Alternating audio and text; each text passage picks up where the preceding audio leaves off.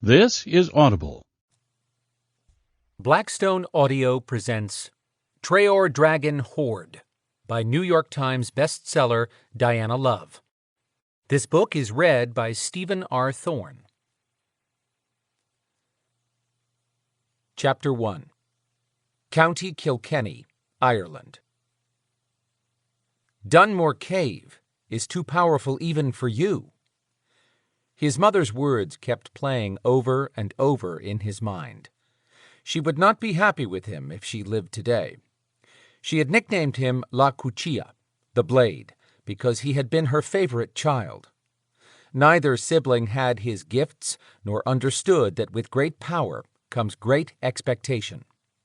For him, that expectation meant he would rise above all others who had come before him. By 10, he'd proven to be more deadly than the sharpest blade. His mother would whisper her special name for him when calling on the powers of her ancestors, who went back to the days of the ancient kingdom of Ossory, now known as County Kilkenny in Ireland. He used La Cuchilla as a code name these days, as none could link it to his face, but one day, once he rose to the level of the most powerful beings, that name would be known and feared by all. To his core, he was La Cuchilla and no human man. He refused to fear any ethereal presence living inside this cave. "You promised, La Cuchilla." His mother's words hammered his conscience. He'd sincerely meant the vow he'd given to her at 10 years old, when he promised to stay far away from this treacherous location. Now, at 34, he realized how naive he'd been to utter those words. If his mother still lived, he hoped she'd understand, because he'd been inside Dunmore Cave for over an hour, waiting for staff to close the place to visitors. That had happened 10 minutes ago. This wasn't actually the area she'd warned him about, where all but one soldier of an army had met their end many generations ago. He waited in a part of the cave that had become a museum for humans to wander through and admire, clueless about what lurked deeper inside, behind thick walls. Shrouded in darkness, he gathered himself for the task ahead as the staff cleaned up after another day of sightseers. Today's humans were curious of the past, but lacked the ability to truly appreciate stories they considered little more than myth. Most of these puny humans toyed with electronic devices while wandering through the cavern. No respect for those who died here. Some came only to see if Dunmore Cave was truly haunted. Wouldn't you expect a place where 1,000 women and children had been murdered to house a few spirits? Allowing another minute to be sure all workers were gone, he moved quietly through security lighting, but he was invisible to any video monitoring. He'd learned how to cloak himself by the age of 12. All 3 children of the famed Piri Barajas had inherited her gifts, but as the middle child, he'd shown far greater ability than the other 2. He'd also worked harder than his brother and sister. "You are special, La Cuchilla," his mother would say. It was true. Not ego so much as confidence. Some might call him a warlock or sorcerer, but his mother had been the first to refer to him as a mage. He'd hidden his abilities from others when necessary. His mother had taught him that showing off his gifts was to invite his death. Moving quickly, he chose his path through the narrow walkways carefully. This place smelled too clean, too new for an ancient burial site. His mother's voice continued to harp at him to turn back. He had heeded her advice his whole life, until now. He had an opportunity to gain immortality. That had to be worth the risk of entering the cave of the damned, as those in his mother's secret coven had referenced it in hushed conversation. His heart hurt when he thought of how disappointed she would be, if she still lived, at him breaking his word. But she was long gone, as were his father and 2 siblings. Of his 2 parents, his mother had possessed by far the greater power. She'd carried the blood of the witch Llanmwahar Perita, his Celtic, many times great-grandmother, who had lived during the time of the Viking raids on this land. Perita's village had been near this cave when the area was still known as Ossory. Poor Perita had been only 15 when she arrived too late to save her child from dying with many others in here. Perita raced to the cave when she heard the Vikings were raiding her village. Another woman had been watching her baby while Perita cooked. She and the other mothers had agreed that if danger came to their home and their men were outnumbered, they'd hide all the children in the defensible cavern. With a severe downslope to the narrow entrance, the women believed they had the best chance at killing the heathens in small batches by using the cave mouth as a choke point. In 928, hulking Vikings, both men and women, from Dublin, had been on their way to attack the Vikings in Waterford. The Vikings of Ireland were not at all united back then. The bloodthirsty pagans lived for a brutal battle and to bludgeon all who were of no use to them, but they captured women and children as slaves. Upon discovering where their future slaves hid, the Vikings decided to force the captives out of hiding by setting fires near the cave entrance. Unfortunately, 1,000 innocent women and children died of asphyxiation. Coming upon the scene, Perita lost her mind, screaming at the Vikings and racing out into the open to save her child. As her captors dragged her away, she cursed them. According to his mother, Shanwahar Perita eventually escaped the Vikings, married again and had more children, then lived to well over 100. But she never forgot her murdered child. She spent a year perfecting a spell that pushed the King of England to slaughter young Dane males of fighting age. That campaign was now known as the St. Brice's Day Massacre, and those Danes would have been the next generation of Vikings. The bad blood between Vikings and England lasted for over 60 years. La Cuchilla chuckled to himself. Perita knew how to dish out revenge. A bird caught inside the cave fluttered and chirped, pulling his attention up. He smiled, recalling how he'd studied many birds growing up, but his favorite would always be the Alcon peregrine, a magnificent falcon. He'd been sad over his prized bird faltering with age until inspiration struck and he realized how his falcon would become even more valuable after death. He'd possessed more than one peregrine falcon over the years, but the one he had now would become a truly exceptional creature if his mission today were successful. Now was not the time to allow his thoughts to wander if he intended to survive, and he did. In spite of archaeological explorations of this cave, the spirits prevented discovery of one particular pile of bones that lay beyond a tunnel, which dwindled until it appeared to terminate. He remembered every word his mother had shared about her ancestors. She'd passed them down only to her most powerful child, but even so, she had not told him everything. Some things he'd discovered on his own. When he encountered a printed sign ordering him to go no farther, he slipped by and continued to the tunnel he'd waited his entire life to enter. Deep inside, the narrow passage split off into two dark directions. Opening his hand, he whispered words, and a flame appeared above his palm. Now he discerned that the arched ceiling on the left side had a dip in the center. That was the marker. His heart thumped loudly in his ears as he headed down the left vein. The deeper in he traveled, the lower the ceiling of the tunnel became until he was on his knees. He kept placing his left hand against the short wall, beginning to worry when he continued to encounter no indication of an opening. On the third try, his fingers tingled. Taking a deep breath and swallowing hard, he killed the flame and closed his eyes, then spoke the words he'd found in his mother's journal. She probably never expected him to translate the odd text passed down from one generation to the next. Nothing happened. Sweat beaded his upper lip. He repeated the words 2 more times, then his fingers pushed through the wall as if it had turned into a cloud. No going back now. He twisted his body and wiggled his way through the ethereal opening. Energy sizzled across his skin. Once everything stilled, he reached his arm outward. Was he on the other side of the wall? His heart thumped so loudly the sound should be echoing in here. This place was darker than the souls of those Viking raiders. As he stood, he called upon his magic.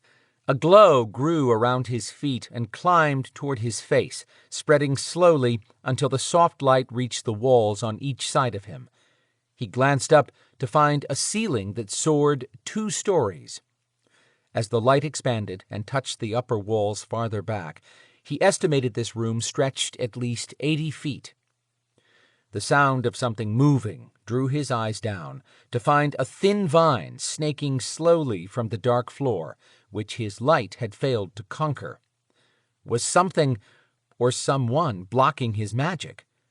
The vine moved slowly toward him. He smiled and kept his voice calm as he spoke.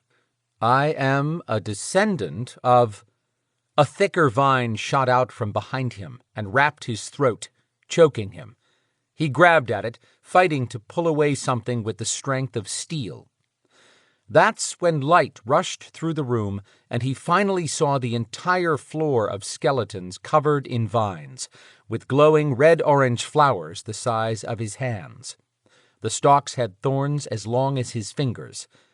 His chest heaved for a breath. He squeezed out, "I am bloodkin." The neck vine would not let up. Panicking, he clawed at the plant strangling him. He'd been told to never call up his magic here, but he had no choice. He had to break the living rope trying to kill him. Squeezing out hoarse words, he fought to keep from passing out. Smoke boiled around his face. The killer neck vine hissed. His eyes filled with tears, and his chest wanted to explode. A small plant at his feet lifted into view, stopping when it had grown much thicker and reached waist-high. The stem divided into 2 offshoots. A flower blossomed at the top of each one. What did that mean? Thorns sticking out just below the flower grew and extended 6 inches from the stem. The vine whipped back as if yanked away and came flying forward and down, hitting him square in each thigh. He screamed in his head because his tongue bulged in his mouth. Tears poured from his eyes. Agony lashed up his legs and through his body. Everything spun into a blinding red haze. He could see nothing else, though his eyes were open.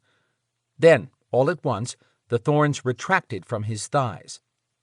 He heard a hissed word being repeated, but not in a language he knew. The pressure around his neck released just as quickly. He doubled over, hugging himself, coughing, as he slid down the wall to sit. His mother had been right when she told him that to come here was to ask for his death. Blood trickled from his mouth. "You are not welcome," whispered viciously through the air. Then more voices echoed the words over and over. He blinked. Plants rose, along with spirits, above each skeleton lying prone on the floor. The spirits stared out through huge, dark eyes and had black holes for mouths. Their filmy bodies were dressed in clothes from the era in which they died. His body ached from head to... hell, his legs felt numb. "I am family," he wheezed. He coughed and spit up blood. A small female spirit from the center of the room glided over plants that moved gently in her wake, as though she were nothing more than a summer breeze. When the girl reached him, she said in an emotionless voice, "I know your blood, not you." He caught a breath. "Please, don't kill me. I'll explain." She waited there, weaving back and forth. Was this Shanmuahar Parita's child? Her black mouth opened with another question. "Who are you to come here?" He cleared his ravaged throat and spoke. Giving any being of power your real name was never wise. "I am called Lakuchia by my mother. She was a descendant of Shanmuahar Parita, who I believe was your mother. My mother was named Puri after her." The small child's head tilted in confusion. Rather than waste this chance, he kept talking. "It's true. I am descended of your blood. Then he considered something they might not know. Do you know that your mother lived long and made Vikings regret killing you? The image wavered back and forth, as if the child's spirit was anxious. How? That had to be a good sign, yes? He told her of her mother's life and of the St. Brice's Day massacre. For a moment, none of them made a sound. Then the most horrible howling erupted. His ears hurt, but he feared moving and ending up stabbed or strangled again. Hold everything. This racket was a good sign. The spirits were actually cheering. Moving his hands to the holes in his thighs, he covered the wounds, hoping to heal them. But when he moved his hands, thick black blood oozed and smelled disgusting. He had to stop that before his damn legs rotted off. If they allowed him to leave soon, he could heal, but that was a big if after the reception he'd received. When the noise quieted, the child spirit's voice returned to sounding flat and empty. Why are you here? He'd originally thought to tell the truth, that he wanted their plant magic for his own use, but he was rethinking that plan. This group of spirits had once wiped out almost an entire army sent by a goddess. From what he knew, no one from the preternatural world had dared to visit this tomb again. Gathering his courage, he said, I wish to ask a favor of you. Hissing echoed. He held his breath, but the small spirit lifted a translucent hand. Once peace settled again, he continued, Your mother made the Vikings pay in her day, but I have encountered their descendants. They do not deserve to live. I have done my best to rid the world of them, but I am not your mother.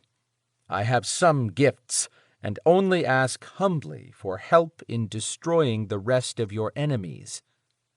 That eerie quiet descended again. Could this child spirit know he lied? She said, I will grant you this aid one time, if you do as you say. Fair enough. He could find some Viking descendants and kill them to make good on his offer. Thank you. I require only a small plant. More hissing. Another ghostly hand signal. She said, That is the same as taking a limb from one of us. Was she really going to give him the plant? I understand and will not let you down. The last person to steal a plant did so without giving an oath. We are stronger now, and will not allow that again. You swear on the blood of our family to do as you say, and also harm no female or child. That was not a question, but a demand. He hated to swear anything to a supernatural being, but what was the consequence of crossing this spirit? If he asked, she'd probably refuse to give him a plant. Besides, if her reach went beyond this cave, wouldn't she have gone after the last person to steal a plant?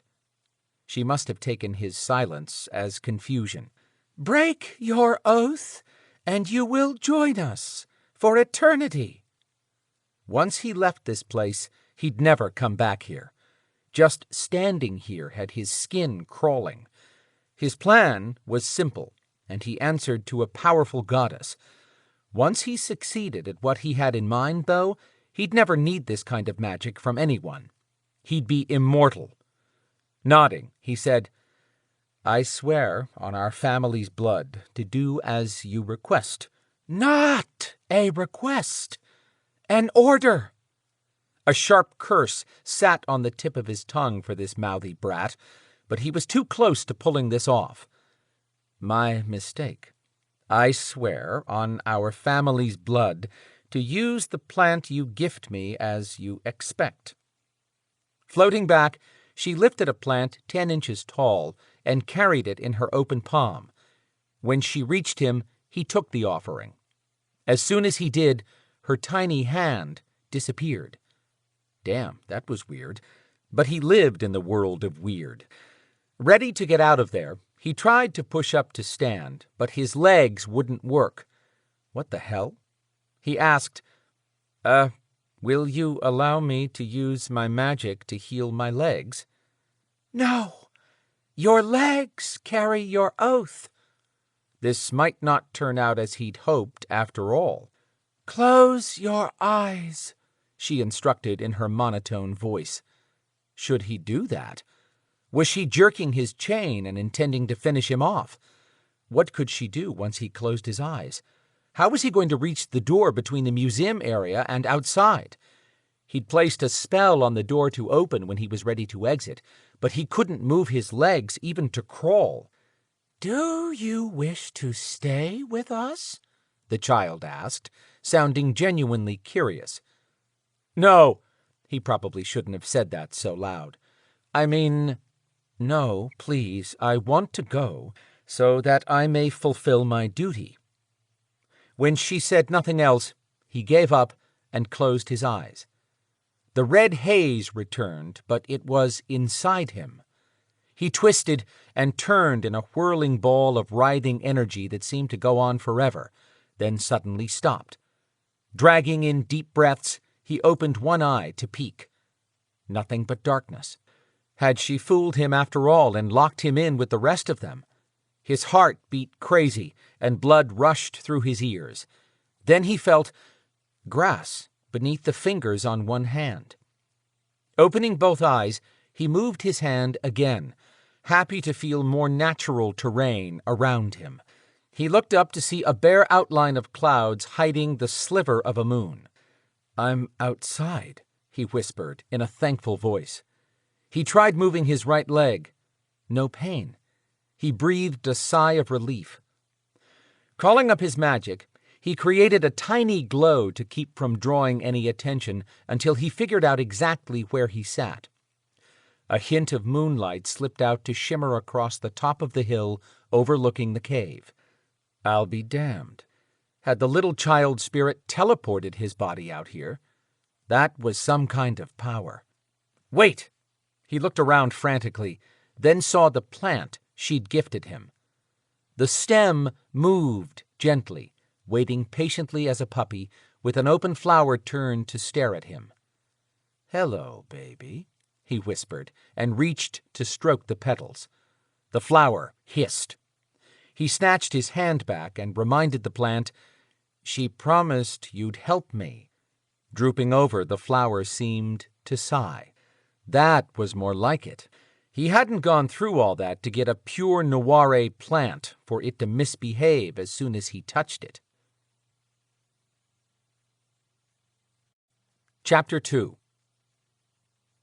Evol felt eyes on her as she maneuvered her Suzuki GSX-R motorcycle slowly through a dark, wooded area off a paved road. Her crotch rocket hadn't been designed for off-road riding, but she'd taken it through worse places. The last town she'd noted as she'd cruised southwest of Atlanta had been Whitesburg. Dead quiet streets, not that surprising for a Saturday night before Memorial Day. Some schools were out for the summer, and families had headed to the beach. Might be a bit chilly down on the Gulf Coast, though, with this late cool front rolling through the southeast.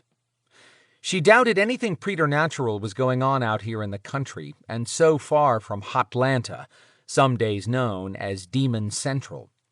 But she had no complaint about a relaxing bike ride down back roads with temps in the low 50s. Dry skies would be nice. Can't have everything. If a demon or some other predatory supernatural being really was out here harming innocents, she'd introduce it to her spelled blade. That would kick her holiday off. Rain continued to drizzle, unable to make up its mind to get serious or quit falling.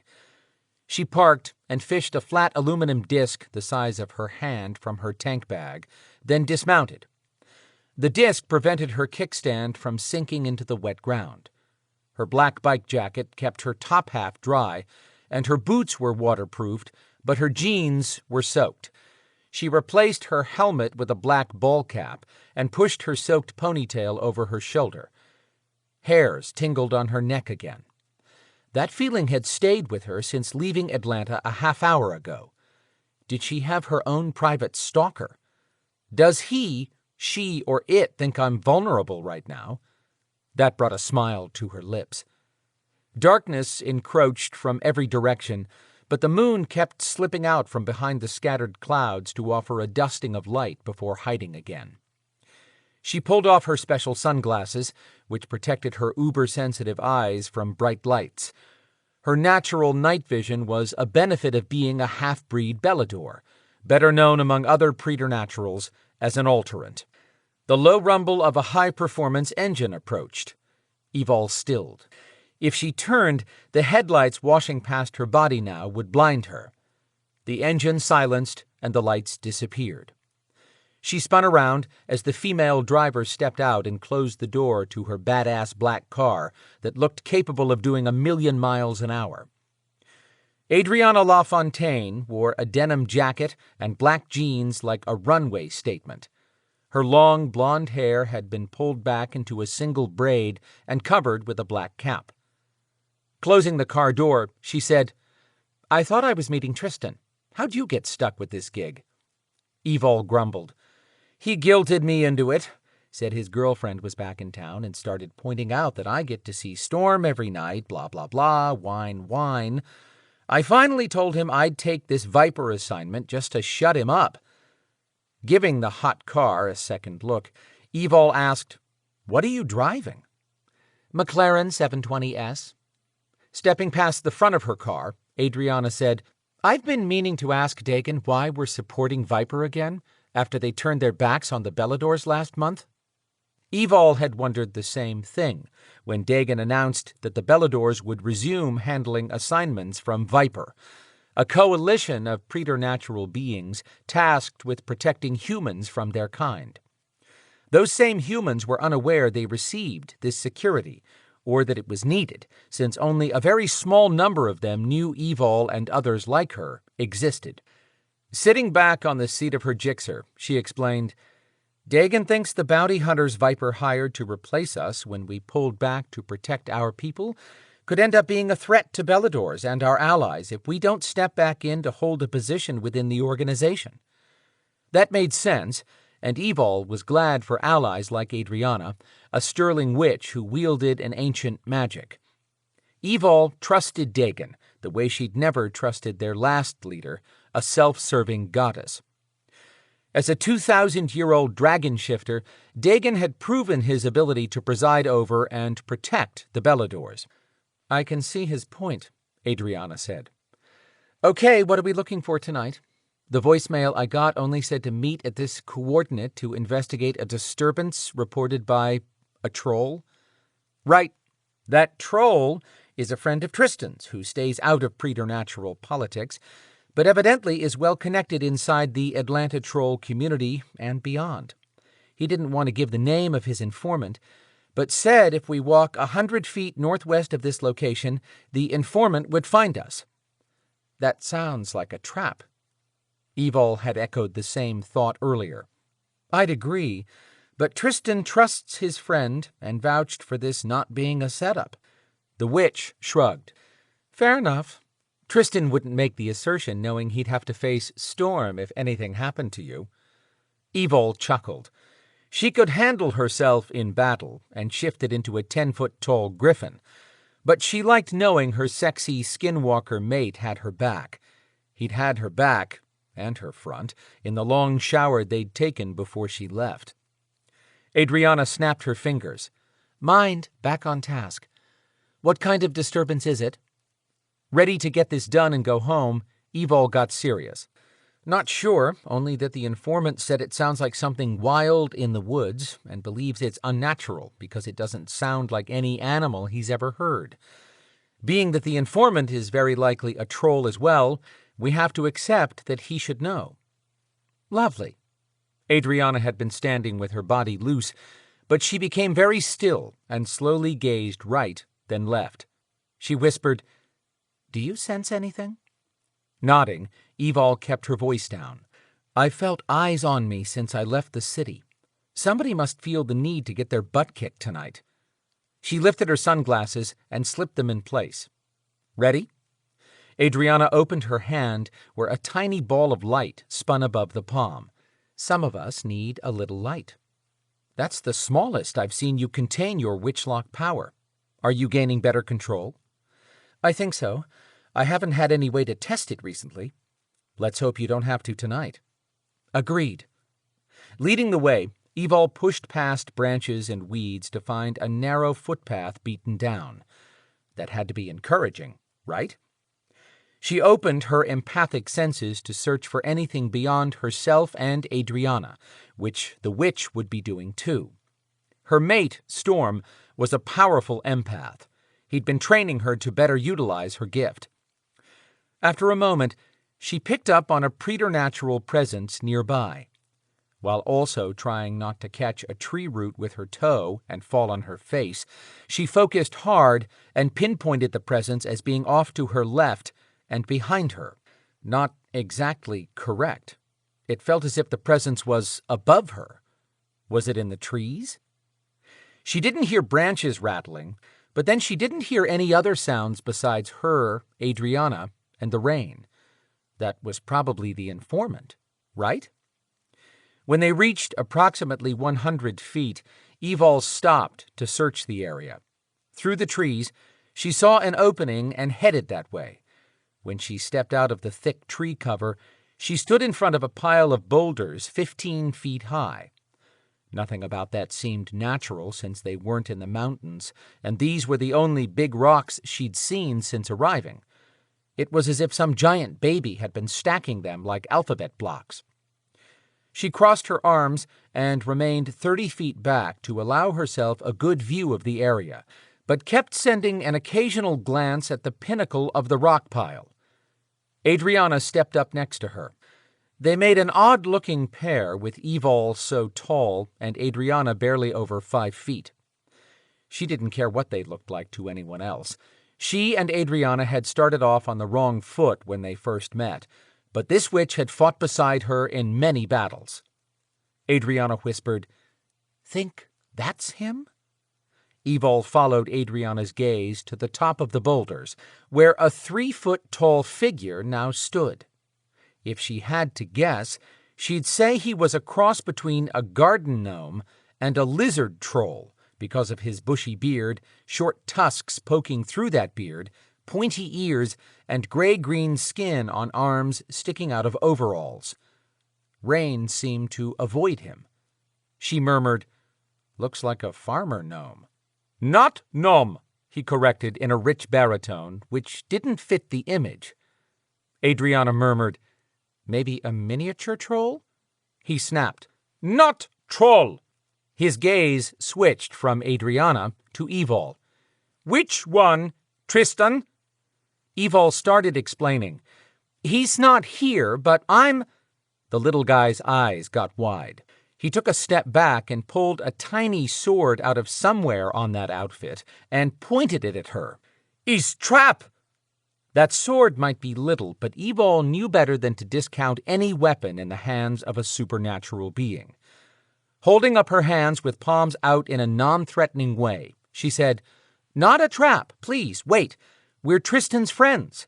He couldn't come and asked us to help." Adrianna hadn't moved a muscle, and Evol now realized the witch had doused the witchlock powerball at some point. Good thing, or the little guy would be freaking out over that too. He moved another tiny step back. Skittish, but at his size, she might be just as wary. What could she say to convince him not to run? "Otto will vouch for me." She had no idea if Tristan's troll friend would do such a thing, but bluffing was all she had. The little guy kept a grim expression parked on his face and gave her a long look. She was not the people person of the two and gave Adrianna a how about a little help glare. Offering the irritating little guy one of her signature sexy smiles, Adrianna asked, "What's your name?" "Why?" Evol almost laughed at the grumpy reply instead of the tongue-dropping male reaction the witch usually received. Undaunted, Adrianna said, "I'd like to know who I work with on a job. My name is Adrianna, and this is Evol." "Otto vouch you too?" Evol held her breath, but Adrianna said, "Of course. Think about it. How would we have found you if Otto had not shared this location? The not-a-gnome scratched his gray beard. He made the sound of a quick inhale and stared at them as if he'd replied. Was she supposed to infer his reply from any of that? Evol asked, "What does that mean?" He sighed and shook his head, muttering something, then said, "Ja. I said ja." When had he spoken the word ja? Adrianna offered, "His intake of breath is how they sometimes say yes. It's ingressive phonetic speech." He nodded with another quick inhale. Unbelievable. Evol mentally cursed Tristan. Was she supposed to interpret miscellaneous sounds as words? Getting tired of staring up in this drizzle, she tried to be conversational in hopes of getting him to talk. "I'll make a wild guess that you're from Sweden." He nodded this time. Was he running out of air for his ingressive whatever? Done with meet and greet, Evol suggested, "Why don't you tell us what the problem is so we can take care of it and move on?" "Much screaming, 3 nights. Not natural." "Where?" Using his thumb, he pointed behind him, which could be on the other side of the rocks or 10 miles in that direction. "Have you gotten close enough to see anything that would help us determine what it is?" "Why I do that?" He pointed at his chest. "Not Viper agent, not killer. Your job. I pass word to Troll. He tell Otto, he tell your kind. Is enough." "Our kind?" Evol asked in disbelief, as if he was any more human than her. At least she looked human. Irritated at being labeled unfairly, she straightened him out. "If you mean Beladors, we're not killers." Her mind was jumping around with frustration, which caused her to drag up a bad memory of trolls and Sweden. "We only kill to protect others, not like those cold-blooded assassin Svart trolls who came to Atlanta from your country." His face registered shock when she mentioned the Svart trolls. "Huh." She asked, "Hey, is that Svart bunch friends of yours?" She seriously doubted it since he was adamant about not being a troll, but she wanted to push a button that might result in more than choppy and vague answers. He lifted his little hands and grabbed his head, as if this whole line of discussion was giving him a migraine. Growling as he answered, he said, "Not friends. I hide and travel here with them. Nothing more." She hadn't seen that coming. "Let me get this straight. You're not a troll, but you traveled with that bunch of assassin trolls. Why would you associate with them?"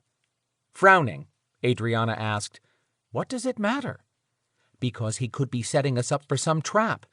Tristan trusts Otto, and Otto must have trusted the troll this guy talked to, but that could mean Otto might not even know about this guy." "You've got a point." Adrianna arched a no longer friendly look up to the tower of rocks at the informant. "Enough of this dancing around. What's your name, and why should we believe you?" Crossing his little arms, he sent an equally stubborn look right back. "No name. I give message. Is enough." "Fine," Evol shrugged. "Good luck with whatever it is terrorizing the woods here and finding anyone else to help you once we leave. The minute I get back, I'm informing my people there's a Svart troll supporter in these woods." "No." She gave it a moment, then said, "Tell me why I shouldn't." "I have family. Is why I need best killed." Were there more not gnomes? Keeping her voice calm, but full of warning, Evol said, "I have family too. Svart trolls tried to kill me and people important to me." Rain slid over the brim of her cap and down her face in a stream. She didn't want to leave a beast of some kind running loose in these woods, but neither would she let this little guy off the hook without finding out his tie to the Svart trolls. He muttered something, shaking his head and kicking at a tiny bit of gravel. Finally he said, "I am born to troll father and Nissa mother." "What's a Nissa?" Adrianna questioned in a gentle voice, while flashing a cut-him-some-slack glance at Evol. "Is small people, in same homeland as Svart, live in secret on farms." He raised his chin and pushed his chest out. "Help good humans, many generations. Small people like you?" Now he looked insulted by Adrianna's question. "Me big, like father." Evol rolled her eyes. Men. That explained the tusks and leathery skin of a troll, though. She said, "I'm still confused. You have troll blood, but you claim to not be friends with the Svart." "No." His voice turned sad. "Trolls hate me. Father's family tried to kill me many times. I find Nissa wife, and we leave." Adrianna pointed out, "You still haven't given us your name." He strutted back and forth, clearly deliberating, then turned to them. "Only if swear to keep secret." Evol arched an eyebrow at him. "I am not swearing anything to a Nissa troll." "Not troll. Must keep name secret." Fine, she snapped. "I give you my word that if you harm no humans and none of our kind who don't first threaten your life, that I won't share your name. That's it." Adrianna gave the same agreement and added, "We keep secrets all the time. We have no reason to share yours unless you give us a reason to do so. What's your name?" He studied his hands, muttering again, then raised his ringed eyes in misery. "Miss Tog." "Huh?" Evol looked at Adrianna, who hadn't gotten it either. "His name," he whispered, sounding embarrassed. "Mean mistake. I am mistake. Not Nissa, not troll." Well, hell. Evol had a soft place for outcasts, having been one since birth. She groaned out a sigh and glanced at Adrianna. The witch cut her eyes at Evol. "Sounds believable, but a good lie always does." "No lie," he argued. "Why lie? You send more killers." "We're not killers, damn it," Evol snarled. He did that whole raise his arms in exasperation thing and stomped around. This time he spoke more clearly in what Evol guessed to be Swedish, probably cursing. Evol just had to be the nice person and take Tristan's place tonight. "Never mind, Miss Tog. Just please get to the point. Tell us everything you know, such as the exact location where you heard this screaming. Anything that would help us." He scrunched up his wrinkled little face at her. "Is long walk. That way." He pointed over his shoulder again. "Rip deer in pieces. Rip us or human next." Showing more patience than Evol felt, Adrianna pecked away at their informant. "What makes you sure it's not natural?" "Smell scent. Not human. Not animal." Evol perked up at some decent intel. "Demon?" "No. Smell odd." And she was back to getting better answers out of a toadstool. Miss Tog ordered, "Call Tristan. More men. Not good for you." Evol started to argue that only minutes ago he'd called her kind killers. She quipped in Adrianna's direction, "Listen to that. He's worried about us and thinks we should call in some great big men to back up us women. What do you think?" Adrianna met Evol's gaze for a brief moment before they started laughing. The witch said, "Oh, yes, that'll be the day when you and I call in reinforcements to investigate something like this." Wiping her eyes, she told Miss Tog, "We've got this. Show us the way and you can go back to wherever you live." He vanished without a word. "Are you kidding me?" Evol shouted. Miss Tog stepped from behind the stack of boulders, but on the same level with them. He had his hands over his ears. "Too much mouth." Adrianna found that hilarious. Miss Tog took off, not allowing Evol a chance to counter his insult. She caught him immediately. "Slow down so Adrianna can keep up." That made him happy, whatever stroked his ego for the moment. They trudged through trees, over a creek, up a hill, down a hill, and back through more trees, then stopped at the edge of the tree line. A wide space of gently rolling ground spread beyond this point. With a little grooming, it would be a pasture. Wasn't this area near the Chattahoochee Bend State Park? "See," Mistog said, stepping to the side, then pointing at the ground. Evol told him, "No, I'm not Superman with X-ray vision. I can't see through dirt and rock." She got a pint-sized glare for that. He pointed harder and ordered, "Look!" Giving in, Evol and Adrianna moved closer to Mistog, who pulled out his sword and made a circular motion with it above the ground. A circle of light an inch tall glowed around a 2-foot diameter area. Inside that, Evol now saw a footprint she seriously doubted anything natural had made. Whatever it was had some wicked claws and crud that looked suspiciously like her beast footprint before she evolved into a griffin. She suggested, "Mistog, can you track that?" Her voice faded as she turned to find the spot where he'd been standing empty. "Mistog? Mistog!" "He abandoned us," Adrianna groused. "You hear that?" Evol murmured. "Hear what?" Adrianna asked. The witch opened her palm, and Witchlock swirled, growing to the size of a grapefruit as the witch powered up the ball of magic. "Silence," Evol replied. The trickle of concern climbing her neck was not due to Mistog having obviously left them on their own, but the sudden stillness of the woods. Just as quickly, the dead quiet gave way to something large crashing through the woods behind them and coming in their direction. "Get ready," Evol snapped, spinning around to face the threat. "Can't get much more ready than this." Evol glanced at the glowing ball of Witchlock. "Why isn't it any bigger?" Louder pounding approached. Adrianna scowled. "I can manage this size. Things get hairy when it gets twice as big." "We may need Harry if that thing coming this way is Mistog's monster. It sounds the size of an elephant." "You can't handle an elephant?" Adrianna challenged, splitting her attention between the spinning ball of energy she held and the noise in the woods. "Maybe not if the elephant is jacked up on demon power," Evol shot back. She prepared for an attack and raised her hands to wield her kinetic ability. A tree, thicker than her body, snapped and fell straight at them, like it had a rocket booster. Chapter 3. Evol shoved Adrianna 10 feet away and fell backward to the ground with her hands up. She flashed up a load of kinetic power seconds before that massive tree trunk crushed her. If not for keeping Adrianna safe, Evol would have used her Belador speed to outrun the tree. She hoped she hadn't broken any witch bones, but injured was always better than dead.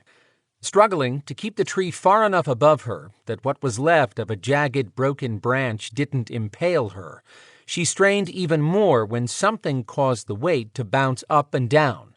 Slapping branches, Adrianna complained, "Can you get this thing off us?" "No. What about you?" "I can do it, but with hitting something so close I might set the tree on fire. I'm pinned between 2 branches." Gritting her teeth and grunting, Evol pushed her way up to a sitting position. The minute she did, the creature made a hideous roaring noise and stomped on the tree trunk again. Evol's arms shook. Mistog had been right. That was no natural animal, or she could have pushed it off by now. She told Adrianna, "It's standing on the tree. I'm going to give it a good push, which is probably going to piss it off, so be ready to move if I can get you clear." Evol pushed her power hard and shoved the invisible field up. Something crashed when she did that, and the tree got lighter. "Can you get out now?" For all her primping and put-together look, Adrianna was a solid combat partner. She twisted around and got on her knees, then started pushing through the mass of branches surrounding them. Evol was starting to get to her feet when the tree suddenly lifted up. That would seem like a good thing, but she knew better. "Look out, Adrianna! It's—" Evol shoved her hands back up as the tree crashed down with more force. She fell to her knees, bent backward and straining every muscle. Adrianna said, "I'm out. Hang on and I'll— Ugh!" Evol fought for air. "Adrianna?" What had it done to the witch? "What are you doing?" an angry female voice yelled. That was not Adrianna. The creature roared and stomped on the tree again. Damn it! Evol had to do something, because if that was a human she'd heard, the woman would end up dead. Sucking in one last chestful of air, Evol yelled at the stranger, "Run! Get out of here!" "Is someone under that tree?" the voice demanded again, and this time Evol thought she'd heard it before. The creature grunted something. Mistog failed to mention an insane human out here. The female voice said, "Move it! Now!" The tree lifted another time, and Evol held her arms up. She might not be able to survive being hit with that tree again. Thankfully, the thick trunk and all the branches still on it continued to lift away, then dropped to the side where the tree got caught between two others that were still standing. That blocked Evol's view of the woman and the beast. Since the creature had obeyed the woman, Evol turned to check on Adrianna, who was out cold with blood seeping from her head. "Adrianna?" Evol scrambled over to her just as the witch opened her eyes. "Are you okay?" "No, I got knocked over like a pin by a Fred Flintstone bowling ball." Evol helped her sit up. "What are you two doing here?" Evol and Adrianna turned to see Kit Knight climbing over debris to reach them. Behind her stood a 10-foot-tall monster with claws curled from 4 fat fingers on each hand. Shaggy, gray-black hair covered its body below a slick head with jaws wide enough to snap off a human head. At one time, Evol had shifted into something just as hideous, but her eyes glowed green, where this monster had human eyes as dark as 2 coal pits. Kit stormed up to them, face covered in worry lines. "You're bleeding, Adrianna. Do you think you have a concussion?" "If I do, I'll live." Kit swung her harsh glare at Evol. "What were you doing wandering around out here? He could have killed you." "Why do I feel like I'm in trouble?" Evol explained, "We got a call to check out an unnatural threat in this area, which clearly there is." "Wait a minute. Is that Jasper? The Rias?" "Yes. He would not have hurt you, but you probably scared him." "We didn't scare him," Adrianna argued, then grimaced and held her head. "You didn't mean to, but I told him not to let any non-human get a jump on him." Kit frowned. "Actually, it's my fault he hurt you. I'm sorry. Let's get you fixed up. He'll apologize as soon as he shifts back. I know he feels bad about hurting you." She offered Adrianna a hand, which she took. Evol leaned past Kit to look at Jasper the monster, who stood with his head hanging. She got to her feet. "You're lucky he didn't hurt you, Kit." "Luck had nothing to do with it. I've been training him." "Now I really have a headache," Adrianna muttered. "Have you forgotten how Isaac freaked out when you and the twins were captured by those pseudo-Beladors?" Kit started to speak, but the normally reserved witch wouldn't allow Isaac's mother to get a word in and kept ranting.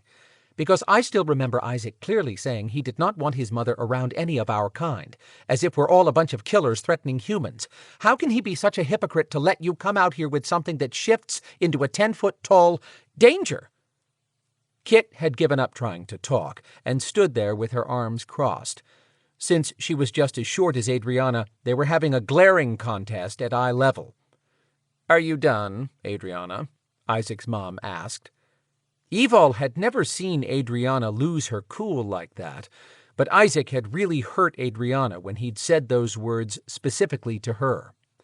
Until that moment when he warned all of them to stay away from his mother, Evol had been pretty sure those two had been swapping spit, if not more.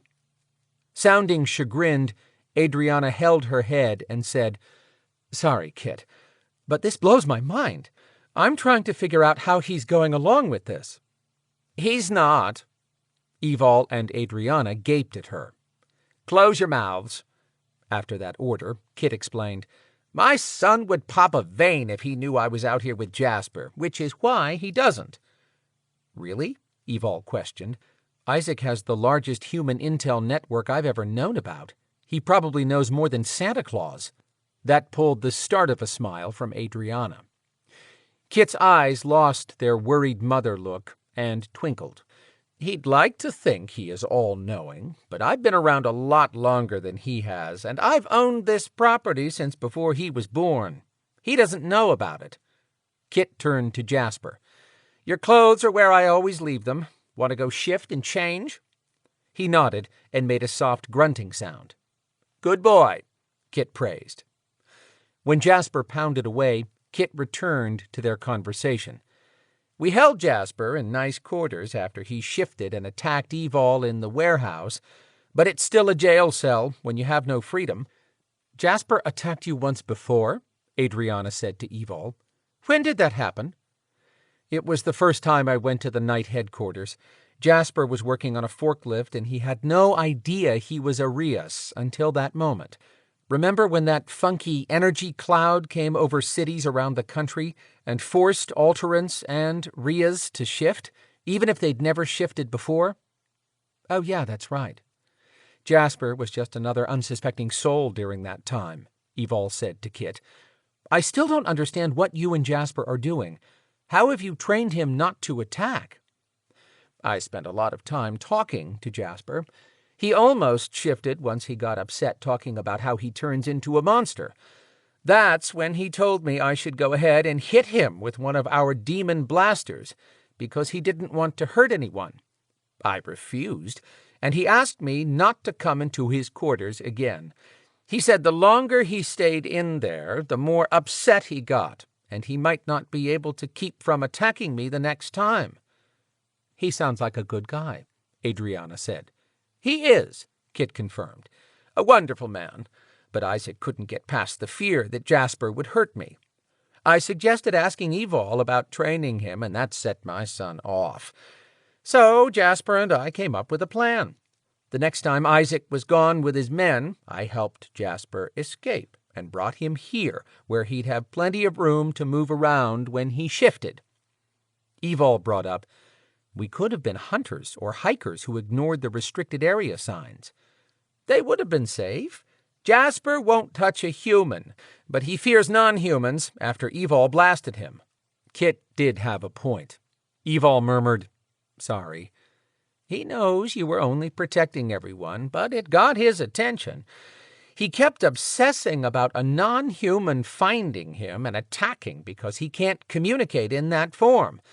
He didn't want to shift until I agreed to carry one of our night weapons set on heavy shock. The first time he lost control, I hit him with a blast that knocked the starch out of his shorts." "Poor guy," Adrianna sympathized. Kit sighed. "Yes, because it took about 8 times for him to begin gaining control." "You used shock therapy, and it worked?" Evol couldn't believe it. But more than that, she was thrilled to think that there would be a plan if they found more Rias. Getting shocked hurt, but in her beast form, she could have handled it. Given a choice between that or being caged or killed, she would get trained with a blaster. Kit sounded sad. "It did work, but it was killing me to zap him." She took a deep breath and let it out, sounding relieved to be at this point. "He hasn't lost control since the last time, and that was 10 days ago." Scratching her head, which was covered in leaves and dirt, Evol said, "Okay, I think that's amazing, but why are you training him? You can't keep him at night headquarters around Isaac, can you?" "I'll answer that," Jasper said, walking up to them in a gray t-shirt and jeans, just as wet as everyone else. He had a friendly voice. "Sorry about attacking you two. As for the training, Kit wants to hire me as her personal non-human bodyguard." Kit grinned and gave Jasper a loving look that a mom would cast. That Kit took everyone under her wing, including the twin 19-year-old male witches living in Evol and Storm's building, was a testament to the strong woman she was, who called her own shots. Isaac's mom was both a born nurturer and tough as nails. Adrianna brushed dirt off her sodden clothes. "Why would you need a bodyguard when you're not allowed to be around non-humans anymore?" That had come out sounding disappointed. "To quote a favorite line of mine, Isaac is not the boss of me," Kit replied. "But I understand his fear of losing both parents to non-humans. A demon killed his father years ago, and an alterant killed his best friend. When Isaac saw me captured by that crazy bunch of bad Beladors, he snapped. He'll come to his senses, Adrianna. Kit's comment about bad Beladors referenced the Lacra Fola, warriors that were part of the original force of Beladors created by a god called Belatucadros. Evol had picked up bits of Belador background from time to time after joining their warrior force as a teen, but she'd never been given the entire history. The goddess Maka, former ruler of the Beladors, had been tight-lipped about everything before Dagon showed up to boot her off of Treoir Island. She'd also been stingy when it came to giving aid when needed, like when Cujo warriors from thousands of years ago carried forward a grudge, traveling to Atlanta through a portal opened by a witch just to battle descendants of their Belador enemies. Maka and the Cujo god Shiva had known each other. She could have helped when today's Beladors battled the Cujo, but the goddess showed up only when she had no other choice. Dagon knew things, though. Evol made a mental note to ask him about the Belador past and how Maka and other deities played into all of it. That information would have come in handy recently when someone gathered a small army of Lacra Fola warriors and secretly brought them into Atlanta. They'd captured Kit and the twins. Something clicked for Evol. She read between the lines of what Kit had just said. Isaac's mother did not want Adrianna to give up on Isaac. Still probably too hurt to give an inch, Adrianna replied, I seriously doubt Isaac will back down from his stance against non-humans, Kit, but for your sake I hope so. I'd like to think it would be nice for you, too. Shaking her head, Adrianna said, Whatever was going on between us in the past is over, and I've moved on. Kit arched an eyebrow at the witch that said she didn't believe her. Rain started coming down in earnest. Evol made a decision. I'm going to report that it was a demon and we disposed of him, but you've got a snitch out here. Who?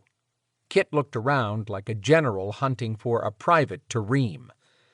He's a little guy who came over from Sweden with his family to hide from persecution. They evidently live somewhere on this property, and he sent word through the trolls about a monster out here. I want to talk to him. Not sure that's possible. We had a hard time having a conversation with him. He's ornery as all get out, does not like to be called a troll, and is unreasonable to deal with. Am not! Everyone turned to look up at a tree limb 15 feet off the ground where Mistog sat with his arms crossed. Who are you? Kit asked. No name, Evol groaned. Can we not go through this again? This is Kit and Jasper. Monster, Jasper said. Troll. Not troll. Jasper pointed at himself. Not monster. I have not hurt you, and if you act right, I'll keep your family safe. That shocked Mistog. You protect us? Depends on if you're going to be nice to Kit or not. I'm her bodyguard, and she owns the land you're homesteading on. Mistog leaped to the ground, landing lightly on his feet. He walked over to Jasper and lifted his hand. Friends! Jasper smiled and, using 3 fingers, shook hands with the not troll. Then Mistog extended his hand to Kit. Friends! Kit didn't accept his offer right away.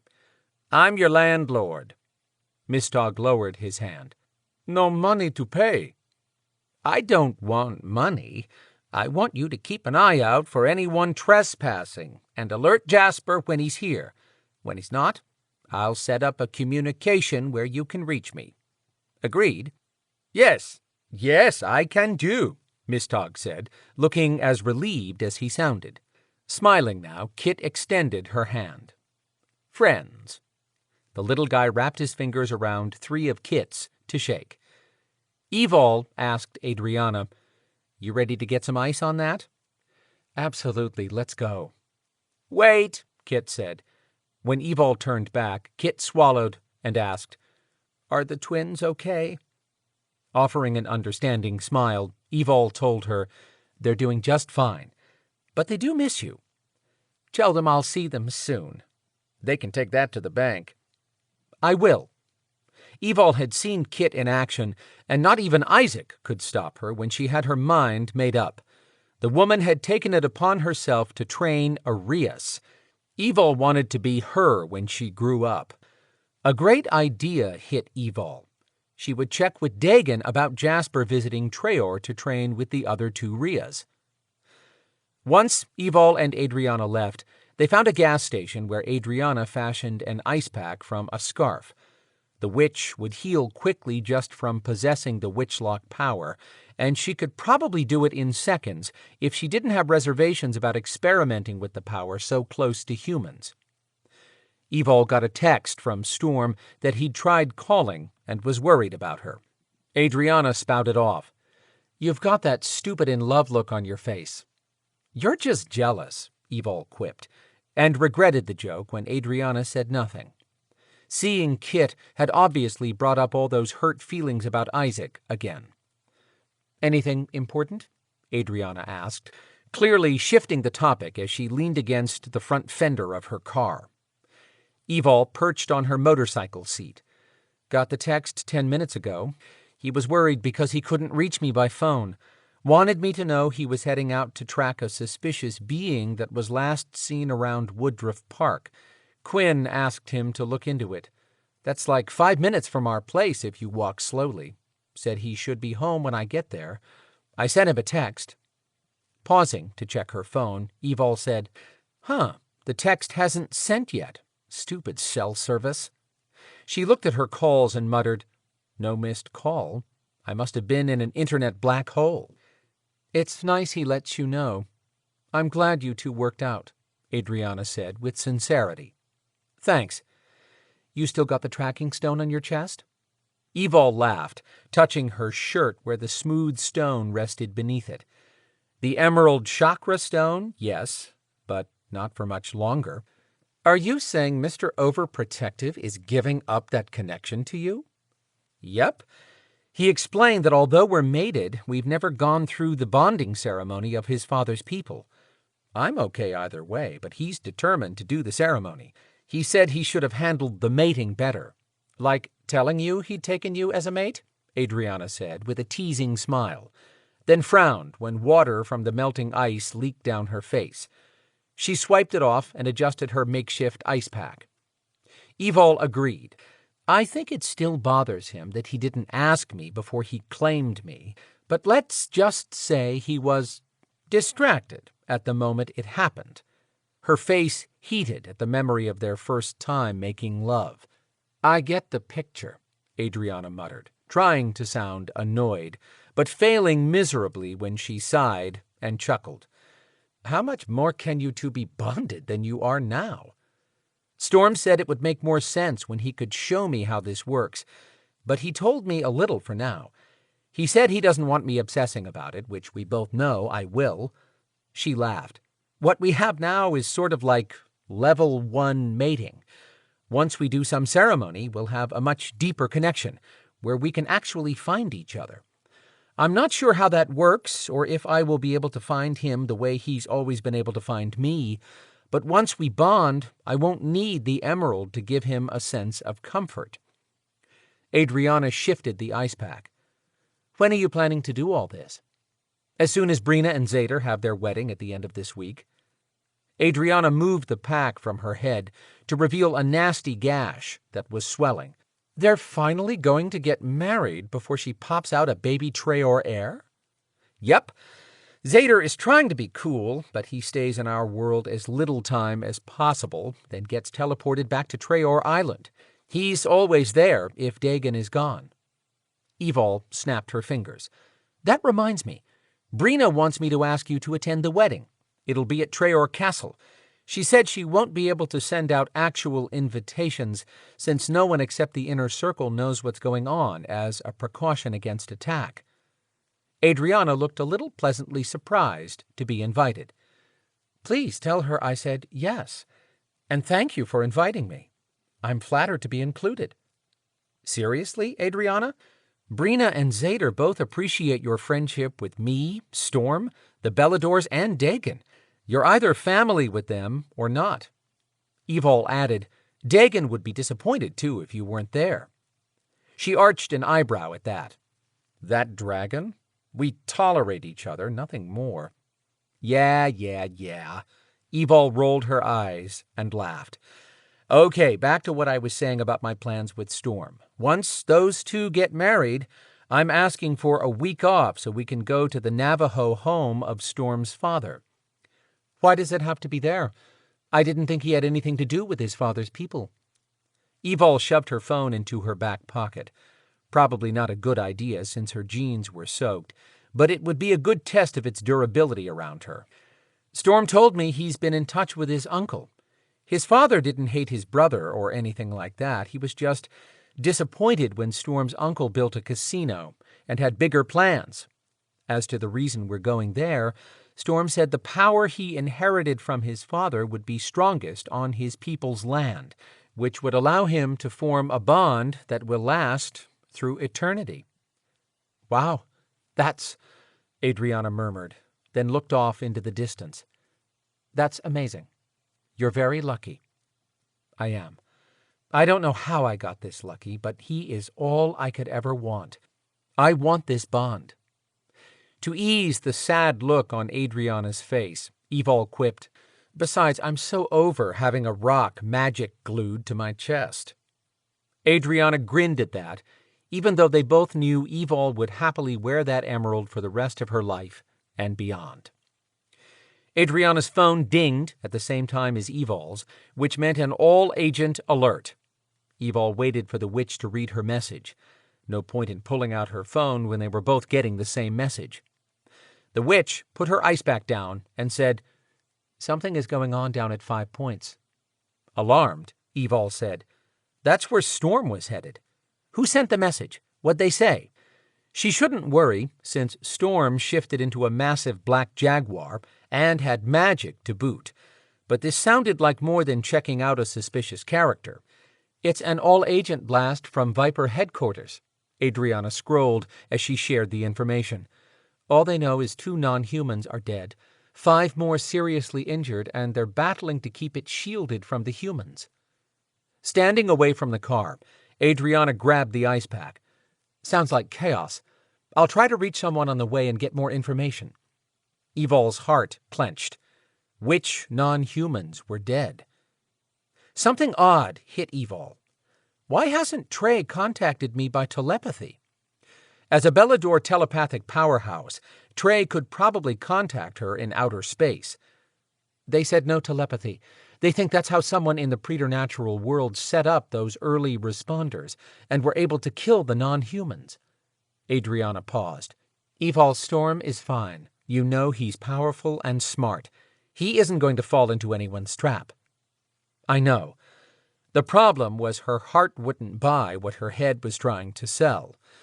She started to call Storm, then realized he was very likely either in animal form or fighting. She would not distract him. She sent a quick text she knew wouldn't interfere, then put her phone away. Opening the door to her car, Adrianna tossed in the ice pack. "They're looking for anyone and everyone. I'll put my text on speaker in case I get another update." "Good, I'll follow you then," Evol called over her shoulder, already mounting her bike. She had no way to access her texts or phone calls while on the motorcycle. That had never been an issue, but after this she might consider outfitting her bike helmet with the voice-operated technology. Storm would be fine. She kept telling herself that, but the words wouldn't slow the panicked beating of her heart. Chapter 4. Evol hung close to the black McLaren, driven by a witch who could hold her own against professionals on a Grand Prix track. Chilly wind that had buffeted her hard on the ride back into Atlanta backed off as she leaned into the curve to exit the eastbound interstate. That dropped them into the south side of downtown. She had to admit that her legs were feeling warmer now that the wind had dried her jeans. No matter how many distractions riding provided, she couldn't stop thinking about Storm. He had to be safe. She wanted that full bonding more than ever now. He had the emerald on her chest to keep him assured that she was safe, but she had nothing to reassure her, although she knew in her heart that she'd feel it if he died. She'd feel better with more information. Plus, his spirit guide, who had helped Evol locate Storm once in the past, when he'd been trapped in a demonic realm, would know if anything happened to him. She'd definitely let Evol know. Nodding to herself as she followed Adrianna, Evol murmured, "See, no reason for this gut-wrenching worry." Adrianna drove efficiently, slowing for traffic lights and speeding ahead as soon as they changed to green. The usual late-night human activity moved in pairs and singles along the streets, but not so many groups. She caught the occasional flicker of non-human energy in dark spots.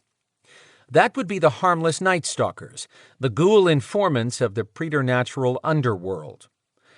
The closer she and Adrianna got to their final destination, the fewer people she passed. It might be a holiday weekend, but this city should be busier during prime rowdy hours before midnight. She lifted her gaze to the tops of buildings, looking for any sign of smoke. The throaty sound of her Gixxer's muffler drowned out many human noises, but she should be able to hear sirens. Had the problem been contained? It figured that she'd worried for nothing. Maybe Sen had shown up to lend a hand. Maybe the Viper liaison would apologize for being an asswipe the entire time she'd known him. Neither one of those was happening. If Sen happened to be on site, things had gone really bad, and he would be his usual roaring pain-in-the-ass self over having to clean up someone else's mess. At the next corner, Adrianna took a right onto Peachtree Street, the famous road running through the middle of downtown, not one of the many other thoroughfares with a similar name. Evol leaned to take the turn smoothly, staying a half-block behind Adrianna when she wanted to race around and get to the scene faster. But the witch had her phone on speaker and might be getting updates. At one time, Evol wouldn't be as willing to wait, but they'd come a long way, and she now trusted the Sterling Witch with her life. Approaching an intersection near Kenny's Alley, the traffic light flipped from red to green. She never caught this light green. When riding a motorcycle, never complain about a green light. Up ahead, Adrianna put her foot on the accelerator and zoomed forward. Ready to get to Storm, Evol caught a lower gear and rolled on as Adrianna's car reached the intersection. Blocked from view by a building on the left, a car shot out from that side as if it was being chased and plowed into the rear of Adrianna's car. Stunned, Evol watched for 2 seconds as Adrianna's car spun wildly and crashed into a building head first. That bastard! Evol rolled hard on the accelerator. The front of her bike lifted up for 20 feet, then dropped down as Evol rode beneath the still green stoplight to reach Adrianna. A white blur on her right snatched her attention in time to see a huge white van speeding forward. The van hit her, broadside. Instead of skidding across the pavement, she and her bike went airborne. The handlebars slipped out of her grasp. She had thought to tuck her body to roll upon landing. One arm wouldn't work. Her body slammed into the side of a brick building. The sound of metal bouncing over the pavement, then crashing into the building, followed. She heard bones pop and break. Pain slammed her. The helmet saved her skull, but her head spun with vicious vertigo. Her eyes rolled up in her head. Blurred sounds reached her. She tried to grab her head to slow the spinning, but couldn't pull that off. Where were her fingers? She couldn't feel them. Her body had gone from pain to numb. Shouldn't it hurt? She fought to keep from blacking out. Someone unsnapped her helmet and yanked it off. Her head hit the hard ground. Ow! Damn it! He shouted, "Hurry up! Seconds! Get the damn thing!" What did they want? Maybe he was shouting for an ambulance. Her thoughts came and went. Hands grabbed under her arms from the back and lifted her halfway up. Pain showed up now in a brutal wave. She hurt everywhere and moaned, "No, don't." Her shirt ripped open. What the? Evol tried to open her eyes. Warm liquid pooled in them. Blood? Maybe the helmet hadn't survived the crash. A deep voice snarled, "What the fuck? Get it off! Now! We're out of time!" Claws dug into her chest around the emerald stone and ripped it free. She screamed, out of her mind with pain like nothing she'd ever suffered. Someone shoved a rag in her mouth, cutting off her scream, but the howling went on in her head. She reached for her chest with the only arm that worked and got it yanked back. Next, a sack was jerked over her head. Agony tore through her, forcing all thought from her mind except making it stop. An invisible force levitated her body into an upright position until she stood on her feet. She made a muffled cry of pain. Both legs had to be broken. Her body was raised a tiny bit more so that her feet didn't touch the ground, but her arms were locked against her sides by the same invisible force. Tears ran down her face every time she took a breath. Her chest had been ripped apart, and she could feel blood soaking whatever was left of her shirt. Anger boiled with her misery. Her mind fought to clear. She was a powerful alterant. She tried to call up her beast to heal her. Nothing. No sign of her power. She reached out telepathically to Trey. "It's Evol. I'm being captured. The words blasted back inside her head. Who was doing this? What did they want? Were they kidnapping Adrianna, too? Not that she wanted her friend captured, but the possibility gave Evol hope. Once she healed, she and Adrianna would put the mother of all smackdowns on this bunch. Her mind wanted to black out, anything to get away from this raging pain. She had to stay awake, even if she couldn't see. Then she inhaled the stinking scent of limes. The worst smell of Noire magic smoked around her, as a slimy, crawling feeling slid over her entire body. She struggled, trying to push out kinetics wildly from her fingers. "Make her stop that," someone ordered. A fist hit her in the wound in her chest. She stopped breathing. Chapter 5. Adrianna came alert, jerking upright in the driver's seat of her sports car. No longer a high-performance car, though, with the front end, rear, and both sides demolished. Water drizzled in where the windshield should be. Stars flickered in her gaze. Blood ran down through one eye. Her head felt like a pile driver hammered into it from every direction. Her chest hurt, and face was bruised from where the airbag deployed upon impact with a building. The air smelled of chemicals, and dust floated around her face in a swirl. No, maybe all of her surroundings swirling was due to having her brain jarred. Energy zapped around inside of the car. She opened her hand, calling up Witchlock as she did. Luckily for the city of Atlanta, she and Witchlock had not exploded. The ball of energy shimmered to life, spinning in place. Speaking carefully so she didn't destroy anything, she called upon the ancient power to energize her healing. Slowly, her head eased to a dull headache, and her vision cleared. Anything else could wait until she went to a place where she could push the limits of her ability with Witchlock. Why hadn't Evol come to check on her yet? Looking around, Adrianna saw very little from her scrunched-up position. She sent power to the fingertips of her free hand and shoved against the crumpled dashboard. Metal screeched as the car stretched away from the building. Once she could force her door open, she shoved it away and eased her boot to the sidewalk. Ouch! Ouch! Ouch! She was a forgiving person when it came to an accident, but she'd seen that maniac purposely accelerate around the corner. This was no accident. Forgiveness was not on the agenda.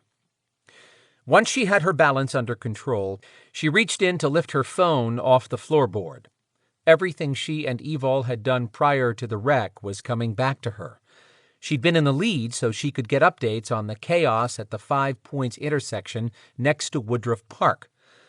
The stupid phone had not worked correctly the entire drive from the woods where they'd left Kit. She hadn't been able to reach anyone to get an update. Looking around, she stared at the intersection she'd cleared right before getting hit. Where was the crazy driver and his car? And where in the devil was Evol? Adrianna's pulse jacked up. Her friend would not have left her voluntarily. She closed her hand, putting Witchlock away for the moment so no human would see it. None were around at the moment, which was odd. Walking back toward the intersection, she noticed the streetlights were now dark. It wasn't until she reached the intersection that she saw a white van 75 yards away on her right. Heading that way, she passed debris from a vehicle. She froze. Not a vehicle. Evol's motorcycle was lying between the white van and a building. Adrianna ignored her hurting body and ran forward. She caught the scent of fresh blood first. Evol! What had happened? Out of the quiet night, Adrianna sensed a powerful being approaching fast. She spun around and opened her hand. Witchlock bloomed bright on her palm. Terrifying snarling and glowing yellow eyes burst out of a dark shadow, racing forward at inhuman speed. Adrianna quieted her magic, leaving it just bright enough to light the area. This was no threat to her. A massive black jaguar slid to a stop and stood eye level to her. He inhaled deeply and roared a vicious sound. There was no way to make this better for him. Adrianna said, "I don't know what happened, Storm. Someone wrecked me. I just got here myself." In a blur of black fur and claws, Storm changed back to his naked human body and stood from a crouched position. The look on his face was too brutal to describe. "Where is she?" he demanded in a hoarse voice. "I don't know," Adrianna admitted. "Evol was following me. Someone intentionally crashed my car into a building, so I didn't see what happened after that. As soon as I came to, I climbed out and found this. You were maybe 10 seconds after me." As the best tracker the Viper Coalition of preternaturals had in the southeast, Storm's gaze darted everywhere, taking in every inch in seconds. He looked through a window on the van, then gave the bike and the wall a second look. Adrianna waited silently for him to find out what he could, but they both knew Evol had not left here of her own free will. He jumped over the wrecked bike and grabbed up Evol's helmet and stared. Then he turned his head up and released a gut-wrenching wail of hurt and fury. Someone was going to die a painful death. She hurried over to see what he'd found. "What is it?" Reaching into the helmet, he withdrew the emerald chakra stone in a trembling hand. His fingers closed around it in a fierce, shaking grip. Tears poured from his eyes. Adrianna wanted to throw up. Blood ran from the skin still attached to the emerald. Someone had ripped that stone from Evol's chest. Headlights glowed on the other side of the van from an approaching car. Flicking her hand in Storm's direction, she cloaked him before the car came into view and snapped her glowing hand shut. The driver called out, "Hey, what's going on, Mama?" Before Adrianna could answer, Storm growled in warning. His eyes hadn't lost the yellow glow. "What the hell?" the young guy said, looking around. "You got some animal over there?" Storm had demon blood. He might lose control, break out of the cloaking and rip everyone who came near this place to pieces. Adrianna couldn't let that happen. Evol and Storm were close friends. With Evol gone, Adrianna would watch both of their backs. Smiling took a monumental effort when she wasn't far from lashing out herself. Adrianna told the couple, "Got a team working on special effects for a movie."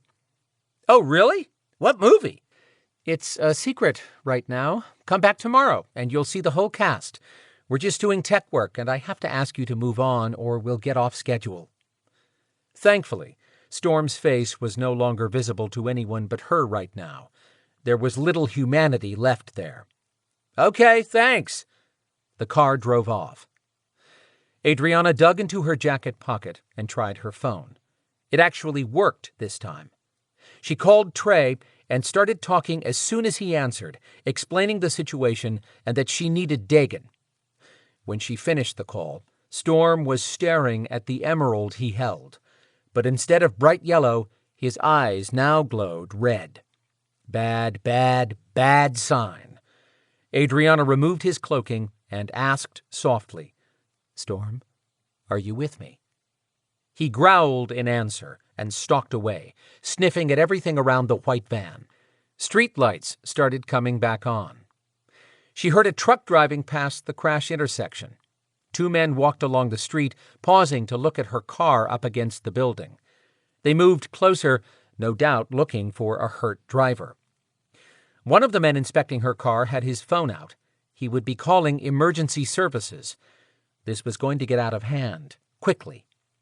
Power boiled next to her, close enough to send her hair flying around her face.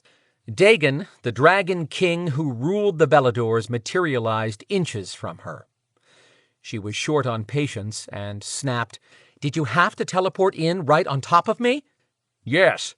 Trey told me to locate you to find this place. What's going on?" Then his gaze dropped to take in her face. "What happened to you?" "I'll live, but..." She looked at Evol's bike. That's when Dagon noticed the busted motorcycle. "Is Evol hurt?" Storm came around the front of the van at that moment. Red eyes glowing, face contorted with pain and rage. He looked like some monster from a horror show. When he spoke, his words pushed out past fangs. "Someone took her." Dagon was as old as Witchlock and could shift into a mighty dragon. He could have used his power to contain Storm, but he treated the Skinwalker as the trauma case Storm was at the moment. "Storm, we will find her, but not if you lose control. Can you track her?" "I could have, but they ripped this out of her chest." He opened his hand that held the bloody emerald. Adrianna explained, "Storm had placed that chakra stone on Evol with magic, which allowed him to find her anywhere." Storm's chest vibrated with a deep rumbling sound that belonged in a nightmare. So did his demonic voice. "I will destroy everything in my path until I find her." Frowning, Dagon said, "That is your right, but if you start killing without cause, you force me to stop you." Growling got louder. Dagon kept talking in that calm tone. "I promise you, when we find her, the right to punish her kidnapper will be yours." Adrianna kept an eye on people entering the general area. Soon, more humans would show up. A siren sounded, but was a couple of streets over and not coming this way. Maybe the men looking at her car had not called in the wreck. If they were looking to scavenge parts, they could have it. She had bigger things to worry about. She told Storm, "I want my pound of flesh too, but we both want Evol back first. I will be with you, watching your back while we hunt the bastards who did this. You're our best tracker. Please, for Evol's sake, lock down your control." Storm's entire body shook as he drew heavy breaths, but his eyes finally lost their glow. The black pits staring back didn't look any more welcoming, but he had returned to them. Dagon turned, taking in the surroundings, then asked, "Would you like clothing, Storm?" "Yes." In the next blink of an eye, Storm wore jeans, a black t-shirt, and boots. He wiped his mouth with his hand and kept dragging in deep breaths. "I smell human, and no scent trail leaving the scene." Dagon jerked back around. "Human?" Nodding, Storm said, "But a human couldn't do this alone." "You're right," Adrianna agreed. "Someone cloaked their scent, then teleported Evol and the humans away. Sounds pretty powerful." "That may help us narrow our list of kidnappers." "Maybe," Storm allowed. "But what powerful being would need the help of humans?" "That is strange," Dagon admitted. Sirens blared as an ambulance finally drove up to Adrianna's car. A police cruiser approached from the opposite direction. She told the men, "We're going to be discovered any moment now." Dagon walked halfway to her car, paused, and lifted his hands above his head, then whipped them down in wide arcs. When he stepped around to return, Adrianna could see the fine film protecting them from the humans. Impressive cloaking. "That will give us time to search this area," Dagon said, walking back to them. "We need intel. I'm thinking the Night Stalkers in this area could be of help." Storm swallowed and found his voice again. "Evil has a favorite one that treats her like his grandkid. Once he learns that this happened, he'll shake down all the other ghoul informants until he gets anything that can be had." "Evil! Where are you? Evil?" the muffled voice of an old man called out. "Who the devil is that?" Dagon asked. Adrianna supplied, "Speaking of Evol's favorite Night Stalker, from what she told me, that could be Grady." "It is," Storm confirmed. "I've met him when Evol and I tracked together." Within seconds, the old guy wavered in and out of view. Grady's weathered face wrinkled with sadness and worry above the gray beard, which stood in sharp contrast to coffee-colored skin. A flannel shirt and baggy pants he'd worn the day he died hung on his skinny frame. "Can you let Grady in here?" Storm asked Dagon. "Sure." Dagon lifted a hand and curled his fingers closed, as if calling the ghoul in. Grady's image sharpened, though still wavering in and out of solid form. He demanded, "Where's Evol? Who hit her bike? Where is she? Ghouls all talking about a crazy alternate biker getting wrecked down here. I knew it had to be my baby girl." Adrianna didn't think anyone could sound more destroyed by what had happened to Evol than Storm, but Grady came in a close second. Walking over to the Night Stalker, she spoke gently. "I'm Adrianna, a friend of Evol's." Grady said, "You the one stomped that evil witch, Veronica." "That's right." She caught him up on what had happened and said, "Someone intentionally wrecked Evol, then snatched her. It appears the kidnapper teleported away with Evol and the humans. We need any help you can give us." Grady's face went from upset to angry when he swung to face Dagon. "You that Dragon King?" "I am." The old Night Stalker addressed Dagon as if the Dragon King were his subordinate. "I will find out who drove that van and what preternatural was here. But you got more power than me. You better handle it. No Night Stalker gets a handshake until I'm done with them. Understood?" He was talking about how a Night Stalker traded preternatural intel with a powerful being in exchange for a brief handshake. That moment of power surge allowed the ghoul to take corporeal form for 10 minutes. Showing no sign of insult, Dagon agreed. "I can speak for the Beladors who will receive that order shortly. I'll go to Viper next and warn them not to interfere." "You do that," Grady said. Then his gaze moved to Storm. "She said you magic glued a rock to her so you could find her." Lips clamped tight, Storm nodded. "But you ain't running out of here like you can track her." His old voice turned pitiful. "It ain't working?" Storm opened his hand to reveal the bloody chakra stone. "It would if she still wore this. Based on the jagged edges, someone clawed it out of her chest." "Oh, mercy." Grady sounded like he was going to cry when he looked at the stone. "My poor baby girl is hurting." Looking back at Storm, he said, "I know they got to be smarter than to be anywhere close to here. I want to make 'em pay, but you have to be the one. When you find who did this, you send 'em to hell in pieces and bring her home to us." Clearing his throat, Storm said, "Bet on it." "I gotta get out of here and start finding out who knows what," Grady announced. Dagon said, "Thank you for your help. Go to your left. I've opened a spot in the shield." Grady floated past the white van, then slowly faded from view. Storm's gaze moved past Adrianna, focusing on something and turning even more dangerous. He better get the hell out of here, or he's the first one I'm taking out of my way. Adrianna twisted around to see who or what Storm referenced. 3 Hummers had spilled into the intersection. Isaac Knight and his Black Ops team had arrived. Turning back, she said, "I'll deal with him. I think we all need to vacate this spot right away." Dagon asked Storm, "Can we move the van and Evol's bike to your place where we can go over everything more thoroughly?" "Good idea. Send it all to our garage. Teleport me first, then I can open the ward for all of this and you as well."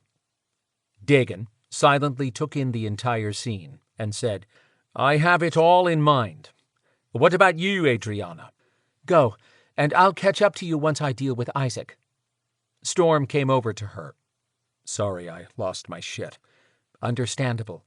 But we're going to do this, and I'll be there with you every step." "Thank you." Storm told Dagon, "I'm ready." With a last glance at Adrianna, he said, "Call when you're ready, and I'll pick you up or Dagon will teleport you." "Sounds good." Storm gave Dagon a thumbs up. Adrianna started walking toward her car where Isaac was stomping around it. What had him upset? With his intel, he had to know it was hers. She was a non-human, which meant he shouldn't be concerned, right? Yes, her inner bitch was having a roast Isaac party, but he should be glad it wasn't her outer bitch who could actually set that party into motion.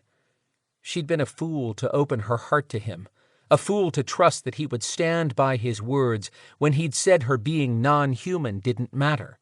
Those words had been uttered when they were physically entwined, after all, and she should have known better. Human or not, men were all alike when the little head started talking. When she reached the outer limit of Dagon's protective shield, power rushed around behind her. Then everything outside the shield came into clear view. One of Isaac's men spoke to him. Isaac whipped around and headed for her like a bull charging a red flag. She reminded herself about maintaining control. But if he pushed her right now, Kit would not have to worry about Isaac discovering his mother was training a preternatural being. He'd be too busy trying to figure out how to find his way home from the other side of the world. Chapter 6.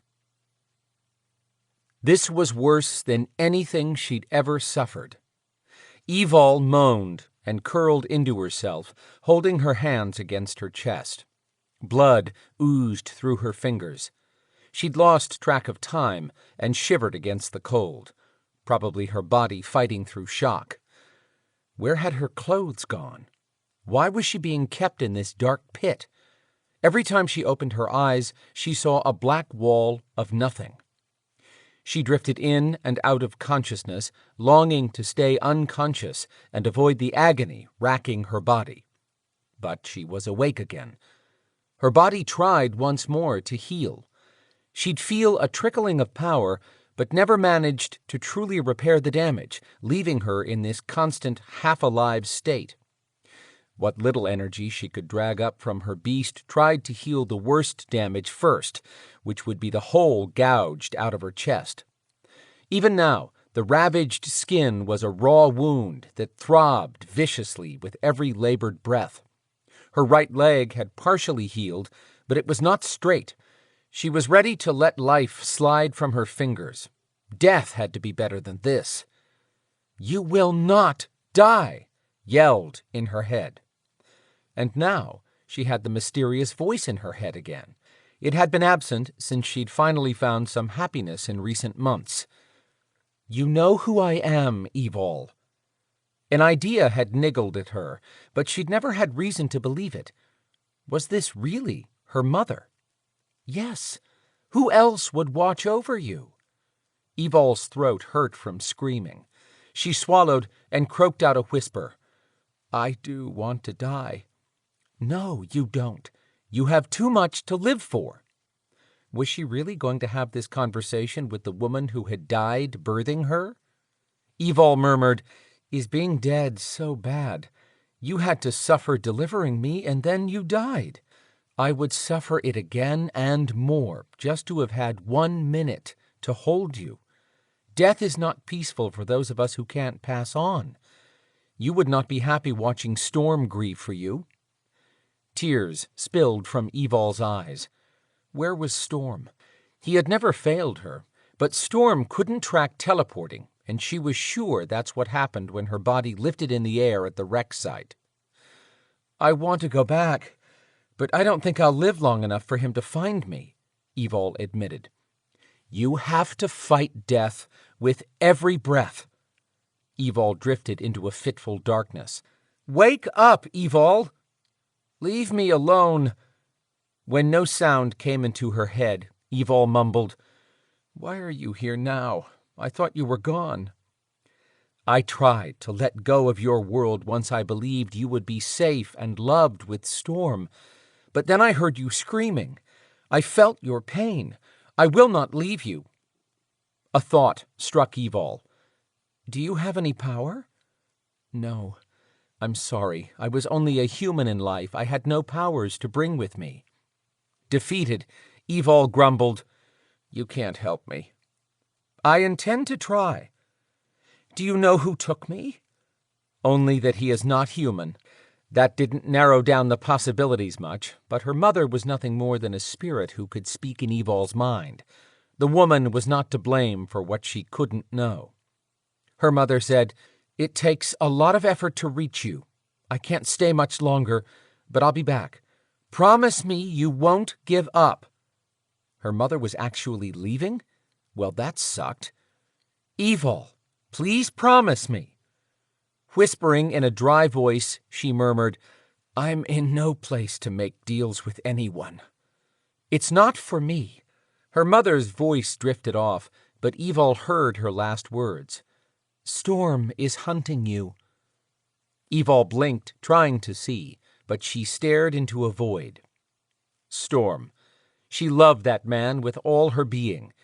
He loved her just as much, if not more, considering the battle he'd waged to tear down her defenses and plant himself in the middle of her world.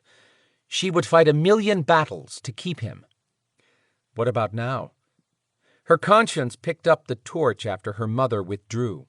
Storm would be disappointed if Evol gave up. She'd expected him to fight with all he had when he was captured in a demonic underworld. Shouldn't she do the same for him? But how long could she hold on? She was lightheaded from loss of blood and not healing. Warm liquid continued to ooze around the hand she had clamped over her chest wound. How much blood had she lost? And why couldn't she heal? She could barely feel her beast. The hole in her chest might take all decisions away from her. Who had done this? For what purpose? Power swirled around her. She hated tucking into herself like a frightened creature, but she couldn't deny the truth of feeling like one. She waited for someone to speak to her, but instead she heard murmuring close by. Male voices, if she had to guess. Duh, she had no choice but to guess unless someone wanted to turn on some lights. In a nasally voice, one guy asked, "You are certain that he is hunting it?"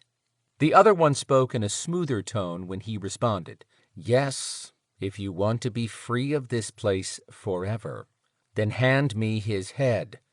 "If all you say is true and he does show up as expected, I will keep my end of our bargain. I expect to be not just free, but immortal. Understood?" "Yes. Why do you continue to ask me the same thing?" "I want there to be no confusion when I claim my due," nasal voice said. "But this will not work if the alterant dies or escapes." "I told you neither of those things is going to happen," smooth voice said.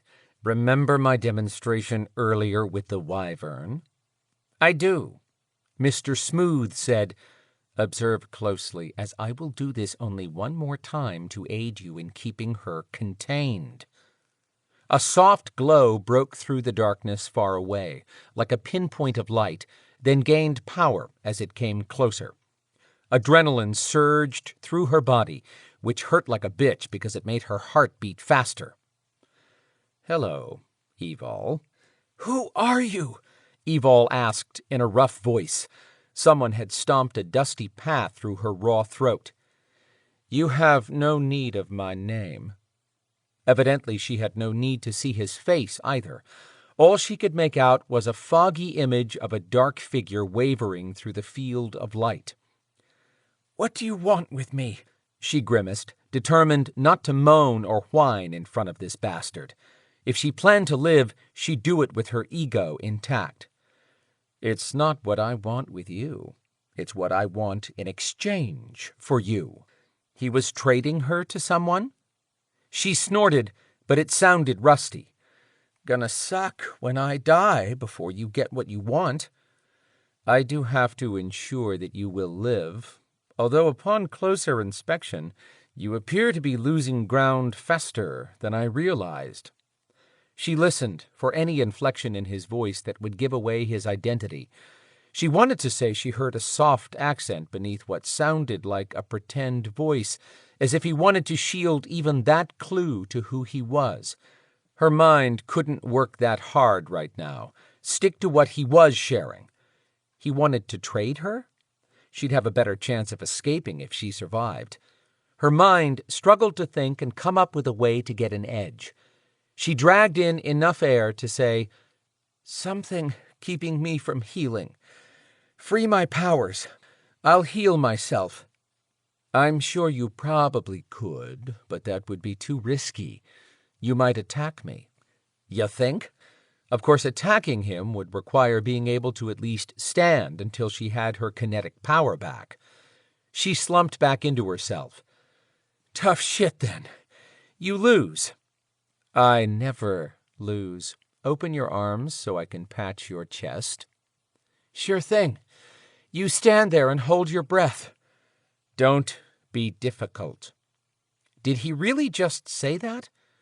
"Listen, you piece of shit, That disgusting noire odor was back, so incredibly strong, like nothing she'd ever smelled before around the Maeve. This guy had to be Maeve. Was he acting on his own, or supported by Queen Maeve and Cathbad? Dagon would smash both of them if those two were doing this. Evol had to keep telling herself that for any hope of clinging to life. Storm would make people pay, but Dagon had ancient demigod powers. He'd use them, too. The burnt lime stench clouded around her and smothered every breath she took. On the heels of that returned the creepy feeling slithering over her skin that she'd experienced right before she'd passed out at the crash site. What was he doing? The dark magic pushed and prodded around her face and over her arms, which she still had tucked close. Her arms began moving away from her body. She fought to keep them in place, but was quickly losing a tug-of-war to control her arms. "No! Stop it!" she snarled. Maybe not so much a snarl as a whine. "If I don't do this, Evol, we both lose if you die." His light blinked out. She hated the dark. It reminded her of the child she'd been, locked in a basement where a man... Chilling magic crawled over her body, much stronger this time, wrapping around and around her until it finally burrowed into her chest. He whispered words that blurred in her ears. His dark magic came alive all at once, stinging her chest like 1,000 bees dumped into the wound. She screamed and screamed, wrenching back and forth to get away, but she couldn't move. He shouted at her. She couldn't hear him over her shrieks of pain. Nasal voice yelled, "You're killing my alterant!" No, that shouldn't have been too much. "Listen to me. You have to," was the last thing Evol heard. Chapter 7. Downtown Atlanta, Georgia. Watching through the rain-misted air of pre-dawn in the city, Adriana crossed her arms, allowing her body language to warn she had no tolerance for anyone at the moment. Certainly none for Isaac, who had headed for her as soon as she stepped out of Dagon's cloaking and into view. Her McLaren sat crumpled, with steam rising from the hot engine after someone had intentionally crashed into her with incredible force. That move had been part of a devious trap to capture Evol. Adrianna kept trying to sort through the timing. That could happen only if somebody had a way to know the very moment she entered the intersection prior to the crash. Definitely a powerful preternatural involved. The level of insanity to orchestrate all of that against someone under Dagon's protection was beyond her imagination. All she cared about right now was finding her friend. Dealing with Isaac would waste time. Emergency vehicle lights flashed across the dark landscape, where humans were now busy trying to figure out what had happened. Most had their phones out to videotape the drama. With Dagon and Storm gone from Evol's crash scene and teleporting everything, including the white van, to Storm's place, the entire area had returned to the way it should look sans the second wreck site. What about those cell phones? Had someone captured the before and immediately after images? Someone from Viper would have to manage damage control with that and the traffic camera footage. She couldn't deal with the potential human fallout right now. Isaac got larger the closer he came. Next to his mountain of a body, she'd looked like an anthill. But she was the deadliest being present, and he better remember that. She was in no mood for his questions or his condemnation of non-humans. The last time they'd seen each other, Isaac made it clear he did not want non-humans near him or his family. That had only been hours after trying to get into her pants. Okay, in fairness, she'd put out the welcome mat for that intimate episode, but no more. He was an enemy to her kind. "Are you okay?" he asked, sounding panicked as he closed the distance between them. She hadn't expected those words to be the first out of his mouth. That didn't change her feelings toward him. "What I am is busy and in no mood to answer questions, Isaac. Take your men and go home." He stopped 2 arm lengths away. He had a hurt look in his eyes she'd never seen before. But he had no right to look hurt. She hadn't been the one to stomp on his heart. "I just got word about your car being wrecked and wanted to see that you were alive," he said, sounding concerned. How dare he act even a little bit caring after what he'd done? "As you can see, I am fine." "Your forehead is bleeding," he argued softly. Her chest felt like she'd gone 5 rounds with a professional cage fighter, and one leg had been tied, but she would not allow this man to do anything for her. Not again. He was the only man she'd ever opened her heart to, and she would not do that again. Not for a human with his prejudice. Cocking her head in a tart way that sent spikes of pain jabbing through it, she gritted her teeth and said, "As we both know, I can heal myself. Let's not forget that I'm not like you." "Adrianna, He was not doing this here. She said, "Stop, right there. I've got things to do. Someone will show up to deal with my car, so your presence is not needed."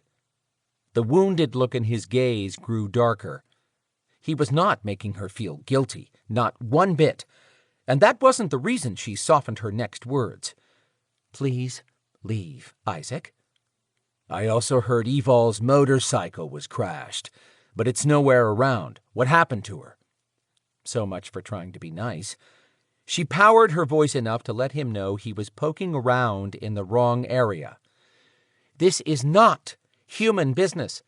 You made it clear that you wanted nothing to do with our kind, so stay out of our way. Stay out of my way." He grimaced. "I know I said some harsh things, and—" Her heart cried and beat angry fists against her chest. "Don't even go there, Isaac. You have no idea the frame of mind I'm in right now. The last thing I have patience for is you." Running a hand over his face and lowering it to his side, he said, "I'd like to talk." "Is the word no not getting through to you? We have nothing to talk about, and I have 0 time to waste talking." A muscle jumped in his cheek. "Okay, fine. If you don't want to talk about us—" "There is no us." Those words slashed across her soul, but she had to say them. "What I'm trying to say is, I have a feeling something bad has happened to Evol, and I want to help. I have resources for tracking humans and, non-humans." He did have an intelligence network that rivaled that of human law enforcement agencies, and even some preternaturals when it came to ferreting out information in this world. What kind of friend was she to turn down any help that might save Evol? Isaac must have taken her silence as an opening. He added, "I'm willing to offer all my resources, with no strings attached." She chewed on it for another few seconds. "I only have one request, Adrianna." Her face shifted from one of concentration to suspicion. "Not that I'm accepting your offer, but what do you want?"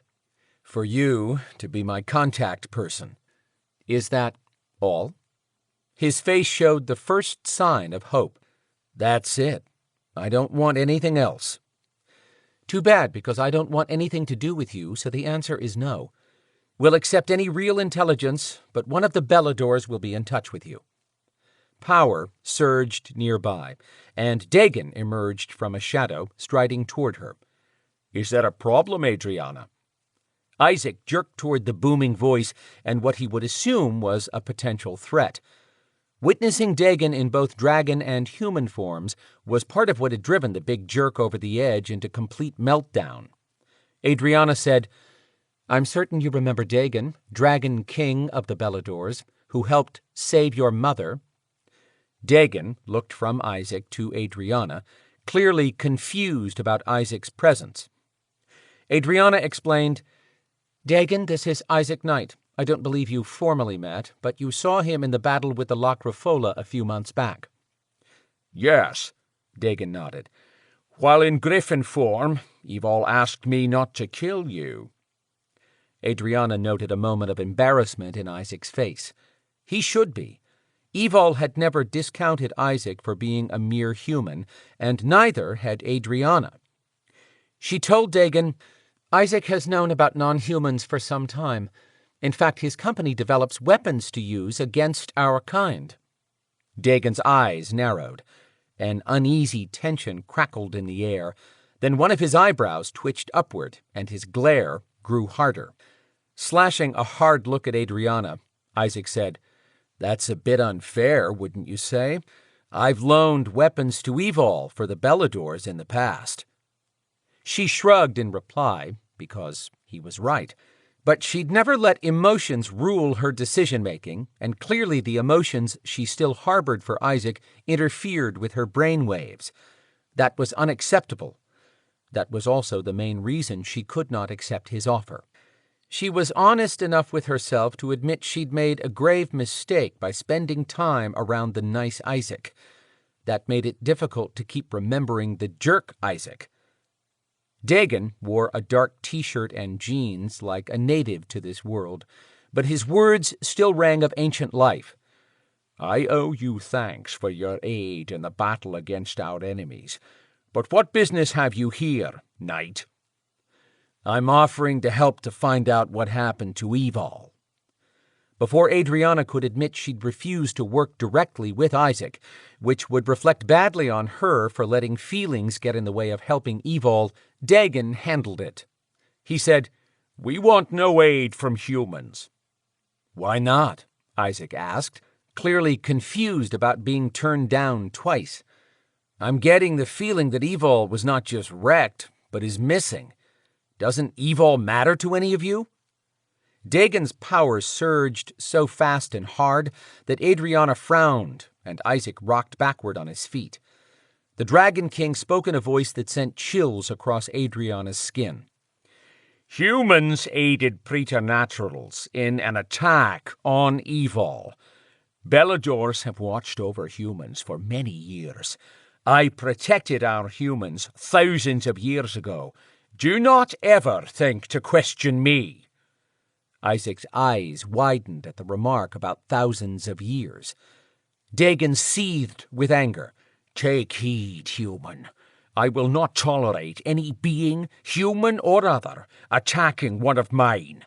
You would be wise to heed her words, and leave." So Dagon had arrived in time to hear those words.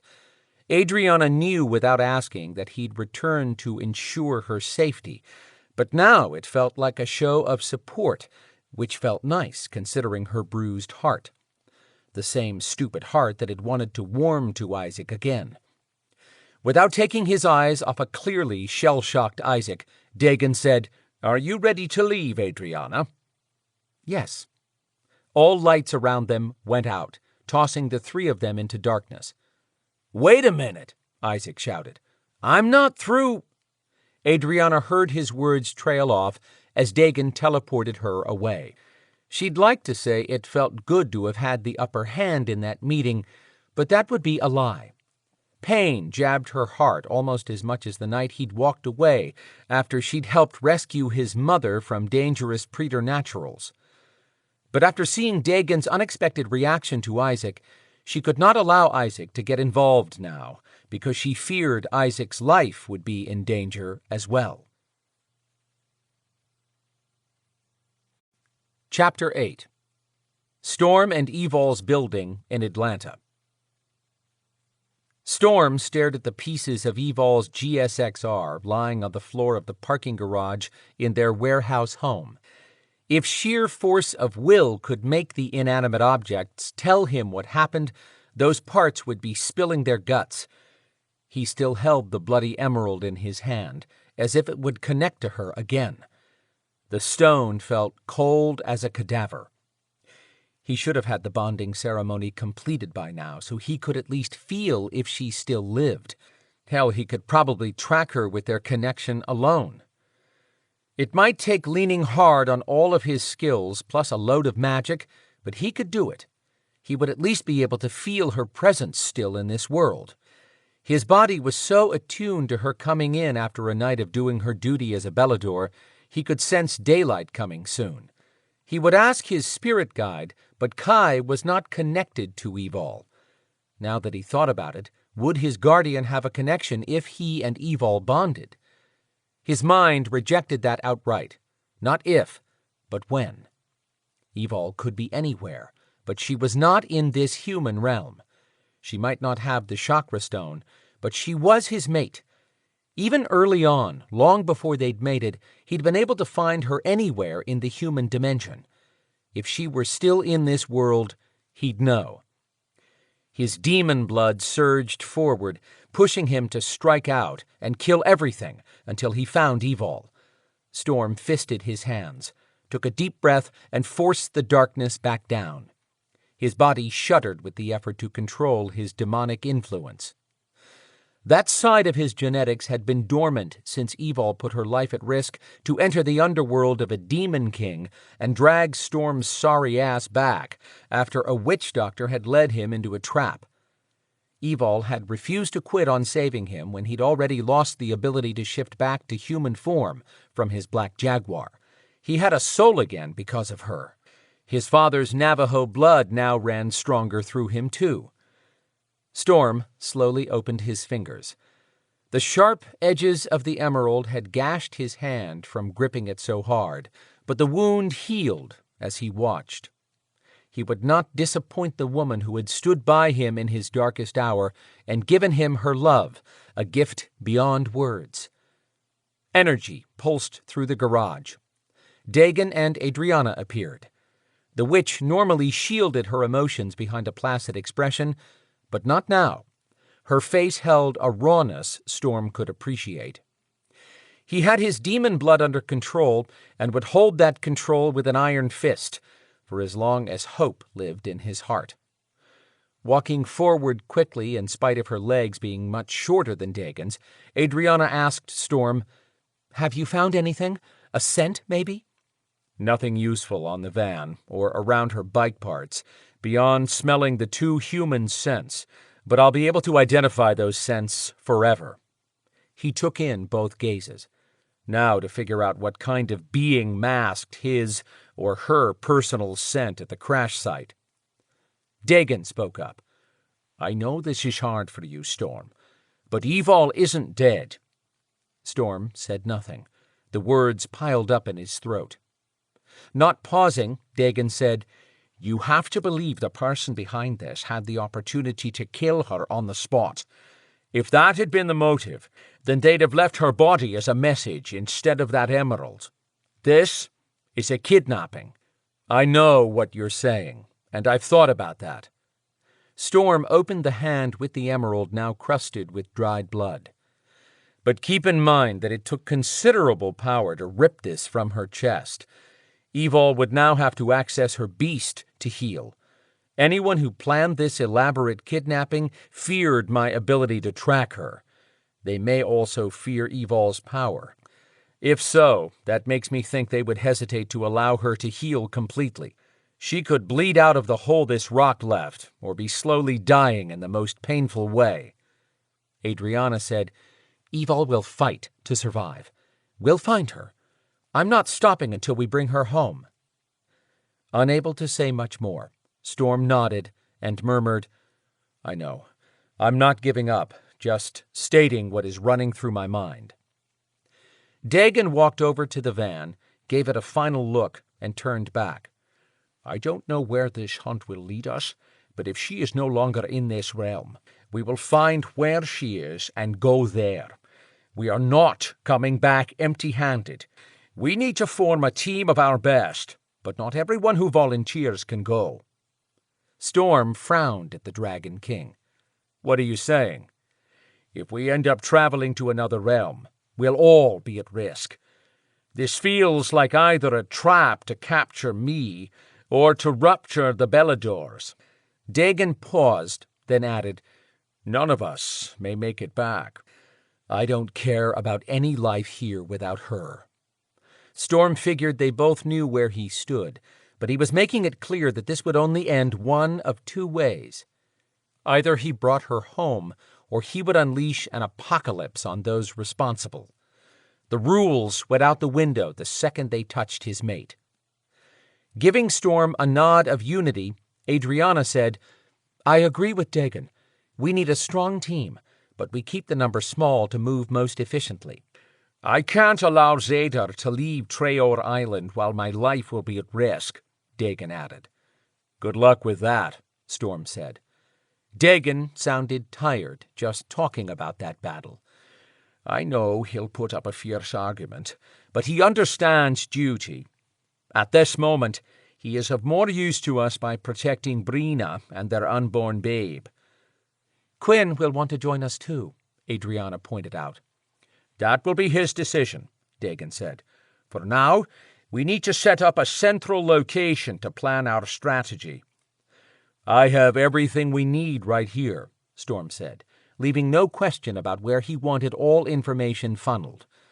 We'll use the boardroom on this level. Adrianna twisted her blonde hair into some kind of knot that stayed put. Was that a female skill or a witch skill? She asked, How many beings do we know who can teleport and would risk a war with the Beladors to grab Evol? Maka or Maeve, Storm stated bluntly. I agree and disagree, Dagon said. Why? Maka might be a difficult goddess, but she has never been insane enough to invite the risk of having her pantheon directly attacked. I can enter that pantheon. I might be struck down in 2 seconds, but that would be only if I went alone. Storm caught Dagon's reference to his mother, a powerful being whom Dagon had refused to identify.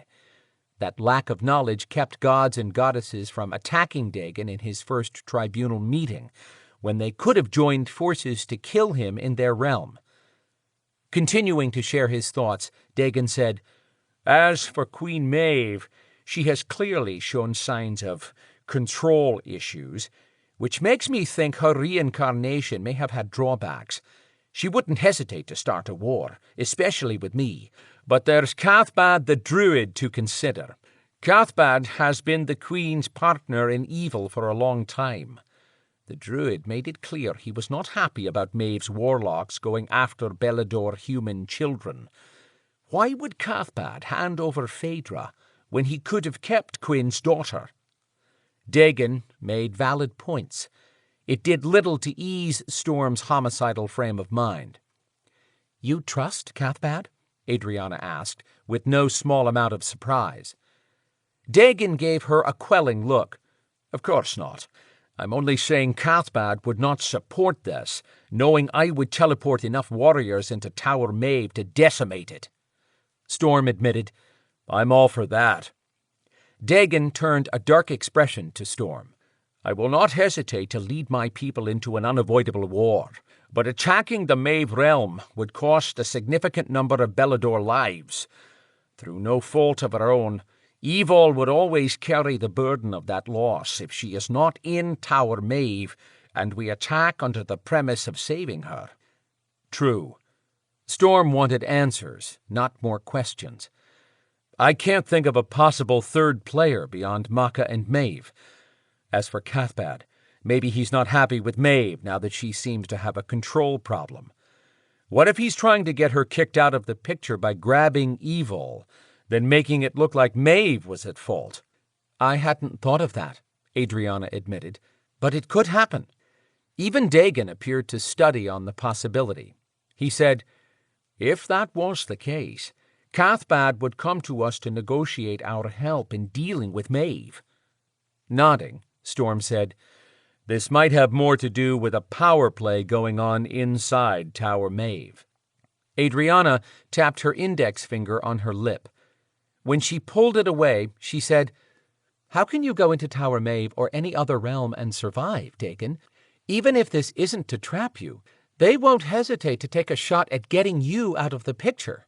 I will go where I am needed.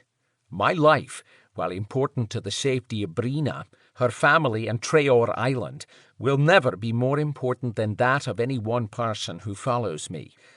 Dagon had earned Storm's respect when he supported Evil time and again, but knowing this dragon shifter would enter a realm where he could be subject to more powerful beings looking to kill him earned Storm's loyalty eternally if they all survived. Dagon said, besides the three of us, I have to give Quinn the choice of going, and I think Tristan would be an asset. Thinking on all the skills at their fingertips, Storm said, we need someone who can help us search for Evil through supernatural means other than our own. Adrianna snapped her fingers. Rhys? Dagon asked.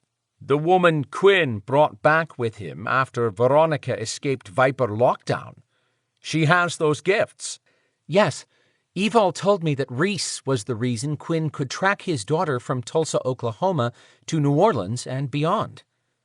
Hope grew inside Storm and flooded his chest. Adrianna's right. I'd forgotten about what Rhys could do. Very well. Time for action, Dagon said, sounding like he'd issued an order. Adrianna, you should go take care of your injuries and put whatever you need in place before we leave. I'm good. No, you're not, Storm argued. I can feel the pain coming off you. We need you healthy. Or I can heal you, Dagon offered. She waved him off. Thanks, but no. I have no idea how anyone's power will react with Witchlock. I can handle my body. I'll deal with it. Accepting that, Storm moved on. How long will it take you to do what you need and get back?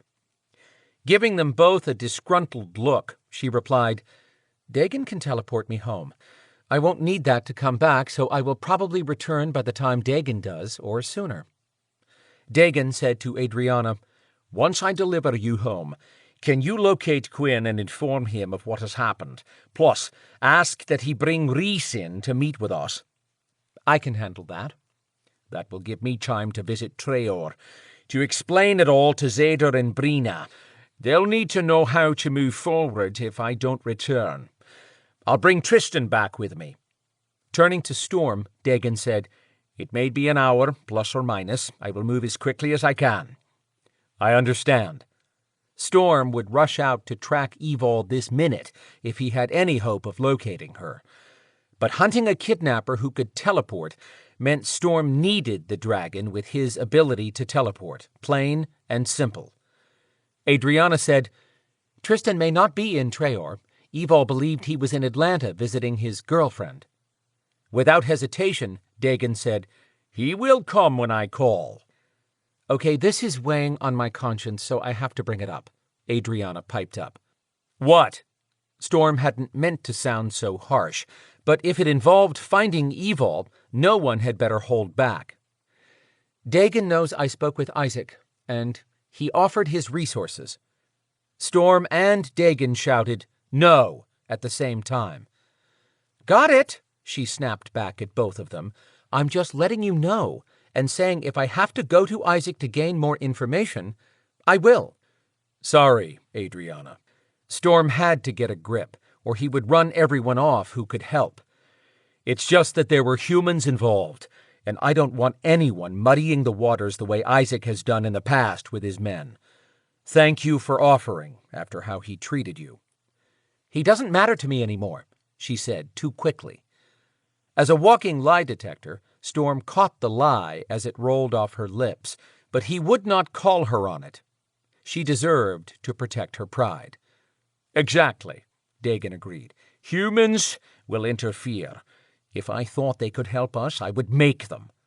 He paused and suggested gently to Storm, "You should also make arrangements if this doesn't go well and you don't return." That was sobering. "I'll handle it. Let's meet back here by 10 o'clock at the latest." Dagon lifted a hand. He and Adrianna vanished. Storm started a mental list of things to do, which was a strain when he wanted to take action. He had to contact Rowan, a white witch who lived in Midtown and led a powerful council of white witches. She would jump in to help the teens living here if need be. Hell, Storm had to tell Lana and the twin boys something. But what about Phoenix? Evol's little pet gargoyle had a sixth sense about her sometimes. Quinn's teenage cousin, Lana, was a busybody Storm had to make sure stayed out of this. She had a streak of loyalty a mile wide, but with that came a single-minded determination to help. Not this time.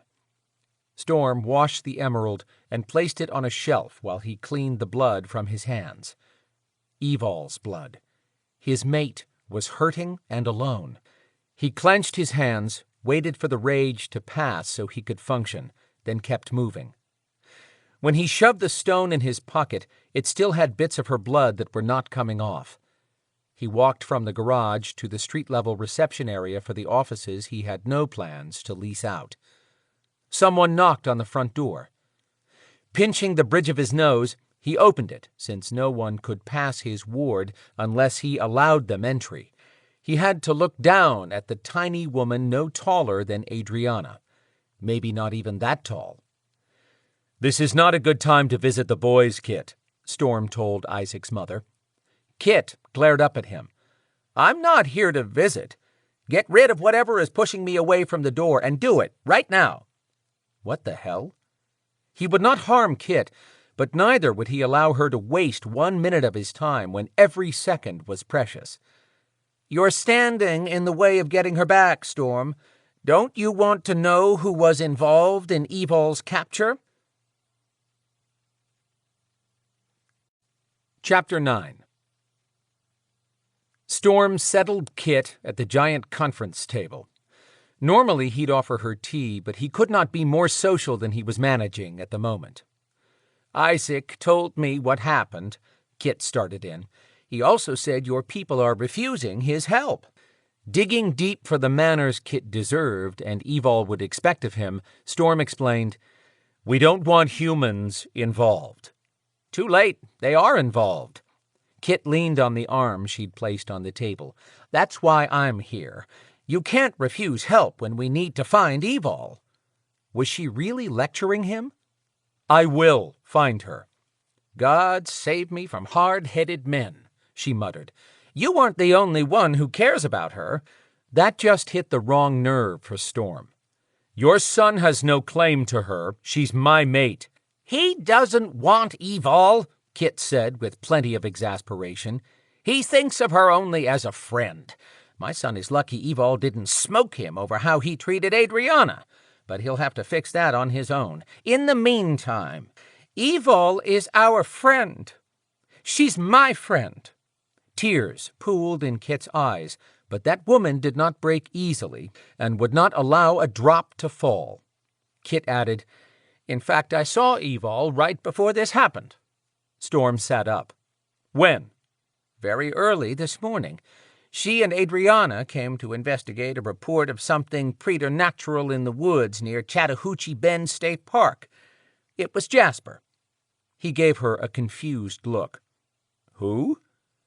Kit explained how Jasper had been the forklift operator in their weapons facility and had shifted into Arias the first time Evol visited. Storm recalled that story, yet another time that Evol had been in danger but still protected the humans around her. Rushing to finish, Kit said, "I've been trying to train him so he can integrate into this world." Storm's mouth opened and closed. Are you nuts? "No, I'm actually making headway. Evol was impressed." She shook that off. "Back to Evol. We don't have time to visit." With this miniature general berating him, Storm had a fleeting moment of empathy for Isaac. Wouldn't Evol find that amusing? Just thinking about her being happy gutted him. The hell with past issues. He was not turning down help from any direction. But he wanted to make one thing clear to Kit. If you share information on humans involved, I can't promise they'll make it to a court of law, human or otherwise. "If I had them standing in front of me right now, they'd beg for death," she countered. "Alrighty then. In that case, thank you for coming by. What have you got?"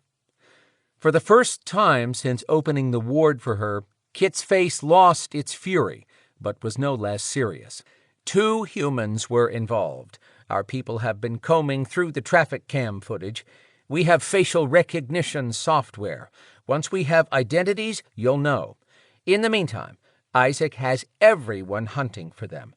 One thing, though, is that he can't find the white van that was on the traffic video from that location." "That's because it's sitting in my garage." "We need access to the van." Storm told her, "I've gone over it and have 2 humans since." "But do you have any fingerprints?" Damn, she had him there. "No, we don't work with fingerprints." "We do, and we're good at it. Will you let me bring in one of our team to pull prints and any DNA they can find?" This hunt had clusterfuck written all over it, but Storm wouldn't waste time trying to turn chaos into an orderly plan. He'd just manage it so that everyone pulled in the same direction. He nodded.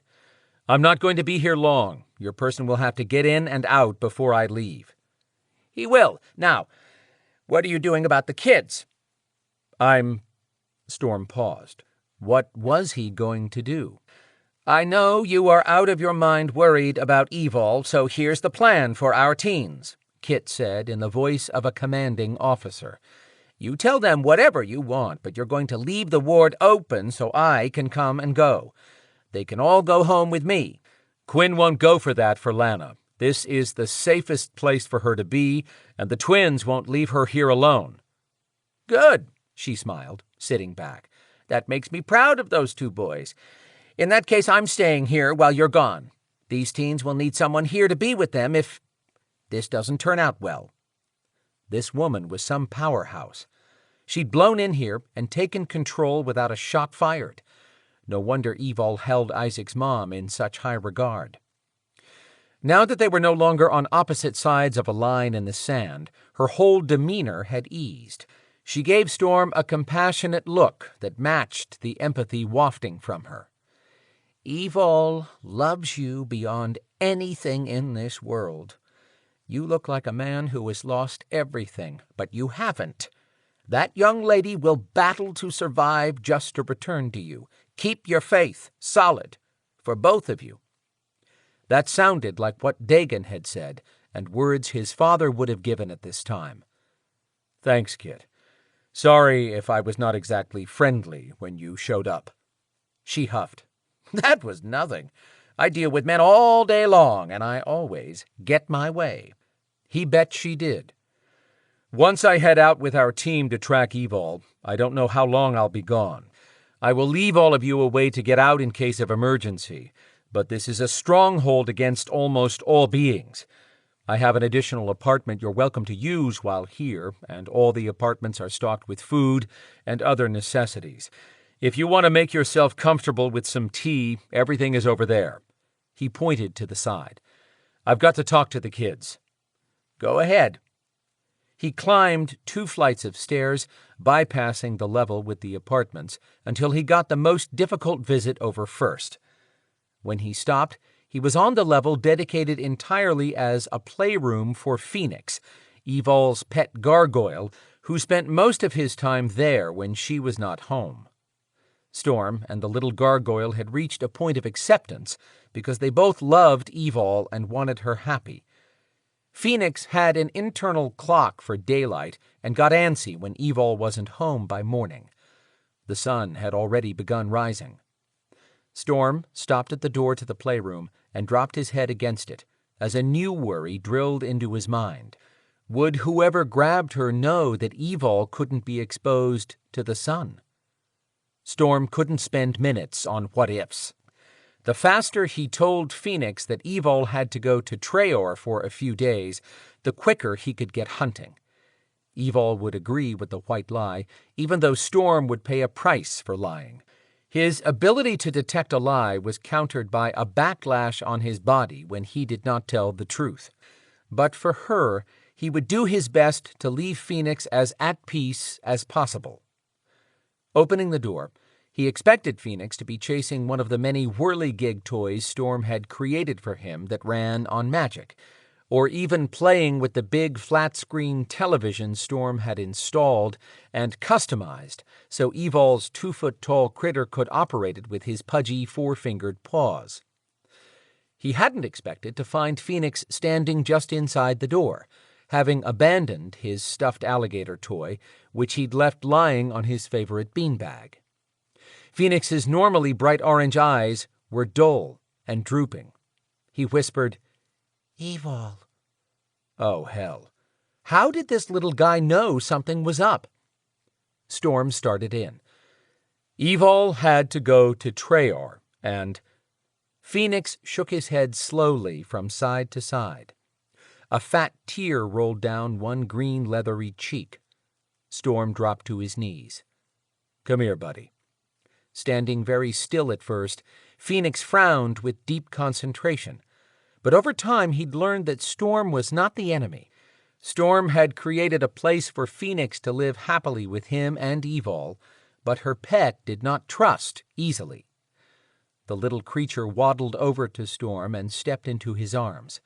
Storm had never held a gargoyle, but this one was warm and soft. Petting Phoenix on the back, Storm swallowed hard and said, Evol was captured. Phoenix made a sound that broke his heart.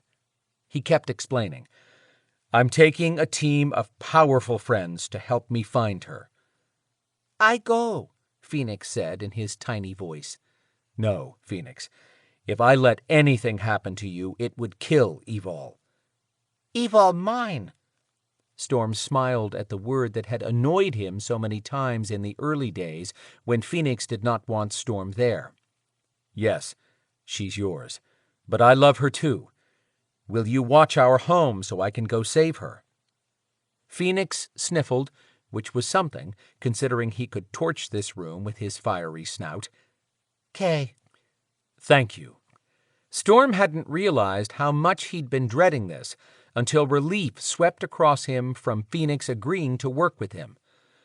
I'm leaving soon, but Lana and the boys will be here. So will Kit. I think Evol told you about the woman the boys stayed with for a while. That woman is Kit, and a friend of Evol's. "'Kay." The little guy didn't have much vocabulary, but he said a lot with one broken word. Easing away from Phoenix, Storm stood.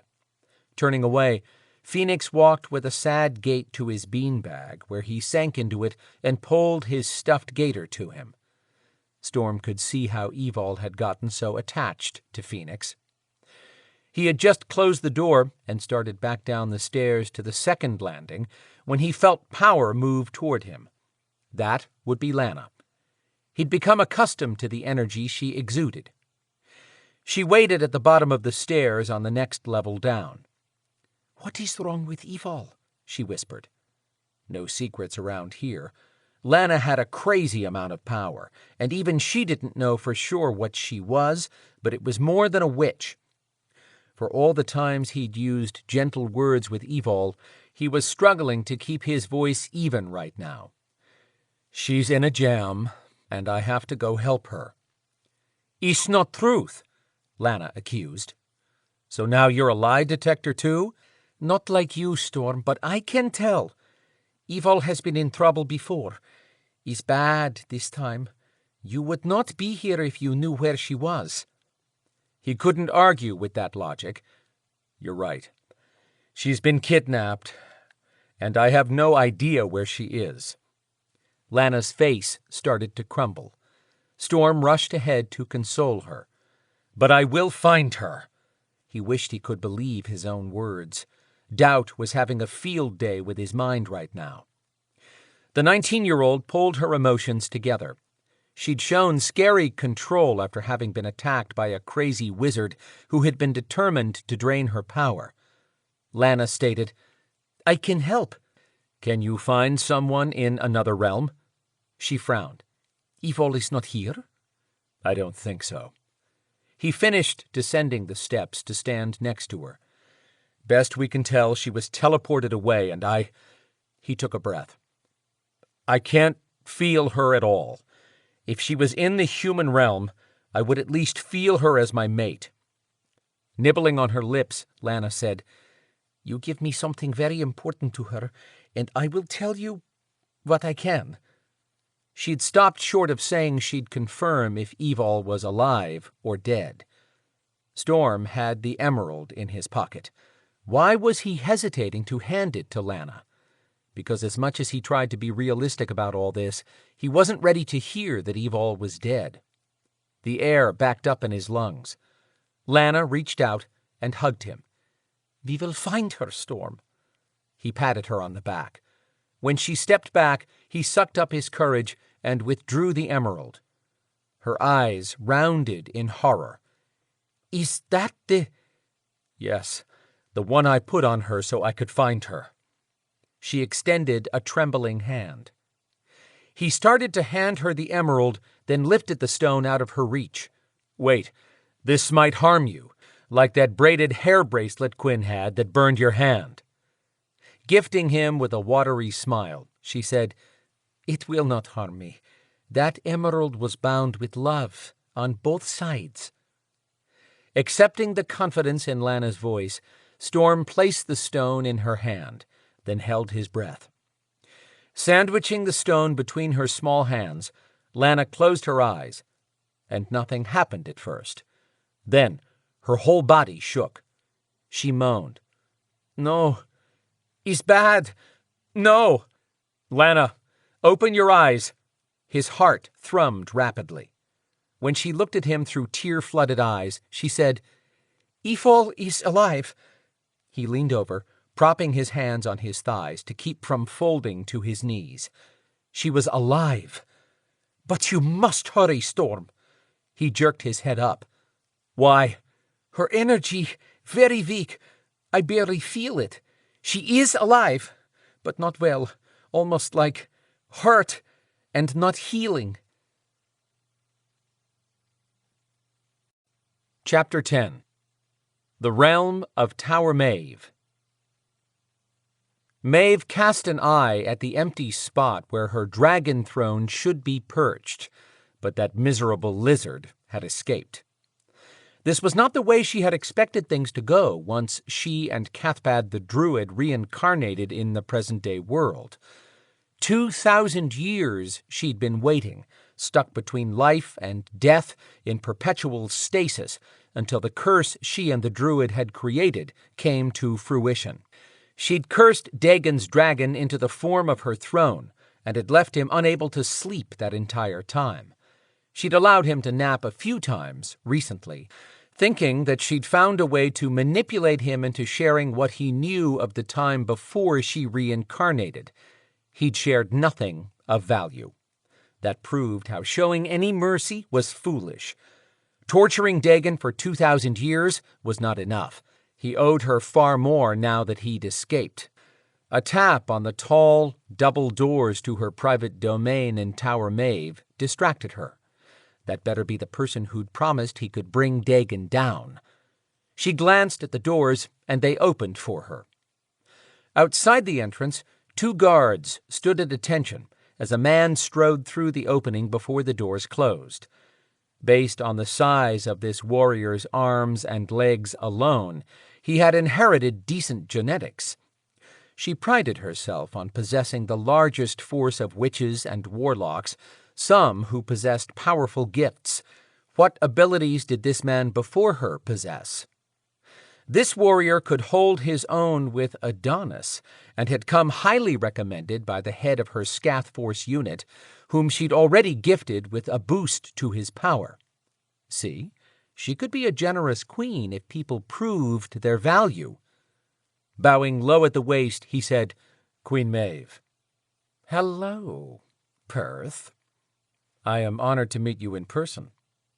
This man had approached the leader of her Scath Force unit in the human realm, surprising her warlock when he identified the Scath leader's energy as one of dark nature. That had been disturbing, since her special warriors could conceal their scent. Perth had explained that he had not picked up on the scent, but the additional power from her. He then said he was also not a fan of Belador's. She gave a brief head tilt. "My warlock tells me," he explained, "the terms of the reward I've offered for capturing the Dragon King. What makes you think you're capable of such a task?" Lifting his head, he stepped forward.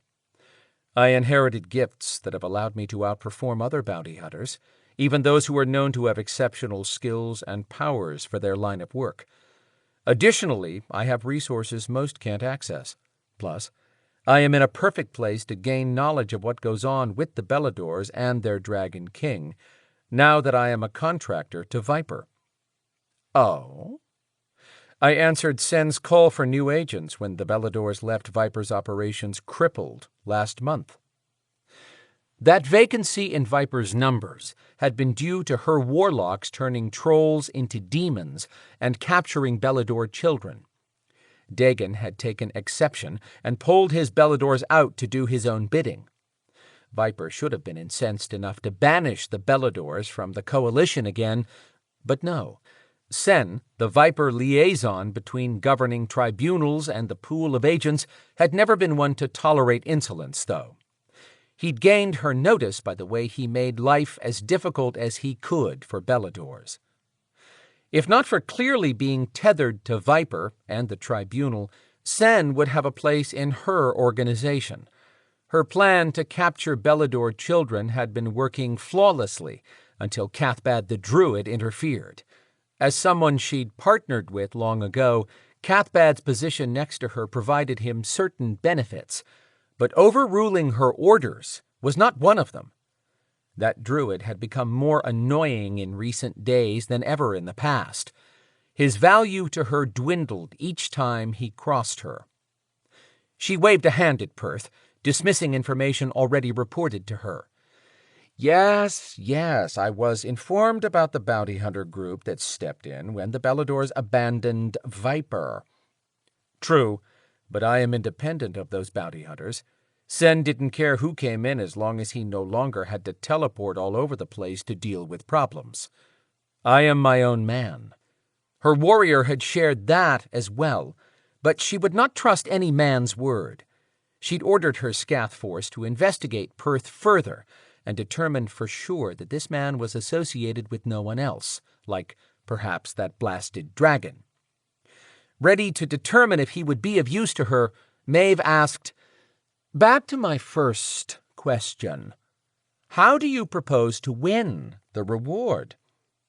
"As I understand it, you want the dragon captured, but not killed." "Exactly." "You could go on for many years, hundreds of years, without that happening. I would like to propose a different approach." She would always allow creative thinking when it was in her best interest. "I'm listening." "Dagon has to know he was fortunate to escape.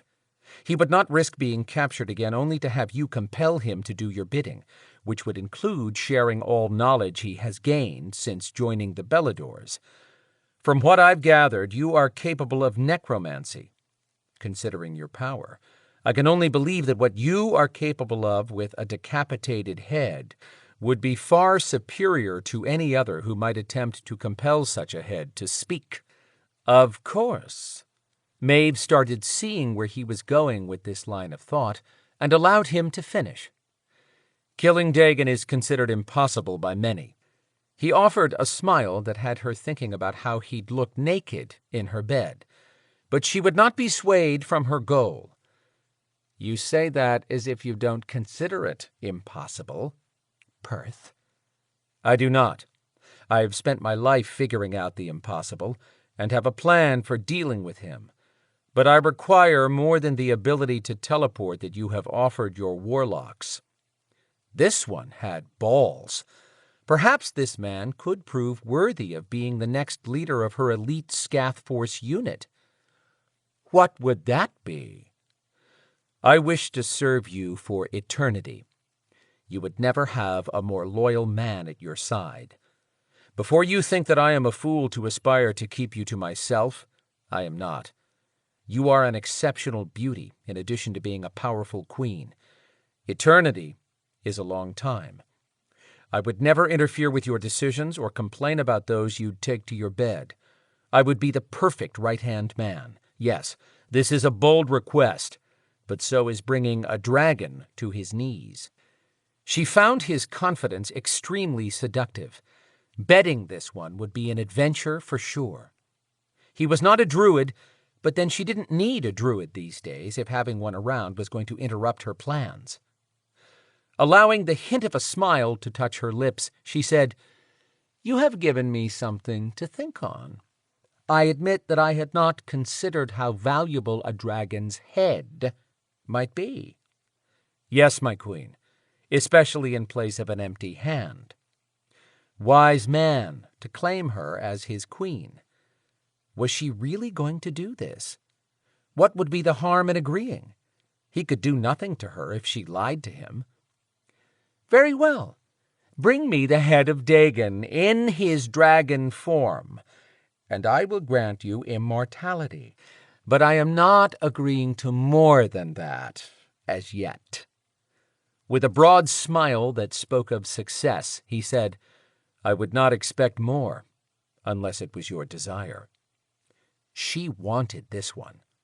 He had piqued her interest in ways no man had for many centuries. Cathbad could take a few lessons. The more she considered this Perth and his claims, the more she could see him at her beck and call. He very well might end up immortal and at her side. Careful not to allow him to believe he had any control of this meeting, she handed him a deadline. "My offer is good for only 2 weeks. His searing green eyes darkened at that. "Wonderful. As I have already set my plan in motion, I need only 1 week. I merely wanted to reach an agreement on terms, and that a dead dragon would be as much use to you as a live one. Possibly more useful, now that he had her thinking that way. Just imagine the secret she could pull from Dagon that would aid her in conquering Treoir while the Beladors were in turmoil after his death. "One last point, Perth," Maeve said. She'd realized a potential flaw in his plan. "Yes, my queen." "If the dragon is killed or destroyed entirely, and you fail to deliver a head to me, the only reward you will receive is a slow and agonizing death." She smiled as she gave that warning.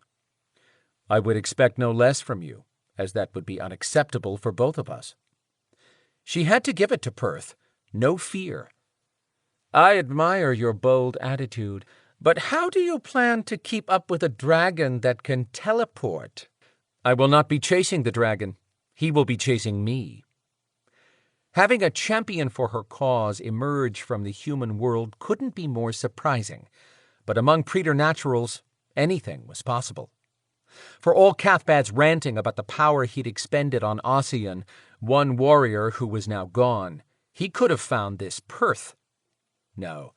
Cathbad had focused all his energy on turning a Scathforce warrior into a polymorph. Granted, Ossian, his pet warlock, had been able to shift into any human form, but that one had been flawed and failed to survive one simple duty she'd assigned him. Cathbad was still upset with her over losing his polymorph. When had the most powerful druid she'd ever known become so attached to anything? Their partnership had lasted 2 millennia only because she was no weak-kneed woman. She held the power here, and he had better remember that once he got over his pity party. Ready to dismiss Perth, she said, "Few men have surprised me. I enjoy rewarding those who rise above the mediocre and prove their potential." "Is that so, Maeve?" Snapping her hand in a quick move, she teleported Perth to the human world before Cathbad got a good look at her new pet. She swung around. "Ah, Cathbad, I see you've returned from your wandering." Cathbad eyed the spot where Perth had stood and failed to hide the scowl on his face. Who was that?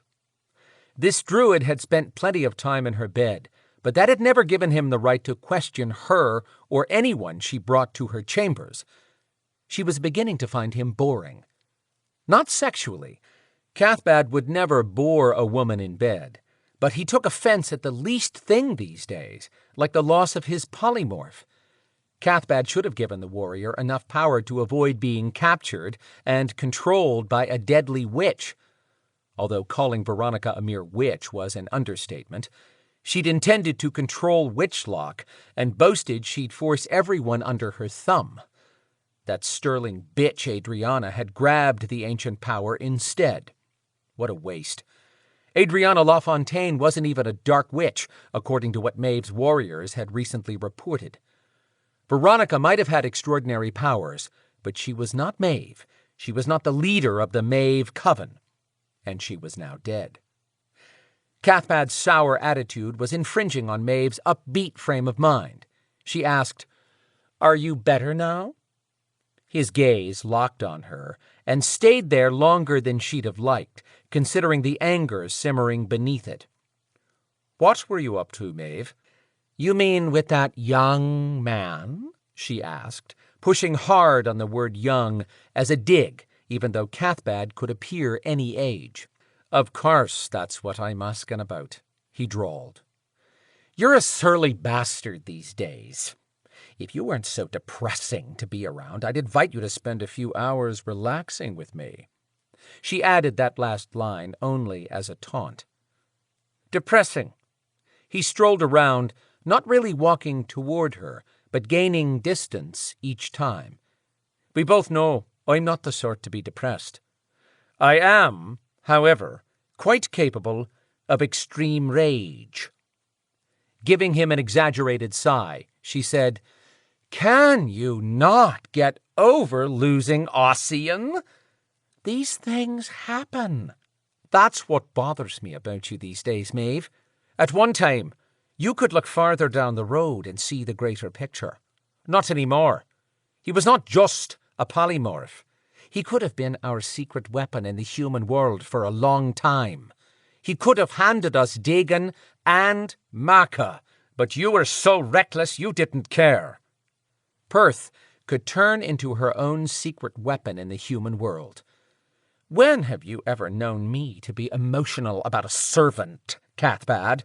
To care about losing anyone is not in my makeup." His eyebrow arched. "Does that include me?" With any other man, that question could be a positive sign, but she knew Cathbad too well. He had not meant anything personal by that question. No, this sly bastard would trick her with his words if she allowed it. "I will be honest, Cathbad. I would miss you if you were gone." "Such heartfelt concern," he said, his words dripping in sarcasm. Throwing up her hands, she demanded, "What is it going to take to mend this rift between us? I won't play word games with you." She did harbor a concern that the longer Cathbad remained angry, the more she had to watch her back around him. She trusted no one, definitely not an angry druid who knew many of her secrets. "You wish to fix things between us?" he inquired. Hadn't she just said that? "Yes. Then you could start by discussing your plans so that I know what you are up to in the human world. What have you got our Scath Force doing?" "My Scath Force!" she snapped, and power sizzled through the air.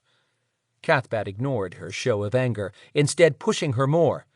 "You seem to forget that I was the one who infused them with the power to hide their scent, among other things, Maeve." What an ego. If you need to take credit for that, fine. I give you credit. Happy now? Why did she waste her time trying to deal with him when he was surly? His eyes narrowed, and he became quiet again. She'd seen Cathbad like this right before he decimated an enemy. He was slow to rile, but once he reached his limit, he became a dangerous threat. "Have it your way, Maeve." He lifted a hand. "Wait! Don't teleport away." Lowering his hand, he asked, "Why not?" "Because your recent absence is suspicious." She had to think what a woman who cared would say, and tried not to cringe at sounding so needy. "I want to spend time together and get back to where we were before, in a happy partnership." His eyebrows climbed up his forehead. "Truly?" Maybe sounding a little emotional had done the trick. She softened her voice to siren sexy. "Yes, Cathbad." "Then you'll allow me to call in our Scath Force for a report and to answer my questions?" "No." She silently cursed at her foolish attempt to sway him. "Very well, Maeve. You continue to put our Scath Force at risk. When they're all dead, you'll be the one to create the next ones." "You're so pissy," she muttered. "I don't know what you want." "It's not what I want, but what I'm due. I expect my considerations to be respected. You may be queen, but you would not be here without me." "Don't lash at Cathbad. Don't lash at Cathbad." She kept repeating that to avoid losing control of her body.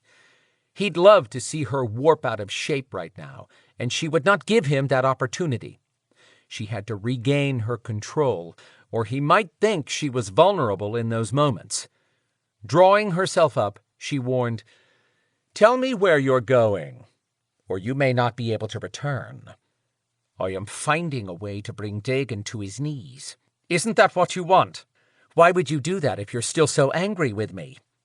The muscles in Cathbad's face relaxed. "I don't care for this constant tension either. I am not just using this time as a sabbatical. I'm working on a surprise." The man could be so confusing. Did he mean he was trying to smooth things out with her? "Is the surprise for me?" Offering a genuine smile for the first time in a while, Cathbad said, "Of course it's for you, love." He lifted a hand and teleported away, leaving Maeve staring at an empty spot. Did he think she just accepted those words? Not for a minute. As she had done many years ago, Maeve started thinking on a plan for the future, one that might not include Cathbad. Chapter 11. Evol struggled to move her arms and fight whatever held her down. "No! I'll kill you!" "Evol, stop!" She heaved deep breaths and froze at the voice she'd thought never to hear again. She opened her eyes. Storm? Of course. His beautiful naked body stretched out above hers, propped up by powerful arms. He leaned down and kissed her. "I've missed you." She tried to call up where she was and why she'd been fighting. Squinting, she could barely make out shapes around her in the darkness swallowing them. Was she at home? The bed felt soft, and Storm was here. "What's the matter, sweetheart?" Relief washed out of her faster than water over a cliff. I don't know." Something happened, but he gave her a concerned look. You were captured, and now you're safe. Why can't I see our room? It's just blurry. My vision is better than that. His big hands spread over her face and hair. It's going to be okay. Give it time. You're having a reaction to the dark magic. Oh, who had me? He kissed her, paused, then kissed her some more. When Storm touched her, nothing else really mattered. She joined in and wrapped her legs around his nice, taut butt. That gave her a close encounter with one of her favorite parts. Chuckling, he asked, "Ready, are you?" "Oh, yes." "I don't think so." One of his hands moved down to toy with her breast, cupping it before he pulled the nipple into his mouth and sucked on it. She grabbed a handful of his silky black hair and begged him not to stop. He kept up his siege on her body, moving from one breast to the other and easing down as he kissed a path to between her legs. Her muscles trembled in anticipation. Enough already. Did that push him to hurry up? Nope. Using his tongue, he took his time, driving her crazy. Then, without any warning, he teased the one spot she was sure controlled her entire nervous system.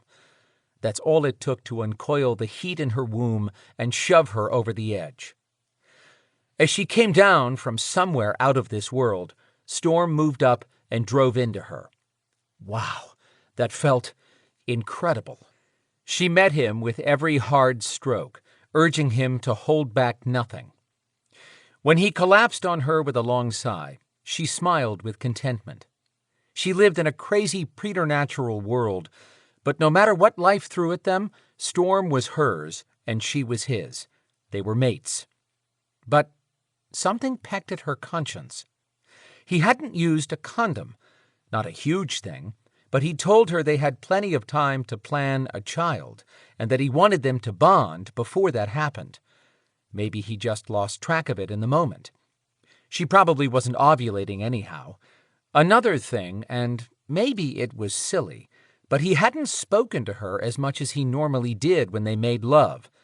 He'd whisper in an erotic voice that would send her reeling just as fast as his hands. Also, she hadn't felt his energy the way it normally surged with hers when they joined. Or maybe it was her energy that hadn't come to the surface. She'd enjoyed everything he'd done, but this time had felt odd. He nuzzled her neck, and she sighed at having him close again. But she had to get her head clear first. Much as she'd love round 2, she felt off balance now. Had something physically happened to her when she'd been kidnapped? Or was this weird feeling left over from the dark magic Storm mentioned? In fact, who had kidnapped her? Storm snuggled next to her, probably sensing that she needed time to adjust. He'd always known exactly what to do. Now that the heat of the moment had passed, she returned to figuring out what had been going on. The last thing she recalled was riding her bike as she followed Adrianna on her way back to Atlanta. Then, someone intentionally wrecked Adrianna and Evol flinched at the memory of the truck ramming her motorcycle. Storm propped himself up. What? Where's Adrianna? He shrugged. Have no idea. How could he not know? Evol asked, How's Adrianna doing? She's fine. He gave her a little kiss on her cheek and started toying with her again. Evol put her hand up. Wait, Storm, I want to know exactly what happened to Adrianna. After a long sigh, he said, I have no idea. All I care about is being here with you. Something was very wrong. Evol asked, Who captured me? Can we talk about this tomorrow? No. A sick feeling started forming in her chest. He wasn't making sense to her. She asked, Who rescued me? All of us. Who is all of us? Why so many questions? Aren't you happy to see me? She shoved him off her. What's going on? When he didn't answer, She searched the room that was still nothing but blurry shadows. "Where are we?" "Wherever you want to be." She tried to jump out of the bed to find the door, but she couldn't move. Everything spun. In the next second, she was sitting up with her arms locked against a wall on each side of her. She jerked back and forth. "Storm! Get me out of this!" He didn't answer. She looked over to find him, and he was gone. Warmth soaked the front of her clothing. It smelled like blood. Wait, what clothing? She was naked a minute ago. A pinprick of light pulled her gaze left. Mind hazy, Evol demanded, "What is going on?" The light continued to grow until she could make out the inside of the room where she was clearly being held in a cell of some sort. 4 walls, a floor and ceiling, no more than 10 feet in any direction. Her wrists were manacled to a stone wall. Not a medieval type of manacle. These were shiny blue and glowed. Sniffing, she recognized another odor with the scent of fresh blood. Ew, was that Noire magic? She dropped her gaze to see a red stain spread across the top of a sack dress she wore. Now her chest throbbed with a sharp pain.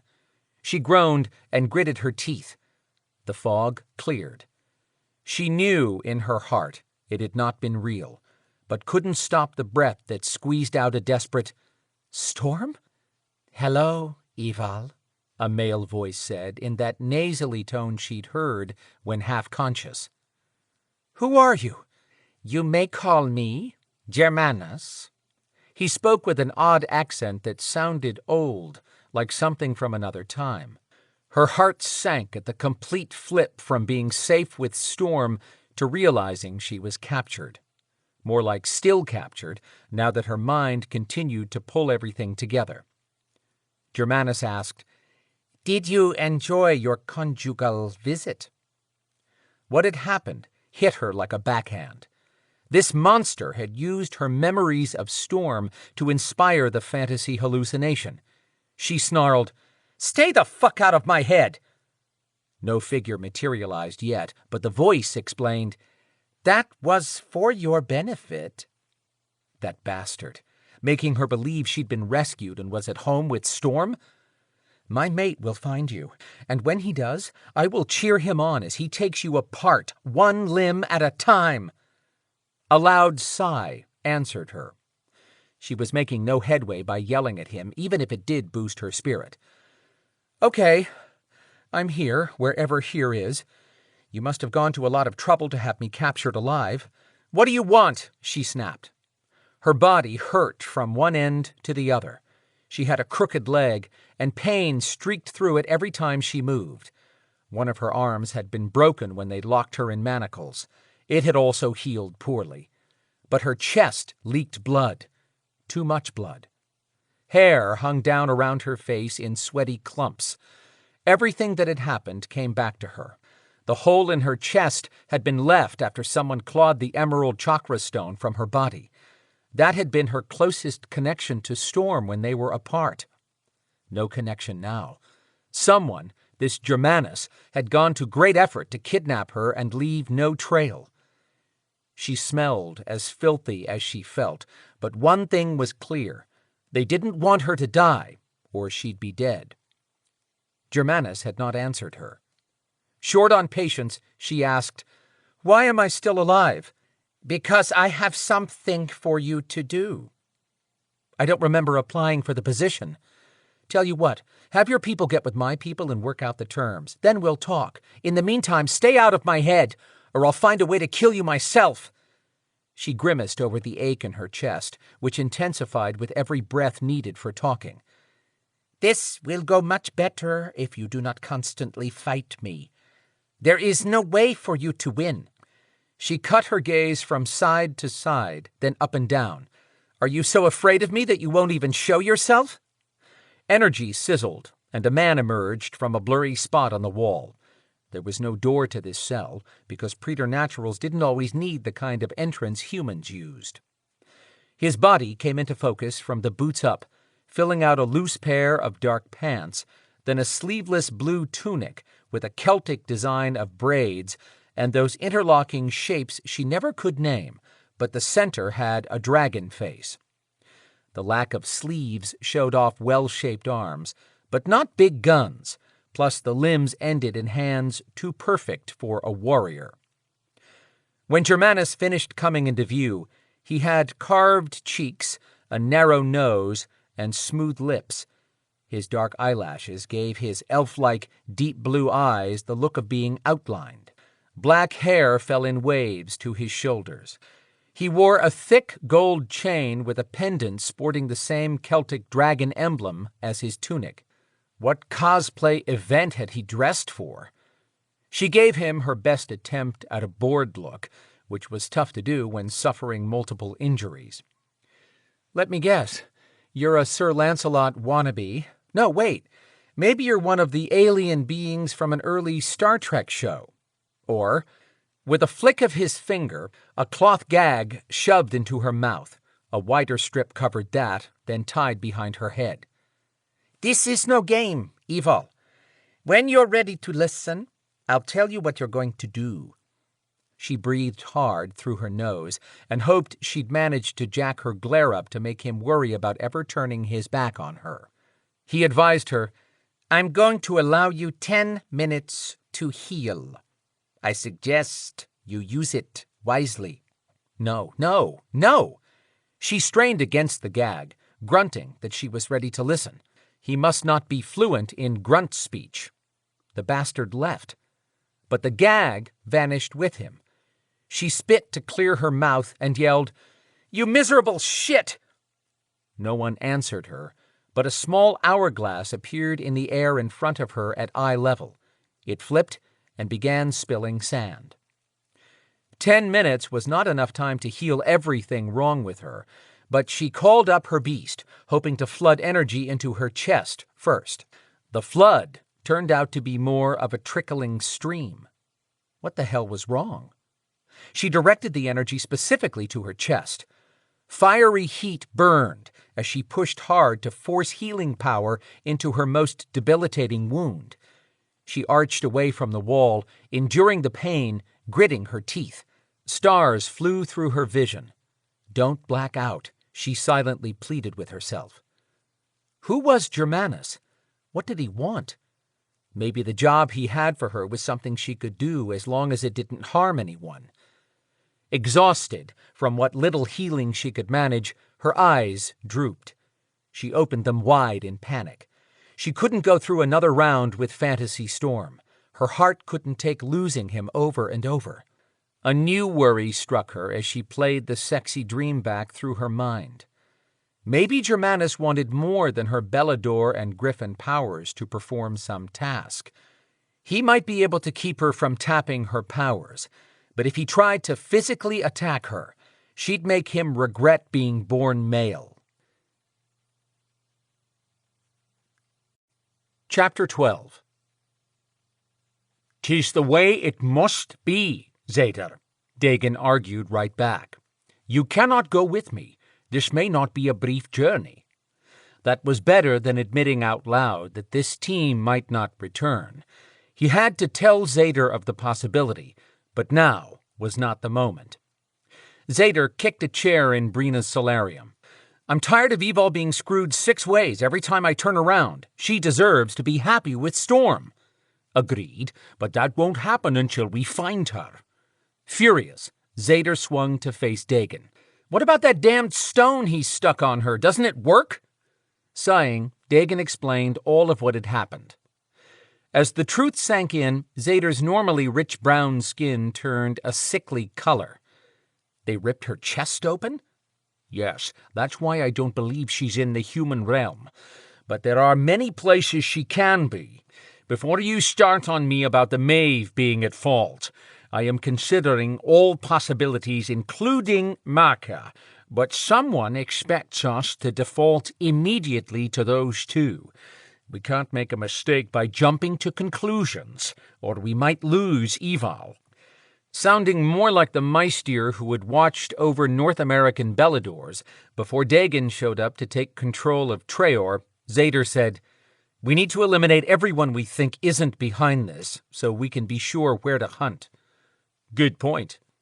Turning a steel-eyed gaze on Dagon, Zader ordered, You need to go to a tribunal and make them pull in Maka, Maeve, and anyone it might be just to rule them out, or to finger the guilty. Dagon stroked the short beard he'd allowed to grow. The Coalition does owe us, at this point, in return for Belador's rejoining the agents of Viper. Damn right. I wouldn't suggest you going there, but Quinn told me the way you gave them a smackdown. So you're good to go, right? Is that an order, Zader? Catching himself, Zader said, Sorry, I'm not used to staying behind. I understand, but there is no one I would entrust with Brina's safety, the future heir's safety, and the entire Belador power base, but you. As great a warrior as you are, I am the one who has to lead this team. I'm the only one who can teleport a group anywhere. I know. When did you two intend to tell me about Evol? Brina asked, storming into the room and looking like the warrior queen she was, even at 7 months pregnant. Zader muttered, Fat's in the fire now. Dagon opened his arms. Come here, niece. As he hugged her, he said, 'Tis bad manners to eavesdrop, niece. I don't care about manners when one of mine is in danger, she replied, and stepped out of his embrace, then moved to Zader's side. Her future husband kissed her head. I was going to tell you as soon as we were finished here. I should be in this meeting.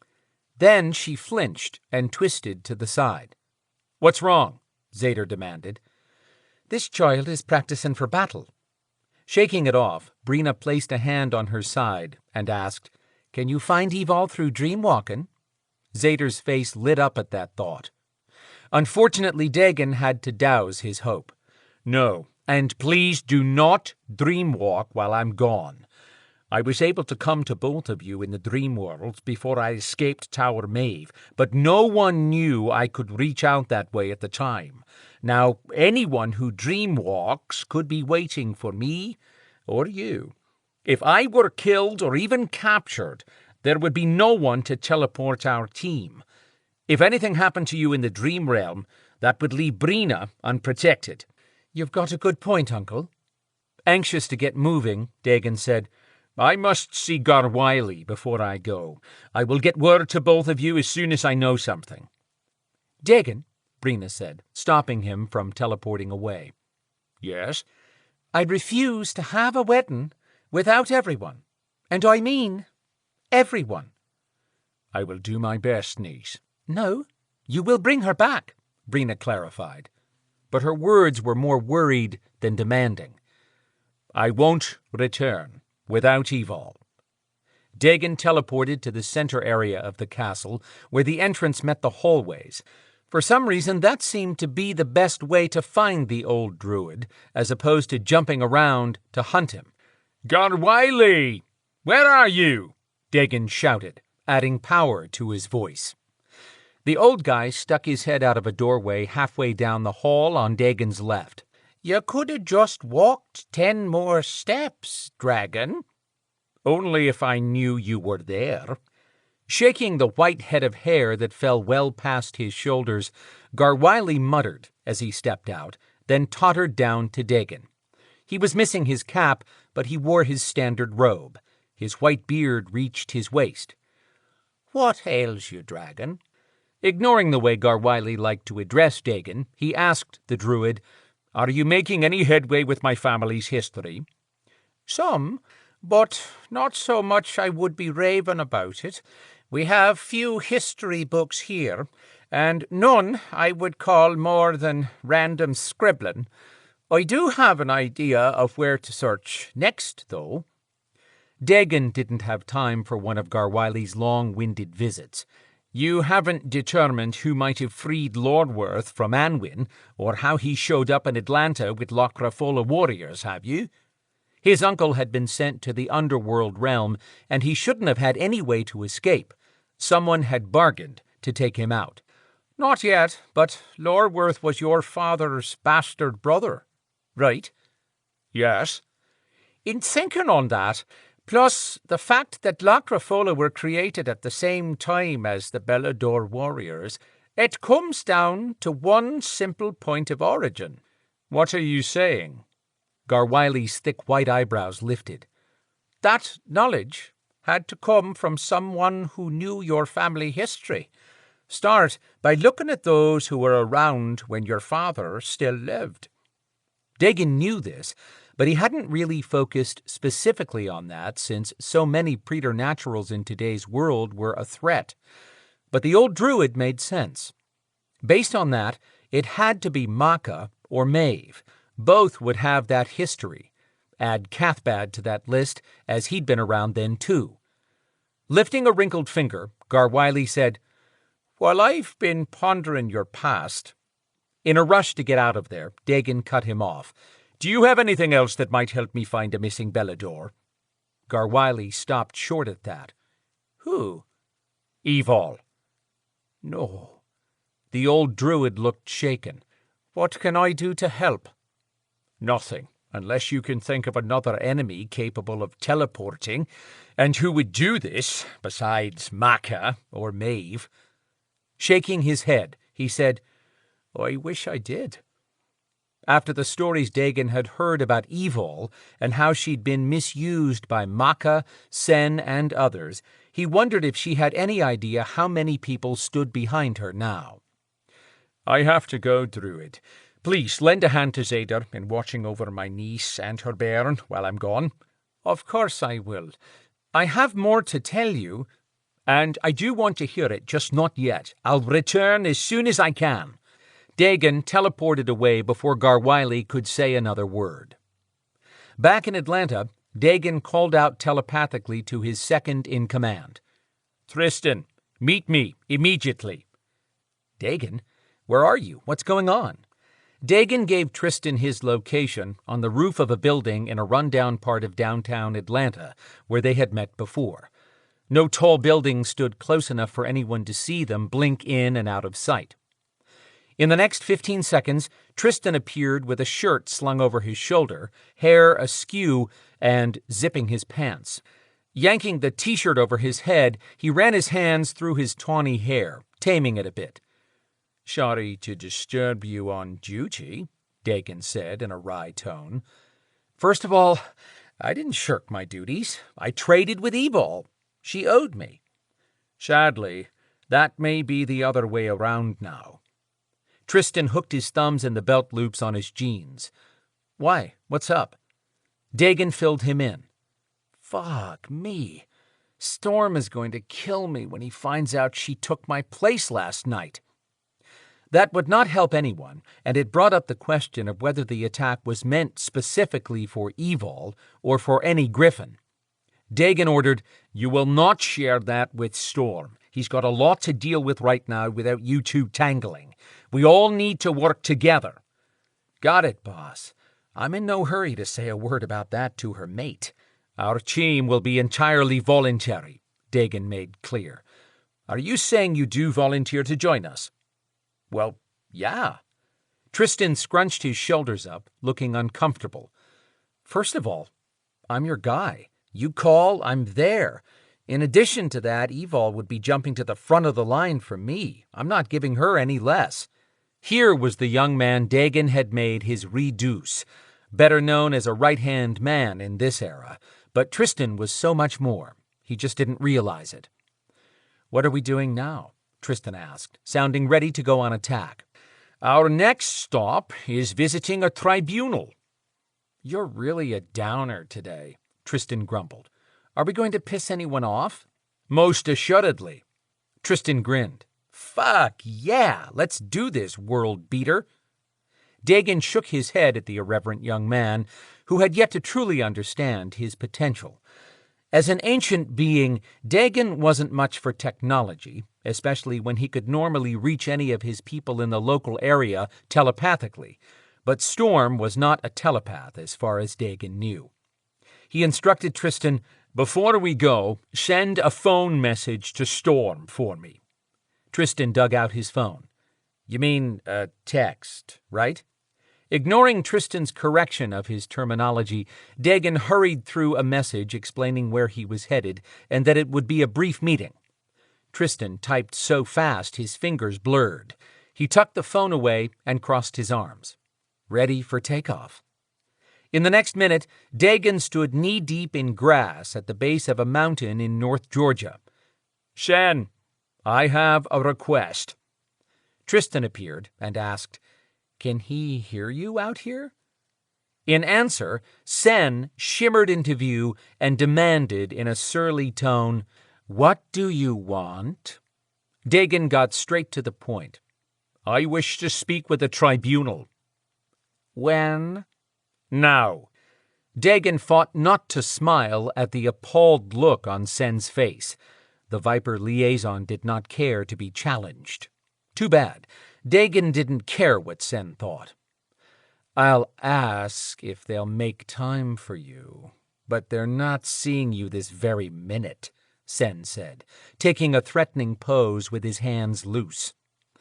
Dagon made no action of acknowledgement. Instead, he told Sen, "You have 1 minute to arrange a meeting. When I leave, so will all my Beladors and all of our support for Viper. Be sure to relay that when they finally decide upon a time." Sen blinked out of existence without another word. Tristan asked, "Think he's doing what you asked?" Dagon had no idea. He'd been broken out of Tower Maeve while still cursed as Maeve's dragon throne, and this new world he'd rejoined had proven to be a curious place. People did not always act as if they understood how close to death they stepped. Power belched out all around them as Sen appeared. Tristan pinched his nose. "Ugh, don't do that so fast. The magic stinks." Sen sliced a look at Tristan that could cut a man in half. Then he told Dagon, "The tribunal will see you, but they warn that it had better be worth doing it on short notice." "What are we waiting for?" In the next instant, Dagon and Tristan were deposited in the familiar tribunal setting he recalled from his first visit. Same circular plain of grass beneath their feet, same endless sky that surrounded them, similar to the glass cover on a snow globe, an odd trinket he'd found in Atlanta, and the same raised dais with 3 entities standing upon it. Unfortunately, one was Loki, the god who lived to create turmoil in all worlds. He had probably only agreed to support tribunals for the sheer fun of causing chaos. Next to Loki stood Justitia, goddess of justice, wearing a gold blindfold and simple gown, but holding a set of scales to one side. Assuming the blindfold meant she would not be able to know what happened around her would be foolish. Dagon had heard plenty about her as a child. Tinkling sounds came from a lyre Hermes strummed, while staring off at nothing with a bored expression. Easy to understand with the boring music this god played endlessly. Why was he even in a tribunal? He belonged in a king's court as unnoticed entertainment for guests wandering around. Hermes had the face of a god, but he could not hold his own with others like Loki. Speaking of the trickster god, the last time Dagon had met him in this location, Loki had been in a jovial mood. Loki had enjoyed his power play, until Dagon pointed out that none of them knew his powerful mother, whose identity he intended to keep secret, had been sworn to keep secret. "What is the problem, Dragon King?" Loki asked, no patience evident. "One of my people has been kidnapped in a brutal fashion. I wish to question Maka and Maeve to see if either was involved. Doing that here, where they are unable to lie, would save everyone time." "We are not expected to provide for interrogations," Justitia replied, but Loki lifted his hand to request the floor. Just as Dagon had heard, Justitia missed nothing. She turned her face to Loki with a sour expression on her lips, even though she couldn't see his hand. She returned to facing forward, and Hermes kept plucking away at his strings. Loki asked Dagon, Why should we provide this service for you? Upon Viper's request, my Beladors have returned to support the Coalition's enforcement for the past 10 days. From what I understand, the Beladors have provided the largest number of warriors for many years. For that reason alone, my request should be met with the respect it deserves. Allowing a moment for his warning to get through, Dagon continued. More than that, the time is coming that preternaturals will face exposure to humans. When that happens, you will need us more than ever. Too late, Loki countered. There are reports of humans using their phones to film strange events at 2 vehicle wrecks in downtown Atlanta. Sen tells us the Beladors are at fault for this, yet you come here demanding our aid. Tristan murmured, "Sorry."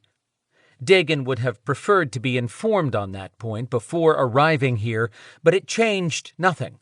Viper would not hold Beladors responsible for incidents out of their control. They had Sen to clean up things. Dagon asked, "If that is so, why did your liaison not wipe human minds and destroy electronics that could be replaced? Seems you have the answer to that issue standing here with us." Sen's power flushed out hard. Dagon ignored him, keeping his attention on the 3 gathered on the dais. Rather than respond to that question, Loki said, "We are busy. What do you want?" "To locate our missing Belador." "Who is it?" By the sly look in Loki's eyes, Dagon knew that the god had been well informed of who was missing. "Evil Kincaid. If Maka and Maeve play no part in this kidnapping, then they should have no problem saying so." The irritating god made everyone wait during a long moment of decision simply to insult Dagon, who would never waste time posturing frivolously with Evol's life at risk. Casting a smirk in Dagon's direction, Loki said, "Maka refuses to join us. She did ask me to pass along her pleasure at hearing Evol is captured. Maeve said Cathbad is unavailable, and she refuses to join us without him present, even though I assured both her and Maka they would face no penalty for agreeing to attend." Dagon wanted to crush that god. He had not given leave for Loki to allow those goddesses the freedom to come and go if either had committed this crime. Remaining here would only cost valuable time. Dagon said, "I have a Night Stalker actively searching for details on this kidnapping. He requested that no handshakes be shared with Night Stalkers in Atlanta until he ferrets out every piece of information we need. My Beladors have been ordered to comply until I say otherwise. I suggest you warn others associated with Viper to also not interfere, as I will be informed immediately." That wouldn't guarantee Viper stayed out of his way, but agents with any survival instincts would not want a dragon breathing down their necks. In closing, Dagon said, "Loki, Justicia, and Hermes, thank you for the meeting. I will not forget your aid." They could take that at face value, or read between the lines and hear his anger over their lack of support. Smiling as if this had turned out better than expected, Loki said, "You're welcome, dragon. Does this mean you'll be gone for some time hunting the griffin?" Dagon gleaned Loki's meaning. This group of entities thought they saw an opportunity. Offering a warrior's face in return, Dagon said, "I'm often gone overseeing my Beladors. They are a power to be respected, especially considering our telepathic abilities.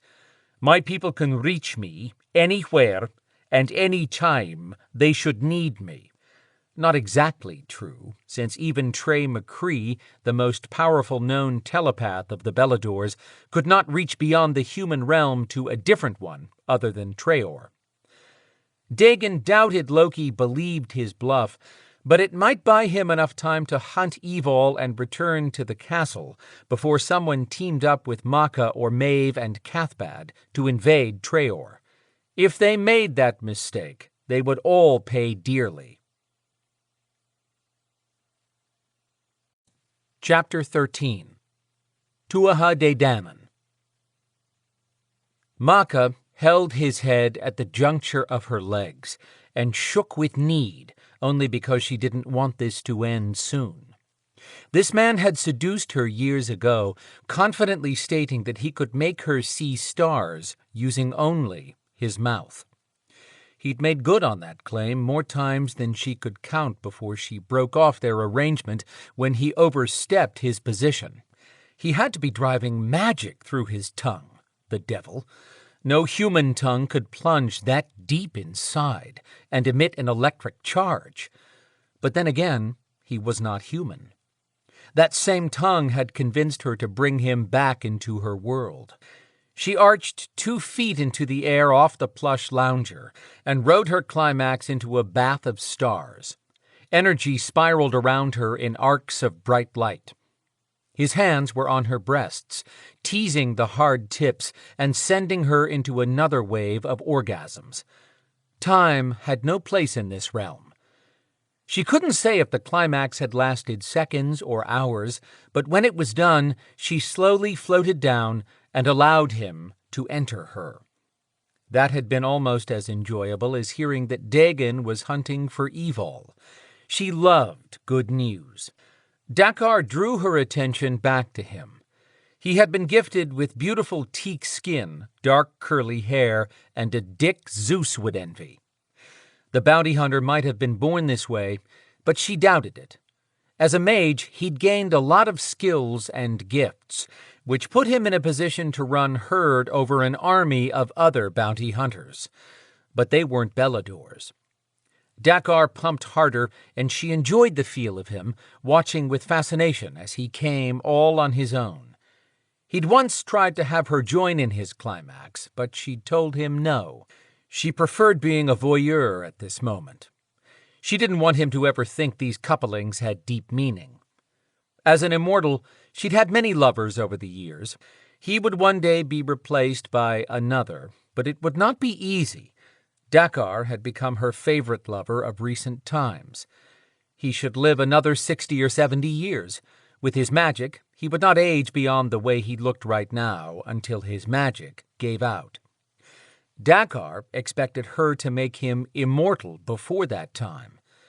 He didn't understand that even if she were to consider keeping him longer, it wasn't as if she could use a magic wand to accomplish such a change.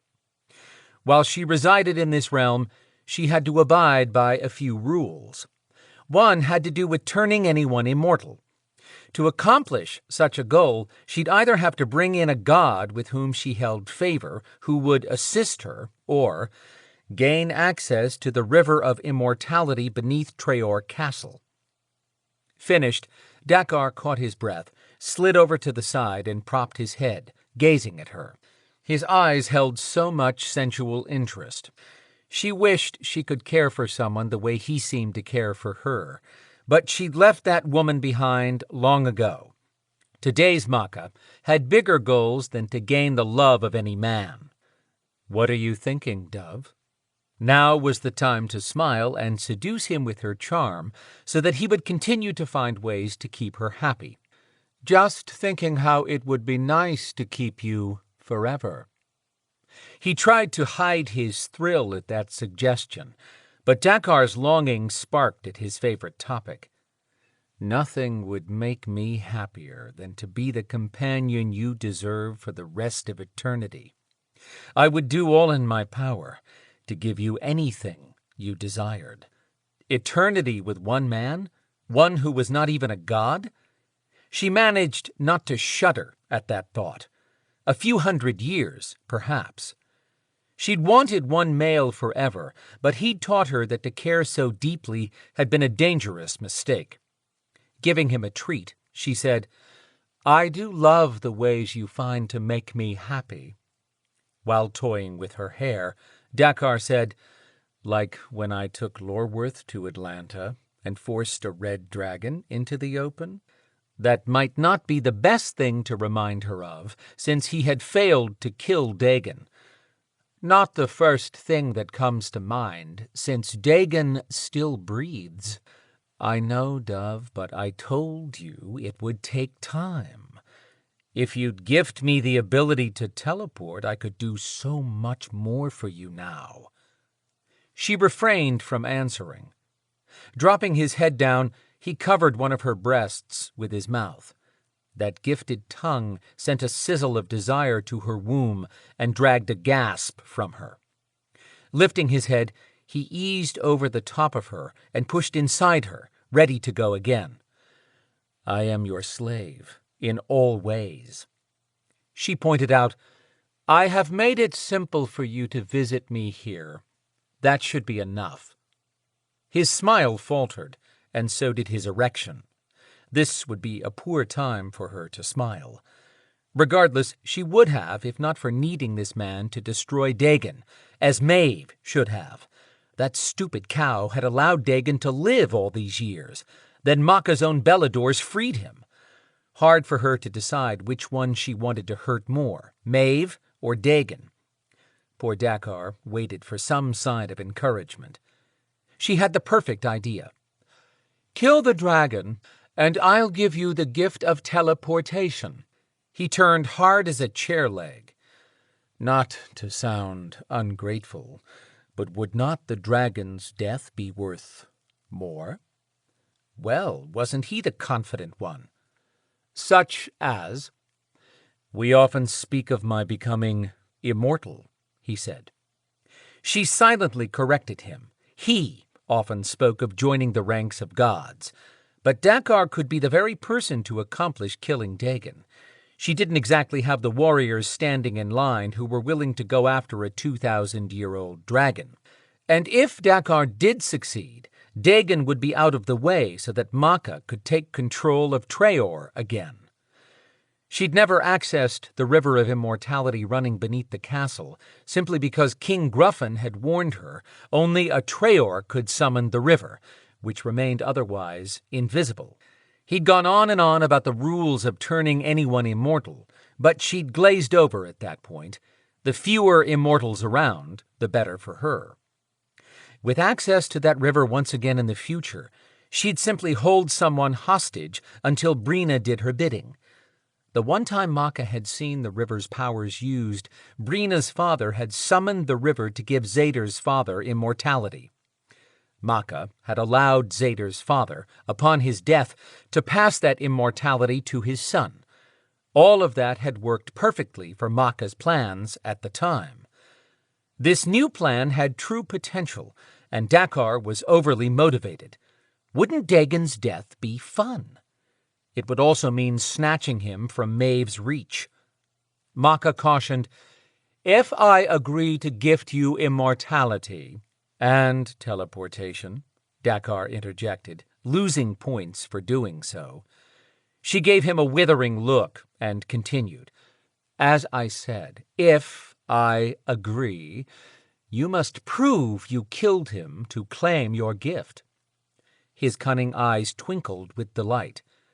If I bring you an entire dragon body, what would you do with it?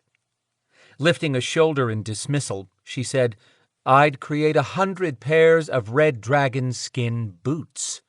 Throwing back his head, he laughed, then brought that mouth back down to her other breast and stoked a new surge of energy racing over her skin. Yes, she would keep this one as long as she continued to be entertained. She did appreciate the level of confidence he showed over the idea of destroying a dragon. Dakar lifted his head and said, Every bit of information will help me to serve you better. Tell me again about the time of dragons and King Gruffin. Not that again. Why not? That was when I ruled Treoir with no interference. She hated thinking about good times. She preferred only to experience them. Come on, Dove.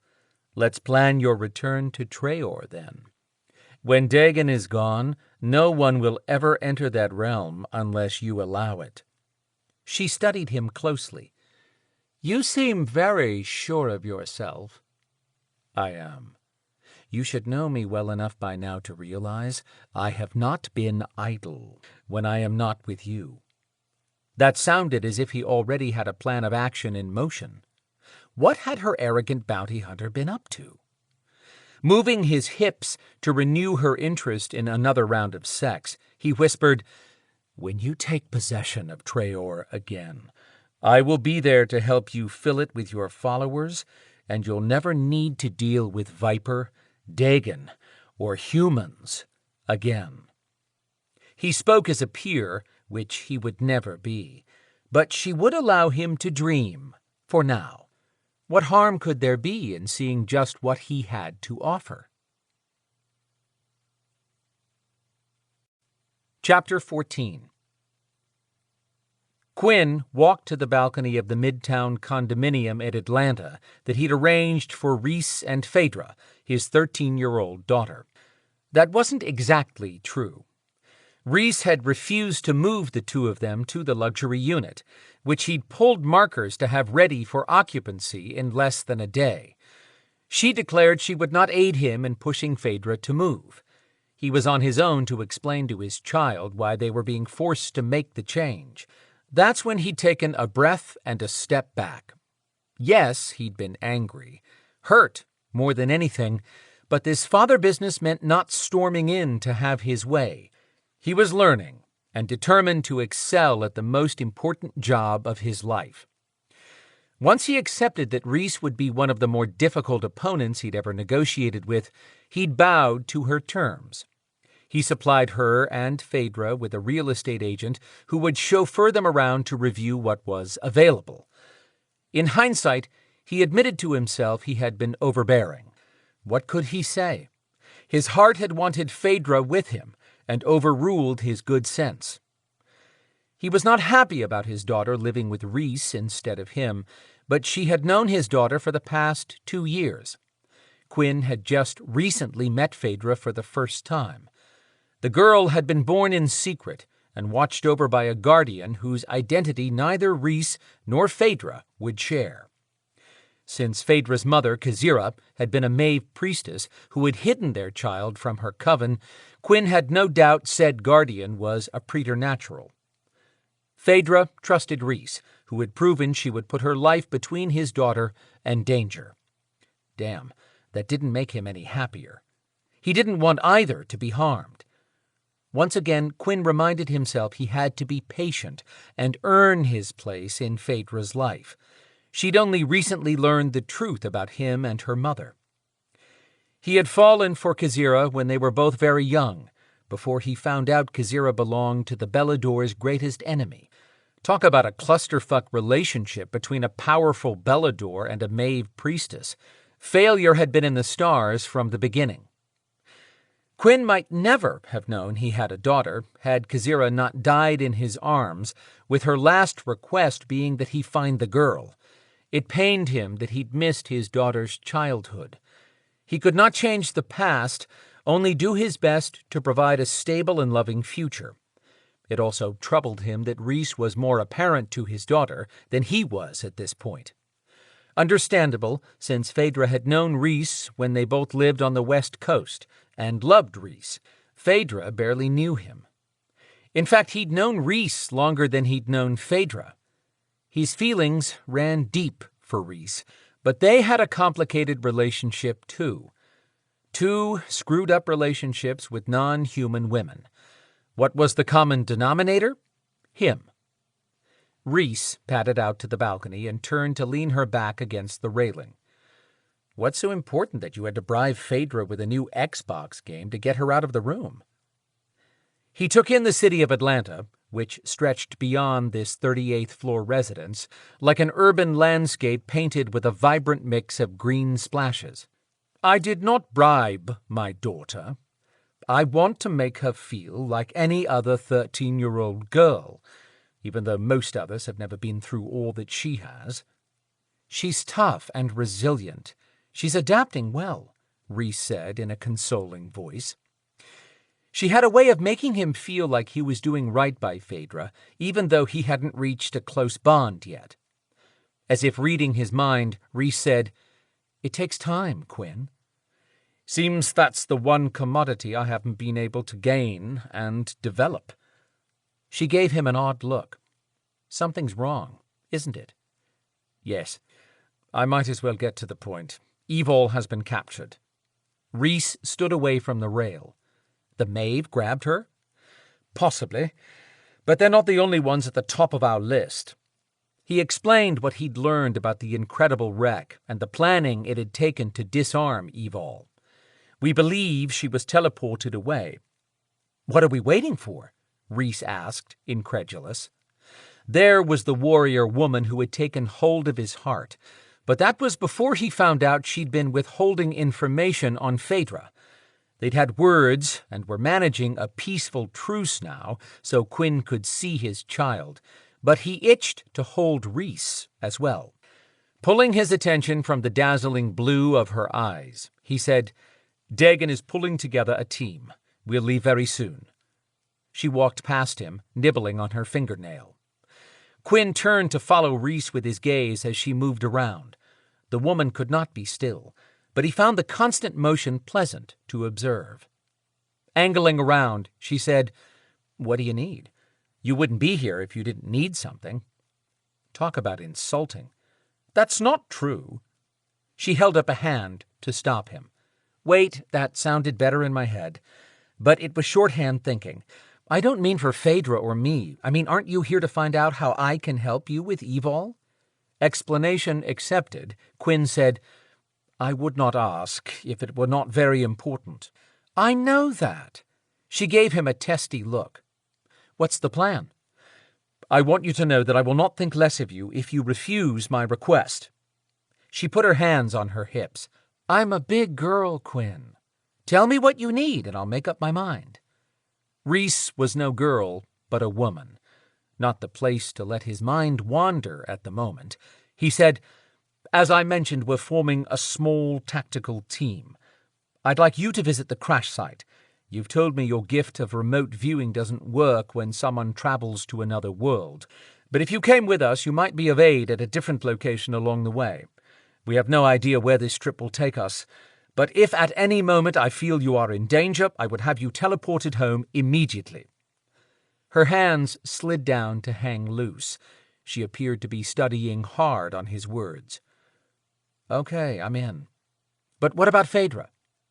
His chest eased with her acceptance. "I have a plan for Phaedra." "Now wait a minute. This isn't some screwed-up way of moving her to your place, is it?" "Don't shout at Rhys." Quinn took a moment and spoke slowly to keep from yelling at her.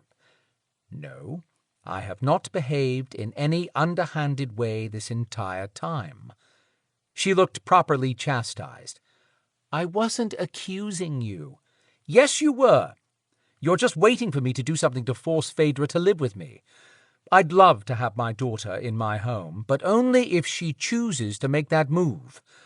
Until then, I'm playing by everyone else's rules." Blowing out a hard breath, she said, "Okay, fine, I admit I was worried you were going to do that, but you tried to move us out of our first apartment without asking first. You two chose this place. Only after you forced the issue." This woman could irritate him if he was in a coma. Straining not to snap at her, he reminded her, "I agreed to this arrangement of Phaedra living with you, but I was not able to sleep at night when I felt my daughter was staying somewhere I considered unsafe and without the level of security I require for myself. You got your way, and I am at ease now. The security here is 5 times greater than where you had her." "Hold it, Bud, I didn't choose that first place." No, and she refused to tell him who had been pulling strings for Phaedra over the years, which included placing Phaedra and Rhys in a substandard location. To be fair, their first apartment hadn't been the ghetto, but he could not live in finer accommodations while his child did not. With a quick glance, Quinn gave Rhys credit for furnishing the new unit in a comfortably casual way, and she'd failed to spend a third of the money he'd made available for their needs. He told her, "Since you didn't choose that other apartment either, you should be glad for the change. For one thing, you are safer here. I have a contingent of Beladors to protect both of you." Her eyes fired up. "Hey, I'm not complaining about this place. I was only stating that you have a habit of demanding your way. Phaedra and I have existed for years in situations that were not of our choosing. We both want the chance to choose." That sounded perfectly fair, but by constantly questioning everything he said or did, Rhys had pissed him off after he'd bent to meet her halfway more times than not recently. He said, "You may make any choice you wish, but Phaedra is my child. Until she's capable of protecting herself, I will provide for and protect her in the best way I know how." Fine. That evil female word. It was not fine, but Rhys appeared ready to throw in the proverbial towel on this one. Running a hand through his hair, he said, "I don't want to fight with you, Rhys." "Me neither. So, what's your plan for Phaedra while we're gone?" He explained how Storm had his building warded for a preternatural apocalypse, and that Kit would be staying there. Storm had called to share that new development just before Quinn knocked on Rhys's door. She asked, "Who's Kit?" "Can I explain that on the way over to Storm's building?" "Oh, I get it. We need to get rolling." Just like that, Rhys went from arguing to action.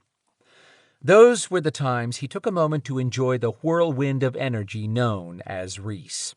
The sound of a microwave running in the kitchen had Quinn turning. He walked over to see what Phaedra was up to and inhaled a deep breath of popcorn. Had his daughter heard that entire exchange? With her odds at having preternatural hearing, she most likely had. Rhys had taken steps to the right as if to grab something off the sofa, but spun around and raced past him down the hallway. "Rhys," he called out. "Packing," she shouted without turning around, and slammed a door. Phaedra appeared in the entrance to the kitchen with a worried look on her face. "Something smells good, sweetheart," Quinn started in a happy tone he would always have ready for her. "Do you like your—" Sorry. Be right back." He leaned over to watch her run down the same hall to Rhys's room. "What's going on, you two?" Phaedra paused at the door with guilt splashed all over her face. "Helping her pack." Quinn didn't require Storm's gift of ferreting out a lie to know his daughter had not told the truth. Chapter 15. The third time Evol came to from a hallucinogenic dream, she screamed, "Stop it!" The dream had started as sexy as the last two, but this one ended with Storm being yanked up on his feet and his head cut off in front of her.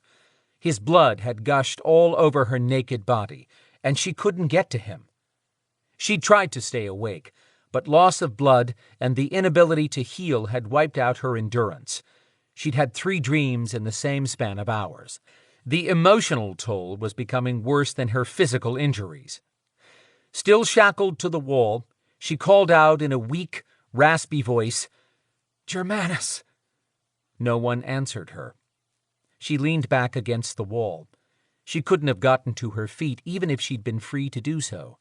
Her energy reserve was non-existent. When holding her head up became too much effort, she let it hang down.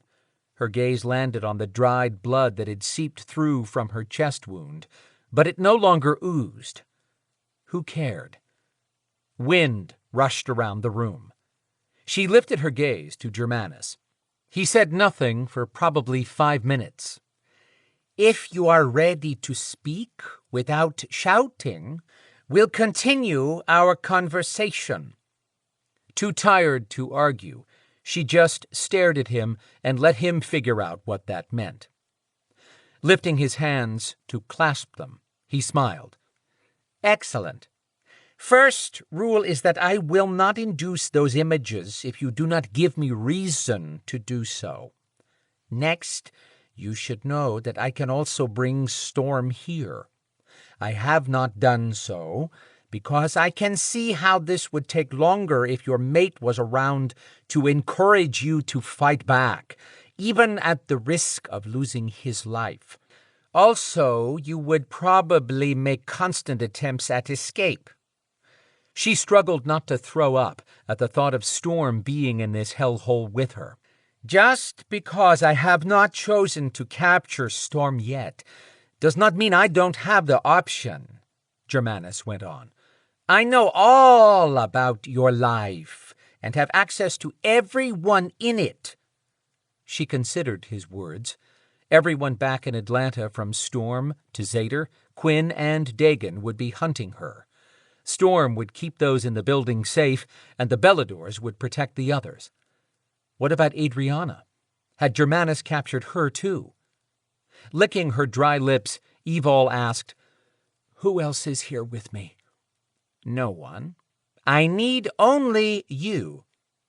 She allowed herself a moment of relief at that, if he was telling the truth. Forcing words past her parched throat, she asked, "What do you want me to do?" "Ah, yes, we finally reach the point of cooperation." Really? He thought this was a voluntary situation? Evidently so, because he'd carried on as if she'd agreed. "You will need to continue healing, but only to the point that you are able to shift and function." Good. Shifting would help her heal faster, but he had to be a fool to allow her the ability to fly away. Unless he had some crazy-ass power to stop her. "What exactly do you want from me?" she asked. "Once you're ready, you'll need to be in griffin form. I will explain more as you are prepared, but first you must heal further." Experiencing a moment of hope at the idea of healing, she suggested, "If you let me shift, I'll heal faster and save you time." He actually seemed pleased at that idea, the fool. He said, "If that is what you wish to do." Before she could ask anything else, the shackles clicked open. She slowly brought her arms forward, clenching her eyes shut to stem the tears threatening to pour. It hurt so much she could hardly breathe. When she finally wrapped her good arm across her chest, she moved one leg. The crooked one wouldn't bend. Sighing loudly to emphasize his impatience, Germanus held out his hand. She was not accepting it. Then he lifted his hand. As he did that, her body rose from the floor until her legs dangled beneath her. The broken one flopped, and a stab of pain ran up her leg. She cursed. Moving his free hand, he flicked it at one wall, and a door opened. Had that been there all along, but hidden from view? Maybe he hadn't teleported in. Dragging her along kinetically, he stepped out of the room and walked down a long hall. Where were his guards? Didn't he have any? It wasn't until he'd ascended 3 sets of stairs to a much brighter area that Evol saw any other life form. But the light was the greater threat. "Germanus, no sunlight, unless you want roasted griffin." "You will not be harmed. It is twilight." 2 gargoyles, 10 feet tall and looking like there'd been a T-Rex somewhere in their background, stood next to an arched opening. They had the same Celtic dragon shape burned into their chests that she'd seen on the clothes Germanus wore. Ouch. Just as he'd said, light from the post-sunset skies filled the opening. She'd be concerned that since she brought it up, Germanus would now threaten her with death by sunlight, but it seemed he already knew that about her. He knew too much. Who was this man, and what was he doing? Medieval-style weapons decorated the stone walls, and vintage rugs covered the slate floors. Windows had no glass. Nothing about this place said 21st century. Germanus lived in a castle. Was she in Scotland or Germany? Evol couldn't wrap her head around any of this. As their boss approached, the gargoyles quietly studied what Germanus dragged along on an invisible leash. She could only imagine how vulnerable she had to appear right now. For the time being, she had to button down her urge to snap at him if he was going to allow her to shift and heal. Let her regain her strength, and he'd face a beast unlike anything he could imagine.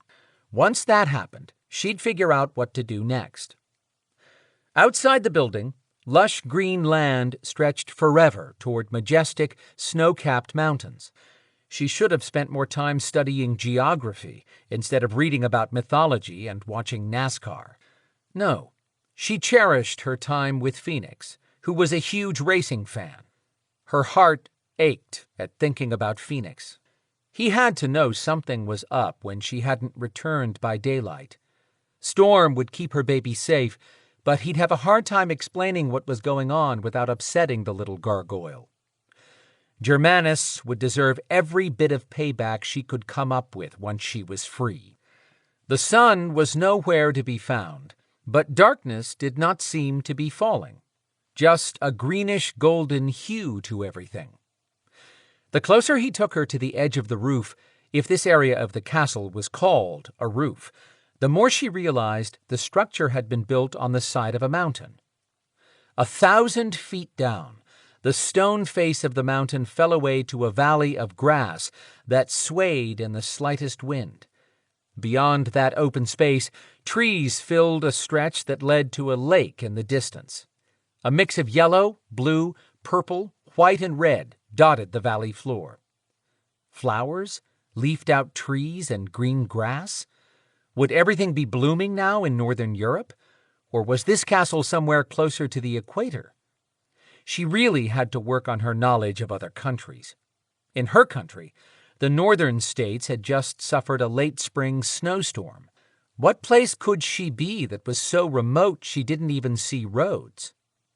She had no idea, but this was a perfect spot for someone like Germanus to hide what he was doing, and maybe even let preternatural beasts like those gargoyles fly without being seen. Who tended the castle? Where were people? Maybe he used his magic to prevent humans from coming too close, but that was more power than she could wrap her head around. Looking out over the beautiful land, she felt the first trickle of true belief that she could escape. Germanus paused near the edge, moving his hands to position her close to it. "You may shift and fly. Do not attempt to fly away. You will not be successful." Could he have warded an area this massive? She didn't care what he'd done. She got ready to call up her beast and turn into a griffin. Dagon had given her permission to do so when she'd battled alongside him in the human world. If the tribunal found out that she'd shifted, she had no doubt in her mind that Dagon would back her up and claim she had a right to save herself. It was nice to have a true ruler who would fight for his people. Changing shape strained every muscle.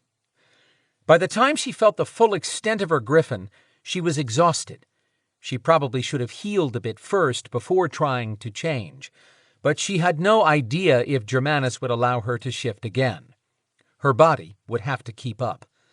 Now was the time to find out what power she had available.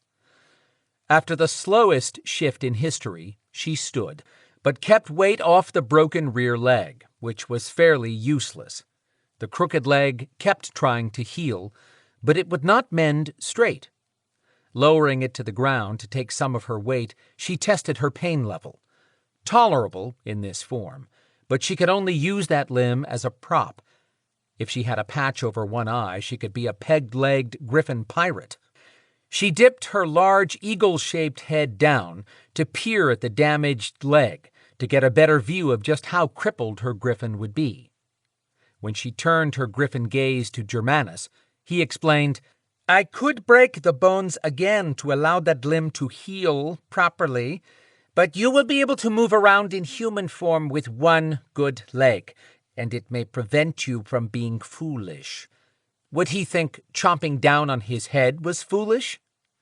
She gave serious thought to trying it, but he wouldn't have allowed her to shift if there was any chance of her attacking him successfully. She couldn't speak in this form, except telepathically with another Belador, Brina, or Dagon, but she could glare her disgust. Undaunted by a griffin giving him the evil eye, he said, "If you feel able to fly, you may fly for this long." Another hourglass appeared above his open hand and flipped to start timing. "It is half of 1 human hour. Do not waste your time." Enough interacting with him. She had to determine her next move. Evol's griffin hobbled to the edge and looked over the side where the land was way, way down. Could she fly for sure? She moved her wings out and up, then down, testing them. Some bones in one wing were still mending, but the major ones seemed able to function. Was he going to allow her to fly untethered? She didn't feel any magic wrapped around her neck or legs. It was now or never. Dropping down on her 3 strong legs, she shoved up, flapping her wings, and leaped over the side. Her huge griffin body dropped like a rock in a pond. She kept flapping harder until she felt her wings finally catch air. Halfway down, still beating like a crazy overgrown bird, she lifted slowly and took aim at the clouds. Air swept across her eagle head, and heat left from the sun warmed her feathers. Her aches and pains had not vanished, but diminished beneath the exhilaration of flying. For that one moment, she enjoyed peace. Gliding back and forth, she banked and flew as if testing her strength, when in truth each move took her further from Germanus and his castle. From a distance, the stones used to build it seemed to sparkle, as if cut from unusual rock. The gargoyles had joined Germanus at the top of the castle, standing like 2 deadly guards. With a return of even limited strength, her mind cleared to calculate her escape. Another man had delivered Evol to Germanus. She still recalled the kidnapper saying, "He is definitely hunting it." That it had to be her, right? Dismissing that as unimportant, she came up with one thing that mattered. If Germanus had to send someone to kidnap her, then he had a weakness of some sort. Otherwise, why had he not gone for her himself? He said she couldn't escape. What could stop her? Time to find out. Evol continued to fly back and forth, continuing to gradually widen the distance from Germanus and his castle. On the next bank to her right, she looked back to see his tiny form still standing, as if unconcerned. She could taste freedom. Arrogance had taken down the mighty more than once. Being preternatural did not equal being intelligent. Germanus could be yet another example of how criminals were often idiots. Straightening out her flight path, she made up her mind to find out just how much luck she had today. What felt like longer than a half hour had passed, and she had not gotten any closer to the mountains. The distance must have been further than she'd estimated. She had a serious problem. Her stamina was waning. She couldn't keep flapping at this pace much longer. Would Germanus expect her to be too weak? Had that been his plan? To let her wear herself out, then recapture her? She finally turned in a large circle and glided down to where she could land. Normally, she could set down gracefully, but she'd forgotten her damaged limb. The jar from taking her griffin weight streaked pain up her right rear leg. Dropping to the ground to allow all her legs to rest, she searched in every direction beyond the castle. How could this place be so remote? There had to be locations like this in the world, but traveling had never been an option for her beyond what she could do at night. She had no idea what else the world offered beyond initially being trained in Alaska and being assigned to the southwest region of the country for a brief stint. Then she'd met Zader and Quinn, who moved her to Atlanta, best friends ever. During her flight, she'd been so busy working her way out from the castle, she hadn't searched for any other sign of life. Now she noticed the quiet around her. Too quiet. This was not the time to quit. That flight had drained her, but she had to go on. Searching all around, she sensed no sign of a ward, nothing magical to prevent her escape. Germanus clearly thought to allow her enough freedom to tire herself out, then send his gargoyles after her.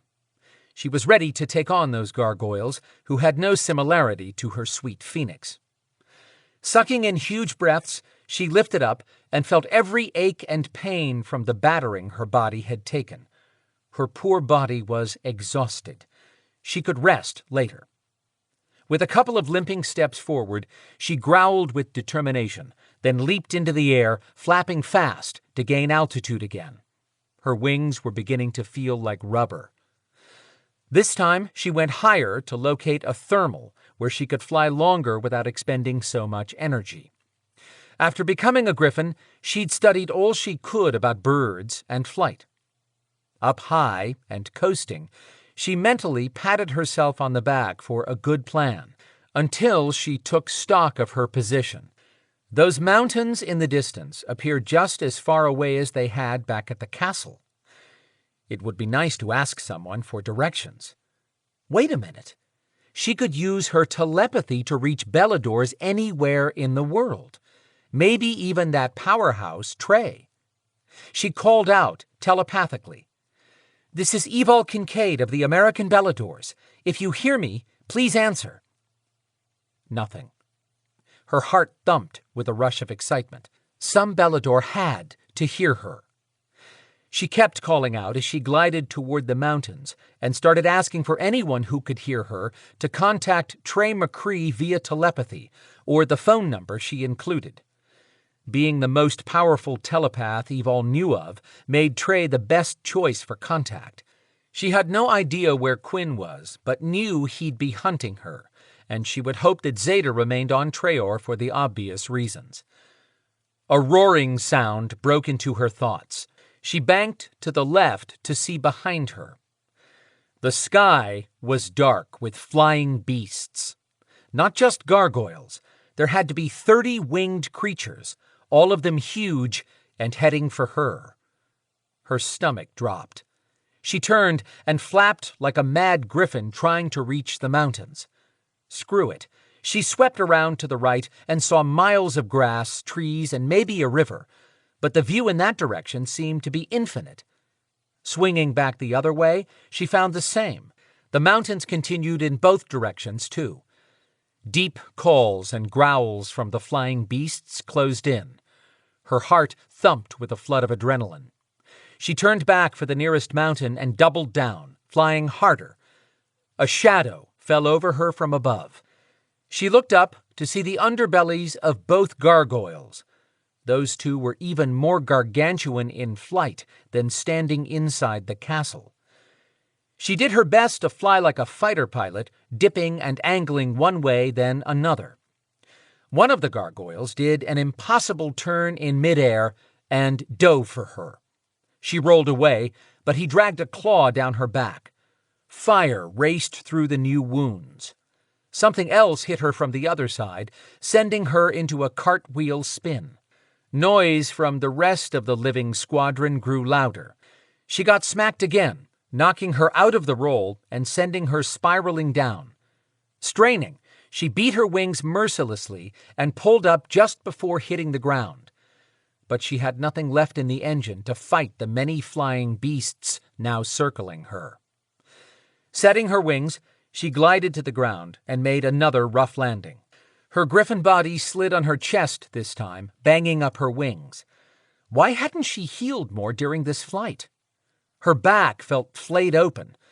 When she finally stopped, she spit out a beakful of dirt and grass, then just stayed flat on the ground, breathing hard. The thumps of other heavy landings surrounded her.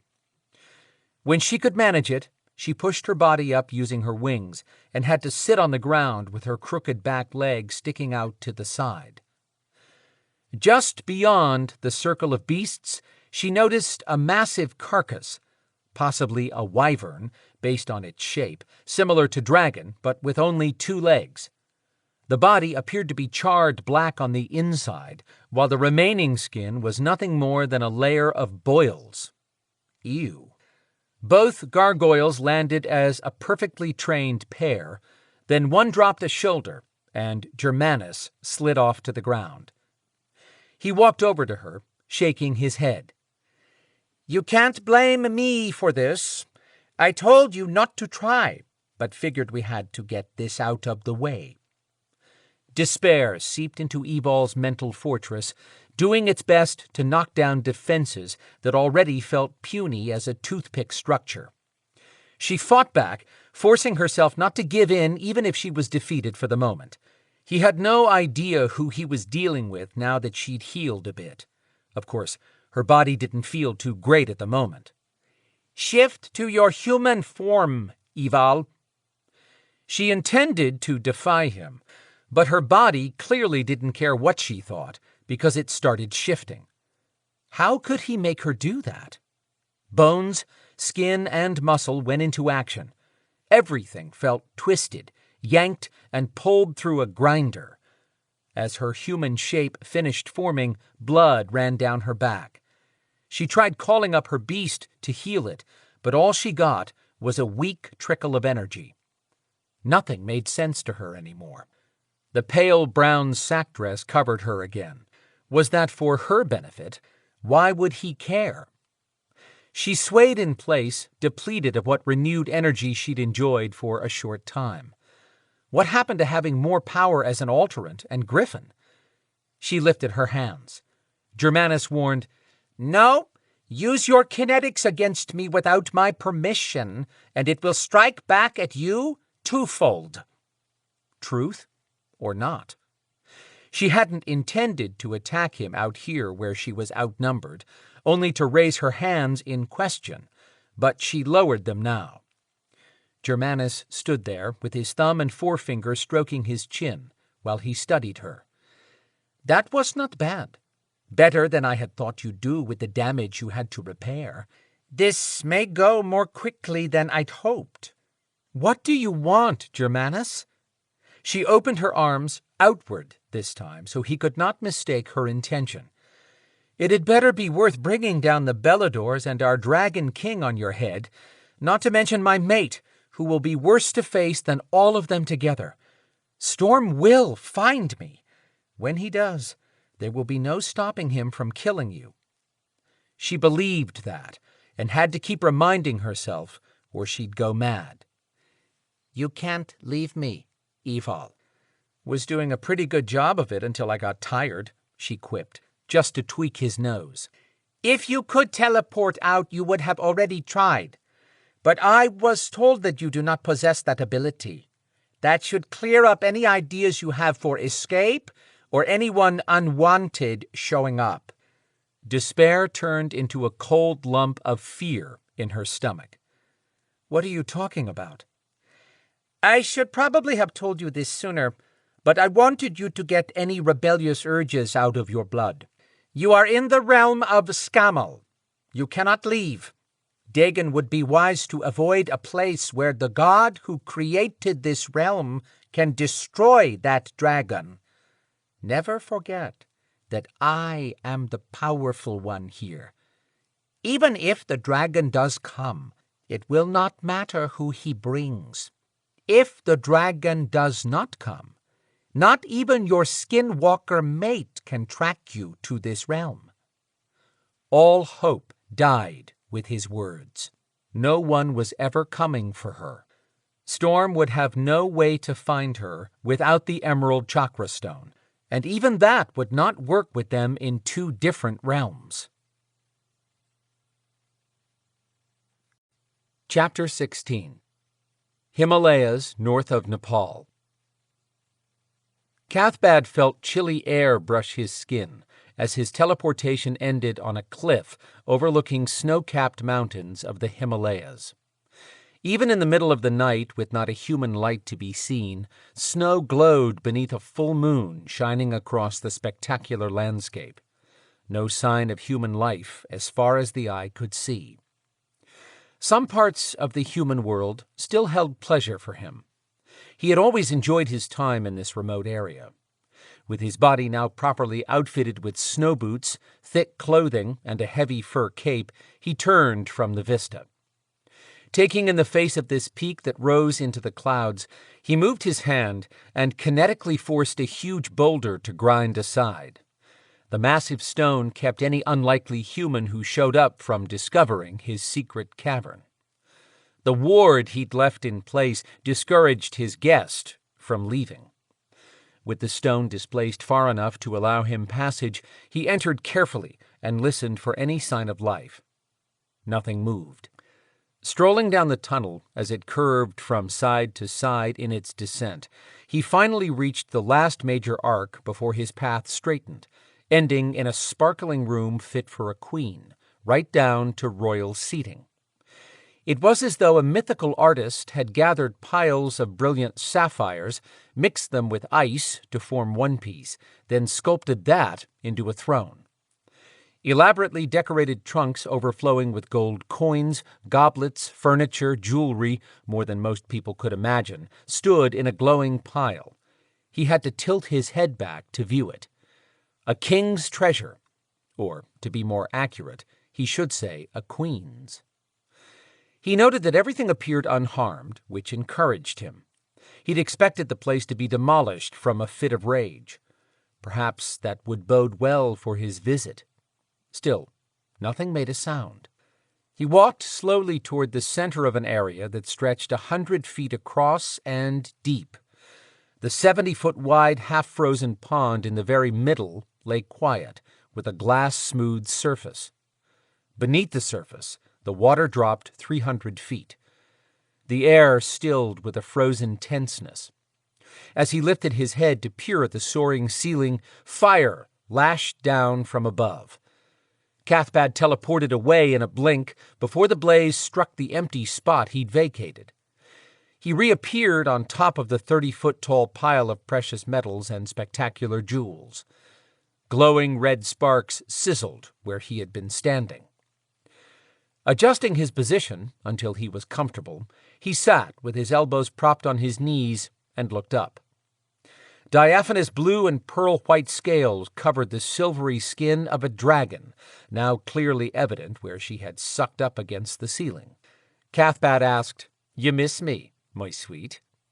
With a massive flap of her wings, she lunged away from the top of the cavern and swooped down across the pond, dipping a wing to make a tight circle and landing on the opposite side of the frozen water from him. Rising 15 feet tall, with wings open as if ready to attack, the dragon posed as a gigantic, elegant beast, one Cathbad had kept here for the past 2,000 years. She did have reason to take issue with him for locking her beneath the water all these centuries, but she was also alive today because of him. Everything came with a price. She would soon learn his. Rumbling sounded deep inside the dragon before a puff of blue-gray smoke swirled from her nostrils. Diamond pupils in her serpent eyes speared him with anger yet to be released. "Have you not tried to shift your shape yet?" Cathbad asked. He'd been hoping she'd figured out how to do that during his absence. He knew from reincarnating into a world unlike the one he'd left 2 millennia back that she would be disoriented. Thankfully, her line of dragons had not possessed teleportation ability like Dagon of Treoir. Cathbad had found that flaw disconcerting when he first decided to keep a dragon for himself, but now he was glad for the power he held over her. She needed to realize he was not her enemy. Still no response beyond her steely death glare. He said, "I have something interesting to tell you, but I wish to talk with you in human form." Hatred burned so vividly in her gaze, her eyes should be shooting flames. He kept up the calm discourse. "Surely you must be ready to leave this cave." Finally, the hatred dropped a notch to mere disgust. He chuckled. "I have waited as long as you have for this day. The difference is that I can teleport away and wait another 1,000 years." That struck home. Her shoulders lowered, and she tucked her wings around her body, but still she remained in dragon form. He had one last idea that might force her to call up her power to shift. When last we met, Bernhild, you regained consciousness for only seconds, but long enough for you to accept my offer of living. You did so because you had one goal you wished to fulfill before you died. That was as good a version of the actual events as she needed at the moment. He continued, I recently met with a dragon, known as Dagon. You do recall the only son and dragon heir of King Gruffin, who ruled the Treoir power, don't you? Her eyes filled with interest. About time. Cathbad explained, Dagon lives in today's world, and rules as a mighty king over Treoir Island, with an army of Beladors at his disposal, who jump to fulfill his every wish. Women fall to their knees in front of him. The dragon lifted her head and roared in fury. Fire spiked straight up and spread over the ceiling. Stalactites melted and dropped straight down, followed by water from melting ice. Cathbad pointed his finger up to form an invisible shield over his body. His patience was rewarded as the fit of anger passed and energy swirled around the glistening wings. She began to shrink. Muscles twisted shorter and bones popped with the first change she'd managed in thousands of years. He flinched at the crack of one particularly noisy bone as it reshaped. That had to be painful after so many years. When it was all said and done, an exotic female beauty stood with silvery white hair flowing long past her shoulders. Her hair acted much like a glass prism, changing to electric colors as the strands reflected light. A god of lust had crafted that shapely body. Cathbad suffered a rare moment of empathy when he realized she had yet to clothe herself. He flicked his fingers at her, though she could do it herself once she remembered. She hadn't been known as the strongest of the ice dragons, but others in her bloodline had possessed the kind of magical ability required to call up clothing. A gown of spun gold covered her, hugging the tall shape and sliding erotically over her truly spectacular curves. Not that he had any qualms about observing a beautiful naked female, but he had more in store for this one than a sexy interlude. The sooner he managed to calm her, the sooner they could get started. He'd once thought having a dragon when he reincarnated would be of great value. Then he'd awoken to find himself in a modern world where dragons were myths. He might not have brought Bernhild out of her deep sleep if Maeve had not shown signs of mental deterioration, which was dangerous with someone who possessed her level of power. The last time Maeve had a meltdown in a tribunal, he accepted that something would have to change, soon. Having a dragon shifter at his side would make that change smoother for him. "Feeling better?" he asked Bernhild. After a sweeping look down her body, she lifted her gaze to him, but did not answer. Crossing her arms in front of her chest, she whipped them away with a broad stroke. Her hair immediately shifted into a mass of finger-thick braids that swirled in and out as they covered her head in an attractive pattern. One long ponytail fell free and swooped over her shoulder, ending just short of her waist. The gown vanished, replaced by black armor with her family's dragon emblem engraved in silver, finished off by silvery blue and black metallic boots with matching arm gauntlets, no doubt of an impenetrable material, same as the rest of her armor. Black kohl outlined her eyes, and thick lashes hovered low, issuing a visual threat. Her lovely mouth remained pursed in a defiant shape. Strings of silver chains with intermittent jewels of black onyx wrapped her throat in a choker. Holding her left arm away from her body, she barked out an order in her native tongue. A shield burst from the piles beneath Cathbad, dumping him sideways. The shield flew over to her, then paused in midair, allowing her to slide her hand and arm through the backside. Righting himself, he waited for the inevitable. Holding her right hand out, she spoke again, but as one would to a lover. "Come to me, Lan Sirsha." No sword arose from the pile. She stared at her empty hand and snarled at Cathbad in a thick Nordic accent. Very slan Saoirse. That was going to be a sticking point for them. I don't have your sword, Brunhild. I managed to move as much of your hoard as I could find once you were safe, and I protected all of this. I've taken nothing of yours. I don't need any of your treasures or your sword. Safe! She shouted, moving around the pond that quivered from the force of her anger. You captured me and locked me in that watery grave. Cathbad stood, and his power curled around him like a protective armor. After Brunhild emerged from the pond, he'd allowed her a month to come to her senses and put the past behind them. As he picked his way down the jangling pile of treasure, he reminded her, I did save you. Your father lost his castle and his army in the Great Dragani War. Your sisters were trapped and beheaded, or have you forgotten that? She stopped, shock riding her gaze. No, this could not happen. It could, and did. Your father was a good king, which was not in his favor when fighting ruthless enemies. Good equaled weak in Cathbad's world. Thankfully, your mother was already long dead before the war started. Lowering her shield until it hung against her side, she shook her head and stared down, muttering to herself. We were a mighty force, 5 dragon children, the most powerful of all. I'm sure you recall life as such, but allow me to refresh your memory. Yes, you and your siblings were born of dragon blood, but there were other powerful dragon families. Lifting her head, she asked in a thick voice, What happened to my brothers? Could the woman not stay on topic any longer than that?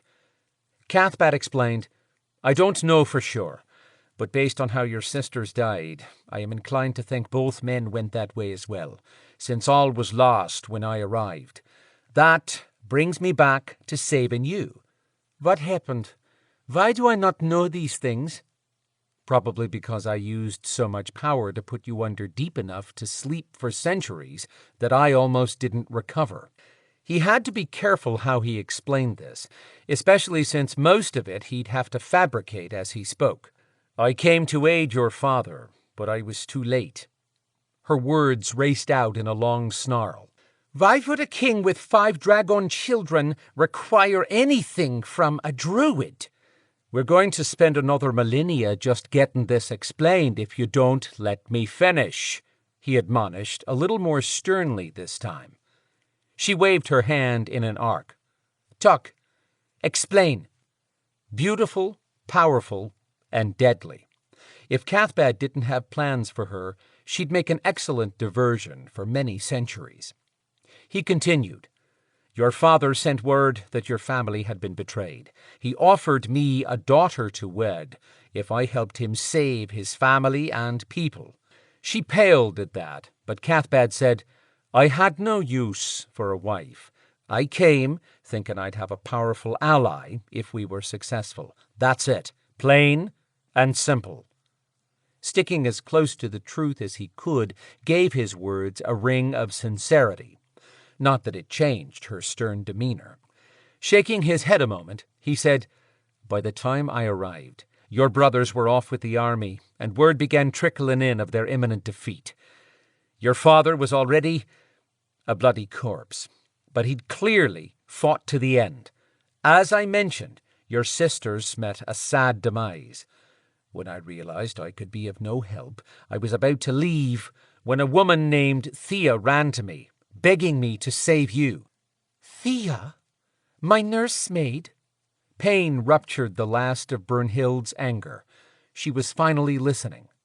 Nodding, he said, Yes, a sweet woman. I managed to get her away and find a place for her to live out her days. Those days ended up being a week, but he technically spoke the truth, since the woman did live longer. You were in bad shape. You'd been caught from the throat to the chest in human form. I don't think the warriors you fought realized you were the king's daughter, or you would have lost your head. She stared ahead, looking beyond him. Why did I not shift into my dragon? Good question, and he had prepared for it. You had been tasked with remaining human to protect the nursery. When the soldiers reached the level before the nursery, you ran out to draw their attention. Thea said you were racing for the battlements so that you could shift and kill the soldiers that followed you. But they had sent someone ahead who surprised you and slashed his sword across your body. You did manage to save the children, he offered as a consolation. She said nothing. Continuing to weave truth with his own details, he said, "By the time I arrived, I could help no one but you. You had lost so much blood I doubted I could save you, but I decided to try. It took a considerable amount of energy to cloak you while doing my best to keep you breathing. I teleported in short bursts, which cost me a great deal of time, to deliver you here." "What is this place? It smells of another dragon." No softening yet in her face, but he would not have wanted a wallflower. Shrugging, Cathbad looked around, then came back to her. "I knew of this mountain and the deep frigid pond inside. You are correct. It was once the lair of another dragon that lived and died many centuries before you were born." Stepping closer every few minutes, he pressed his point. "I spared your life so that you may live again." "For what reason?" Her eyes were wild with confusion. "How many years have passed since my family died?" 2,000. That was the last fracture. Anguish seeped into her face, but this woman was not one to fold in public. She straightened her back. "My family is gone. I wish to join them." "Not today." Cathbad calmly asked, "Why would you do that, when I told you I just came from talking to Dagon of King Gruffin?" Her eyes flared with life again. "Dagon?" "Yes. Isn't that what caused you to shift?" "I thought you only spewed words to make me change." He admitted, "I was doing that, but they were all true." She whispered, "Dagon. He lives." "Oh, yes. Maeve captured him before the Great Dragani War. She turned him into her throne."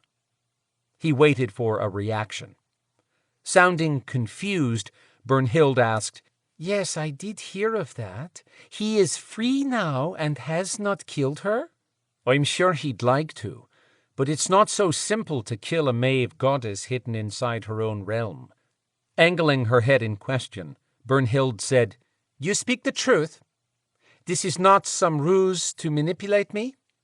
He admitted, "I do have plans for the two of us, but I tell you the truth. Dagon lives. Doesn't it matter that the man you were betrothed to has survived all these years?" Standing straight, she smiled. "Yes, very much." Cathbad returned her smile. "Have I not done well by you?" The pupils in her eyes turned into diamond slits when her gaze narrowed sharply. "You imprisoned me!" Clearly, she was not feeling appreciative yet. "That was yesterday. We're living today. Are you not excited about the chance to see Dagon again?" Her eyes lit with a renewed excitement. "Very much. I wish to have my hands on Dagon, the beautiful dragon son of the most powerful house. The man—" She paused on a slow release of breath. Then her voice strengthened. "The man who could have saved my entire family by mating me and uniting our families as powerful allies. But he refused me." Her voice took on more power. "I was not good enough for him." She glared at Cathbad as if she saw the dragon she hated. "We fought 2 dragon houses alone in the war. Take me to Dagon right now. He will die." The cave trembled with her declaration. Cathbad rubbed his hands together. "Now we're talking. But you're not ready to attack Dagon yet. Yes, now. Listen, my sweet. Dagon has had the benefit of being privy to changes in this world, while he was trapped as Maeve's throne for almost the same time you were sleeping. Imprisoned, she corrected. Can we not get past that? She answered with a mulish expression. This was going to take some work, but he had known that keeping a dragon for all these years would not be simple. Cathbad said, My point is that Dagon has had time on his own to better adapt to the changes you have yet to see. And even more so, he has had the aid of his Belador army. Belador's? His father's army still lives. The descendants live, and they are loyal to Dagon. A lot has happened. Even if you could kill him with one stroke, which you can't yet, she growled like the beast she could shift into. Would you really be satisfied with merely killing him? Cathbad finished. That seems far too humane for what he deserves. Her face relaxed into a thoughtful expression. You make good points. I have a lot of good information, and I know all the players in this world we now live in. I am your guide through fitting into your new life and in gaining retribution. What do you want, Druid? What is your goal in all of this? It had taken her long enough to accept that there were terms to be discussed. He said, First, I want to train you to be able to move fluidly through the human world. Then I'll explain my plan. In the meantime, I promise I will help you pay Dagon back for all he cost you, once you do your part to help me gain what I want. She gave it a long consideration before saying, I will think on this agreement. It has merit, but I will not wait forever to destroy my family's enemy. The time frame depends upon you. I've waited for you to reach the point you're prepared to train and learn what you need to know. Open this cave. He paused at her order. We are in a remote area, but to go outside you need to realize this is not a world that knows about dragons. Things have changed greatly. You said this was once a dragon's lair. Is there no room to fly? There is. I have no desire to be seen until I am ready to reveal myself. I will not engage an enemy ill-prepared. That was the attitude he'd been hoping to see emerge. Cathbad considered cloaking her with a short-range concealment that would keep her on a tight leash. I will open the cave, but I want an agreement first. I have told you the truth. You do need me to find Dagon and to succeed in killing him, but that will only happen as long as my goals are met as well. I want your oath on your family's honor that you agree to stay with me and do as I ask. She bristled. I will not stay as your mate. No, my dear. You're far too special for mere sex. Besides, even if I wish to mate with you, I do not possess the dragon blood required for a true mating. It is good to fear my blood. If a man forced himself on me and was not of dragon blood, I could burn him inside me. I don't know about a druid body, but it would not be wise to challenge me. Internally, he shuddered to think about getting involved with someone who showed the potential of being more dangerous than Maeve. You have no issue with me, and I believe that ability to injure a man was the very thing that saved your sisters from being raped. She flinched at the painful reminder of what the war had taken from her, then stared down as if studying the ground. When she lifted her head, she'd made a decision. Yes, I swear on my family's honor that we have an agreement. You have my word as the firstborn and last living child of Owen, the Ice Dragon King. Then she paused with a strained look.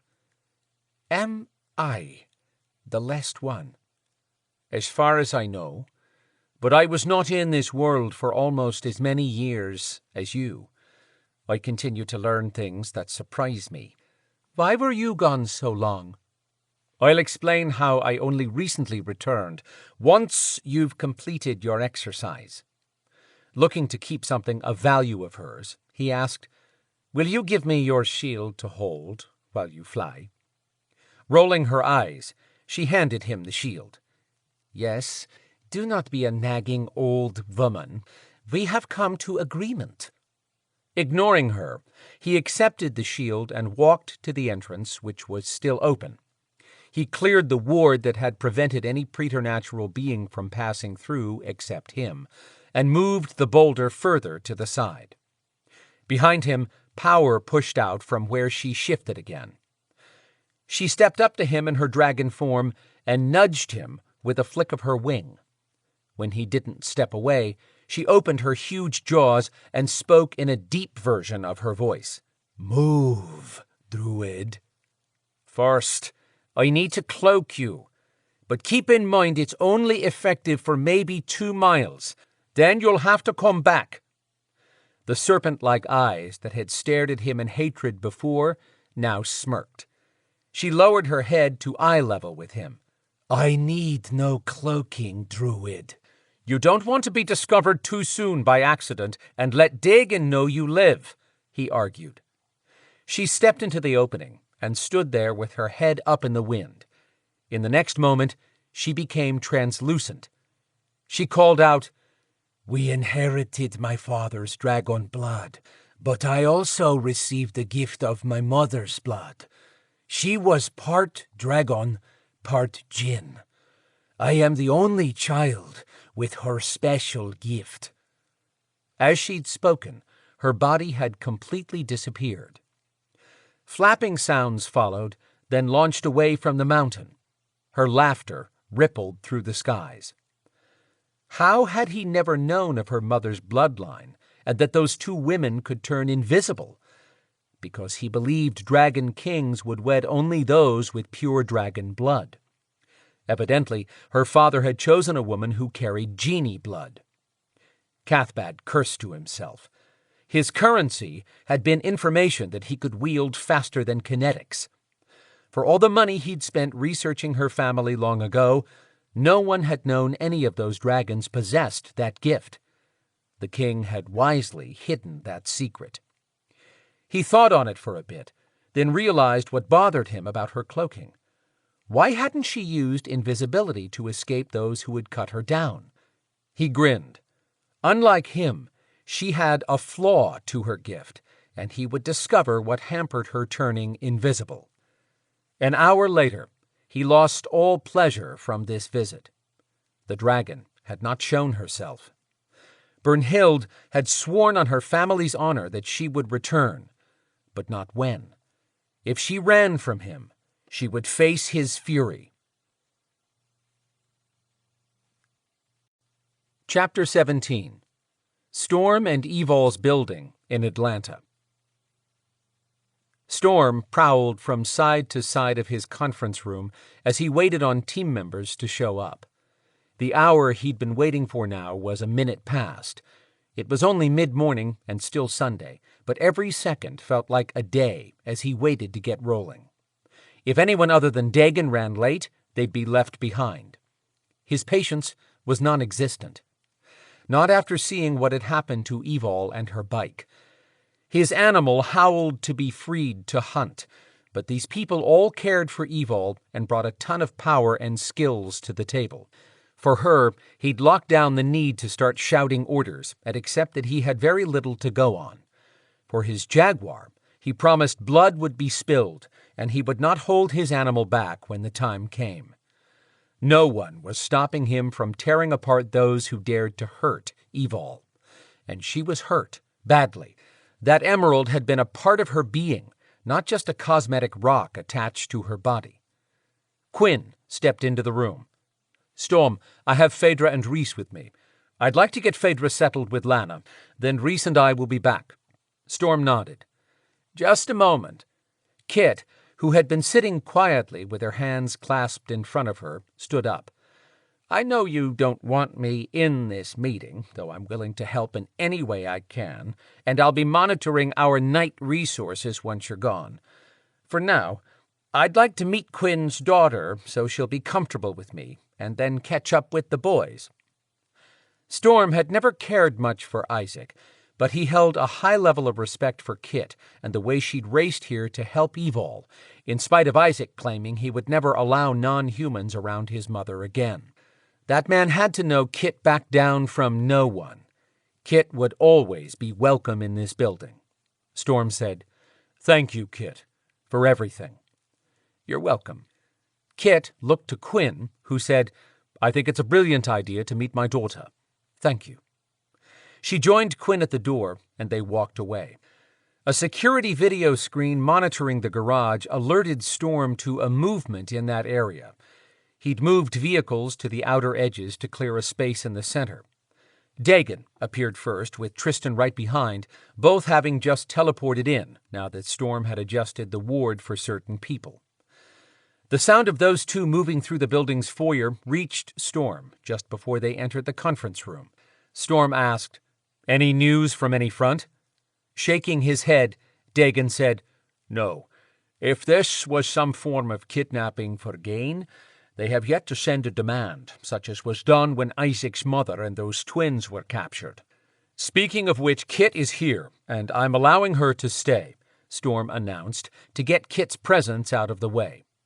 Dagon's face tensed. "I thought we agreed no humans." "We did. Kit showed up, and my choice was either hear her out or physically force her to leave." The Dragon King grunted. "I can see why you allowed her entrance, but I still don't understand. After listening to her, I realize my only goal is to find Evol and bring her home. Kit made valid points about her organization's ability to produce intel in ways we sometimes can't in the human world. I'm not passing on any help at this point when we have nowhere to start looking. Evol and Adrianna are friends today because Evol got past her prejudice against a sterling witch and accepted Adrianna's aid to find me when I was beyond anyone's reach. They're now close friends. Isaac even helped the two of them back then. I don't like the guy, but that dislike is not going to stop me from doing all within my power to find my mate. If you can't abide having humans involved, I'll understand your withdrawal." Dagon frowned. "Do you honestly believe I would abandon you?" "No, I'm just putting everything on the table." Giving it a moment with a thoughtful expression in his eyes, Dagon declared, "I will trust your judgment on using humans in this." "Thank you, but do know that I'm limiting involvement to Isaac, his mother, and their people." "Understood. Now, what is Isaac's mother doing while she is here?" With one weight off Storm's mind, he said, "Kit will funnel any information her people receive to us, and she'll watch over the teens when I leave." Dagon's face held a curious expression. "You feel that they'll be safe with a human?" "I'd rather go up against a deranged demon than Kit when she's in protection mode over these kids. Between my ward and her hovering, they'll be safe. In that case, her presence here will be valued." Tristan walked over and grabbed a cold drink from the refrigerator stocked for any meeting. He popped the top and turned to lean back against the cabinets. "I've got some thoughts, but it will save time if we go over this all at once." Storm tamped down his urge to rail at anyone who hesitated to share information. But Tristan was right. This would be quicker if they didn't have to repeat everything. He was all for fast and efficient. Quinn returned with Rhys trailing behind him. Neither took a seat. They were all standing around the table as if sitting would diminish their positions. The garage door opened, which could only be for one person since she was not present, and Storm had not given car access to anyone except the witch. Quinn had traveled via a hired car of some sort and entered through the front door, which Storm had left unsecured for a specific 20-minute window of time. Kit's fingerprint specialist had come and gone, working as efficiently as he'd expect a night employee. In the next moment, Adrianna stepped into the room wearing low boots, jeans, button-down shirt, and a jacket of tough-looking material, which he'd bet was an unusual blend no human would find. That witch was just as furious as Storm, and had her hair pulled back tight in business mode. She dropped a backpack from her shoulder and looked around. "What's wrong with the chairs?" "Waiting on the ladies to sit," Dagon answered, sounding as though he spoke for all the men. Any other time, Storm would agree. He'd always respected women, but Adrianna was a warrior, and he'd treat her as one. She gave her patent half-smile, then took a seat. Rhys grabbed a chair and sent a what-are-you-waiting-for glare at those standing. Everyone chose a place at the table, leaving Storm as the only one standing. He waved a hand, and a whiteboard descended from the ceiling behind him. "I know we all want to attack this in the best strategic way, but I intend to find the most direct and quickest path to Evol. I don't want to mislead any of you. I know you all care deeply for Evol, and I appreciate your being here more than you can know. But I will not allow any human or preternatural to get in my way. Don't expect me to play by anyone's rules or laws. There are none I will heed while Evol is in danger." There were no furtive glances indicating any trepidation at the declaration. No one fidgeted. Adrianna replied, "What he said. I'm in with Witchlock under the same terms." Storm gave her a nod of thanks. One by one, every person in the room gave their vote of confidence in the same way, until they came to Dagon. Dagon leaned back with his arms crossed over the T-shirt he wore. The Dragon King apparently found modern clothes to be comfortable for working in the human world. He said, "We will stop at nothing to bring her home alive. You have my word for that, and for the future protection of everyone on this team." Having expected someone to remind him there were laws that couldn't be broken, Storm shouldn't feel so surprised by the unqualified support. But it was indeed humbling. "Again, thank you all. I've watched Evol throw herself at danger to protect everyone she loves. You are all worthy of that love." Turning to the whiteboard, Storm started writing as he spoke. "This is what we know about Evol and Adrianna's wrecks this morning." He listed times and what little information they had, which included an unknown preternatural and 2 humans he had scented at the scene. He said, "Rhys, I'm not sure you know this, but I found no scent leaving the wreck site that I could track. From that, we've determined Evol and those 2 humans must have teleported away." Rhys said, "Quinn told me and took me to the scene." All heads swung to the woman with the unusual remote viewing ability, which allowed her to see where someone traveled from a specific spot to their final destination. Looking around at the group, she said, "Just to be clear, if you don't know, I can't follow a teleportation trail." Storm's hope took a nosedive.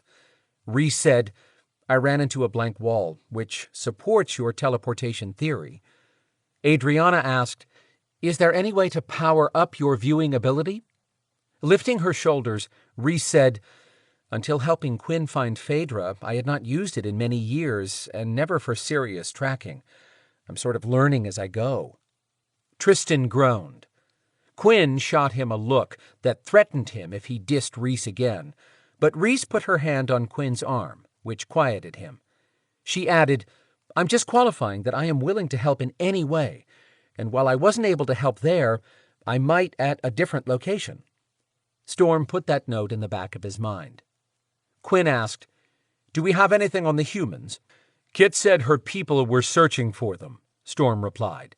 "She said we'd be given any intel the Night Company could produce. They searched the traffic videos and are running the images through facial recognition software." "Damn," Tristan said. "That's impressive." "Let's hope so." Adrianna piped up. "Just before I arrived, Kit called and asked me to be the contact for our team. She said she might have her hands full with all the teens here." The witch didn't sound excited about that, which meant Isaac would likely be the one contacting her. Storm looked to Tristan, who had been with Evol when they evolved into griffins. "You said you had an idea about why they took Evol?" Tristan had been slouching, but now sat up straight and explained. When Kit and the twins were captured, their captors had left a letter with their demands. But when Evol was taken to Tower Maeve, no one sent a request for a payoff, because the Maeve wanted griffins for attacking Treoir. I only see one of a couple options. If they wanted to kill Evol, they could have. If they wanted something in trade, they would have sent word by now.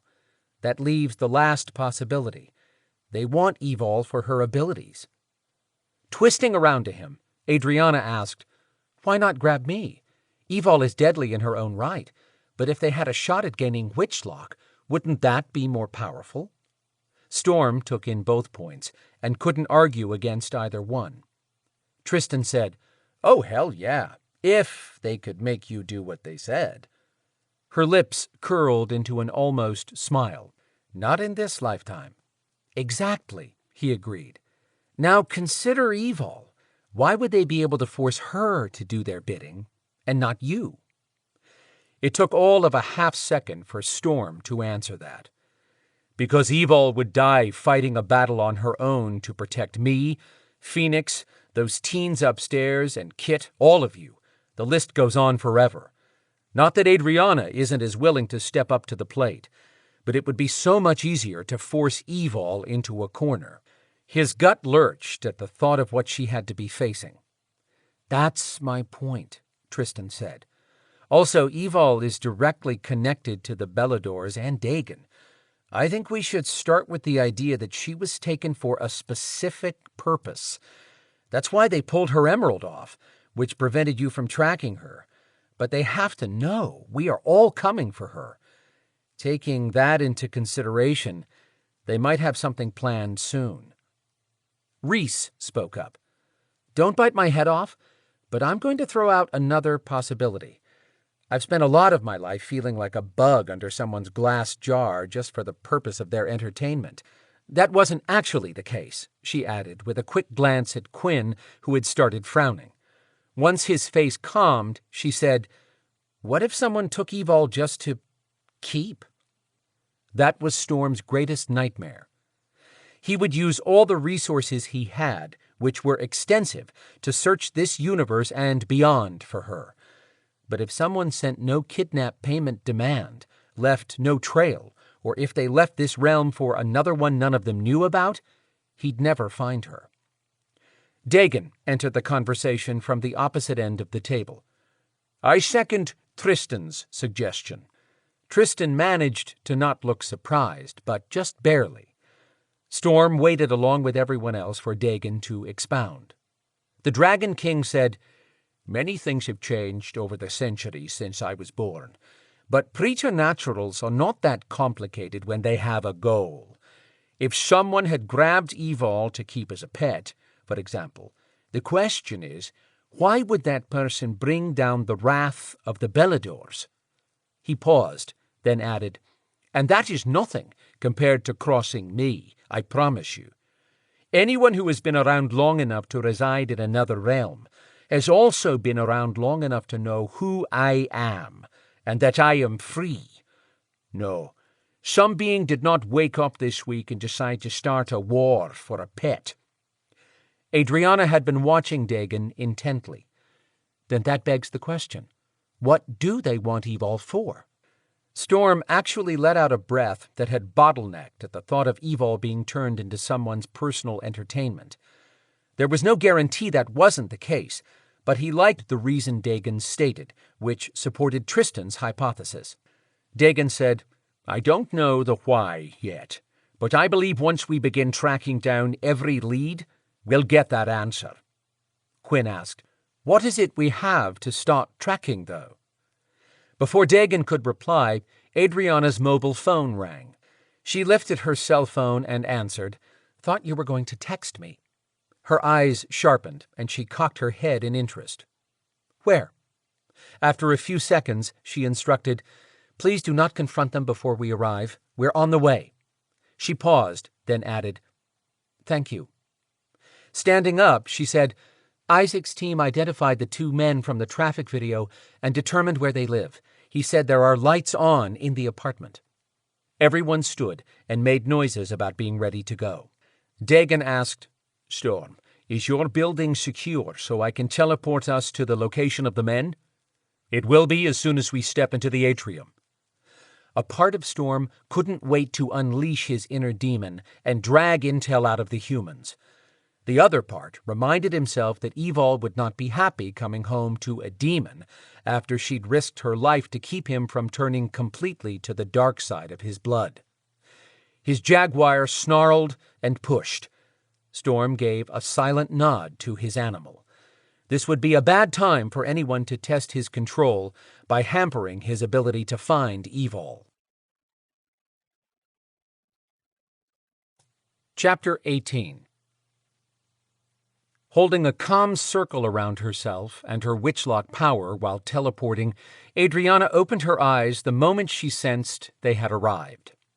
She stood mere inches from a poor excuse for a streetlight, doing its best to offer some illumination against the dark skies. Those lights wouldn't be on this early in the afternoon, if not for the bloated rain clouds moving slowly over Atlanta. Wasn't late May supposed to be nicer than this? The flowers around her house were blooming, and they needed the rain, but this unseasonable cool was just dreary. The building next to the streetlight had been covered in graffiti.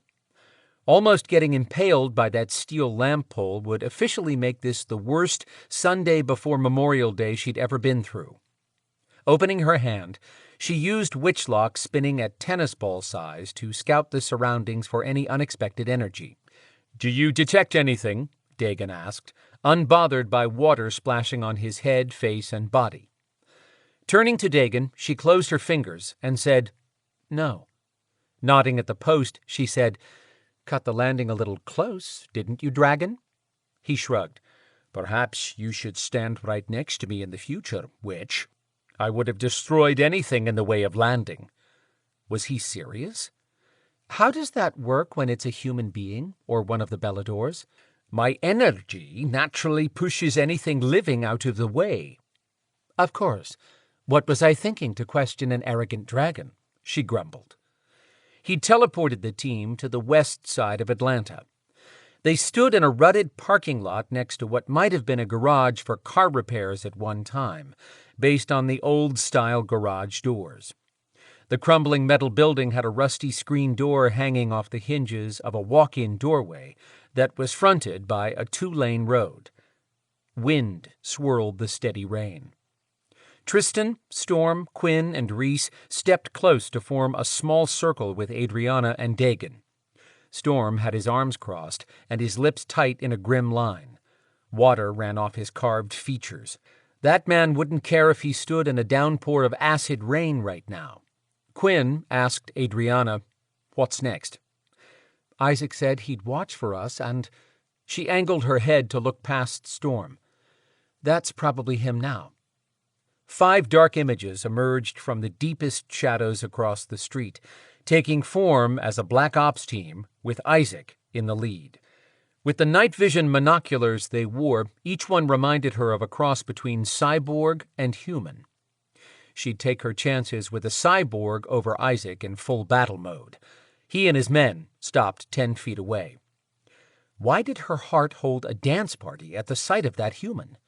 He was covered in black from head to toe, and she could only see one eye. She reminded her foolish heart that he would never fully accept a non-human woman. Isaac began reporting. "I'm thinking you know that my people used facial recognition to track the 2 humans on traffic video to this location, but we have no live confirmation it is them. They were seen walking the downtown accident location 22 hours prior to the collision, which leads me to think they were scouting the site. We normally would have inserted into their apartment building first to confirm the target identities and that both are still inside, but you asked that we not approach until you arrived." He sent a pointed glance at Adrianna when he mentioned being asked to wait. Fine. She'd give him points for doing as she'd asked, since Isaac was not one to take direction from anyone else. Pausing only to wipe water off his uncovered eye, Isaac said, "I want to make one thing clear. Until we have an opportunity to interrogate these men, we can't pin Evol's kidnapping on them." Dagon rumbled a noise, and Storm growled, both sounds she took as threats if the human didn't move this along. Adrianna had asked the team to allow her to take the lead in dealing with Isaac, since she was the most experienced with this particular person, barring Evol being present. She addressed Isaac, explaining, "If you're concerned that we're going to kill a human without determining if they're guilty of anything, we aren't. Interrogating them will be simple, as we brought our own lie detector." She nodded at Storm, who stood very still, like an earthquake before it destroyed an entire city. Adrianna knew better than to take Storm's extreme silence as a good sign. For that reason, she warned Isaac, "Time is of the essence, and we will tolerate no one standing in the way. Thank you for locating the humans. Once you point us in the right direction, you would be wise to leave." Isaac's lips curved with an all-knowing smile not meant to be confused with a happy expression. "Not going anywhere. Follow me." He turned and strode down a long alley. When he reached a building that advertised used vehicle tires, Isaac initiated a series of hand signals, sending his men to each end of the building. Adrianna stayed close to Isaac. Too close. She kept catching the scent of him. Not aftershave or cologne. As a Black Ops soldier, he never wore those when working. No, this was the scent of Isaac alone. Some deadly combination of unscented soap, shampoo, and sexy man.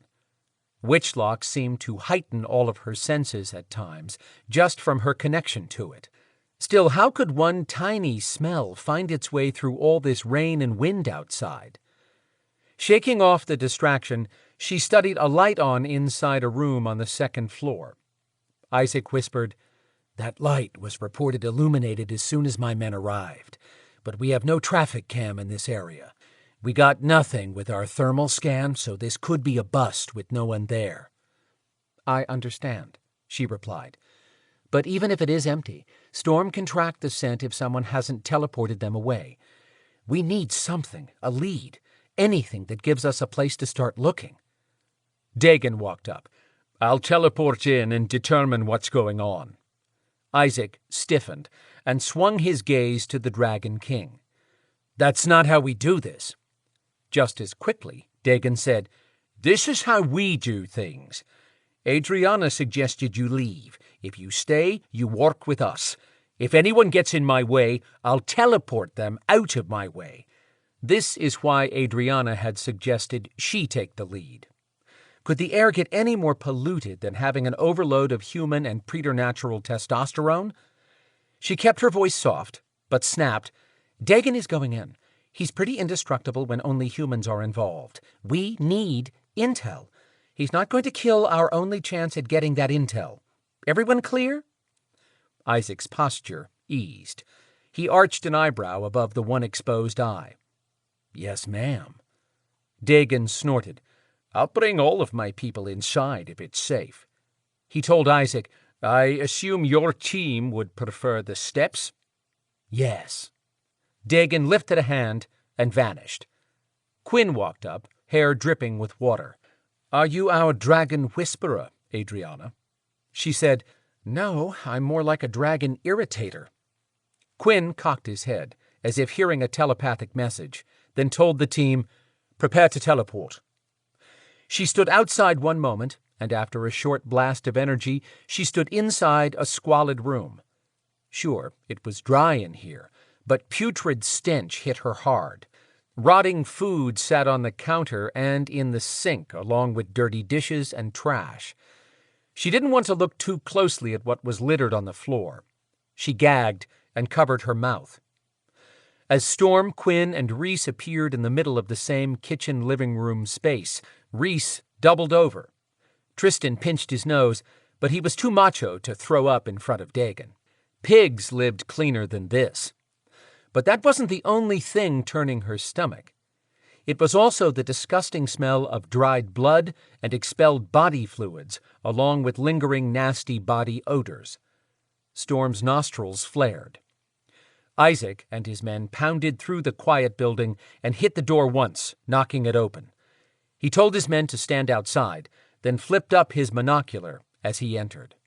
His gaze went first to Adrianna before taking in the macabre scene. Quinn had Rhys turned away from the bodies and was holding her at the waist as she unloaded her stomach. It wasn't as if she could damage the floor. Dagon studied the two men without seeming to notice the revolting odors, probably a more common smell back during the days of dragons and battles fought with swords. Adrianna peeked. Both men they'd come to interrogate had their throats sliced and their abdomens had been cut open. Once she breathed through her mouth, Adrianna asked, "If this was done by a preternatural, why kill them that way?" Storm walked over to take a closer look, which had to be even more repulsive with his strong sense of smell. He said, "That was to hide any magical signature, and probably to make it appear to be a human crime. Whoever did this is still masking their scent, but that takes energy, just like any other supernatural action. We need to find a place where the killer was comfortable enough not to expend the energy to mask his smell." He raked a hand over his hair. "Damn, we're at another dead end." Rhys coughed and stood up as Dagon produced a glass of water out of thin air to hand her. She pinched her nose to drink. Adrianna had to give him his due. That dragon shifter had some kind of old magic. Isaac said, "These men match the images my people use to identify them." His blue eyes moved past everyone to reach Adrianna. Then he said, "I'm sorry. I want Evil found too." Storm turned raw eyes toward Isaac at the mention of his mate. Isaac said, "Any resource I have is yours to help you find her."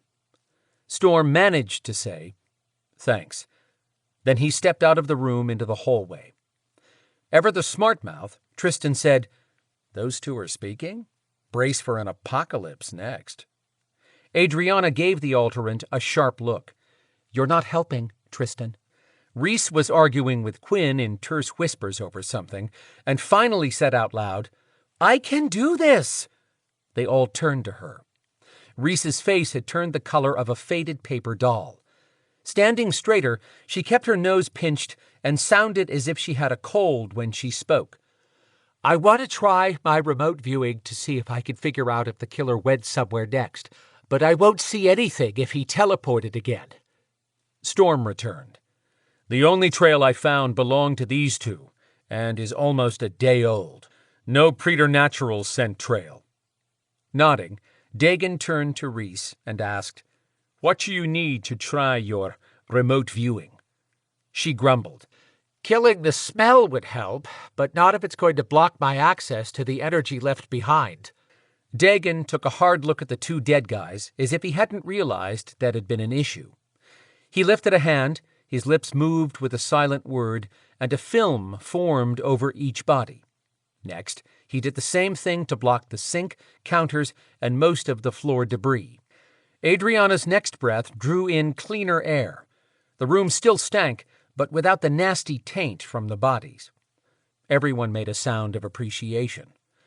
Rhys sniffed a little and let out a big sigh. "Thank you, Dagon. That knocked down the smell significantly." "You're welcome." She walked toward the bodies with Quinn dogging her heels. Adrianna wasn't the only one to notice Quinn's attention. On the other hand, his daughter did live with Rhys. Everything about that situation seemed odd, but Adrianna didn't pry into other people's affairs. She respected everyone's privacy because she was guarded about her own.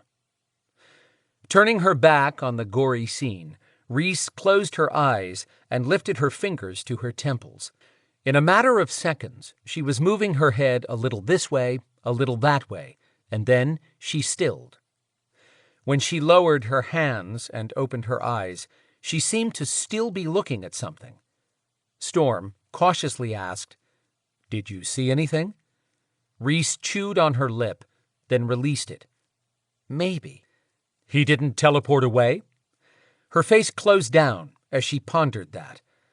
I don't think so, but I didn't see anyone in particular. Based on what I've encountered in the past, I shouldn't be able to see anything once he teleported away, but this time I followed a path which makes me think he might have taken off on foot. Storm swallowed.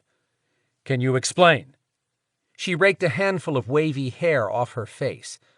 I saw a path from here to the trolley. Then I was inside the trolley going from this direction back into downtown. When the trolley stopped at Peachtree Center, the path pulled my attention off the train to the sidewalk, and I followed along as it kept moving until everything stopped in the middle of some funky painted art. Quinn asked, "Did you notice a street sign?" No. Scratching her head, Rhys said, I've never been trained to use my gift, so it's a surprise to me any time it works even that much. "Thanks for trying, Rhys," Storm murmured. "If he didn't leave a trail from here to the trolley, I doubt he left one once he exited the trolley." Hey, don't quit so fast, she ordered. It's not over till it's over. Storm's mouth opened, then closed without a word. Clearly, he didn't know what to say to that verbal yank on his attention. Even Quinn gave Rhys a wide-eyed look. Adrianna nudged Rhys with, "What else did you see?" Scrunching her face, Rhys grumbled, "That art thing. I've seen it, but I haven't lived here in a long time." Dagon asked, "Where do you think it might be?" "I can't put my finger on the street." Prodding a little, Tristan asked, "What's the first thing that comes to mind when you think about that art?" Rhys closed her eyes. "Seems like it's at an overpass to the interstate in downtown." Her eyes popped open. "I do remember that spot. I could find it if you put me close." Storm's eyes sharpened with a thought. He snapped his fingers. "I bet it's at Ralph McGill Boulevard and—" "Cortlandt Street," Quinn supplied. "It's the overpass with folk art on display at different times during the year." Grinning, Tristan told Adrianna, "See, I'm very helpful, witch." Isaac glowered at Tristan. Adrianna quickly replied, "Whatever, alterant." That snarky comment calmed Isaac, but why would he get upset over her being called a witch? She would never understand that man. In hindsight, she'd been wrong to tell Dagon she should lead this outing, because Isaac confused her more than ever, and she needed her attention on finding Evil. The man acted as if he cared. She'd been there, gotten her heart trampled, and had no desire for the T-shirt. Dagon said, "We have to deal with these bodies before we leave." Storm had that ready-to-explode look on his face. He said, "Fine, I can get there on my own before you finish dealing with this." Isaac stepped in. "I'm not teleporting with anyone. We'll handle the cleanup. That way you can all leave together." Adrianna wanted to hug Isaac for the offer. It allowed them all to stay together when she feared letting Storm take off alone. Evol should be here to see Storm's look of surprise. He stood there a moment, then seemed to come to a decision and extended his hand to Isaac. "Thank you. I'll repay the debt someday." Isaac took his hand for a brief shake. "You don't have to pay a debt when something is offered freely. I can't help you in your world, but we'll keep looking for any lead to pass along." Dagon said, "You are an unusual human. You stepped in to give aid when your offer was first turned down. I never forget when help is given. If you ever need assistance from our people, all you have to do is ask. It will be known that you are a friend of the Beladors." Isaac gave him a sincere-sounding "Thanks." Adrianna should be taking notes for Evol. That was as close to being knighted as a human could get in the world of Beladors. Quinn and Rhys were in another quiet argument where she had her arms crossed and was shaking her head. Quinn had the frustrated expression of a man up against an immovable object. Dagon, Tristan, and Storm had decided to take one more look around just to be sure there was no additional evidence. Isaac walked up to Adrianna. Her back turned rigid as a steel rod, but she schooled her features to show no outward change, maintaining her mildly interested expression. When he stopped in front of her, Isaac drew in a deep breath that expanded his massive chest before he exhaled slowly. "When this is done, I'd still like to talk with you." She wanted to lash out at him for hurting her, but her conscience evidently played for Team Isaac because it quickly pointed out how he'd given them aid. Where was the man who had told her and Evil he never wanted his mother to be around non-humans again, after they'd all battled to save Kit and the twins in Blairsville? Knowing Kit, she'd laid into her son as soon as she caught her breath from being captured by preternatural predators. No doubt she reminded Isaac how the Beladors had lived here secretly for many years, protecting humans. Even if that had happened, it would not change the fact that Isaac did exactly what Adrianna had feared at the first hint of trouble. He declared non-humans the enemy. Yet, he stood here among non-humans in a room full of carnage, waiting for her reply. She swallowed the angry words that had filled her heart since they parted ways in Blairsville that rainy night. "Thank you for your help in finding these men." Isaac said nothing. He was going to make her answer him. She added, "Like the Beladors, I also consider you a friend." He arched one eyebrow at that. Infuriating man. "I do not wish to repeat past mistakes, Isaac. I told you before we got involved that it was a bad idea. I was correct." Finally, he said something. "I'm willing to admit you were right at that moment, but it doesn't mean you're right about the future." Steeling herself, she stuck to her decision. "I am not willing to go through what happened again." At that, he looked at the ceiling, apparently searching for the right words. When his gaze came back to her, he admitted, "I screwed up. Big time. I just want a chance to talk about it." No way should she agree to that. To be the most powerful witch of all that she knew, she had a disappointing lack of discipline around this man. Just hearing his voice curled her toes. Blast him! The only thing that had hurt her more than losing her sister, who'd had her magic cooked by a crazy witch, was being rejected so coldly by Isaac. Her conscience weighed in again. What could be the harm in hearing him out? Where was Evil, who would be all up in Isaac's face right now? Adrianna could fight her own battles, but she did not show explosive emotions in public. Evil did, and this is one of those times she'd love to have her friend here. Without that support, she folded to her conscience.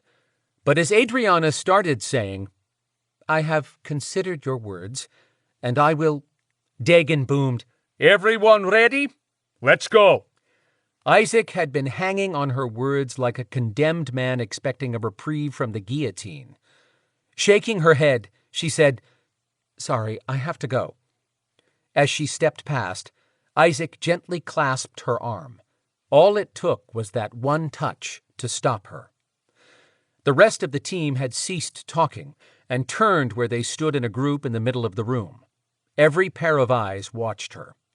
She whispered, "Please, Isaac." He immediately released her arm. She couldn't leave without him knowing one thing. "Kit came to Storm's building and refuses to leave until we return. She's heavily protected by a ward, but I wanted you to know." Isaac said nothing, but one look at his face shouted how upset he was for his mother to be there. Storm offered, "She's in the safest place from non-humans and humans alike right now, Isaac. Plus, Lana is a miniature supernatural Terminator when anyone she cares about is threatened. Lana has taken Kit as one of hers to watch over."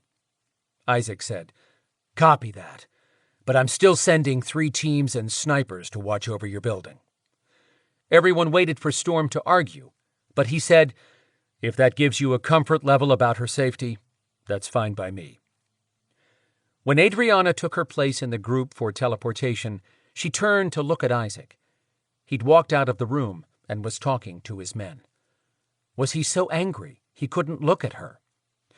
Maybe she'd be glad later that she hadn't folded and accepted the olive branch he'd extended just now, when he hadn't tried to find her at all before today. But he's willing to talk now. She told her conscience, "You don't get a vote." The room blurred, and they were off again.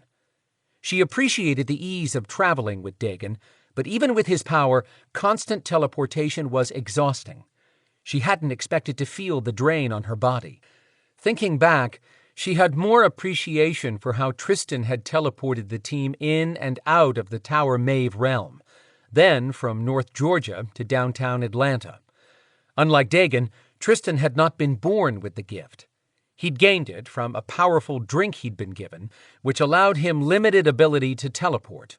Tristan had ended up with blood pouring from his eyes and nose during that adventure to rescue Dagon from Tower Maeve.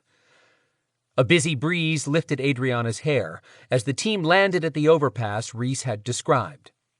Humans walked around a display of folk art spread over a wide area on the southeast corner, where Ralph McGill Boulevard and Cortlandt Street crossed.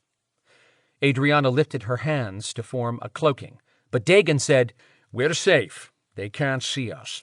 We just need to not bump into one of them and knock someone over the wall into traffic." The dragon must have cloaked everyone as they arrived. She said, "Got you." Dagon said, "Storm, can you scent inside this cloaking?" "Yes, but it's not as distinct in my human form. I'm going to shift." Peeling out of his clothes, Storm wasn't the least bit self-conscious about exposing all that bronze-colored skin. Out of consideration for Evol, Adriana didn't watch. Reese, on the other hand, hadn't been expecting a naked man in the group. Her eyes widened for an instant before Quinn stepped in front of her.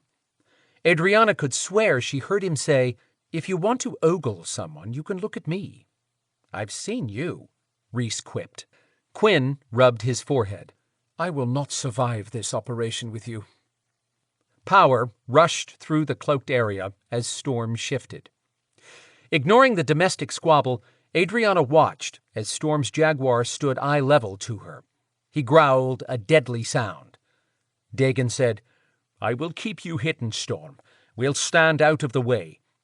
Nodding, the jaguar started padding around, avoiding humans, but keeping his nose to the ground. The breeze ruffled his fur.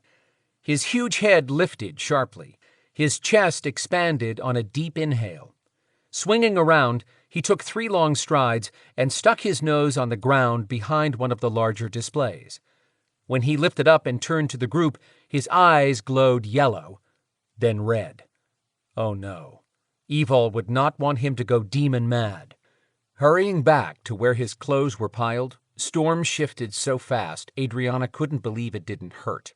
As he stepped into his jeans and yanked them up, Storm said, "He must have dropped his cloaking right before he teleported this time. I got a scent."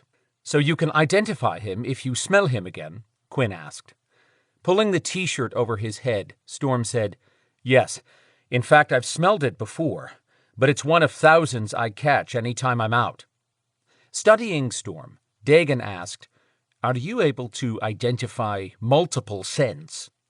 Without a hint of hesitation, Storm said, "I can catalog and recall thousands at any time. It surprises me that I'm not pulling up a mental image to go with this scent, though. I might figure it out now, or weeks from now, but I have more than that scent to go on. I smelled Noire magic." Dagon said, "Truly? That actually surprises me." Storm had dropped to the ground to put his boots on. "Why?"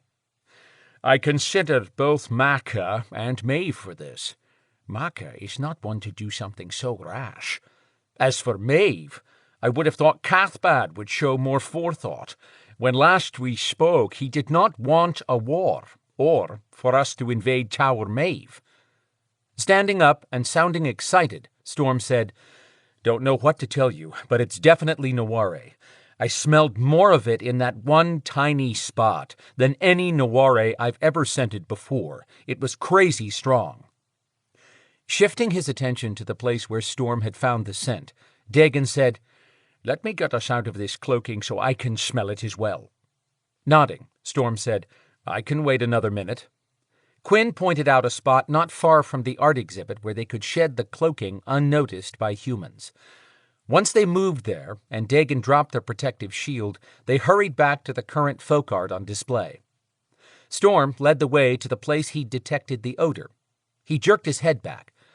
Man, I didn't realize how much the cloaking dulled the scent. That smell is even more powerful now. Bending down to sniff, Tristan stood up quickly. That's the worst Noire funk I've ever inhaled. Dagon squatted down, ran his hand a few inches over the spot, then stood up. He took in the group and said, "It may not be Maeve." Storm's face ruptured with fury, clearly ready to argue. "Y'all just now findin' this place?" a deep voice asked. Reese jumped around. "What the heck are you?" Quinn quietly said, "Let me introduce you to Grady, Evil's favorite night stalker." Then he told everyone to circle Grady to protect him from view by humans, in case his image began to solidify on its own. Grady gave Quinn a look. "What you talking about?" "Don't worry," Quinn said. "I've seen you and Evil. I don't know how it happened, but I do know you occasionally take corporeal form without a handshake." The old guy had a fierce attitude for someone wearing dirty clothes that were 2 sizes too big, the clothes he'd worn when he died. Evil had told Adriana more than once that she believed Grady had been a highly educated man when alive, maybe even a professor, but he was also a cantankerous old ghoul that Evil would protect just as avidly as one of the living beings in this group. Grady told Quinn, "I'm not just her favorite. I'm the best one of the bunch. She knows it. So does her mate. Right, Storm?" "You're right. Have you got anything to share?" "I do." Storm extended his hand. Grady looked at it with a foul expression, then told Storm, "Don't go insultin' me.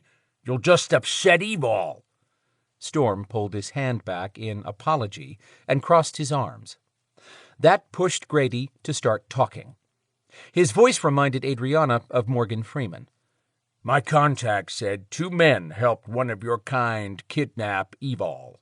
The ghouls saw those 2 men a day before the wreck. Sounds like they were snooping around the location." "That fits with what we've learned," Storm confirmed. "Different ghouls saw those men within minutes of the wreck, but in the old 4th Ward. Somebody had to be moving them around fast to cover that distance." "We found their bodies tonight," Quinn interjected. "We've come to realize the kidnapper is teleporting, which is hampering our ability to catch a trail." Deep wrinkles covered Grady's old face when he seemed to chew on that. "They dead, you say? You didn't get no intel from those 2?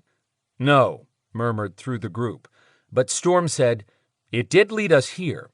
"We gotta find her," Grady muttered, irritated. "This is all I got.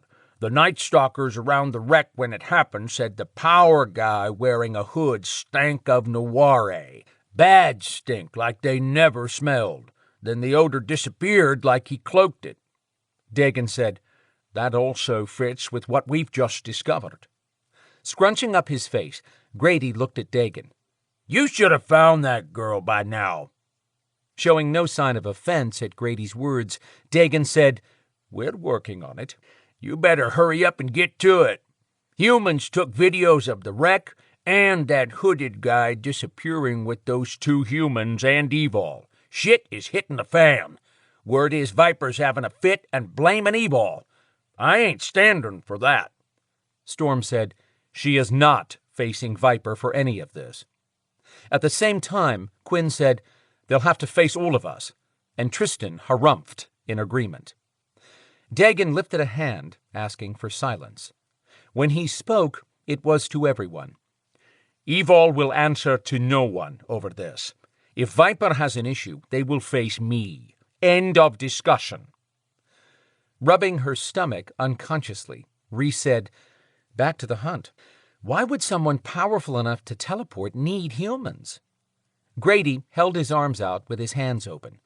"Somebody gonna do that when they got no team or followers. Whoever it is needed humans to drive the trucks. Then he killed them. That stinking Treoir might be sloppy, or maybe someone using it to point us at the Maeve." Adrianna asked, "Or the Treoir use is so obvious that it could actually be the Maeve behind this, and they intend to claim they're being framed." Dagon's gaze bounced to each of the team as they spoke. He seemed to be allowing them to figure out something on their own. Adrianna asked him, "What are you thinking, Dagon?" "This particular Treoir scent is key to finding evil." "You just said you didn't think it was Queen Maeve," Storm pointed out with suspicion in his voice. "I don't. This scent is of pure Treoir." Grady's form floated around in one spot. "Say what?" Adrianna said, "Grady, down, please." "No." He floated back to eye level with the other men. Dagon explained, "Pure, as in the original form of Treoir magic." Agreeing, Storm said, "That makes sense, and it's enough to convince me where we go next. I've been at a lot of supernatural crime scenes since coming here and have never smelled any Treoir this strong. Queen Maeve and Cathbad have to be behind this." "Not necessarily," Dagon argued gently. "This Treoir is full strength. When I said pure, I meant that it was straight from the plant." "What plant?" echoed around the group. Dagon looked fairly shocked. "None of you know where Treoir originated?" Adrianna noted every headshake. The Dragon King explained, "Back during my time, prior to my being captured by Queen Maeve, she sent half her warlock army to bring her a section of the plant that grew in a cave where the bodies of over 1,000 innocent women and children had died. The cave was in Ossory. When Vikings raided the nearby village, women and children ran to hide in the cave because of its narrow entrance. The Vikings thought they were clever and tried to burn them out." Quinn picked up the thread, saying, "The entire group was asphyxiated. It was Dunmore Cave. The area once known as Ossory is now Kilkenny, or maybe County Kilkenny, now that I think about it." Tristan scrunched up his face. "Where's that?" "Ireland." Giving a short nod of agreement, Dagon continued, "Yes, that's the cave. All of the Maeve army sent was lost, except a warlock left near the entrance as a lookout. He returned to the Queen, claiming he would accept any death rather than ever go back to the cave. He was terrified after hearing the screams of dying warriors. Next, she sent a mage, who also died." Grady had his arms crossed and remained a few inches above the ground in his translucent form. "That Maeve is a greedy bitch, killing people just to get magic to kill more people." "What was in the cave that attacked the soldiers and mage?" Tristan asked. Dagon said, "The Treoir plants." Adrianna couldn't have heard him correctly. "A plant that was deadly?" "Yes. The plants are said to be not just deadly, but sentient. The Vikings believed a mother to a child lost in that cave had been a witch, and that she cursed the Vikings. The plants grew from that curse." Rhys said, "Never cross a powerful mother." "No truer words have been spoken," Dagon agreed, then continued explaining. "Maeve must have offered Cathbad whatever he wanted, because after the mage died, the druid went to the cave and Maeve joined him, though she remained outside. He survived long enough to teleport out, but he was badly injured.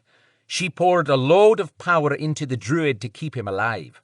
Tristan asked, "So Maeve is definitely behind this?" Shaking his head, Dagon said, "Not necessarily. Maka knows the history of the Treoir plant as well. To be honest, it could be either one. Maeve would have knowledge of how to battle the plant, but Maka is willing to go to any length to kill me and get Treoir back. That's why I said the pure Treoir is key to finding evil, if we can determine who gained the most recent plant." Moving back and forth, Grady said, Now you're talking. Sounds like that bunch of spirits controlling those plants. You take me with you, I'll get to 'em and make 'em talk to me. Adrianna admired the Night Stalker's loyalty to Evil, but Grady might be in danger if he entered a hostile spirit's area. Turning a warm expression to Grady, Dagon said, I am not sure you could teleport away from this place, and even if you could, Evil would never forgive me for putting you at risk when you do not have powers to protect yourself. You could be of far more benefit by continuing to monitor this area and inform our Beladors of any threats from humans exposing our existence. Grumbling under his breath, Grady finally said, Word is Viper might be your biggest threat. They upset about more humans coming out with videos of other supernatural activity. Every paranormal researcher and demon hunter outside of Atlanta be showing up before you know it. Reese asked, Speaking of demons, have you seen any in the city recently? No, not since the last one. That's right. Adrianna now recalled that Reese had energy that turned her into a demon magnet. Maybe that was the reason Quinn wanted Reese out of there, away from a potential threat.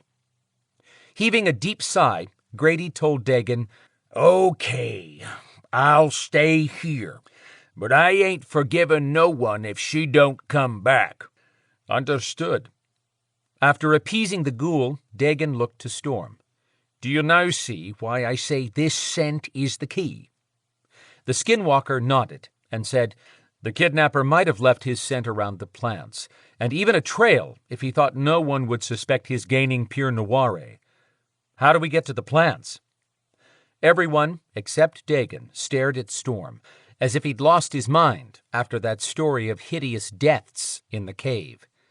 The Dragon King answered, I'll show you. Let's teleport. Chapter 19. Realm of Skamel.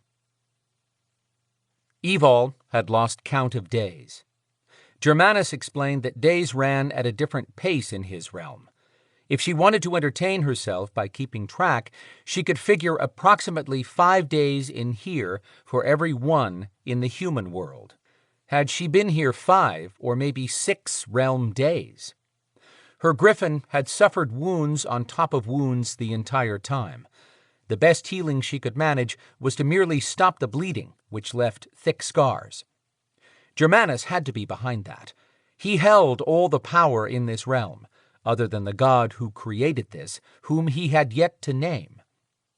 She would not have voluntarily fought any of the beasts in his little kingdom, but he continued to throw her into a pit with ferocious adversaries who looked at her like dinner. In fact, she'd bet Germanus kept them starving. He fed her only once a day, and even at that it was some disgusting gruel. She ate it and fought every threat for one reason: to remain alive long enough for Storm to find her. Her mother's voice pushed her to show her inner strength. Evol sucked it up time and again to do her best, but she rarely slept for fear of watching Storm die in multiple ways. Surviving became more difficult with every new realm day. Shift after shift, her human body still reflected the damage inflicted on it from battling a wyvern.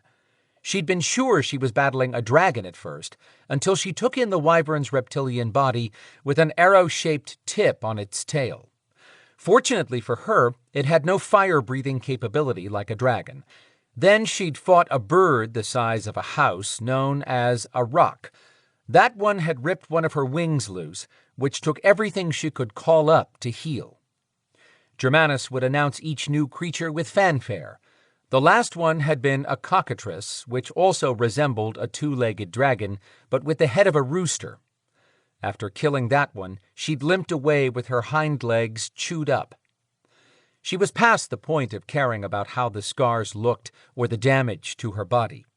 She could only put one foot in front of the other and keep moving forward.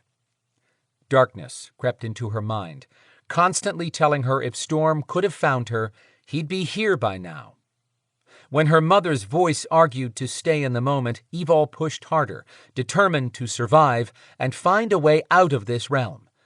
But if she couldn't get out, she believed Storm, Dagon, Adrianna, Zader, and Quinn would find her. She blinked her eyes and realized once again she was in the fighting pit in her griffin form. The single benefit she'd found was that the realm's sunlight did not affect her.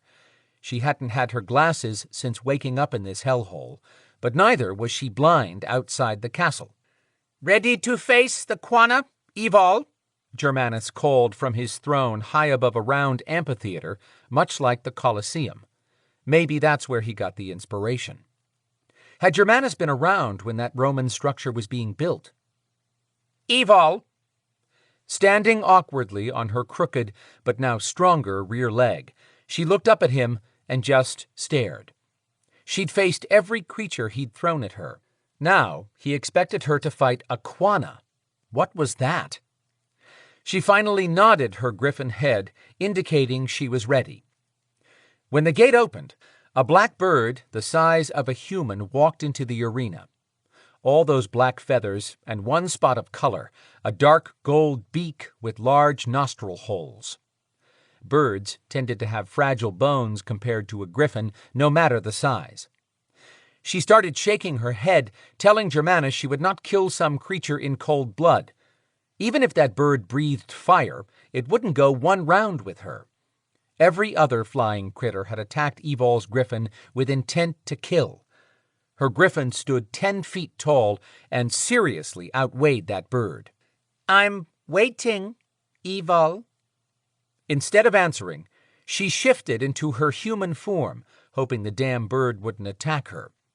She'd had occasional use of her kinetics, again controlled by the whims of Germanus. When she stood barefooted in her usual sack dress, she looked up to find Germanus seething. Score. He stood up and yelled, "I did not bring you here to use as a sacrificial offering." Maybe she was feeling stronger, or maybe she was losing her mind, but she yelled back, "I still don't know why I'm here, but I'm not killing something that much smaller than my griffin. If this is all for your sport, you need to raise your expectations." He mounted one of his gargoyles, and it flew him down to the arena. He gave the Quana a command, and it backed up 10 steps to stand near the gate. Walking over to Evol, he said, "You will regret testing my limits." "I doubt it. On the other hand, if I knew what you wanted and why I'm here other than to prove I will survive, this would be simpler." "Very well. I'll tell you. I had hoped to get you better trained first, but—" "Better trained?" she asked with no small amount of sarcasm. "I've killed a wyvern, a roc, a cockatrice, and I would have smashed this bird if I sat on it." He allowed her to interrupt, then continued. "As I was saying, you are dragging your feet in training. These first battle opponents have been nothing compared to what I have in this realm. My goal is not for you to kill all of the beasts, only to cull out the weak ones. If I wanted you destroyed, I would have done so long ago, but you will play an important role when Dagon does arrive." She didn't want to ask, but she needed to know. "What role?" "You will help kill the dragon, of course." Her mouth opened, then closed in shock. This guy was freaking delusional. "First of all, I'm not even that powerful. Second, I am not attacking the Dragon King of the Beladors." "You will be strong enough with the aid of my army, which you will lead," he argued. "Even if I were to consider doing that, which I'm not, what do you need with me? Why not fight him with your army? In fact, why would Dagon even care to come bother you if you had not grabbed me?" "You will do as I say and battle whatever and whomever I point you toward." She crossed her arms. "No, I've been fighting to survive, and I'll kick anyone's butt who tries to hurt me, but you can't make me do anything you say like this bunch of flying sheep who jump when you snap your fingers." He sighed. "I keep trying to do this the simple way, but you are stubborn." "It's a character flaw I fail to see the harm in." Turning, Germanus looked at the other side of the arena, which looked big enough to play 2 football games side by side. Germanus waved a hand toward one of the 4 gates. Screaming reached her ears. It came from deep inside the building on the other side of the fighting pit. Evol froze. That had sounded human. She hadn't seen any humans except Germanus, and he wasn't worthy of a place in the food chain. The gate opened, and an 8-foot-tall gargoyle she hadn't seen before walked out, dragging the person still screaming, a young human-looking guy. Jerking back and forth, the guy yelled, "Let me go!" His voice sounded full of tears. Growling, the gargoyle grabbed the young man by his shoulders and lifted him off the ground, then turned him to face Germanus. Evol went still with shock. No, that couldn't be. "Evol, save me!" Cardos cried out. She lunged forward and was pinned in place. Her arms were locked to her side. She pleaded, "Let him go! Don't hurt him!" Germanus said, "Unfortunately, you keep forcing me to prove that I do rule this place, and everyone here will do as I say, including you." He turned to the Quana and quietly ordered, "Attack." The gargoyle released Cardos, who started for Evol. Tears spilled down his face. She yelled, "Run!" Cardos looked all around. The gate behind him closed. "Don't do this," she begged. "Please, don't do this. I'll do whatever you want." Germanus said nothing as the Quana opened its wings wide. Lightning shot down from a clear blue sky to strike the bird. Blue veins of electricity raced across its wings and body. Then the bird's beak opened, and 2 fangs dropped down. Cardos took one look at the bird, spun, and ran for the gate that was shut tight. He flipped back around with terror streaking his young face. The black vampire bird began herding Cardos from one side to the other. Evol's heart banged in her chest, like fists beating to get out. She screamed at Germanus, "Stop it! You made your point! Stop it!" He ignored her. With a flick of its wing, the bird sent a lightning bolt of energy at Cardos that hit him so hard he lifted into the air, howling in pain. The bird flew up and hovered as it stabbed those sharp fangs into the vulnerable teenage body. Cardos and Evol screamed at the same time. Blood ran down the floating body and poured to the ground as the bird fed. Evol couldn't feel her legs or hands. How could she have let them do that to Cardos? She yelled curses at Germanus between tears. "You miserable bastard. That boy did nothing to you. What kind of monster are you?" Germanus calmly turned to her. "One you should not test again. I can bring the other twin, Lana, that little pet gargoyle, even Storm in here next. My friend who brought you here filled me in on all of them. He knew I would need that knowledge to deal with you. Are we finally clear on who is in charge?" She couldn't answer him. She drew shuddering breaths as she stared at the limp body now lying on the ground and no longer making a sound or moving. Her mind could not accept the image, but she smelled the fresh blood on her next strangled breath. Germanus gave an order, and his gargoyle scooped up the body. "What are you doing with him?" Evol said, her voice a broken sound even to her ears. "I had intended to burn the remains." "No," she cried the sad word.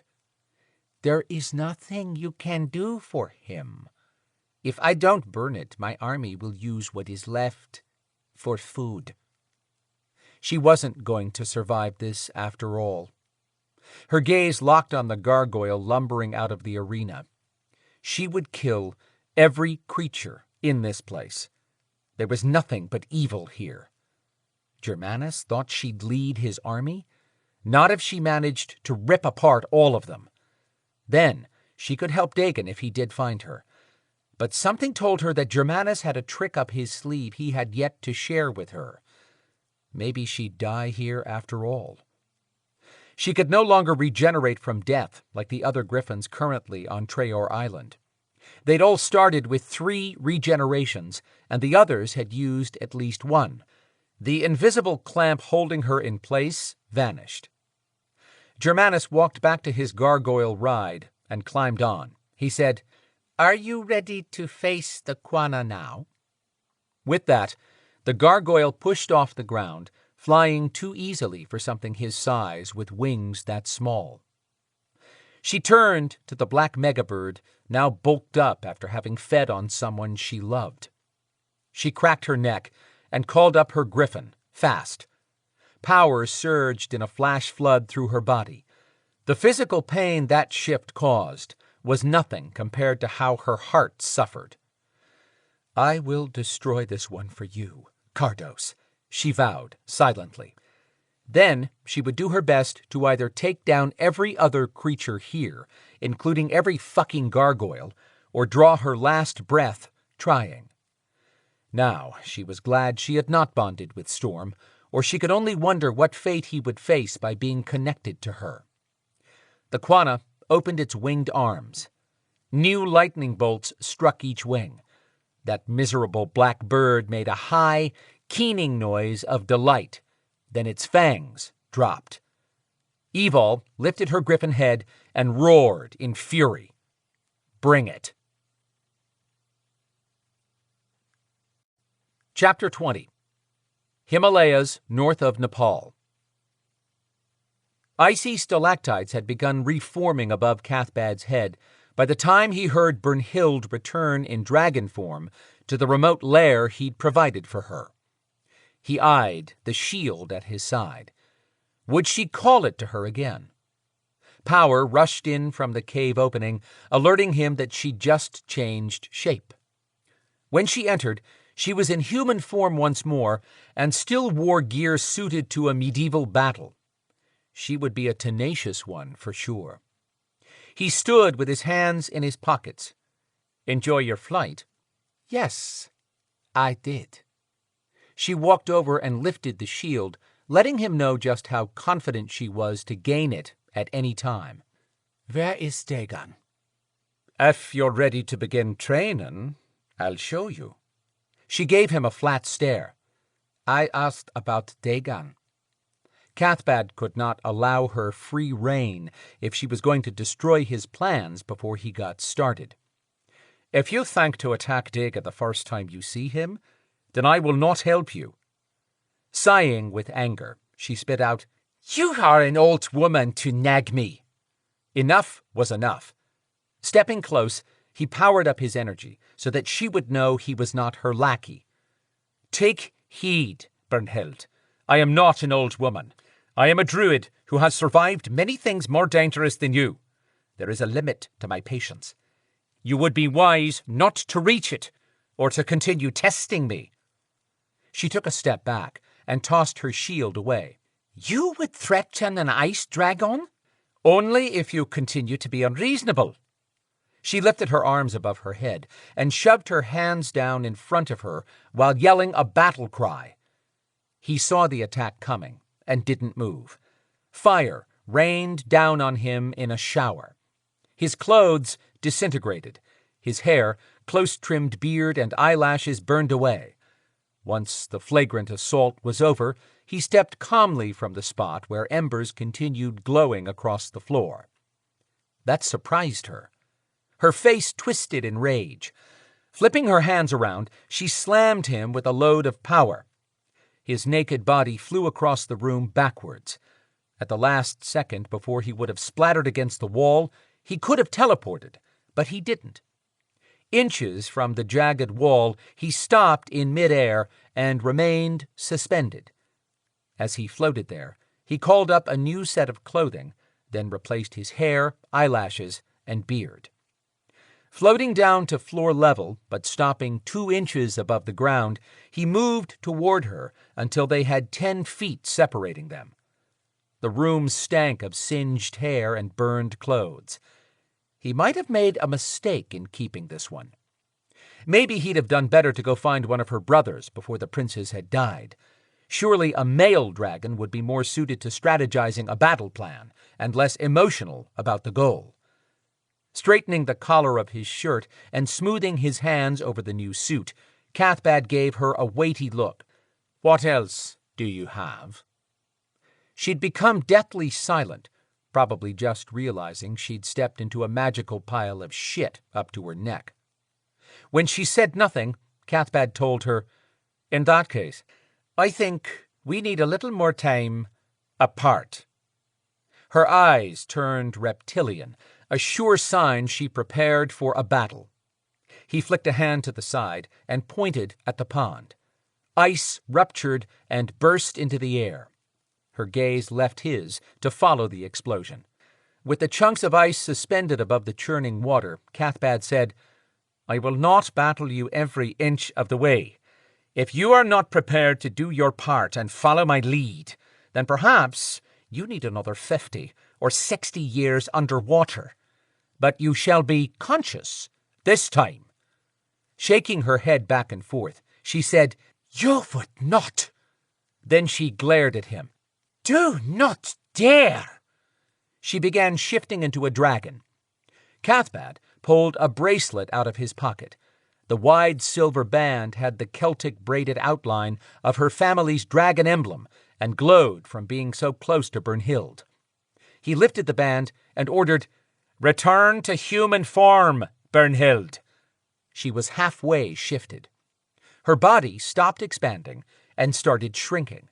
The gut-wrenching sounds coming from her blasted through the room and echoed back. In seconds, she had returned to human form, now naked after ripping out of her battle gear. But she had to also be exhausted from shifting so many times close together. She began shivering and wrapped her arms over her breasts. Pushing an evil look at him, she snarled, "That bracelet is mine. Give it to me." "And still, you've learned nothing," he chided. "I hope you enjoy your next time out of this world." He lifted his empty hand. Her eyes flared wide. "No, do not. Wait, I will talk more. Do not send me." With a flick of his wrist, her naked body lifted up and dove headfirst into the water. He pointed at the still suspending ice, then down at the pond. Chunks flew back together like a movie scene shot in reverse. He powered up his hearing. Brunhild screamed curses at him. She might find her way out of there. If so, she would be ready to kill him when he returned for her again. Or she could become an ally with better manners if she was still beneath the surface next time. He couldn't give her 50 or 60 years. He didn't have that kind of time to waste while stalking Dagon. Chapter 21. County Kilkenny, Ireland. Storm's olfactory sense picked up the scent of Noire the moment he landed in Ireland near Dunmore Cave. Having a teleporting dragon on hand made all the difference in this hunt. He didn't want to push anyone to enter a cave known as a death trap, but he had no qualms about going in on his own. Tristan walked up with his gaze on the sinking sun. "Think it's the same day here, right?" Quinn confirmed. Still Sunday, but 4 hours later. That puts local time around just after 5 in the afternoon. Time had no relevance to Storm while Evol was missing. As the team assembled again, he asked, "What do we know about this place today?" Quinn said, "The cave is a tourist location. I can't recall everything, but I do remember reading that bodies were recovered from the site during archaeological excavations at one time. Once those were removed, this cave was turned into a museum of sorts." He asked Dagon, "Will the plant be growing where those removed bodies are buried?" "Not the Noire plant. It grows only deep inside this cave, which means some remains were missed. Maybe the spirits had a way of shielding those. I have no idea where the plants and bodies are exactly, other than inside the cave." Stepping into the conversation, Tristan mused, How can something that deadly be in a cave where humans have survived visiting? Why haven't those plants been discovered? Rhys had been staring out over the rugged landscape covered in patches of grass, rock, and dirt. She suggested, plants are living things. Dagon said the plants were thought to be sentient. If this is the case, the plants could have moved the bodies to a secure location inside the cave. I smelled Noire out here, Storm announced to the group. If the plant only grows inside, then it's been brought outside. Can you pinpoint an actual spot for the scent? Dagon asked. Lifting his nose to determine a direction, Storm took off, moving quickly. If they wanted to go with him, they had to keep up. After hiking over a knoll and down the backside of the hill, Storm noticed a sign off to his left that indicated the entrance of Dunmore Cave. They had to keep an eye out for human visitors and staff. Dagon might need to drop a cloak over them again. Storm stopped short and leaned down. When he straightened, all of the team had caught up. He pointed at the ground. The Noire scent is right here. I'm picking up the scent of the same being from the art park in Atlanta in this spot as well. Have you figured out who the scent belongs to? Tristan asked. No, but I've smelled it around Atlanta on occasion. No matter how hard I try to connect it to a face, I can't, which means I haven't seen this person's face. We're close to the cave, Quinn said, turning to Nod. That fits what I've read about the entrance being at the bottom of a gully. He told Dagon, as we crested the hill, I climbed a bit further and saw 2 cars leaving. There's only one in the parking lot, which probably belongs to staff. The cave exhibit closing at 5 local time would make sense. Rhys moved forward. Let me see if I can pick up anything from here. Evol had shared with Storm that she picked up more going on between Rhys and Quinn than just their joint interest in Phaedra. Evol had seen them kiss once and said Quinn looked at Rhys like a woman he cared about. His mate had been anxious to grab Quinn alone to ask what was up. Out of consideration for Quinn right now, Storm sent the Belador a questioning look about Rhys using her gift. Quinn gave him a let-her-do-what-she-wants shrug. Storm understood Quinn's frustration. He'd experienced that many times while trying to do the right thing by allowing Evol the space she needed to function, but constantly worrying about her being in danger. More than anything, Storm hated to be proven justified for what she called overprotectiveness. He didn't know how they'd move forward from this, but he never wanted to lose her again. First, he had to get her back. When no one argued with her, Rhys planted her butt on the exact spot where Storm had located the scent. She muttered, "Just remember that if he teleported from here, I won't find anything." "We understand, Rhys," Quinn told her. "But please, don't go beyond what you can do safely." "Since I don't even know my limits with this, guess I'll stop when it hurts," she tossed back at him. Quinn muttered a Slavic curse. At least it sounded Slavic to Storm. Then Quinn went over and knelt behind Rhys with his hands on her shoulders. "Perhaps my energy will aid you." She smiled slightly. Storm noted an almost intimate connection between those two and felt certain others on the team had noticed it as well. Evol had good reason to be curious about that relationship. Rhys closed her eyes, and all expression fell away as she started whispering words that had a familiar ring to Storm. Evol said Rhys had a connection to the Haida tribe of Western Canada. Her words held an inflection similar to the Navajo language Storm sometimes used for chanting. When she stopped whispering, creases formed in her forehead and at the corner of her closed eyes, as her attention was drawn to something. She'd been leaning forward as if trying to see further. Then she jerked backwards, knocking Quinn on his butt as well as breaking his connection to her. "Rhys?" Quinn scrambled to check on her. Her eyes flew open. She smiled and started to speak, then wrenched to the side and threw up. "Damn it, Rhys," Quinn complained, as he held her shoulders for the brief sickness. Once again, Dagon supplied a glass of water, along with a cloth this time, which Quinn accepted. Rhys took the water, wiped her mouth with the cloth, and pushed to her feet, then handed the water back to Dagon. The Dragon King frowned, and the glass vanished. Quinn said, "I told you back in the building with the bodies that you shouldn't use your gift until you figure out why it's making you sick." "Remote viewing didn't make me sick." Storm started to confirm that as truth, but before he had a chance, Quinn demanded, "Then what is making you sick?" Rhys shot right back, "None of your business." The fact that she lied must have been written all over Storm's face. Quinn had shoved a fast look his way before Storm could hide his reaction. That had to be why Quinn told Rhys, "You're lying." Lifting her hands in a back-off motion, Rhys said, "Not talking about it here and now. Stuff it." Then she told the group, "When I was hunting for Phaedra," she paused to glare at Quinn and inserted, "before you came along, I could see Phaedra in real time being kidnapped." Storm frowned. What did that kidnapping have to do with this one? Rubbing her hands together in a nervous manner, Rhys said, "But when I was at the dead body place we just left in Atlanta, I traced the path without seeing anyone actually on the path. That was a little new.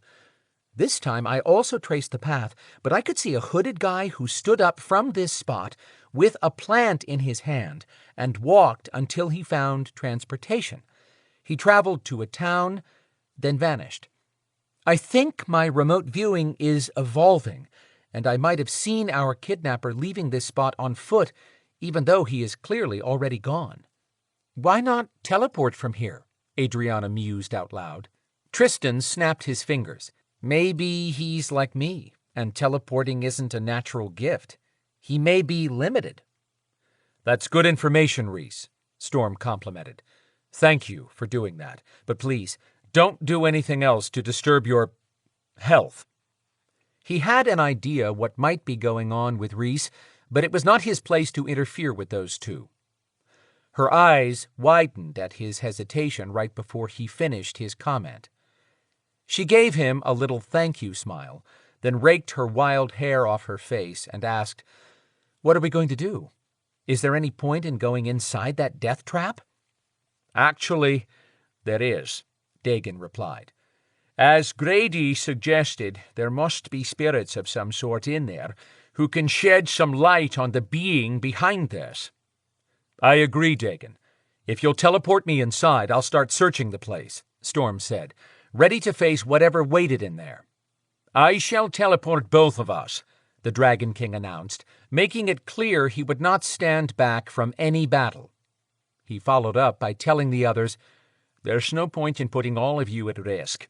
If for any reason we don't return, Tristan will teleport you home." "Not to argue with you, boss, but wouldn't it make more sense for me to teleport Storm inside? We can replace me, but not you." Damn. Storm had wanted to rip Tristan apart more than once in the past, when the hard-headed Alterant had dragged Evol into trouble. Now he was willing to enter that cave? "You are valuable as well, Tristan," Dagon admonished, but with no heat. "I am the stronger teleporter of the two of us. I am the best hope for getting us out." "Yeah, but I'll teleport his ass out if it looks like we're going to lose, where you'll probably stay and fight if he refuses to leave." Ah, there was the person Storm had known. But in fairness to Tristan, the Alterant was here and willing to help. Storm wouldn't criticize Tristan's strategy. Quinn offered, "Why don't I join you two, in case I can use Mind Lock?" "I don't care who goes, as long as we do this soon," Storm said, shutting down further offers. He'd rather go alone than have the death of another person on his conscience. "This discussion is tabled," Dagon ordered. "If Cathbad survived this, I am easily as powerful." He turned to Quinn. "If one or both of us returns injured, your powers will be needed most at that time. If something occurs out here, and you can't reach me using telepathy, then Tristan will come to find us." Rhys inquired, "Are you also as powerful as that druid, Storm?" Storm simply replied, "We're about to find out. Ready, Dagon?" With the group left to watch their backs, Storm and Dagon entered the cave silently. their bodies taking form again in the middle of a display area. Dagon grumbled, "Your world is cluttered with useless things." "Looks like this place is empty, but we need to avoid security footage." "Where would that be?" Dagon asked. "I see a few cameras, but there may be some I don't see." "I'll cloak us." Storm would rather not dull his ability to scent, but after sniffing the hundreds who had passed through here recently, he agreed with Dagon's security solution. Informing Dagon, "I smell the being who had the Noire plant outside," Storm took off, following the scent trail. His nose led him through public areas of the cave, illuminated with subtle lighting, appropriate for a place where so many innocent beings had died. The scent trail continued past a no-entrance sign. Dagon stayed close as Storm bypassed the warning and entered a tunnel. When the tunnel split, Storm followed their kidnapper's trail.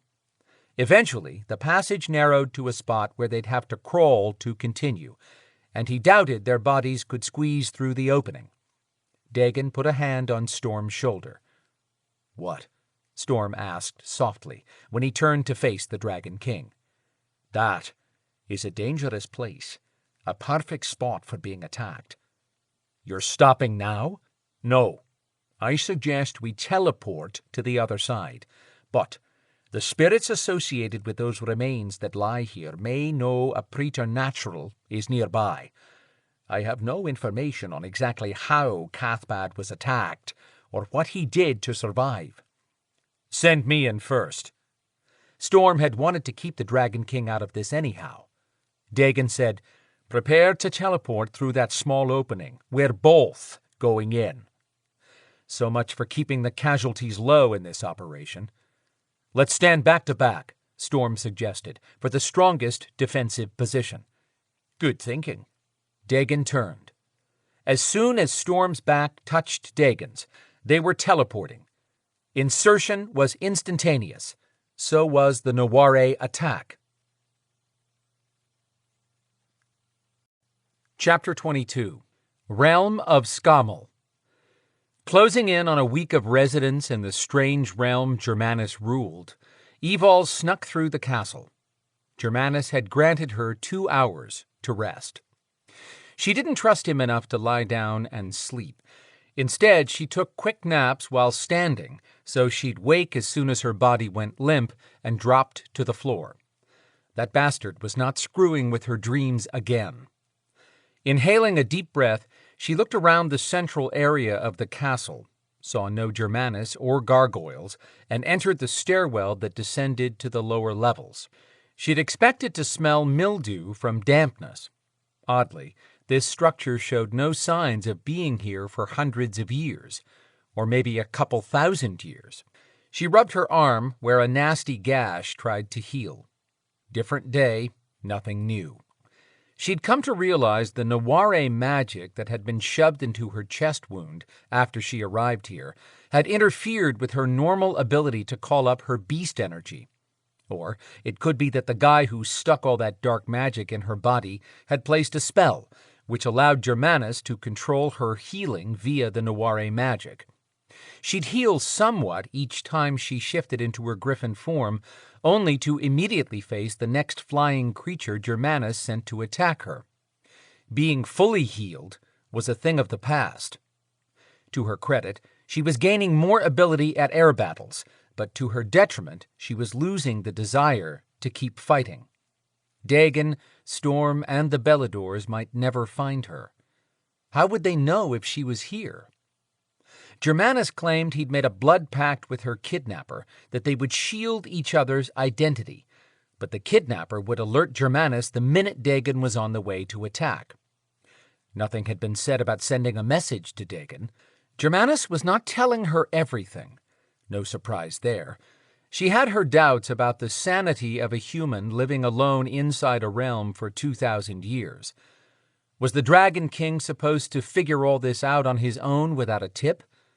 If the kidnapper vowed not to share anything about Germanus or this place, did he have some sly way to send Dagon here? If so, Dagon had to suspect a trap. Her Dragon King would still come for her. Storm and the rest of her friends would too. At one time, she'd felt like the poster child for evil against the whole world, but that had changed. Reminding herself of that had warmed her heart and raised the urge to fight on at first, but that urge had begun to wane more with each passing realm day. In her mind, she wished everyone would appear right now. In her heart, she did not want anyone she loved to die in this place. Would their spirits ever rest or just stay here? Who knew? But, again, she was glad Storm had not tied himself to her. "What is with all this whining?" Evol asked herself before her mother's voice got a chance to do it. The woman's spirit had said little recently, though. Maybe time moved faster here than in her mother's world, too. The constant mental drain and lack of decent sleep had Evol dancing close to insanity. She could not give in. She was alive to fight another day, which would happen sooner rather than later, unfortunately. Storm was hunting her. They could defeat anything together. That dragon would be leading, with her skinwalker keeping stride. Actually, knowing Storm, he might take off on his own, but she hoped not. Dagon would need to bring backup with him because he'd be at serious risk in Scommel if Germanus had a powerful god, or more, ready to attack him. Even if he knew what awaited, that dragon would still come after her, and deserved for her to show enough faith to hang tight. Figuring her way out of here was about more than just her. People needed her. She had to keep telling herself that so she wouldn't give up. She'd gone from being so very alone to having Zader and Quinn at her back. Now, she needed an extra set of hands to count the people in her life she could depend on, and who also knew they could depend on her. That cheered her and stomped her moment of weakness. This was the time to be tough and believe in her mate. Storm had always found a way to locate her in the past. Maybe the cavalry would show up too. Oh yeah, maybe Maka and Maeve will team up to save you. Evol blew out a long breath. Shut up, mind. It's my fantasy. Descending deeper into the bowels of the castle with each carefully placed step, and avoiding the area where she thought the dungeon was located, she constantly listened for any sign of an enormous gargoyle coming for her. She'd had true affection for gargoyles before coming here. The ones in this realm were monsters, not like her little phoenix. It hurt her to think how confused and stressed he'd be right now, but he was tough too. Storm, Lana, and the boys would watch over her sweet gargoyle and keep him safe. Evol kept her mind on her task, which was to uncover as much information as she could about Germanus. She might just find a way out of this mess, or at least a weakness in his armor. She'd been taking step after step, heading down stone stairs, but stopped at the first sign of light below. Her ragged heart kicked into gear, pumping hard, but still nothing like when she was in the pit. In there, where adrenaline and the will to live kept her fighting, one day ran into the next, blending into one endless stretch of battles followed by misery. Now was the time to calm down and not alert anyone to her presence. Once her breathing slowed, she continued toward the light. At the last step down, she reached a wide landing where she poked her head past the arched opening. Now she knew where the glow had originated. The sight of gold goblets, silver plates, gold figures, dazzling jewels, ancient weapons polished to a shine, and there was too much to mentally catalog. This should be next to Hoard in the dictionary, or King's Ransom. Germanus said a god made this realm and moved all her captors' belongings here. Had Germanus been a king? He wasn't a dragon, or he'd have shown her that side by now. Tiptoeing, as if someone 2 floors up in a stone structure might hear her barefooted steps, Evol limped her way through the room. She rubbed her arms against the chilly air. 4 torches were mounted to the walls, their light reflecting off the mountain of treasure that peaked 30 feet in the air. It sprawled at least 40 feet in diameter. What all was in that pile? Stepping closer, she knelt to touch a plate large enough to hold a Thanksgiving turkey and more. The metalwork was beautiful. Someone had spent hours shaping this and engraving the design of grapes and vines around the edges. Exceptional collection, isn't it? Evol flinched and shoved up to her feet, turning quickly to face Germanus. I was just finding my way around and got lost. Liar, he accused, then cut loose a deep belly laugh. I expected you to go up on your own at some point. You found it, but then it's not like I have to hide it in my own realm. She fought the urge to yell at him that there was nothing funny about any of this, but if she wanted intel, she wouldn't get it by antagonizing a lunatic. Every bit of information she could squeeze out of him would help if she discovered a way to leave. Not if, but when. Never ever think escape is impossible. The minute she lost all hope, she might as well be dead. She had too much to live for to give in. Time to pretend she was getting accustomed to being here. Breathing deeply, as if relieved, she lifted a shoulder. You caught me. If I'm going to spend a lot of time here, I'd like to know more about this place. Oh, so you concede that you will never leave Skamel? He taunted. To agree would not be believable. She scoffed at that. Not even. I'm only conceding that I'm bored as hell and curious. This isn't exactly a vacation spot for me. He laughed again. I like that about you. You speak your mind. In my time, it was frowned upon when a woman acted so boldly. But you are a warrior. But be very clear on this. You will be here forever. Keep thinking that, dick breath. She waved off his comment as inconsequential. Then she waved the same hand to indicate the pile of treasure. Is this what you did before you landed in this realm? Spent your life stealing gold and jewels, then rat-holing it here? He bragged. Oh, no. I gained this all at one time. She gave him a dramatic look of disbelief that upped his arrogant smile. Her acting skills might not be as lacking as she thought. This is incredible. It looks like some kind of dragon hoard, she joked, hoping he'd take the bait. Germanus strolled past her to stand at the opposite end of the extraordinary pile, gazing at it with admiration. Was he not going to answer? It is a hoard, Germanus murmured. Sending his gaze back to her, he admitted, It was mine for the taking once the king's defenses fell. She had a bad feeling that she knew exactly what he was going to say when she asked, Where did you take it from? Galway. Huh. Did he think she knew all the geographic locations in the world? Annoyed, he said, Has Dagon told you nothing of where he was born? No, it hasn't come up in any discussion. You stole this from him? Of course not. She was actually glad to hear that. Otherwise, this would definitely turn into a war if Dagon showed up.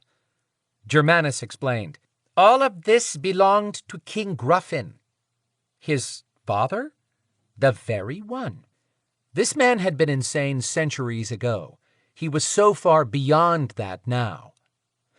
She'd found a thread of information and would not let go until she'd unraveled one of his secrets. How did you manage to get away with that much treasure from a king who had a dragon? That's hard to imagine. You doubt me? His happy little mental party turned into annoyance at her questioning his ability. Time to stroke his ego. Hey, I'm sitting in a realm in who knows what dimension with you and an army of flying beasts. I know you're capable of what you claim because, hello, the evidence is staring me in the face. I just want to know how someone pulls off something this fantastical. Using fantastical should stroke his swollen ego, right?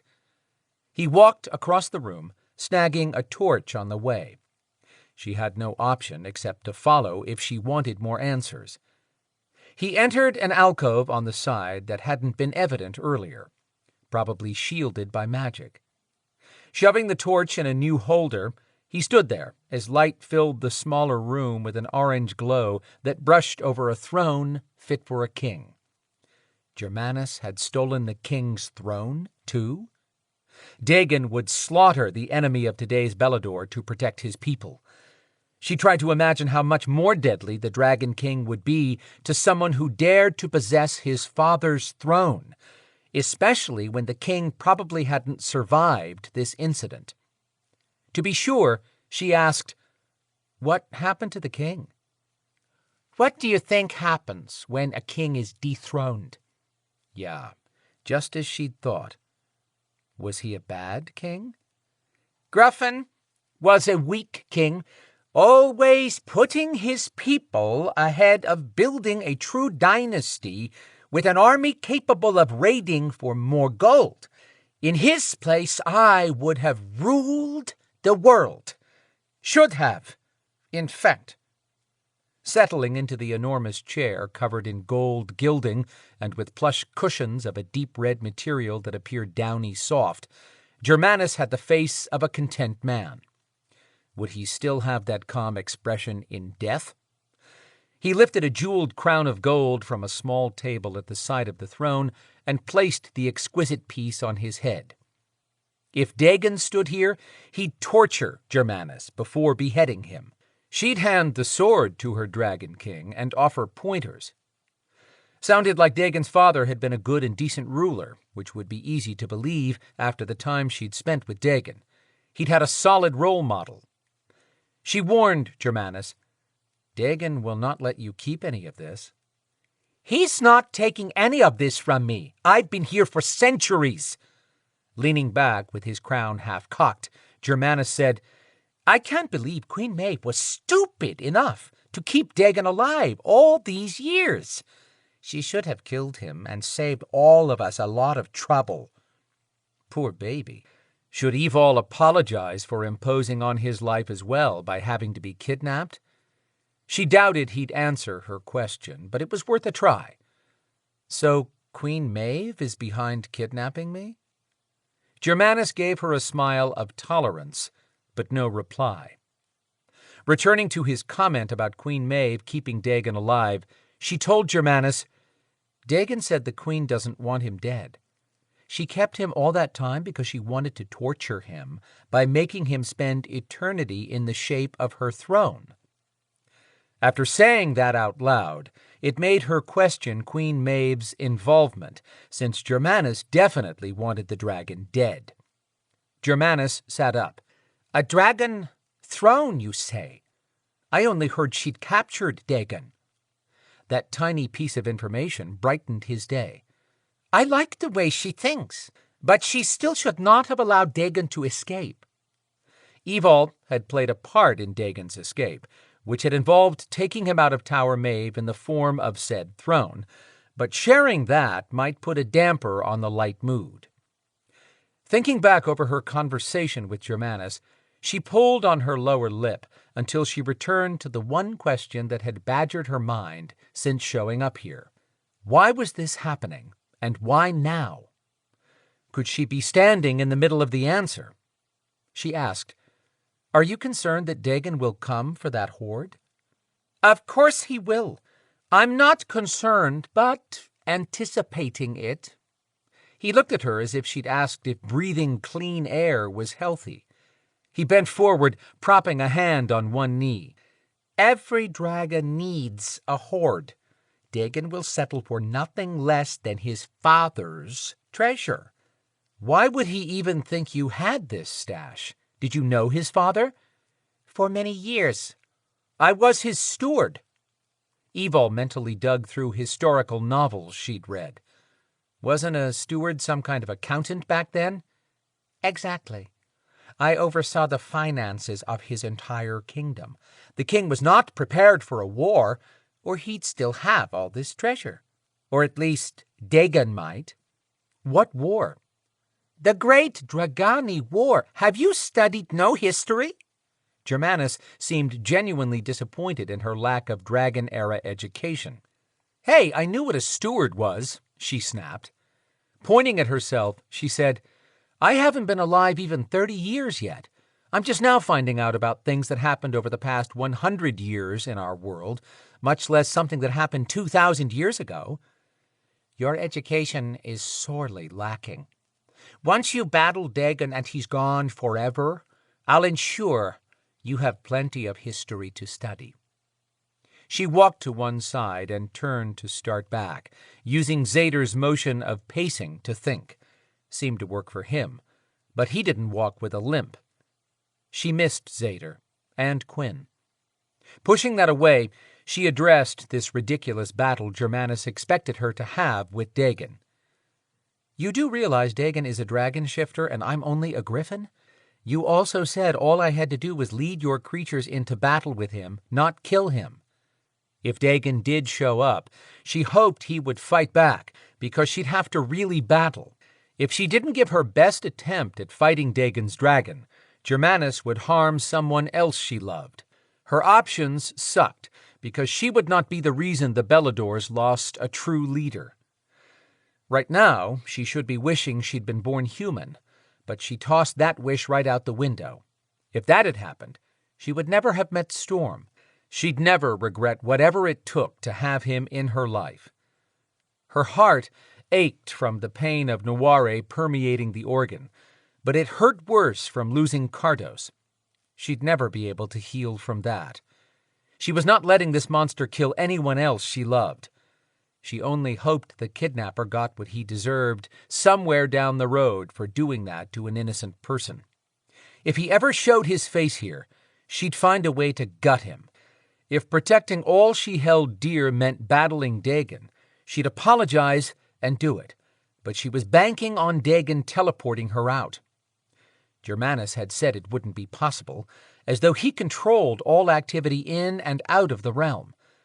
But if that kidnapper had managed to enter on his own, that would mean someone else could pass both ways, right? Was his threat of her not being able to leave just a bluff to keep her from trying to escape again? She'd like to think so, but anything was possible in the world of preternaturals. Not the most comforting thought. Pausing in her barefooted limping, she leveled with Germanus. "Even if I wanted to kill Dagon, which I don't, he'd burn me into a lump of charcoal before I got off even a kinetic shot. And that's if you allow me to use all my powers.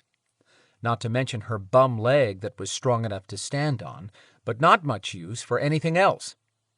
She had a sick feeling the Noire plugged into her chest would never allow those hideous scars to heal, or her chest to stop hurting. "Dagon won't kill you," Germanus argued. She stuck her hands on her hips. "Not if he has a choice. I'm one of his closest advisors, and I know he does not want to harm me, but he is not going to stand by and let me take him apart." "I never expected him to do any such thing, but I know Dagon, because he's more disgusting than his father. Dagon is the last of the White Knights, and you're a woman, which he would never raise a hand to harm. Besides, as I explained, you only have to battle him. While he's busy trying not to harm you, my army will take care of the rest." This delusional jerk was living in a fantasy world. She chuckled. "The 7 critters you have left are not going to take down Dagon, even if he fights them alone." "Don't laugh as if I am the fool here," he warned, in a booming voice that vibrated the walls. She was not cut out to be a spy. Undercover operators had to maintain their cover at all times and never show what they were thinking or feeling. With her anger boiling over at everything from getting kidnapped to not being allowed to heal to watching Cardos die, she snarled, "I don't get you at all. You're safe here. You can sit here and count your money every day forever. Why bring Dagon's wrath down on your head?" He stood. "Safe? I've been stuck in this realm for centuries, with nothing but my imagination to keep me company. I can't conjure a woman or touch you. If I do, my dick will shrivel, and I will be without even manual entertainment." So that was why he had not tried to force himself on her. She'd thought it was her repulsive image. She'd also thought he was favored by the god who put him here, but it didn't sound that way. Germanus must have pissed off that powerful being. With her captor on a rant, she stifled her anger and tried for an understanding tone. What? Why would your god do that? You must be one of his followers who worshipped him. Staring at his shiny pile of goodies, Germanus groused, I did worship Abandinu in spite of risking a lashing if the king had found out. Abandinu was everything to me. When I asked my god for a safe place to stash this hoard and somewhere Dagon couldn't harm me, I thought he would put me in a castle far from King Gruffin. But no, Germanus scowled. Evol didn't breathe. Don't interrupt the madman. Instead, Abandino built this realm for his favorite winged beasts, then teleported me here with all my possessions. He said the day Dagon died, that he would free me. Then he disappeared. The bastard. Part of that story had to be missing. Evil had nothing but disdain for gods and goddesses she'd faced in tribunals, but she had learned they did little without a reason. Basically, they were lazy and self-serving. What had Germanus done to be treated this way by Abandinu? Probably hadn't been wise of Germanus to curse a deity, but she had no qualms about watching him get smoked if his god heard that. They'd both wronged Dagon and his father. Tired of listening to the rant of someone who didn't deserve any consideration, she muttered, Sympathy is between shit and syphilis in the dictionary, Germanus. Dictionary? Can't even insult you because you've been isolated forever. Sitting back down with a glum look on his face, Germanus said, My god abandoned me long ago. Now I find out Dagon is free and still immortal. What am I supposed to do? Just sit here for eternity with a dragon after my ass? That is not happening. I will have a new protector once I leave here. She will reward me just for killing Dagon. Evol's ears perked up. Who? Germanus would not answer. Let me get this straight. You're preparing for a battle with the dragon and you don't even know the name of your new benefactor? Speaking through clenched teeth, he said, I do know her name. I promised to not speak her name until she gives me permission. Dead end there. Evol switched gears, acting uninterested. Whatever. So who kidnapped me? I know it wasn't a woman. You keep asking the same questions. If you'd answer them, I'd stop asking. See how that works? Gifting her with a smirk, he said, How about this? I will give you the names you ask for before I leave. Hold everything. You're really leaving me here? It will not be possible to take you with me. He said that as if it was obvious. Nothing was obvious. This might be her only chance to find out everything she could. You made this deal with my kidnapper, right? Germanus frowned. Correct. He said he'd get you out of here if you kill Dagon. Is that the deal? What about your pile of treasure? Giving her a look that questioned her IQ level, he said, Once I have Dagon's head on a platter, I will escape this miserable realm with my treasure and live forever. She only knew one way to live forever. My kidnapper promised you immortality too? And you trust this guy? Why? For just a second, doubt dimmed his confidence, but it disappeared as quickly. He sat up, placing the crown to the side, and explained, This man had the power to harvest pure Noire when others died attempting it. Pure Noire. Was that why the magic used on Evol smelled so strong? Noire got traded secretly among preternaturals, but Noire magic was believed to have always come from the Maeve. A pure form had Evol again thinking Queen Maeve had to be behind this. Germanus kept listing evidence to support his trust in the kidnapper. When someone can enter a Celtic realm through a bolt hole, shield his trail, and show up with the purest form of Noire in his hand, then deliver a Belador who shifts into a griffin? I have a hard time arguing. He had her there. Where did this guy find pure Noire? Ha! You do not know where Noire originates, do you? He scorned. I am stuck in this realm, and still I know more than you. She hated to admit it, but Germanus was correct on that point. She said, I'll give you that. So where did Noire come from? Dunmore Cave in Ossory, Germanus replied, full of smug arrogance. Where is Ossory? Listen closely and learn something, he snapped. The Vikings of Dublin were raiding... Dublin, as in Ireland? I thought Vikings were Swedish or Nordic or something like that. Shaking his head in disgust, he said, There were 3 groups of Vikings in Dublin, Limerick, and Waterford at one time. Those in Dublin were going after the Waterford bunch when they raided Ossory. Fearing capture as slaves, the women and children hid inside Dunmore Cave because it had a narrow opening they could defend. The Vikings decided to burn them out. But, Evil snapped her fingers, they asphyxiated those innocent people instead. Damn. Germanus narrowed his eyes at her with irritation. Or was he confused? Did he not know what asphyxiated meant?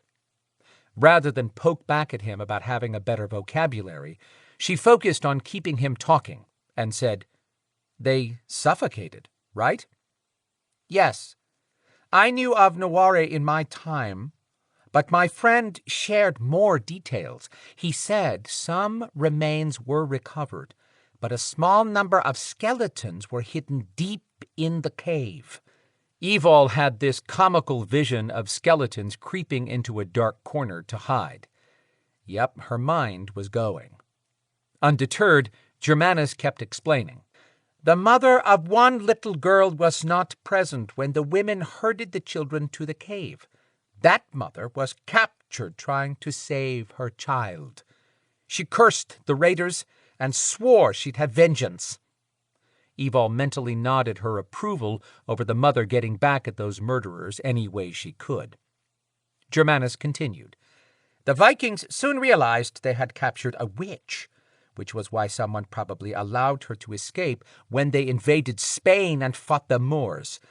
She was taken in by a man who found her almost dead. He used his powers to heal her, and realized she also had powers. He convinced her to stay with him. They had 7 children who inherited various abilities and gifts. My friend who kidnapped you is a descendant of that impressive power.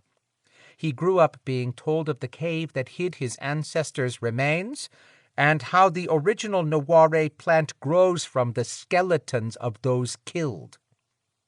She had to close her gaping mouth. Noire was a plant? When did all that happen? Not that long ago. I believe in early 900. 1100 years ago was recent? Guess time was relative when you lived in this realm. She forced her sleep-deprived mind to think what was bugging her about all that. She questioned, Who first used Noire? Queen Maeve, of course. She was growing tired of this you're an idiot tone and argued, But she and Cathbad the Druid went to sleep, or whatever, for 2,000 years, then recently reincarnated. I heard as much. That's when she realized what didn't fit in her mind. Waving her hands, she said, Whoa, hold everything. I'm no genius. Quite true, he interjected. She sent him a scathing look and finished her thought. Well, you're no Einstein either, because the math doesn't work. How could Queen Maeve do anything in 900 if she supposedly went into this deep slumber 1,000 years earlier? Evol considered everything. Maybe that slumber and reincarnation bit was all a big lie. Not that much of a stretch when considering that queen and druid. Germanus sighed with great satisfaction at knowing things Evol did not. He taunted, I told you that Queen Maeve used Noire magic during my time. Not possible. This makes no sense. Grinning now, he said, I should make you wonder for the next 1,000 years you spend in here alone and unable to hold a conversation with another person. The light bulb flashed on in Evol's head. Germanus was talking to her now because he hadn't been able to do this for 2,000 years. Her heart hit her feet at the possibility of repeating his life here. Germanus must not have realized how bad that thought shook her, because he never paused, chattering on. I find that I am not ready to end this conversation, so I will fill in the gaps in your sad education. Queen Maeve had a seer who told her of a powerful magic to be found in a cave in the future. The queen was unwilling to wait 1,000 years and wanted it immediately, perhaps because of the slumber you say she and the druid had planned. The queen brought in Cathbad, who said he could open a time portal to one spot, but he could not leave it open long due to the power and magic needed. She sent part of her army to retrieve the Noire magic from the cave. That sounded incredible, but possible. What was she saying? What wasn't possible when preternaturals were involved? After all, Queen Maeve and Cathbad planned a way to spend 2,000 years out of pocket, then reincarnate at a time to coincide with forcing alterants to evolve into griffins. Who saw that coming? Yeah, she could see how that crazy queen would risk so many lives to travel through a time portal and battle deadly plants. Evol mused aloud, So the queen's men grabbed the Noire and jumped back to her world? Not exactly. She lost half her army. One warrior barely entered the portal to return before it closed and was able to report what happened. She next sent a mage who died, then Cathbad agreed to go with her to gain the Noire. My friend said Cathbad almost perished retrieving the plant, and his magic was so damaged from creating those portals, he was believed unable to perform that magic ever again. Could be, or maybe Cathbad told the queen he couldn't open a time portal like that one again to prevent that crazy goddess from sending him places he didn't want to go. Would any of today's Beladors know about this? She doubted it, because Zader or Quinn would have told her during the many hours they'd spent filling in her education. Dagon would probably know. She said, Okay, let's say that I accept that my kidnapper gained Noire, but I'm not sold that he has such easy access to immortality. Is he immortal? Germanus had opened his mouth to argue, but said, Not yet. He will become immortal at the same time that I do. This way everyone is invested. How easy was it to make someone immortal? Evol had a sick feeling the kidnapper's offer to Germanus was based upon reaching the river that ran beneath Treoir Castle. This new information pointed at Macha being behind the kidnapping, as much as the Noire pointed at Queen Maeve. No clear winner in the villain race. Based on Germanus's story, the kidnapper was of Celtic ancestry, but descended of a Spanish Moor as well. What was he? A Maeve warlock? What other power or ability did he possess that would help her figure out his identity? She'd like to know who hated her enough to do this. She thought back on how she'd sensed someone or something following her where she met up with Adrianna in the woods. Could the guy be Fae? She asked, Can the kidnapper fly? Germanus cocked his head in an odd way.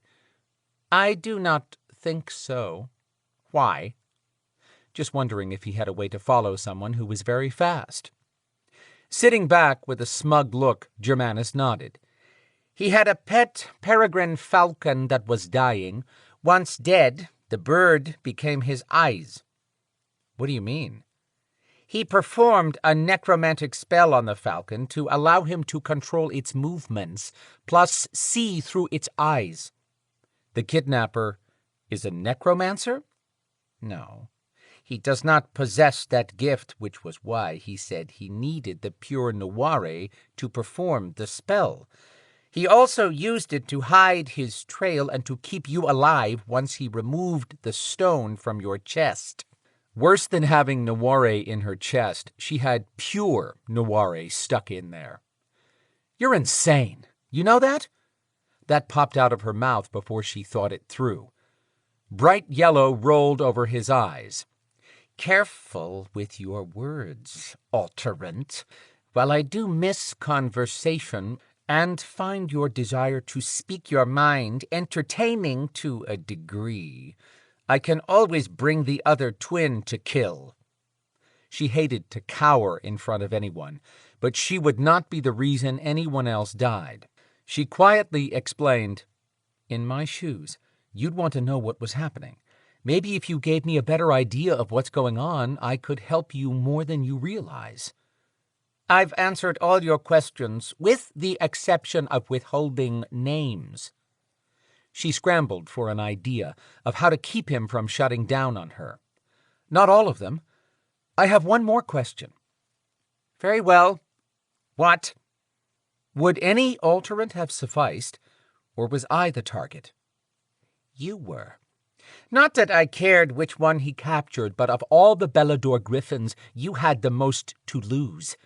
I had to agree when he explained how that would make keeping you in line easier as compared to someone with little to lose.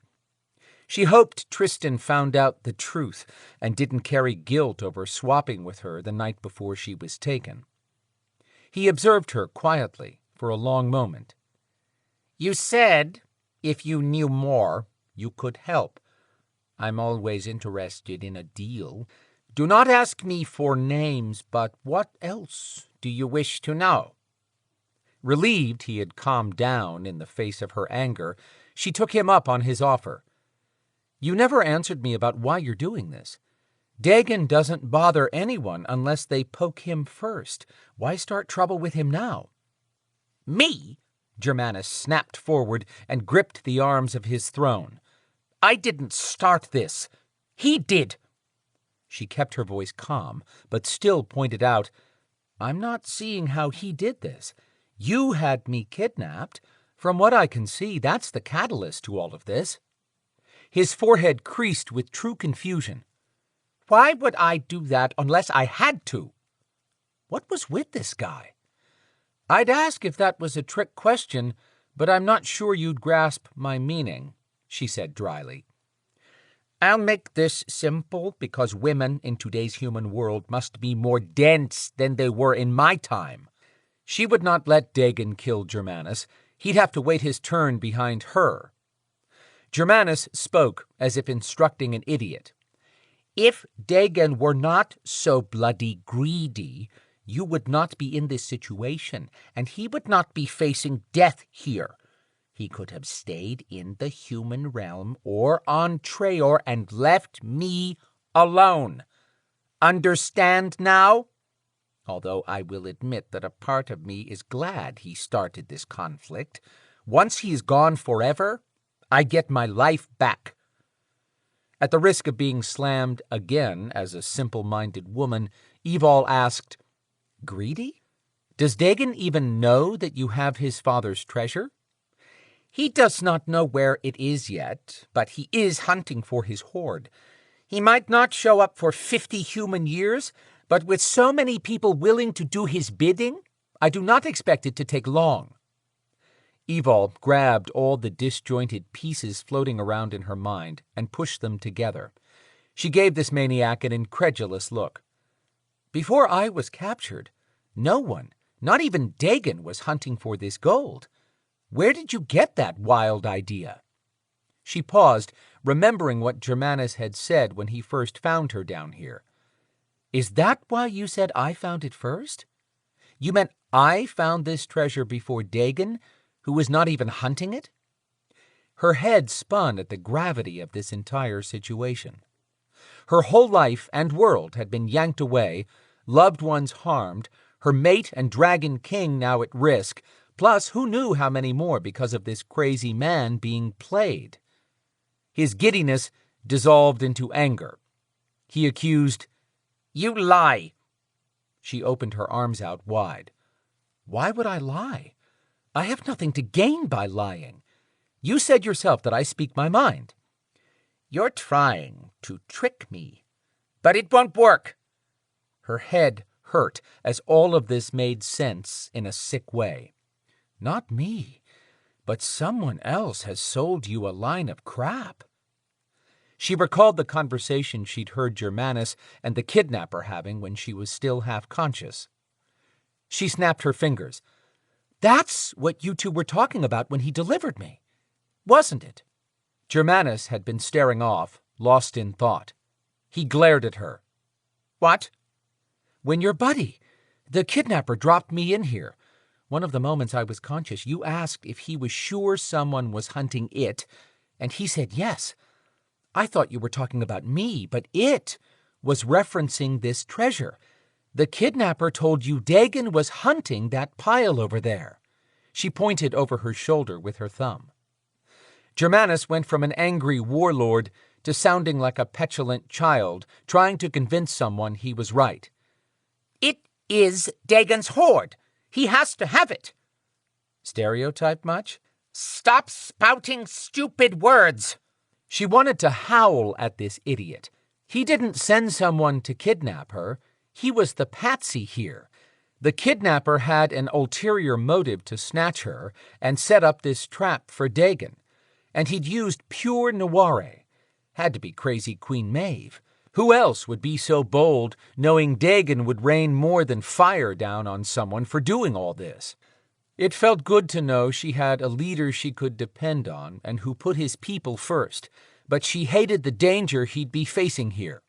Evol said, "No, Dagon doesn't need a hoard.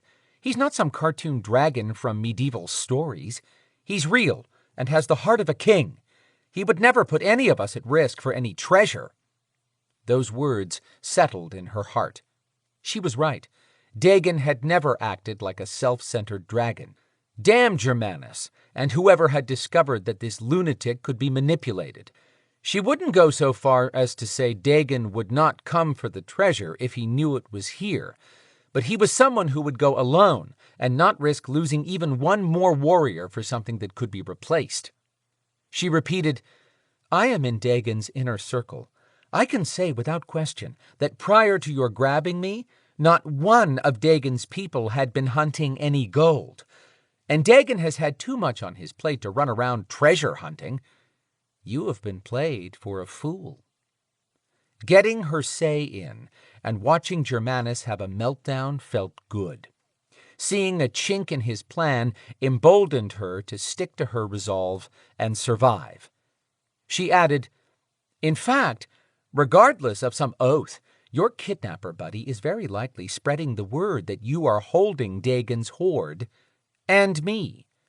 You won't have to wait long. He's coming, and so is my mate. Those 7 flying creatures who survived battling me will never stop Dagon in dragon form." Her heart surged at the taste of imminent victory. Dagon and Storm would survive, and she'd get out of here yet. This was what a rush of hope felt like after being at the bottom of her emotional barrel. She couldn't wipe the smile from her face if she tried. Seriously pissed, Germanus stood and walked over to a wall next to his throne. He sneered at her. "Those 7 and you are only intended to slow him down. These are my army." Germanus lifted his arm and called out, "Nunc aperta." "You're too stupid to know those words, but that is Latin for open now." She ignored his dig at her vocabulary as shock blasted her happiness to pieces. The wall turned foggy, then cleared, much like peering into a scrying bowl. 20 huge beasts meandered through a field. His menagerie held everything from massive wyverns, much larger than the one that had survived fighting her, to manticores, to things she couldn't name, to a dragon? There were 2 dragons alive today? Plus, this bunch appeared well fed. Germanus bragged, "These will not be defeated." Turning to her, he broke out in a huge smile. "I only wanted to cull the weak ones and use those that survived to show me how it looks when you really battle so you can't pretend. If you don't battle, I will send word to your kidnapper to bring me the rest of your friends and your mate if he doesn't come here first. When he does arrive, I will send my 2 gargoyles out to tear him apart." He walked out, pausing at the entrance and turning to her. "You lie about Dagon hunting the gold. No dragon can stand to lose a hoard such as this one. A dragon is nothing without a pile of treasure that rivals all others." Her mind screamed with rage at his ancient thinking, but she wouldn't break down in front of this monster and give him one more second of enjoyment. That didn't stop her from shouting, "Think what you want, Germanus, but you'll see my mate for sure, and he'll be the one tearing your monsters apart. He'll come with Dagon. They'll defeat your army." She hoped like hell they could. "When they do, we'll all teleport out of here." Clenching a fist, he said, "They might. You won't." What did that mean? "They won't leave without me." His hand relaxed along with his face. "I thought you heard us talking when you first arrived. Evidently you missed some of our conversation." She waited for more. Germanus would talk to an empty room. He said, "Remember seeing the wyvern carcass in the field the day you tried to fly away? That was a demonstration for me. The kidnapper spelled the wyvern as he fed it a tiny bit of the Noire magic. Then he tried to take the beast out of this realm. Magic created in here cannot leave. That beast screamed when it tried to pass through the limits of the realm. My friend held it there long enough for the magic to boil inside the animal. Then he dropped the writhing body back to the ground. If you recall, he also shoved Noire into your chest to close the wound. He spelled that too. Had he not, you would have died. If you try to leave, you will suffer much more, but you will probably die faster." He turned and climbed the stairs. Her skin felt clammy and her stomach churned. She'd thought she'd always had a chance to escape. She screamed out loud this time. His laughter floated down. Chapter 23. County Kilkenny, Ireland. A vine as thick as his arm wrapped Storm's neck. His claws had extended the second he was attacked. Dagon fought off his own rabid plant. Storm was desperate for information, but it would do him no good if they didn't both survive. He wasn't sure he could get out of here without Dagon. Spirits with open mouths, filled with sharp teeth, screamed loud as banshees. He saw only 15 or 20, sounded like 100. Maybe these were banshees. This place reeked of Noire magic, like one big disgusting cloud of it. More vines wrapped Storm's chest and began squeezing like a massive green python. 2 new vines curled around his ankles. Sharp spikes stabbed his chest. He snarled and began shifting into his jaguar. Dagon roared at the spirits, "Cease, or I will destroy you!" The attack continued. As Storm's jaguar came forward, he clawed at the vine, cutting off his air. In the next second, Dagon's power exploded as he shifted into a dragon, allowing fire to boil around his own fangs. Everything stopped at once. The spirits quieted. Weeds stilled. But Storm finished his shift and slashed his way free. Vines whimpered and withdrew, coiling back to the host bodies stretched over the floor from one side to the other of this cavern. While Storm could smell the Noire, there were no other odors, such as a preternatural scent he could match to the one he'd found outside and in the Atlanta Folk Art Park. His jaguar roared, just as ready as Storm to attack out of pure frustration, but Storm had gained more control after returning from the demon underworld. He was forced to hold that control in a tight fist now. He'd wait to see what Dagon had in mind, since the dragon had staked its claim as the alpha in the room. The stalemate might not last long once the spirits and plants figured out they actually had the upper hand here. There was enough Noire here to blow this cave out of the ground and take out miles of land. It wasn't as if the spirits could die. Dagon's dragon mouth opened, and words spoken in a deep voice suited to a creature his size said, "We did not come to steal Noire or to harm your resting place. If you will answer our questions, we will leave you alone and never return." No one offered a reply. Storm's jaguar panted, not from being out of breath, but a sign he did not want to be held back.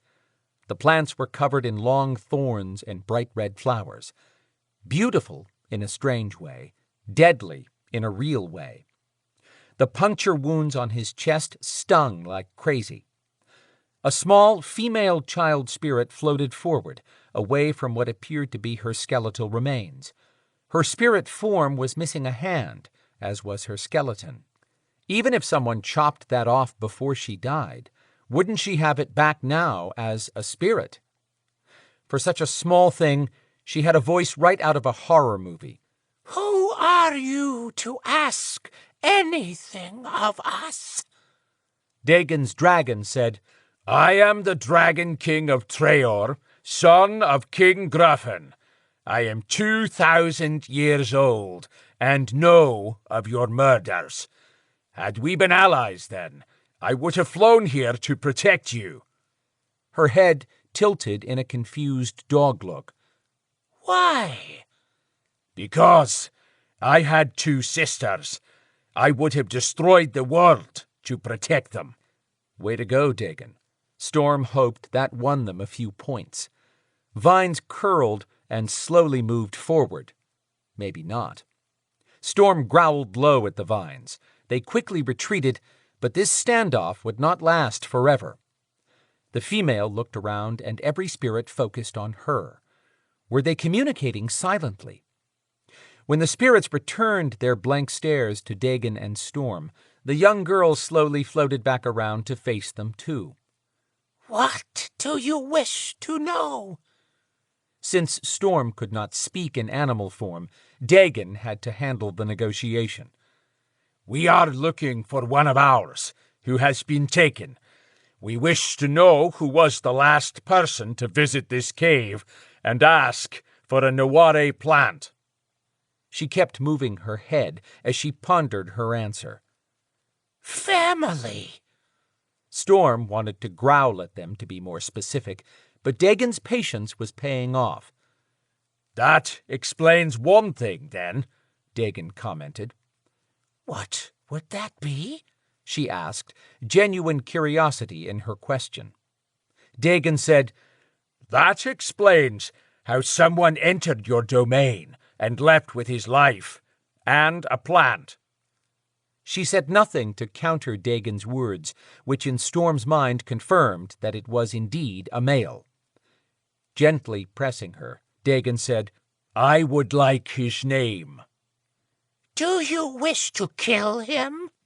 Storm lifted his jaguar head to meet Dagon's reptilian gaze. Hoping the dragon understood, Storm nodded his head up and down. He avoided lying to spirits. That never went well, even if the consequences came years later. Swinging his big head back to eye level with the young girl, Dagon explained, "That depends on whether the man has harmed this jaguar's mate." The smooth skin on her forehead furrowed. She stared at Storm's jaguar for a long moment. "Why would he hurt your mate?" This was too difficult in animal form. Storm shifted back to human shape, and Dagon immediately covered his body in jeans and a t-shirt. Even in this young girl's time, speaking to a naked man at her age was not appropriate. Nodding at the dragon, Storm squatted so that he would not be standing above her. "I'm not sure exactly what your relative has done, but I believe he was involved because pure Noire has been discovered where my mate was attacked and kidnapped. I'm desperate for any help in finding her." The girl's eyes swelled as if she was about to cry, which would be a trick for a spirit. "No.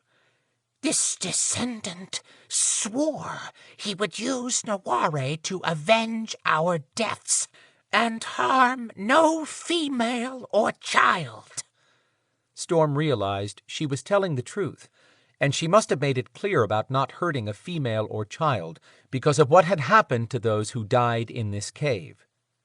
This sucked, but he had to tell her. He lied. She floated backwards, slowly. Uh-oh. Dagon said, "She doesn't believe us." Storm asked, "Please, don't attack. Tell me how we can prove to you that we're telling the truth." She conferred with her spirit family once again. After the stretched silence, the girl came forward, but only halfway.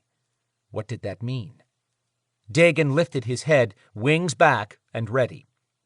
But the girl said to Storm, "Swear on your family's blood that you tell the truth. If you give that oath in here and fail to tell the truth, you will regret it." Dagon rumbled a noise, but Storm couldn't look up and lose the tiny connection with this spirit. There were many reasons why he shouldn't consider giving that oath, the first of which was that he had no absolute evidence that the kidnapper was her relative. His gut said it was. He was going with that, but he still wanted to make an educated guess with something this important. "Can I ask one question first?" She cocked her head, which he took as a yes. "When was the last plant taken from here?" "I have no sense of time, but it has not been long." Dagon picked up Storm's line of questioning and asked, "When was the last plant taken from this cave before that?" Energy rippled through the room. Spirits moaned and swayed. The female clenched her little fist, looking ready to put a beatdown on someone. Her voice went 2 octaves lower. "Was a very long time ago. A goddess sent her army, then her mage, and then a druid who stole from us." Lifting a hand to ask for peace, Storm said, "I'm ready to give my oath." When silence descended again, he gave his oath. "I swear, on the blood of my ancestors who were honorable Navajos in a new world you would not know about, and I swear on my own blood that you are welcome to take my life if I lie, because I am willing to give my life to save my mate." Whispers erupted behind her. The little girl lifted her only hand without turning, and all spirits quieted. Storm continued, "I ask only that regardless of what you determine, I be allowed to save my mate before you claim my life. A person used pure Noire only 1 day ago where we live in another land. I don't know if the person who wielded the pure Noire magic was the descendant of your family, but if that is the only person to visit you recently and leave with a plant, then it is possible. He is either the one who attacked my mate and kidnapped her, or he gave the Noire to someone else who did. I had placed an emerald chakra stone on my mate's chest using magic so that I could always find her.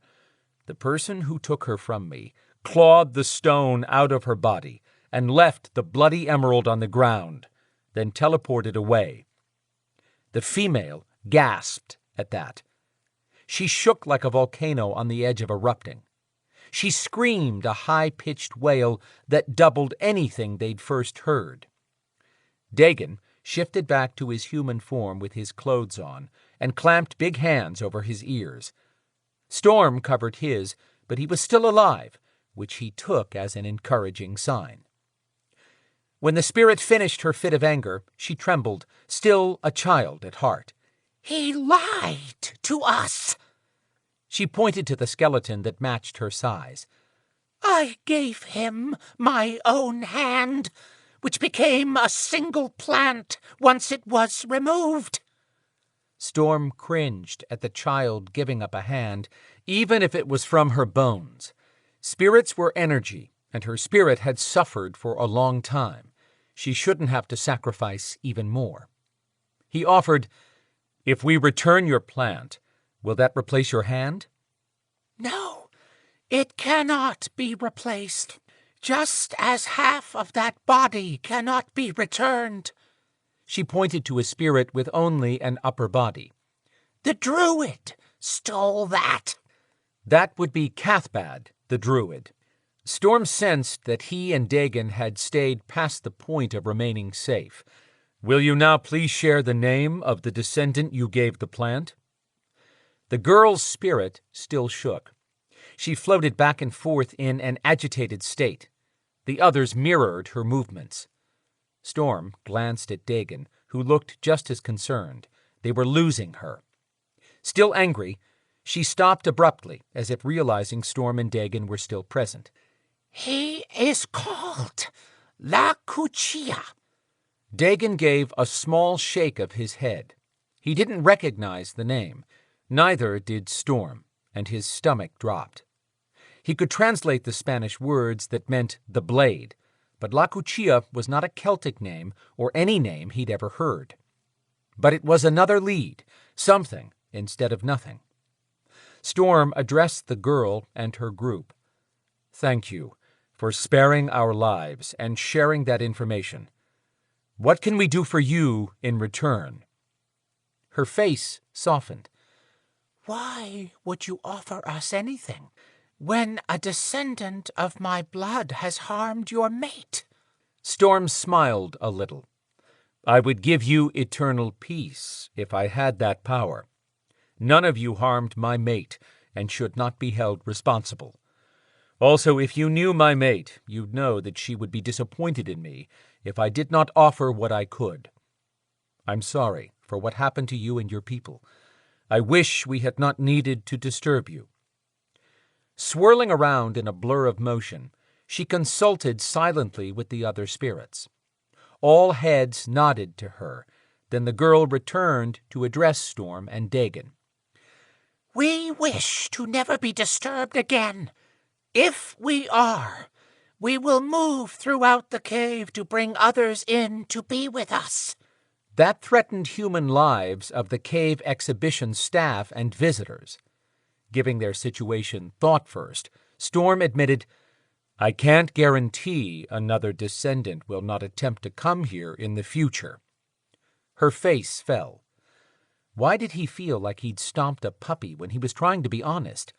He quickly continued, "But this dragon shifter and I can create a blood ward outside the entrance to your place of rest to prevent any other supernatural beings from entering, and possibly even a descendant. You should know that it will also prevent you from leaving as well." Sounding more like a spirit who had been around for centuries now, she said, "This is where we will all remain forever. We have no wish to leave. We want the ward." Dagon asked, "What do you wish done with your descendant when we find him?" Storm growled at possibly being prevented from making the kidnapper pay for harming Evol. Dagon shot him a work-with-me look. The female didn't smile, but her voice lightened to that of a child this time. "You may do as you please. It will not prevent him from paying his debt to us for breaking his oath." She paused. "And he did not teleport here to visit." Storm started asking, "What is the consequence of—" She pointed to the wall. "Leave now."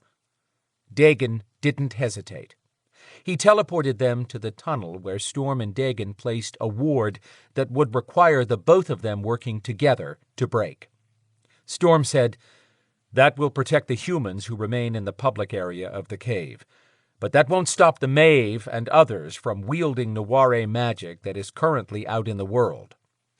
That is true, but that is not our concern at this moment.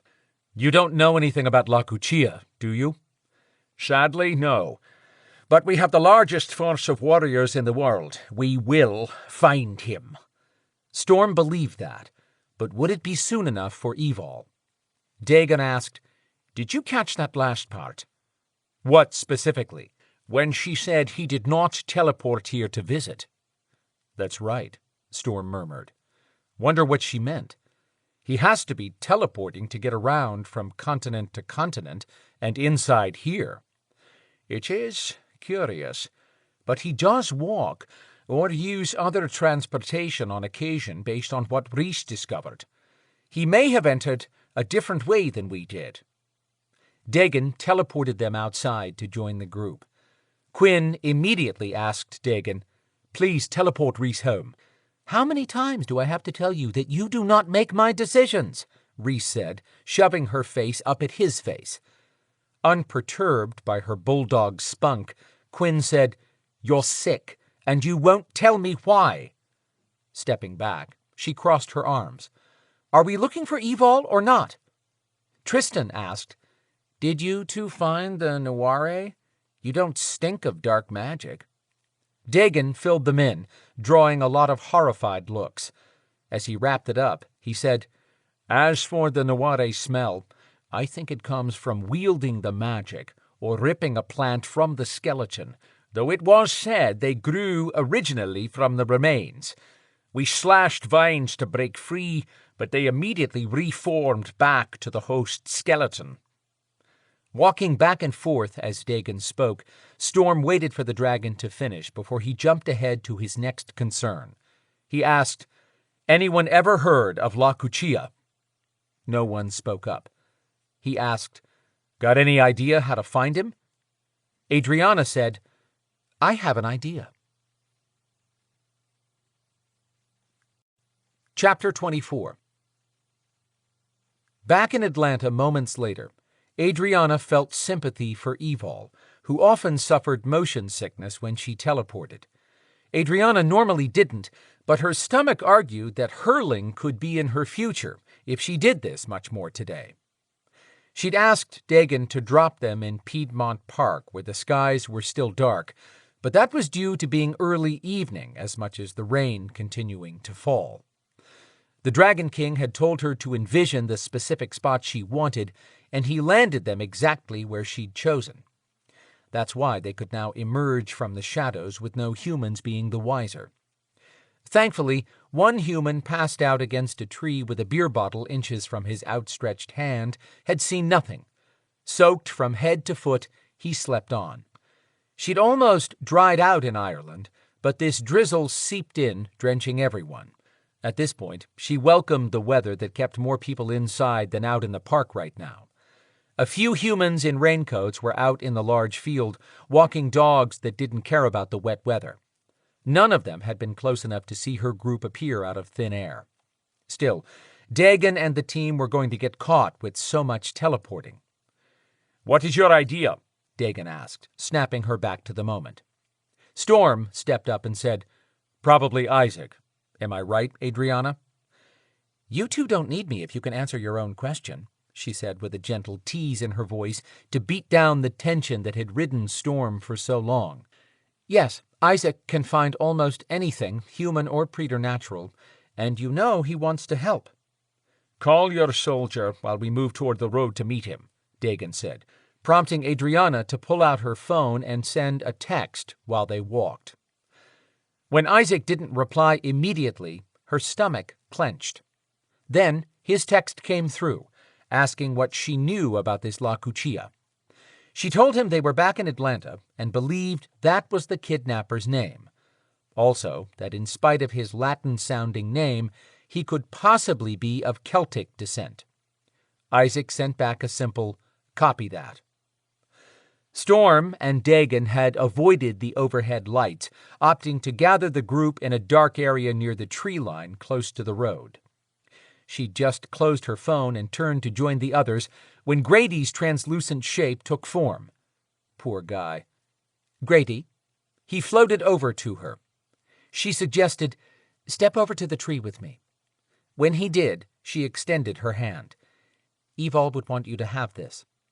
She waited, giving him time to think it through. Then Grady accepted her handshake for only about 5 seconds. Then he let go. Grady, you should have shaken with me for a full 10 seconds to stay solid for 10 minutes, she gently told him. Surely he knew that. He took corporeal form quickly and kept his voice low. "You heard what Quinn said in that art park." She recalled Quinn commenting about observing Grady and Evol, but he hadn't elaborated. Yes, what was he talking about? "I can make my body solid by myself sometimes. Can't tell you why, 'cause it's a secret, but I'm good for a while now.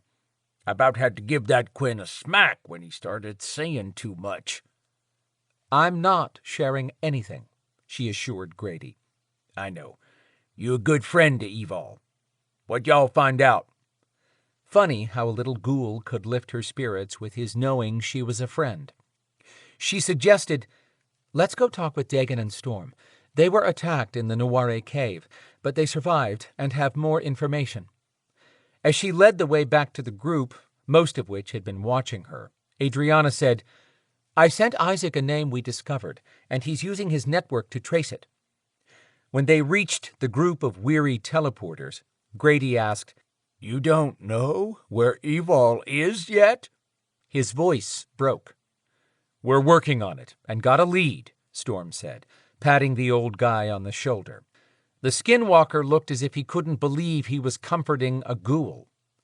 Adrianna smiled inside. That was life with Evol's surrogate family. Grady said, "I've been pushing every ghoul I know for anything.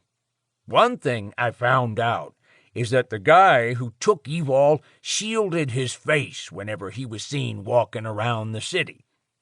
Reese asked, "Anything else, Grady?" "Hold on," Grady said, and faded.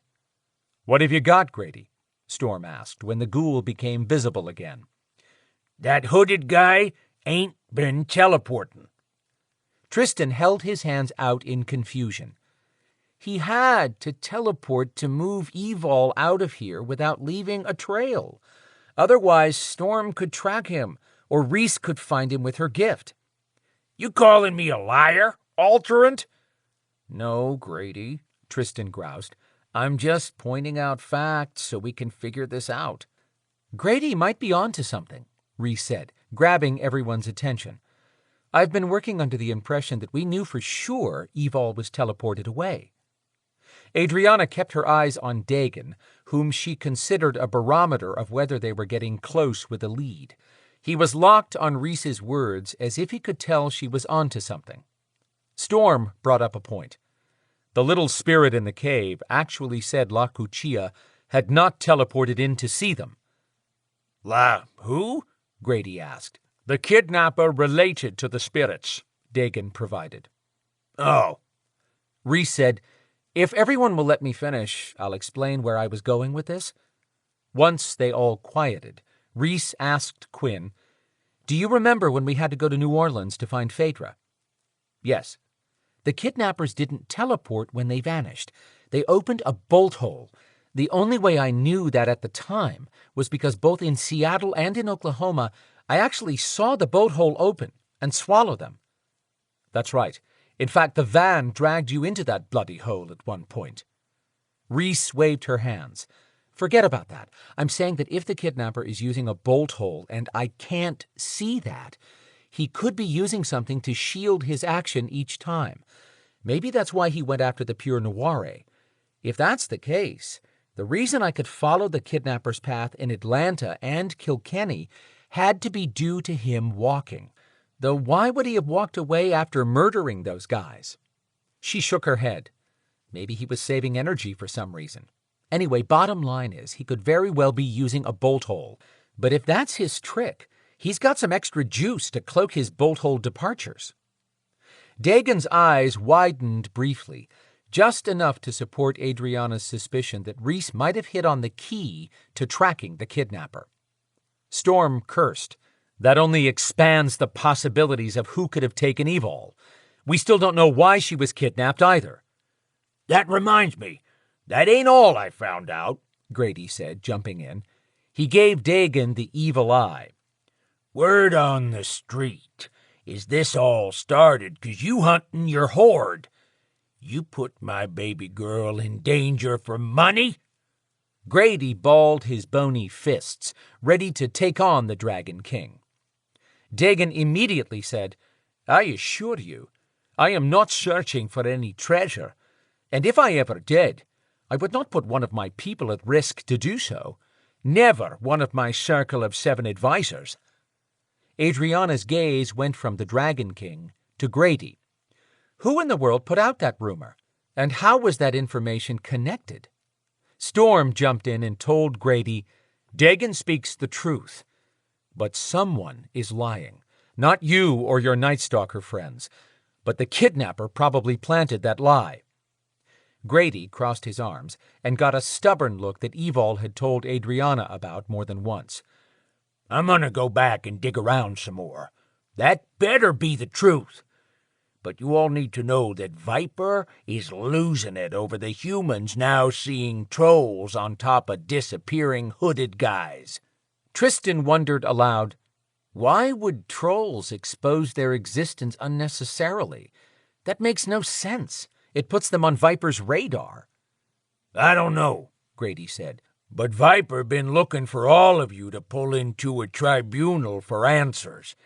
You best be using that cloaking stuff and stay free so you can find Evol. Had that Night Stalker threatened the Dragon King yet again? Adrianna could understand Evol's affection for the old guy. Good thing Dagon had a high level of tolerance for someone sincerely worried about Evol. A Hummer rolled up to the curb near them and parked. Isaac stepped out alone, which was odd for him. Adrianna thought he traveled with a full Black Ops team at all times.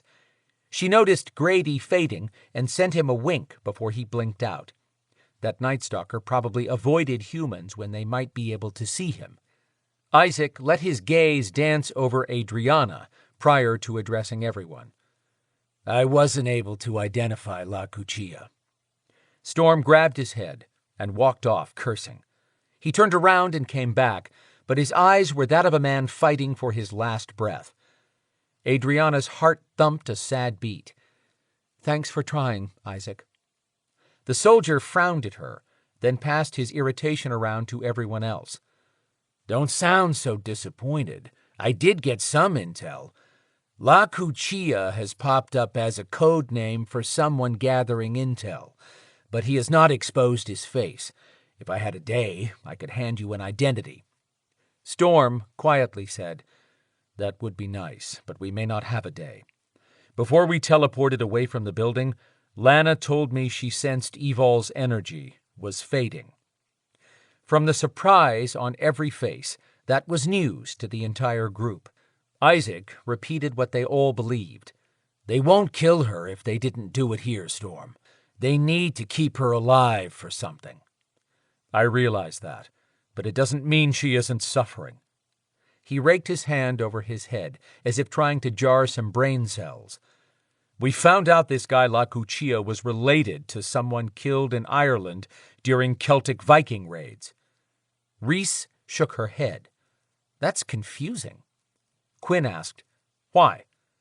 I know people interbreed with different races, but remember how I told you I saw the vision of the hooded guy holding the plant outside that cave just now in Ireland? In an awestruck voice, Isaac said, All of you just zapped over to Ireland and back? Yes, Storm snapped. Go ahead, Rhys. The hand I saw sticking out of that robe was a dark-toned skin color. He might be of Celtic descent, but I wouldn't have guessed that.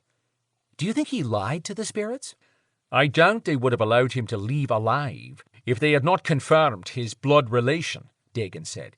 If he is using a bolt hole, the question is how he came by that ability. He asked Rhys and Quinn, Do you know the origin of the bolt-hole magic you encountered while hunting Phaedra? Rhys angled her head in Quinn's direction. It was his friend. Quinn quickly clarified. It was not a friend, but an associate. I know the family, but they would not share this gift with anyone. After our meeting in New Orleans, and observing the punishment for using a bolt hole to kidnap my daughter, I feel confident in saying no other family member has gone off the reservation since then. Giving a shudder, Rhys muttered, You're right, nobody would repeat that mistake. Okay, I have a little more, Isaac continued in his briefing voice. What I did find out was a rumor that the kidnapper is under the protection of a powerful goddess. That's why contacts were hard to locate when I put my people on the street to get a name. Adrianna was astonished at how quickly he got what he did. Dagon's entire demeanor shifted to action mode. That's all the information we need. Thank you, Isaac, for your help. It is greatly appreciated. Turning to Rhys, Dagon said, Thank you also, Rhys. Figuring out it could be a bolt hole is what I needed to pinpoint who is behind this. Glad I could help in spite of being told to go home, Rhys said, sweeping her gaze from Dagon to Quinn at the end. Storm crossed his arms. How is that going to help, Dagon? I now know it has to be Maeve or Maka. We've suspected both from the beginning, but that's when we thought the kidnapper could teleport, or had someone else who could. If this guy has been opening bolt holes, he could be working for anyone. What have you come up with that we aren't seeing? Bolt holes are not easy to gain. They often come from a family with that gift, but some have been opened using a magical instrument. To bestow that ability on someone requires significant power, and there are particular requirements. I now have a way to pin down Maka and Maeve to get the truth. I'm going to a tribunal. We're going to the tribunal, Storm announced. Dagon said, Agreed. I need a moment to contact Sen to have a tribunal ready when we arrive. Tristan grumbled under his breath. Dagon turned to him. Problem? After a little hesitation, Tristan said, Yes, I do have a problem with that. You already faced off with a tribunal who did nothing to drag either goddess in, and you just heard that Viper is on a tear about the humans witnessing paranormal activity? In fact, it sounds like someone made an announcement urging preternaturals to show off to humans. Going to a tribunal right now is a risky idea. You'll be walking into a new fight. Can I go to the tribunal in your place? No. While I respect your opinion, this is something only I can do with Storm's help, Dagon clarified for his second-in-command. I need our team teleported to Treoir. Are you up for that? Sounding exhausted, Tristan said, Yes, I just hope Sen doesn't get an attitude from that first meeting and pull some crap. Dagon could sound so deadly when he spoke low. Sen will know the minute we meet that to delay us even a second could be risky for him. Ditto, Storm added. Quinn announced, Rhys is not going with us. She grabbed her head. That's it. I've had it with you. I feel pretty much the same since you refuse to tell me what is making you sick. Tristan sighed. I'll take Adrianna to Treoir. You two figure out your domestic issues by the time I come back. I'm only doing this twice. Quinn snarled. It's not a domestic issue. What makes you think there's anything domestic about him? Rhys asked with plenty of sarcasm. Giving them both a glare that was short on patience, Tristan turned to Adrianna. Ready? Give me a moment, please. Muttering something about late-night soap operas, Tristan headed over to stand with Storm and Dagon. Isaac's gaze hadn't moved from Adrianna since the last time those blue orbs had settled on her. With everyone stepped away, he asked her, Do you have to go? Why did he sound as if losing her would matter? He'd walked off in Blairsville without a look back. He did not get to play this card when he felt like it. She answered, Yes, I have to go. I don't know what we'll be up against, but they'll probably need my witchlock power, too. A muscle flicked in his jaw, but he didn't make some snide comment. Okay. Be safe. Isaac walked toward his truck, not looking like any of this was okay at all. She must have been up too long, and her mind had lost the ability to see her next move as a bad idea. But she followed him. Isaac? He paused in opening his door and turned back. Thank you. Everything you've done today has been a help and very much appreciated. Poor guy looked as if he wanted to make everyone disappear, but he just said, You're welcome. 1,000 words raced around in her head. None of them made sense. She knew better than to make any decision right now. This was a time to pull her emotions in tight and prepare for whatever they were about to do, because sending them to Treoir meant Dagon had a plan. Knowing this could be the last time she saw Isaac, she struggled not to step into his arms and let him hold her. After an extended gazing match, he said, I'm going back to watch over Storm's building. There's a limit to how long I'm leaving Kid in there with preternaturals running wild around the city. Something is up with the non-humans in Atlanta. Some of them definitely want to be seen. This city is going to erupt, and I want her safe before that happens. That was all Adrianna needed to pull up her emotional stakes and pack her heart away. She and Isaac would always be of two different worlds. Also, that meant as exposure to Adrianna's world spread, they'd be on opposite sides of the battle. Isaac would never be happy with the strange and unusual anywhere around Kit. Adrianna still wanted to reassure him. The minute we know something specific, someone will come to inform you. Someone? Don't touch that, she warned herself. If I can do it, I will be the one. Clearly, her warnings worked on everyone but her. Isaac drove off. When she returned to Tristan, Quinn and Rhys were standing 6 feet apart, not speaking. Oh boy. Dagon said, Shen knows we're coming. Ready, Storm? The skinwalker nodded. We can't get there fast enough if your idea means we can locate Evil. We'll soon find out. With one look around, probably for humans, Dagon and Storm vanished.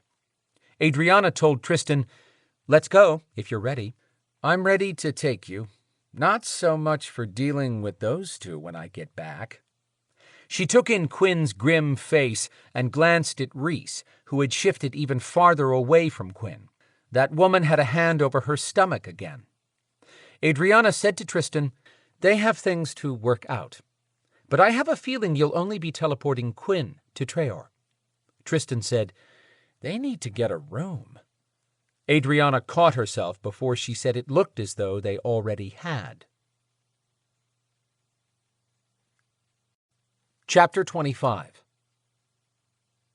Storm marveled at Dagon, who hadn't hesitated to enter a realm where he was at his most vulnerable for a woman he had only recently met.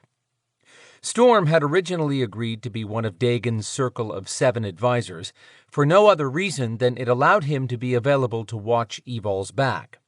But after this, Storm had a whole different sense of his role with Dagon. He would stand with this dragon shifter in any battle. No other powerful being had ever gone to bat for Evol. Most of them had misused her or treated her and the other griffins as livestock. Sen stood to one side, glowering as usual, while they all waited. Storm whispered to Dagon, I just remembered one place I know I've smelled the kidnapper's scent. Oh, where? The night we battled Lorworth and his bunch. They all died. Storm said, That's right, which means the person behind that attack had been there, but was not present when we showed up. Interesting. In dragon talk, that probably meant Dagon was even more anxious to find the kidnapper. Justicia, Hermes, and Loki took shape on the raised dais. Evil had told Storm how every time she got stuck dealing with Loki, he spent the entire time playing with some magical gadget or poking fun at someone at his victim's expense. This wasn't the jovial prankster god facing them now. Loki spoke in a dark tone. Interesting seeing you again, Dagon, and especially now. I thought the Beladors and Maeve had figured out how to get along. Evidently not, because I've been informed that humans have recorded evidence of preternatural activity in Atlanta. Media is having quite a time with it. Have you come up with a plan for fixing that? I didn't create that problem, so no, that is not why I am here. I want the tribunal to mediate an issue. Perhaps you haven't realized that this is not a good time to joke. Dagon's voice boomed. Do I sound as though I'm joking? Dare you raise your voice to me? Loki said in a savage tone. Shit. Storm hoped Dagon's plan had some safety valves. Dagon had a staring match with Loki, then said, "Oh, I do dare. I am furious. My people are being attacked. Part of the fault lies with you and the rest of the tribunal deities." Storm managed to hold a blank face, but it was an effort when he wanted to yank Dagon aside to remind him they needed the tribunal's help. Right? Wasn't that why they were here? The Dragon King getting zapped by 3 deities would not further his goal. In the tense silence that followed, as Dagon and Loki did battle with their eyes, Justitia asked, "What is your grievance, dragon?" When Dagon moved his gaze to her, he was more respectful. When you allowed the Maeve to join Viper and to begin sending their warlocks to the human world, in spite of all the Belador deaths they have caused for centuries, our people had the additional duty of watching our own backs while still trying to protect humans. I've heard the stories, so I'm sure you know them. Loki gave an exaggerated sigh. Oh, that's it? Queen Maeve is no longer part of Viper. Maka has pulled out as well. Problem solved. Problem not solved. When we were losing children to Maeve warlocks and trolls, you did nothing. Justitia asked, "Is that why you are here?" No. I'm merely making it clear that the tribunal owes the Beladors. I have a simple request. Loki barked out, "No! You do not come in here and insult a tribunal, then ask for our help." Hermes paused in strumming his instrument, cast a curious glance over everyone, then continued playing. Storm wished now that he'd asked Dagon for more details of his idea, so Storm could help get them back on track. Dagon said, "You will not keep the humans in the dark forever. As they learn that we exist, you will need the Belador force more than ever, especially since we have people blended into every line of work and in the human governments. You have no other allies of Viper who can boast the same." He took a deep breath, during which no one countered his comment. "We can all work together and survive. Or we can fight each other and see who has the biggest sword." Justitia said, "Your point is valid. We have worked with preternaturals who are not preying on humans, and we will continue to do so as long as it meets our needs." Looking over at her, Loki said, "Speak for yourself, Justitia." "I was doing just that, Loki. If you wish to go to war with a dragon whose mother is an unknown power, that is your choice as well. I intend to build alliances." Dagon encouraged her by saying, "A wise woman. What about you, Loki? Are we going to share resources, or do I withdraw my Beladors and allow the rest of you to figure out the human issues on your own?" Crossing his arms, Loki ignored the question and instead said, "My patience is running out. State what you want, and we'll decide if we will award your request." Storm almost rolled his eyes at the irritating god. No wonder Evil hated the bastard. Dagon said, "I again request that you call in both Queen Maeve and Maka so I can question them." That quieted the trio on the dais. They turned to speak quietly. When Loki turned back, he said, You do realize both of those goddesses have already refused that request and want to kill you, right? Yes. We can't guarantee that we can stop them if they join forces. I'll worry about that. Dagon sent a look to Storm that said to hang in there. What reason do I give them for coming here? Tell them I will give them one chance to clear their names. If they are guilty of kidnapping Evil Kincaid, I will bring an army to their realms, and I will not leave until everyone is destroyed, even if it requires calling in my mother. Out of the corner of his eye, Storm caught Sen's jaw drop. Laughing, Loki asked, You would threaten those two for an alterant? Dagon murmured, Not yet, to Storm. That's when Storm realized he'd been growling under his breath. Instead of replying to Loki's question, Dagon asked, If you are losing patience, Loki, why are you dragging this out?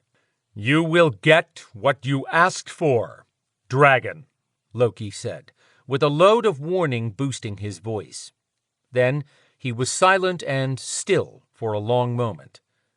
When his eyes moved again, he said, I've informed both goddesses of your threat, and guaranteed they will not be harmed by anyone while in this tribunal meeting.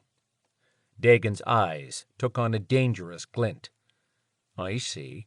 You've given them the opportunity to attack me with no recourse from the tribunal. But that does not protect them from me. If I am attacked, be prepared to suffer the consequences, since you will be standing too close to them, and I can't guarantee your safety either at that point. The surly Loki returned. Energy flushed through the room on a rogue wind. Maka appeared on the left side of the dais, and Queen Maeve took form on the right side. Both swung furious gazes at Dagon, affecting the Dragon King not one bit. Maka started. I did not come here out of any concern about you showing up in my realm. I'm here only because Loki agreed to not stop me from ending your miserable life, dragon. Dagon moved his attention from her to Queen Maeve, who looked rough for a goddess, in Storm's opinion. He'd heard that the queen had lost her shit the last time she attended a tribunal, and her body had warped out of shape. Miss me, Dagon? Queen Maeve asked the Dragon King, as one would taunt a tortured prisoner. I will have you back where you belong. Maka glanced over at her co-defendant. You're an idiot for keeping him so long. You could have killed him in your realm, but no, you had to play Wicked Queen. Queen Maeve's head grew and twisted. Ugh, Storm might never wipe that image from his mind. Loki warned, Maeve? She seemed to catch herself and shrank back to normal size. Justicia said, Ask your questions, dragon. Dagon started with, Which one of you has kidnapped Evil Kincaid? The queen gave him a dumbfounded look and rolled her eyes without replying. Maka smiled. Still haven't found your alterant? Dagon said, Answer the question. Her head now back to normal size, Maeve said, If I had Evil, do you think I'd be stupid enough to come here? Maka piped up. Of course. You were stupid enough to let that dragon live. Justicia said, Maka, please do not create additional conflict here. I don't have your alterant, Dagon, Maeve snapped. If you can't keep up with your livestock, that's your problem. Storm went from furious to insane in 2 seconds. All 5 deities stared at him. Dagon softly said, Your eyes are red, Storm. I need your control. Closing his eyes, Storm drew in a deep breath and pulled his demon back down. Dagon asked the Maeve Queen, What about Cathbad? Would he have her? No. I just saw him and mentioned this. In fact, he was quite put out, thinking I had something to do with any kidnapping, which I don't." The Dragon King turned to Storm. "Truth?" "Yes." Justicia gave Dagon a confused look. "Anyone who lies here will light up red, Dragon." "I know that, but I also know it's possible to shade the truth and not trigger that consequence." The goddess of justice didn't care for that truth. Storm thought back over all the problems they'd had with Queen Maeve. He suggested, "Let me ask a question." Dagon said, "Storm wishes to aid me in questioning the goddesses." He hadn't asked, but posed that as a statement. The deities must either be enjoying this interrogation or wanting to hurry it up, because no one denied Storm. He asked the queen, "Do you know of anyone who might be involved in Evol's kidnapping, or anyone who would be presently setting a trap for Dagon?" Maeve lost her humor. She stared at Storm as if she could shoot blades from her eyes and stab him, but she had not been given permission to attack Storm. Storm felt Dagon's energy spin up. The dragon must sense that Storm was onto something. Queen Maeve said, "I am done with questions." Dagon suggested, "I will not attack you or your realm if you have someone to hand over, Maeve. Is that person worth a battle in Tower Maeve with my mother?" Tense silence reigned for seconds. Then Maeve raised her hand and whipped it in a fast circle. A man appeared wearing his boxer shorts and bedhead. What's going on, Maeve?" "This is a tribunal, Perth." "Really?" Then he twisted up to look at Loki and the other deities. "Oh, shit. How could you bring me here?" Dagon asked the new guy, "Are you currently working on a way to kill or capture me?" Perth had total confusion written all over his face. "No, where'd you get that idea?" Groaning, Queen Maeve said, "You shouldn't—" She quit talking as Perth's body turned bright red. Justicia finished Maeve's sentence. "You should not lie here or you will turn red." Perth yelled, "Hey, this is bullshit. What are you all up to?"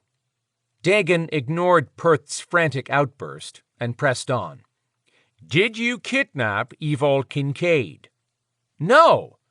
Storm hated to admit it, but he said, "Truth." Dagon jerked around to face him. "It is." "Yes. Also, he does not have the skin tone Reese described." Turning back to Maeve, he said, "Is that the only person in your group who is actively working on killing me?"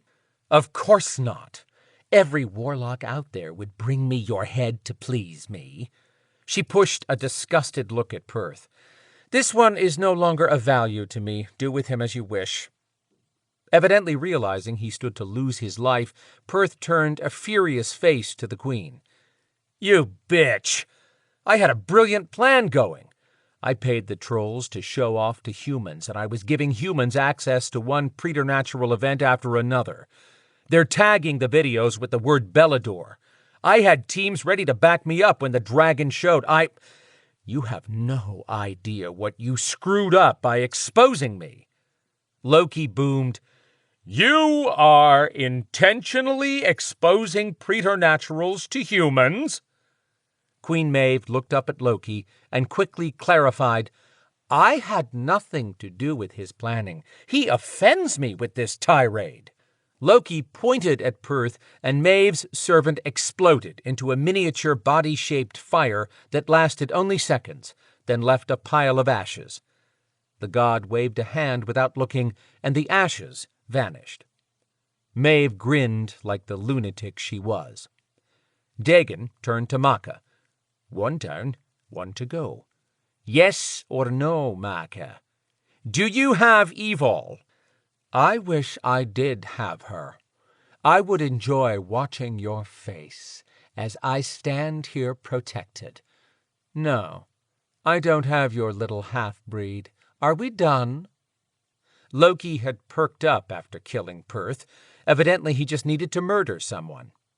Storm's insides were churning with the lack of information forthcoming. Dagon boomed one more question. Do either of you know someone who goes by the name La Cuchilla, or uses that for a code when dealing in intelligence gathering? Queen Maeve laughed. No, you are pathetic. Storm realized Dagon had not moved a muscle. That man's gaze was locked on Maka, who had also gone completely motionless. The whole room quieted.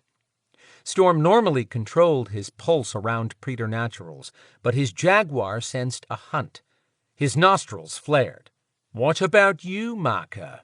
Dagon prodded. "Are you harboring the man we're hunting?" All 3 tribunal members on the dais turned to Maka, even the musician. That bitch goddess knew who had Evol. Storm clenched and unclenched his hands to force his jaguar to sit tight. Maka finally said, "I know who La Cuchilla is. What proof do you have of his committing a crime?" Dagon declared, "I will show you and this tribunal my proof once you bring him here." Storm considered all that the team had found out. Neither he nor Dagon had any tangible proof. When Maka showed no sign of bringing the kidnapper to the meeting, Dagon continued, "If you refuse to deliver this man, then I can only assume you are willing to accept responsibility for what he has done. That would be strange, when you've proven you are not one to fight battles for others, particularly if you are not directly responsible for the kidnapping. Before you choose to fight this battle, know that I am at wit's end with my people being attacked. I intend to make those responsible for harming and capturing Evol wish they had never drawn their first breaths." Storm wouldn't have put what he had in mind for the kidnapper in such civil terms. How much could someone harm an alterant while kidnapping her? Maka argued. Storm couldn't take this anymore. "Evol is my mate. She had a chakra stone fused to her chest by magic. The monster who kidnapped her first crashed her body into a building, then dug the emerald stone out with a claw, which wouldn't have left so much blood at the crash site if she'd been able to heal. He mutilated her body to remove the one sure way I could track her. But I will find her, and everyone involved is going to pay." Justicia turned to Maka and said, "You surprise me, Maka, to associate with such a disgusting animal." Dagon said, "Storm tells the truth, as you can see. I do as well. What will it be, Maka? Who will stand beside you if we go to war?" She was trapped. Her face said she hated being in this position, and in that instant it was clear that this La Cuchilla had screwed his deal with her. Lifting her arms, she called out, "La Cuchilla! Come to me." In a flash of energy and light, a man appeared, but not in a robe. He wore black cargo pants, a gray long-sleeved knit shirt, boots, and a bandana around his neck. His curly black hair was damp, and his cocoa-brown skin covered in perspiration. He blinked and looked at Maka. "I was busy. Why would you—" He finally noticed the rest of the room. "What the hell?" Dagon muttered, "He does not appear to be Celtic, but his skin matches."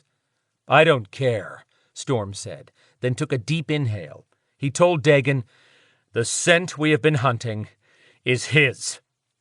"Who is this man?" Dagon asked. Storm spoke to La Cuchilla. "Oh, wait, I know you. You're Dakar. You run the bounty hunters." "So?" But Dakar's gaze jumped all over the place, then went back to Maka. "What's going on, Maka?" She wouldn't acknowledge him. Loki asked, "Are you also known as La Cuchilla?" Dakar jerked his head around to snarl at Maka. "How could you share that?" Shifting her eyes slowly, she met his gaze with a stony one. "Do not speak to me in that tone." That was the look of a man kicked squarely in the nuts, which had to hurt more when a goddess did it. Storm couldn't wish that misery on a more deserving person, but Dakar would suffer far worse before this was over. Dagon asked, "Did you use pure Noire to kidnap Evil?" Maka eyed Dakar with revulsion. She said, "You deal in Noire? Why can't I smell it?" Storm volunteered. "He's a mage who can mask odors. He went to Ireland for the specific purpose of taking pure Noire from where it originates." Queen Maeve interjected. "How did he gain pure Noire and live to use it?" The longer she looked at him, the more amazed her face became. What color had been in Dakar's face flushed away. What are you talking about?" Still confused, Maka said to Dakar, "You are Moor, not Celtic." Now appearing intrigued, Loki said, "You have to answer the questions, Dakar. All of them." The bounty hunter swallowed and kept his eyes on Dagon, but asked the tribunal deities, "Are you going to let that dragon kill me?" Dagon shrugged and replied before Loki could, "I am only looking for Evil. I have no plans to kill you." Storm allowed that since he and Dagon had an agreement. The person who had hurt Evil belonged to Storm. He'd give Dakar a fighting chance, and it might not go his way, but Storm could not walk away from this with Dakar still breathing. "Dakar seems overwhelmed," Justicia said, stating the obvious. "It is very simple, Dakar. The Dragon King accuses you of kidnapping Evil Kincaid, the Alterant. I think most of us would like to know how you managed to gain the pure Noire, since the Dragon King claims you used this dark magic in capturing Evil. Wielding any form of Noire is forbidden." Queen Maeve scoffed at that, and Justicia swung her laser gaze at the crazy goddess, who composed herself. "What proof do you have?" Dakar shot back at Dagon. "Only your answers." Maka twisted up her mouth, just realizing she'd walked Dakar into a trap. Justicia persisted. "Time to answer, Dakar. Do you have Evil?" "No." Nothing happened to Dakar. Storm snarled. "Truth, but he still lies. He kidnapped her for someone else." Dagon asked Dakar, "Did you kidnap Evil and hand her to someone else?" "No." Dakar's body turned sunburned red. That made the whites of his rounded eyes stand out even more. Justicia turned her blindfolded face to Dakar. "Back to this pure Noire, which I understand grows in a cave in Ireland and is deadly to retrieve. How did you gain the Noire?" Sweat pebbled Dakar's forehead and streamed down his face. His wild gaze flicked around in search of any help. There was none. Turning to Justicia, he said, "My ancestor was a woman whose child died in that cave while trying to escape the Vikings that attacked their village. The child's mother was captured and later escaped, then married a Moor. Noire plants grew from my ancestor cursing the Vikings for the death of her daughter. When I went for the Noire, that child's spirit allowed me to live only because I was a relative. She gifted me a plant." Dagon clarified. "That child's spirit gave you her hand, which turned into a plant and cannot be replaced." Maka's jaw dropped more. "You are disgusting. I have never allowed Noire around me." Storm shook his head mentally at her. Of course, that bitch was only concerned about Noire around her, and not the little spirit who lost a hand. Ready to get moving, Storm asked Dakar, "Who did you give Evil to, and did you use a bolt hole?" Dakar started shaking his head as if he feared replying. Maka snarled at Dakar. "This is what you were doing when you said you wanted to earn your place with me? I gave you a bolt hole so you could come and go in my realm. Not for your whims. You expected immortality for this debacle? I only wanted to be with you. His body turned brighter and brighter red until he looked like a neon tomato. She shook her head and looked away in disgust. Justitia asked Maka, "You gave him a bolt hole that would access a Celtic realm and offered him immortality?" Storm realized the tribunal goddess was calling out Maka for breaking some kind of entity rule. Really unhappy now, Maka said, "Yes, he had a bolt hole, but specifically for visiting my realm. No, I was not going to make him immortal." Maka did not change color, but Storm murmured to Dagon, "She's jading the truth a bit." Dagon nodded his understanding. Loki snarled, "How dare you give him access to the realm of any Celtic deity?" Whipping her head around to face Loki, Maka ranted, "Do not make it sound as if he could go anywhere. He could only use the bolt hole to enter my realm. The only way he could enter another realm was if—" Her voice faltered. Justitia finished the sentence for her. "If he was of Celtic descent, which Dakar is. Bad mistake, Maka. One that could bring many in your pantheon down on your head." Dakar had been staring in horror. He roared at her, "You lied to me! You said you would make me immortal!" Maka told him, "Oh, please. I do not answer to you or to anyone else. For that matter, do not think to make my lie worse than yours." Dagon said, "I am not finished questioning this man." "I've got nothing else to say to you," Dakar shot back. Sounding as if he found this entirely too entertaining, Loki said, "Listen up, Dakar. Unfortunately, once you lie in here, you must reply to all questions and answer truthfully.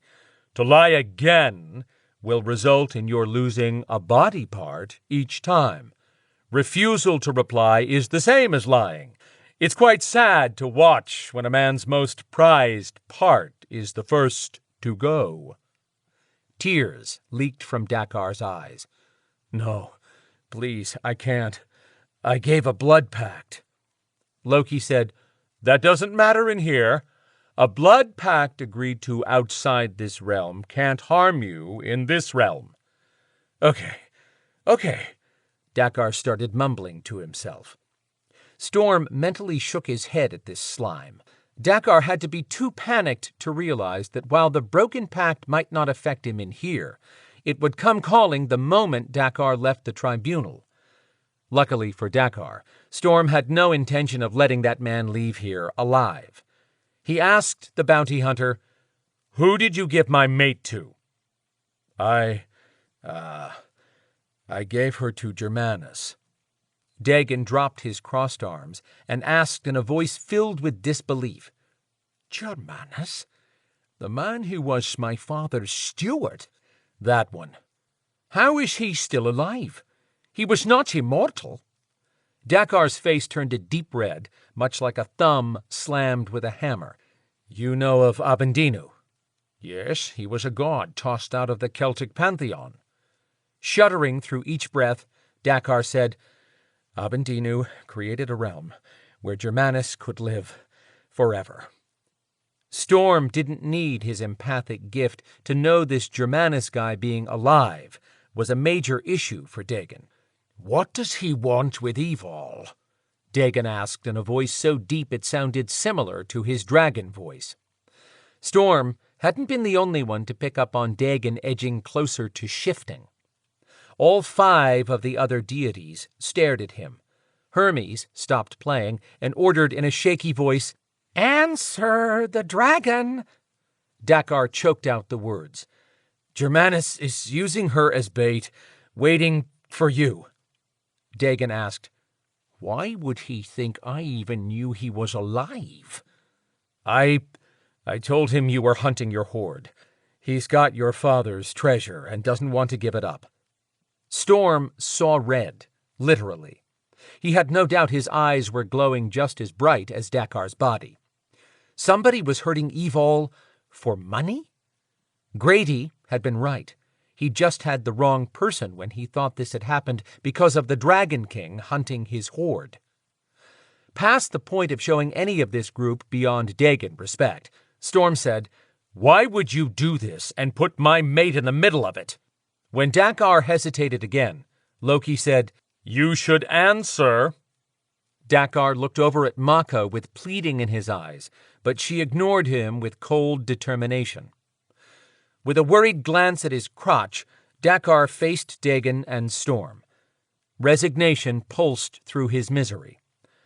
"Regardless of what she admits, I promised Maka I'd bring her the dragon's head in exchange for immortality and the ability to teleport." Maka had shown little emotion until that point, but her head swiveled to face Dakar's glowing body. "You are a liar." "No, Maka, he did not lie," Loki corrected. "He would have lost a body part right away. You are not glowing because you technically did not say that his words were a lie. You should take care what you say next." Maka lifted an icy gaze to Loki. "I would warn you not to cross me. I do not have to be here." "This is true, but it sounds as if you were going to grant someone immortality in exchange for killing a Viper ally, in addition to giving him the ability to move around with a bolt hole." Loki's tone had shifted to one of censure, with no indication that her warning fazed him in the least. "I will not be held accountable for what a minion chose to do on his own." Dagon asked, "Dakar, did she offer you immortality if you arranged for my death?" Maka's eyes slashed a look of hate at Dagon. "Do not challenge me in a realm where you are at risk." Justicia admonished, "This is the tribunal realm, Maka. You do not hold power here." "Oh, who do you think helped create this realm? I was one of the original 3 tribunal members. I and the other 2 hold the greatest power here." Storm held his breath. This bunch had better not have a throwdown until he and Dagon got all the information they needed. Justicia instructed Dakar, "Answer the last question." Dakar tried to stand up straighter, probably sensing the turning tide against Maka. "Yes, she did offer me those things." There it was, absolute evidence of Maka attacking Dagon. Tension pushed air from the room. Loki observed everyone for a moment and suggested, "It is in no one's best interest for you to war with Dagon, Maka." "I am not starting a war."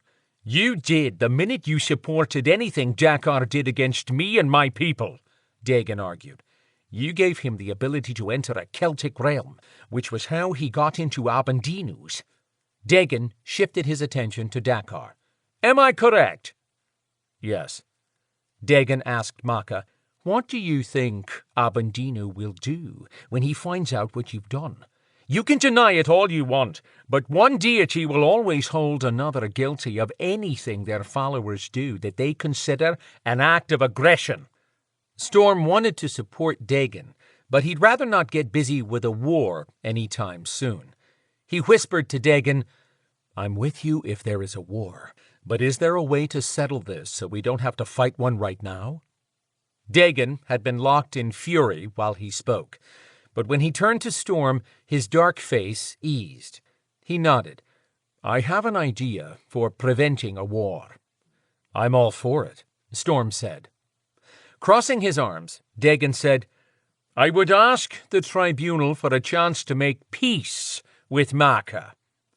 The trio on the dais turned shocked faces to Dagon. Maka's face registered suspicion. Dakar said, "Can I?" Loki snapped his fingers, and the bounty hunter turned mute. The prankster god asked Dagon, "What would appease you?"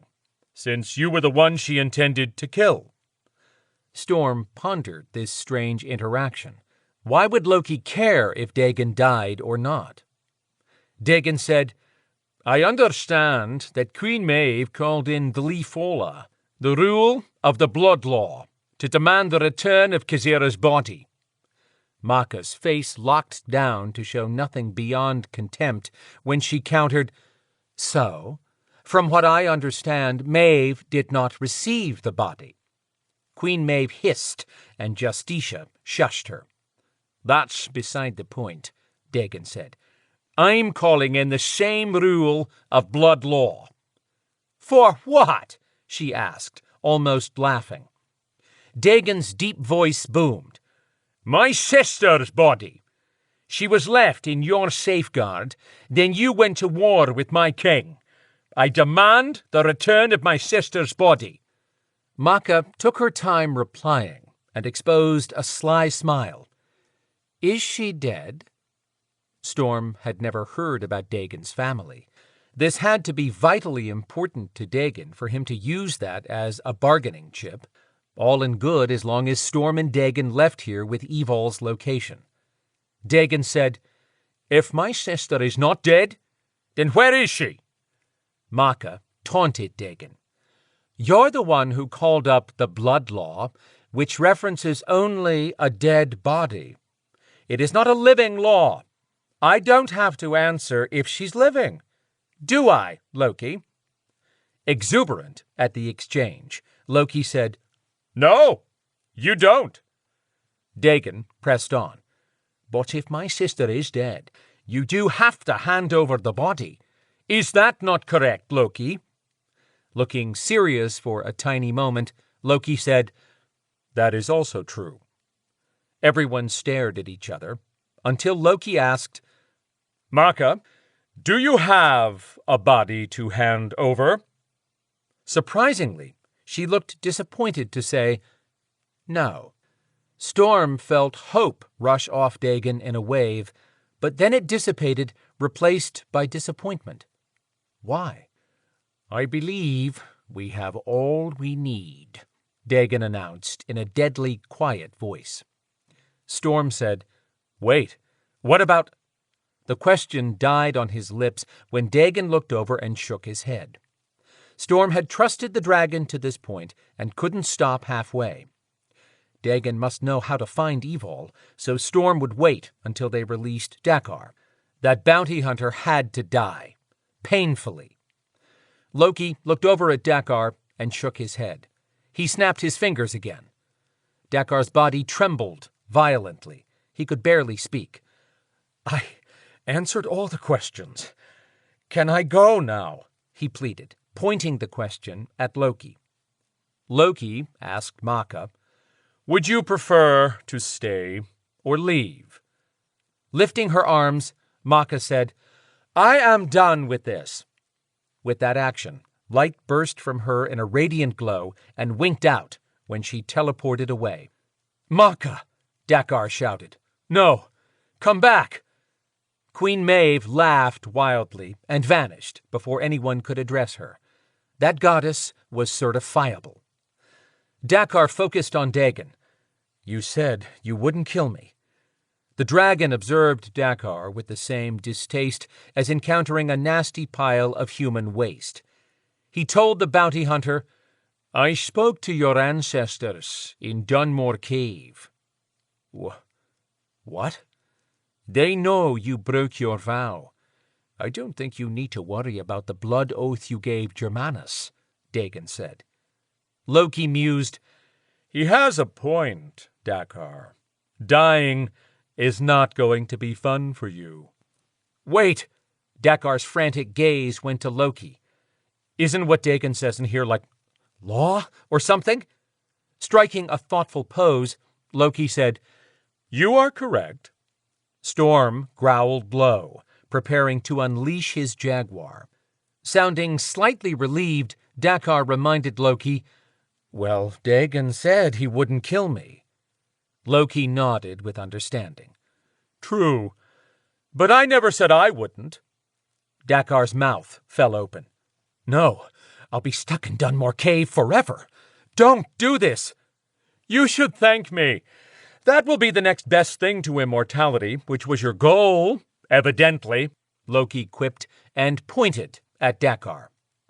The bounty hunter's body exploded into a fireball so strong, Storm and Dagon took a step back and shielded their faces. It was over as quickly as it started. When the fire ended, nothing was left but a pile of ashes. Addressing Dagon, Loki said, I hope you remember that we did aid you today. Lowering his arm from his face, Dagon said, I'll remember. I hope you keep in mind that Dakar wanted to be an immortal, and he had the makings of a serial killer. That means I helped you remove a danger to all preternaturals today as well. He got a smirk from Loki in reply. What do you plan to do about Germanus and Abendinu? Make a statement for all who dare to do this in the future.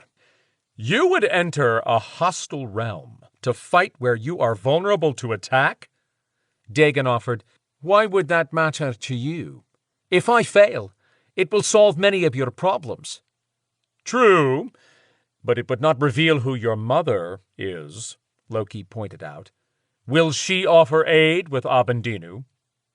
Offering all three deities of the tribunal a confident expression, Dagon said, I don't need her help for this. That quieted even Loki.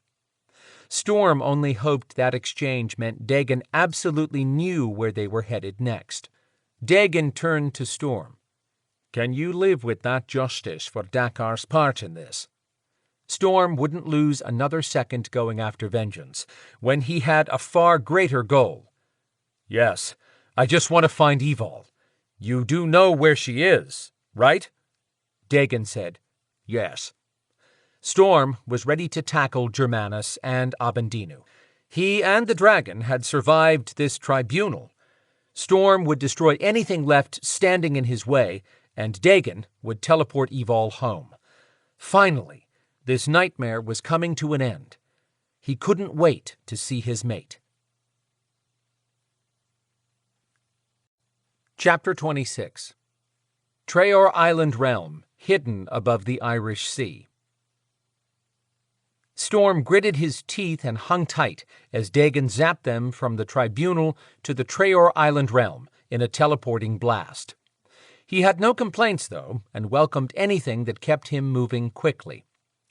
The Dragon King landed the two of them on the grounds leading up to the castle, where Belador guards could see who had arrived.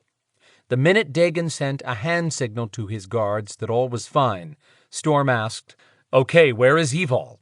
She's in a realm created by Abendinu, a god who was cast out of the Tuatha De Danann.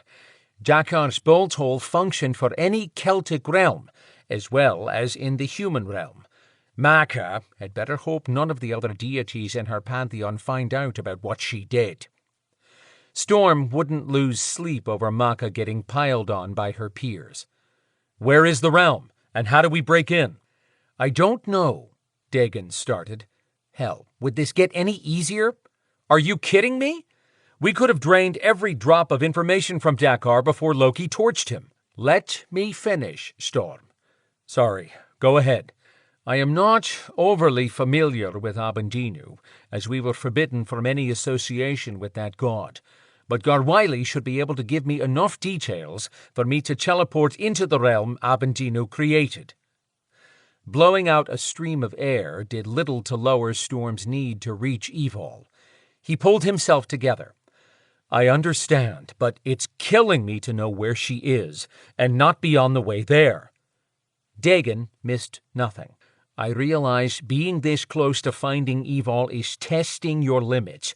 It would test mine if I were fortunate enough to have a mate such as yours. Believe me when I say we will not squander any time in preparing to invade the realm and take her back. But if we jump in without a plan, and into a place where someone is expecting me, we may all die in front of her. Growling in discontent, Storm made his jaguar a silent promise that their time would come soon. His animal shoved and snarled, sensing they were close to finding her. Storm would love nothing better than to unleash his black beast, but Dagon was right. Rushing into a trap would solve nothing and leave Evil at the mercy of others forever if they failed. "I'm good," Storm said, stretching his neck to loosen tight muscles. "Let's do this." With a short nod of agreement, Dagon turned toward the castle where his guards stood at attention. As the Dragon King approached the steps leading up to the entrance, he told the men and women who watched over the Treoirs, "At ease." Inside, Tristan, Adrianna, and Quinn were waiting and looked up as Storm and Dagon entered. Quinn must have won the argument with Rhys. That made sense to Storm. Unless they were facing a wall of demons, Rhys could not help at this point. He left it up to those two to know what was best for her, but Quinn had been right to prevent Rhys from joining them if Storm was correct about what he sensed was going on with Rhys. Rhys didn't hit him as a woman who would leave Quinn in the dark for long. "We know who has Evil," Dagon announced, as he strode up to the rest of the team. Everyone started asking where, who, and other related questions. Dagon held up his hand for silence. "Evil is in a realm created by a god named Abendinu." Zader came striding in with powerful steps. "A god has her? What the hell?" "Not exactly," Dagon clarified. "A man named Germanus resides in this particular realm. He has her. He was also my father's steward, but after being captured by Queen Maeve, I have no history of what happened to my father, his people, or my siblings, beyond bits and pieces I heard spoken while I was in Tower Maeve." That was news to Storm. Eyebrows lifted around the room at the mention of siblings. All except Tristan, who calmly listened as though he knew some of this. As the Dragon King's right-hand man, Tristan having more knowledge of Dagon's past would not surprise Storm. Quinn asked, "Is Germanus a non-human?" "No, he was human when I knew him at my father's castle," Dagon replied. Zader scowled. "Then how did he capture Evil? And why the hell did he do it?" Dagon gave the group a quick rundown of all that had transpired, explaining about Perth and Dakar. It boggled the mind to think how Dagon was under constant attack, which meant his followers were targets as well. Storm thought back on a warning Dagon had made in the tribunal that he intended to make a statement when he found Evol's captor. Storm took that to mean Dagon wanted others to think twice about attacking him or his people. Storm would lend everything he possessed as a non-human to support that statement. As Dagon explained how Germanus was setting a trap for the Dragon King, Tristan's expression underwent an immediate change from interested to concerned. Tristan asked, "Can you just teleport us in?"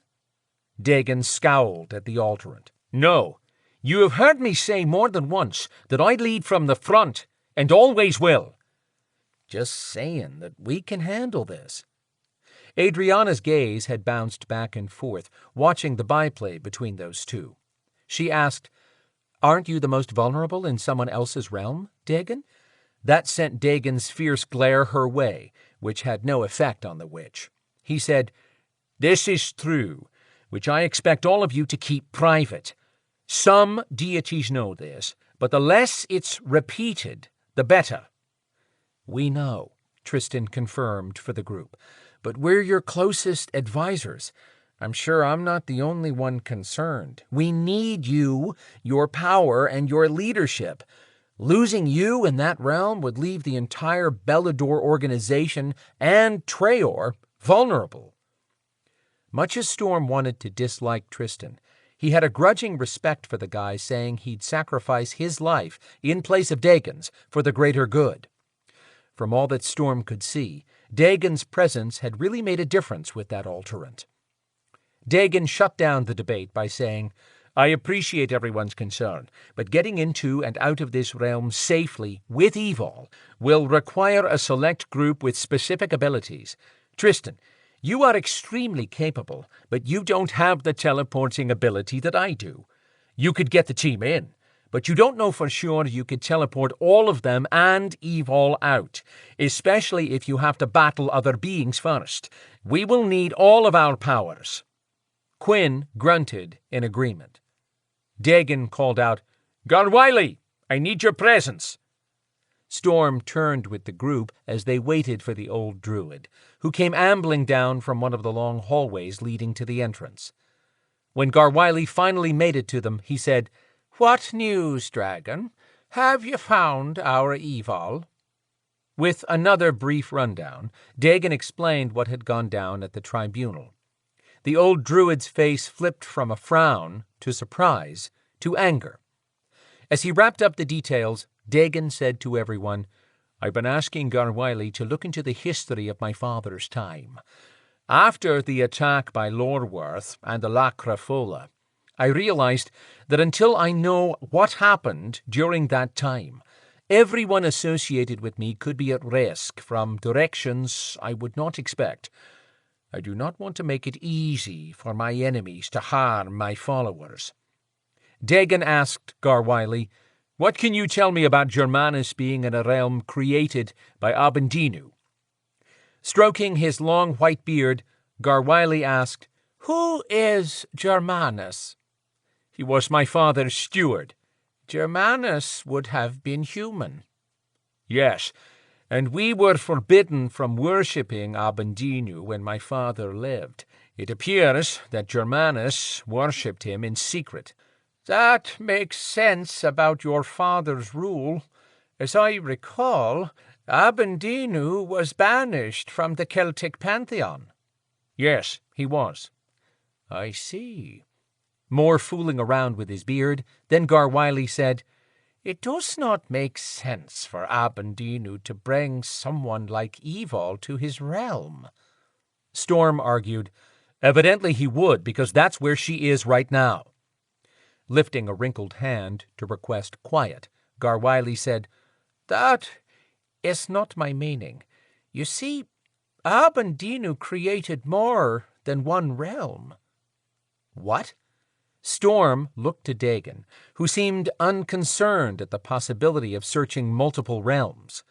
Continuing, Garwiley said, "This is the first I've heard of Abendinu sending any human to a realm."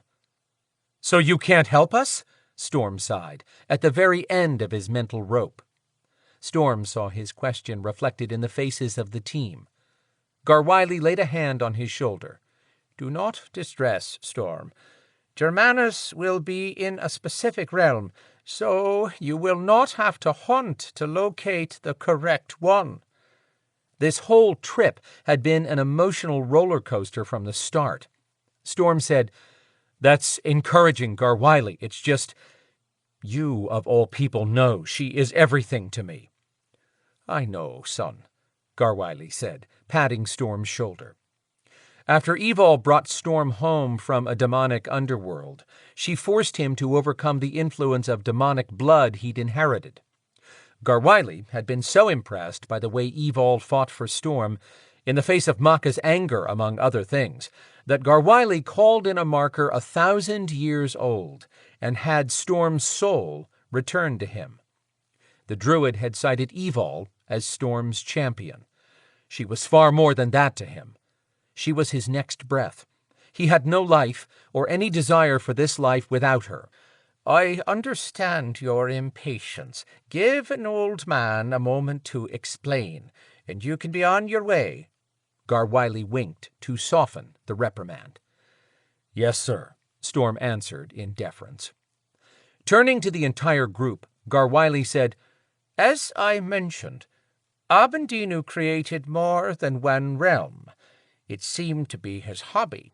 He collected things that interested him, such as magical creatures." Adriana sent Storm an apologetic glance before she suggested, "Wouldn't Evil fit that description?" Little could bother Storm at this point, and she was right to push for any details that might help them. "Yes, but Evil shifts into a human form. That did not interest Abendinu. He did enjoy flying beasts such as manticores, wyverns, griffins, and the like, but he had a particular interest in dragons. Garwiley scratched his beard-covered chin. I could be wrong on the not-shifting part. Pushing the druid to move along, Dagon said, "What else?" "My point is that taking Evil would still not make sense. Abendinu had no interest in battling other gods or goddesses. He merely liked to be entertained, but not if he had to face an angry adversary. That's what is so odd about putting Germanus in any of his realms. I have never heard of any other humans being taken for that reason." "Why would a human even want to live in a realm if he was alone?" Tristan asked. "Feels like we're missing something in all this." "It's hard to say, but a human living in a realm such as one Abendinu created would remain forever without aging. Perhaps when Germanus worshipped Abendinu, he asked for eternal life. If Abendinu heard that often enough, he might have gifted Germanus with the god's version of that by spending eternity in a place where the steward would not age. But I still find that odd. I wonder if it was done as a punishment, since it would be a very sad existence for Germanus." Moving ahead, Dagon told Tristan, "I need you to go immediately to the Griffins to ask for volunteers. With this god's affinity for dragons and any other flying creature, there could be all kinds of ancient predators to battle in there. I will fully understand if your sister does not join us." Tristan said, "Thanks, I wouldn't be happy to have her there." Storm blinked, and the Alterant had teleported away. Zader asked Dagon, "Why are you taking so many when you might be more effective with a smaller team for inserting and snatching her?" After witnessing what happened in the tribunal, Storm had an idea why the Dragon King wanted a larger show of force. "This is not just a retrieval," Dagon said. "I weary of my people being targeted and harmed. Those who know me have no doubt I will come for one of mine. But that isn't enough. My enemies need to know that to touch one loyal to me is to bring the wrath of a dangerous dragon, the Treoir power, the entire Belador force, and our allies." Dagon gave a nod to Adrianna with that, then continued, "We are going in to save Evol first and foremost. Once we are successful, I intend to make a statement that will spread throughout the preternatural community." Adrianna asked, "What is that statement?" "For every one of mine who is harmed, prepare to lose 100-fold if it is within my power." She gave him a thoughtful look. "I like that. Make a show of force and make others think about what they have to lose if they start a conflict." "With the exception of those who will war no matter what, a show of force will deter others who prefer life over attacking my kingdom." Storm asked Dagon, "How many are we taking with us?" "Everyone standing here, except Zader, and all of the Griffins that agree to join us." Zader scowled, but he had his own job of protecting Brina and Treoir. No one thought any less of him for remaining behind. But that warrior and Quinn had been Evol's closest friends before Storm met her. To be more accurate, Zader and Quinn treated Evol as a younger sister. Why the Griffins? Storm wouldn't ask. Dagon had a plan in mind. Not that Storm would refuse the additional fighters, but did Dagon believe they had to be airborne to battle inside the realm? Where would that leave Storm's Jaguar? If they had to fly, Storm mentally counted Dagon, Tristan, and what? One or two more of the 7 Griffins who currently resided on Treoir Island?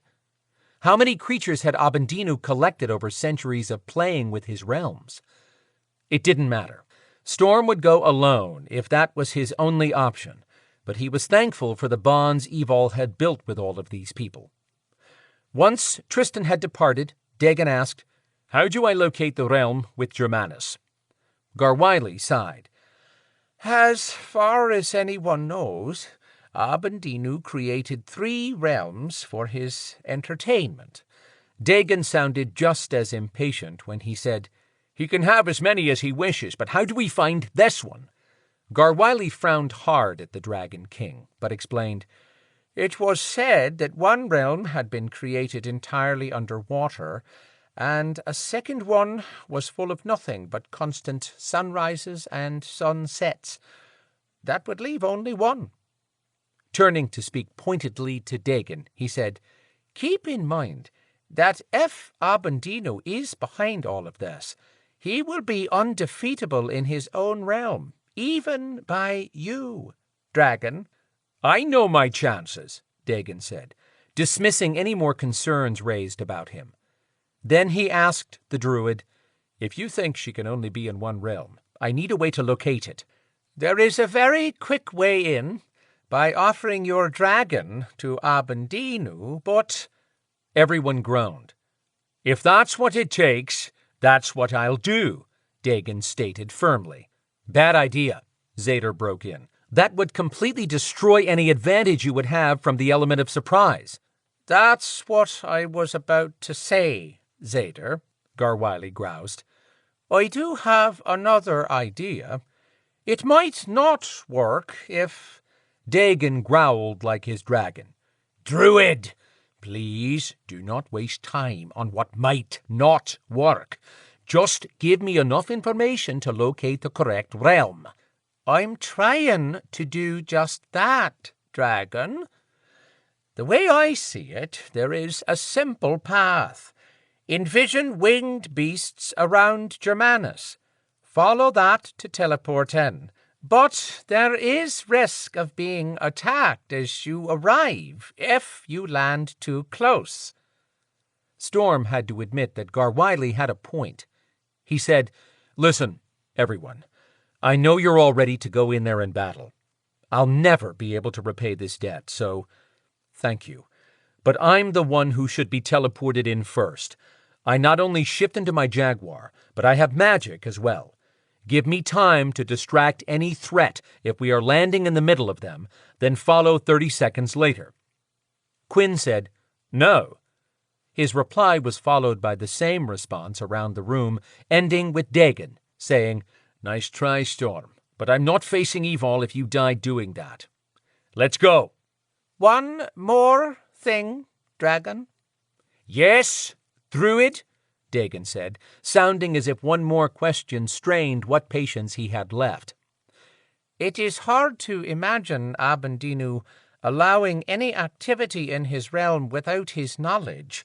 If Abendino put Evil into the realm, then he must be the one to take her out." Fuck, fuck, fuck. Storm ran a hand over his head in exasperation. "I don't give a damn at this point. I'm going to find her." "Me too," echoed around the room. "Let's see how many griffins we have and get moving," Dagon ordered, and strode toward the double doors leading outside. Finally, Storm and the others followed Dagon outside, where 7 members of the Griffin pack stood in human form. That was all of them, with the exception of Evil. Tristan didn't look a bit happy about his sister being in the group. That was up to Tristan and his sister.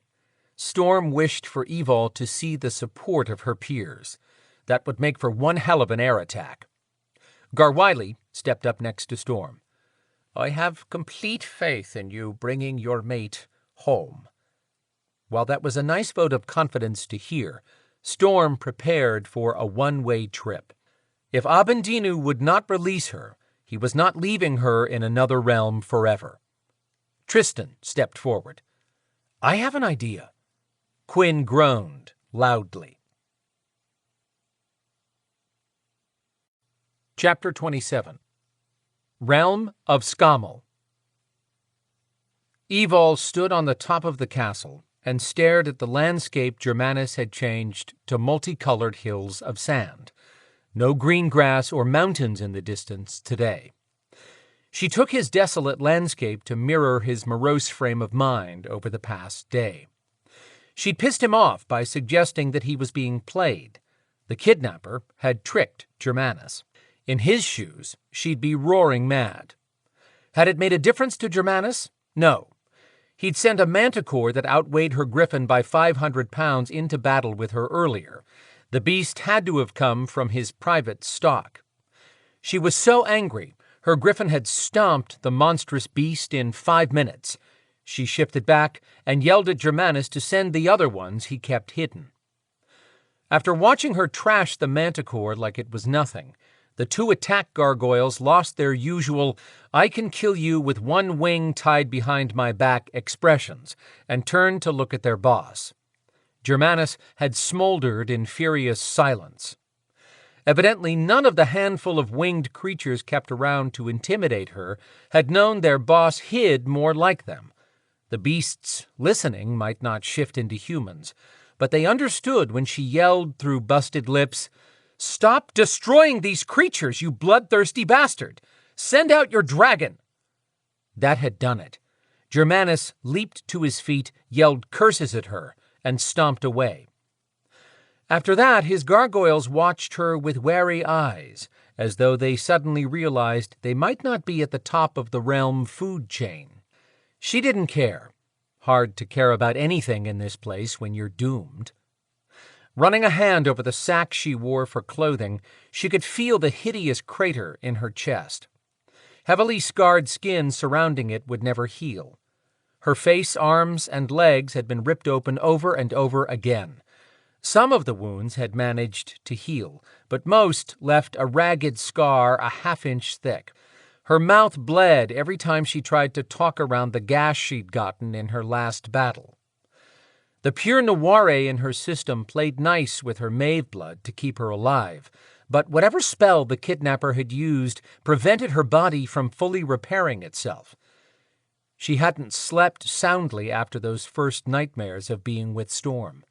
But Germanus had been so furious with her after their meeting in his treasure room that she hadn't dared to sleep at all. She'd moved constantly, never sitting down, even putting weight on her bad leg and causing pain on purpose, just to stay awake. She was reaching the stage of seeing things she doubted were actually there, like ghosts of people she'd known. At one point earlier today, she'd started talking to Adrianna, then stopped when the ghostly face didn't answer. Germanus had laughed and said, "You have to sleep sometime, Evil." Not until she died. She hoped Dagon was up to the task of killing her. She hated to put him in that position, but she'd rather die by his dragon than for Storm to spend his life trying to get her out of here. And he would. A tear slipped out. She swiped it away with a vicious slap of her hand. Germanus would not see her break. Speaking of the hemorrhoid on the ass of a demon, Germanus stepped out on the roof, accompanied by his pair of hulking gargoyles, and walked over to her. When she ignored him, he asked, "What, no mouthy comments?" "Nope. Just another day with you, dickless." She sent a sharp look to his groin. Yes, she was feeling mean today, and what better target than Germanus? She fought his stinking battles and suffered slow recovery that would never truly heal. He didn't dare attack her for fear of losing all evidence of manhood. If only he would end up stuck in here for an eternity. She'd have someone to verbally torture. Coming up with nasty barbs would keep her busy. Wasn't that what she heard some humans talk about? Keep your mind active as you age. Germanus must have decided this conversation would be better without his guards. A wave of his hand apparently gave the 2 gargoyles leave because they took off over the side of the castle wall. "I look forward to leaving you in this place when I escape, Eval." "I have a feeling you're going to be right here with me, oh great leader." "Why do you keep trying to feed me that lie?" She finally turned, a feral smile in place. "I seem to be the only person in Scommel who can handle the truth. I've accepted my future. Why is it so hard for you to accept yours?" "Perhaps I need to give you another demonstration with the other twin." "Good one, Germanus." She'd spent the last 2 realm days dazed from total lack of sleep, blood loss, and a corrupted mental state. She knew not to aggravate Germanus, but sometimes the words spilled out without any thought. Then he made a threat that slashed right through the pain in her chest and bludgeoned her heart. But he would only use those threats as long as he thought they would hurt her emotionally. Turning to him, she tried to spin the tables. "I have made friends with your beasts, Germanus. They know I'll shield them from harm if I can. Their greatest threat is you, sending them to their deaths, and they're starting to realize it. I have also realized you can't kill a beast in this realm, not by your hand, can you?" His surprise was all the answer she needed to continue. "If you were someone special to Abendinu, he would not have punished you by leaving you in here with no humans for company. I salute him for taking away your ability to try to rape me, key word being try. Abendinu clearly likes winged creatures, especially magical flying ones. What's he going to say when he realizes how many of his pets you've smashed?" Germanus said nothing, but his eyes told how much he wanted to kill her. Looked like she had found a nerve. In that case, she would see what it would take to snap that nerve. She took a step toward him and lowered her voice.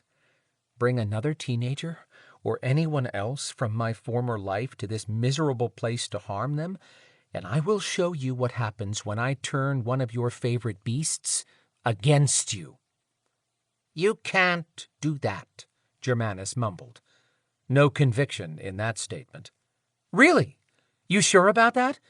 Did you not find out exactly what you were bringing into your sick little zoo when you made a deal for me? Let me clue you in, just in case the kidnapper who has played you perfectly to this point failed to share everything. I have Maeve and Belador blood.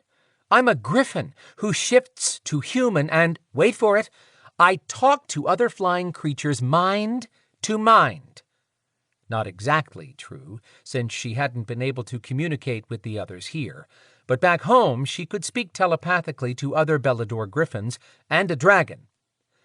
Germanus failed to fold and start pissing his pants, which would have confirmed a direct strike. Damn, she'd so hoped for a loss of control on his part. But neither did he boast that he would show her how wrong she was and bring the other twin.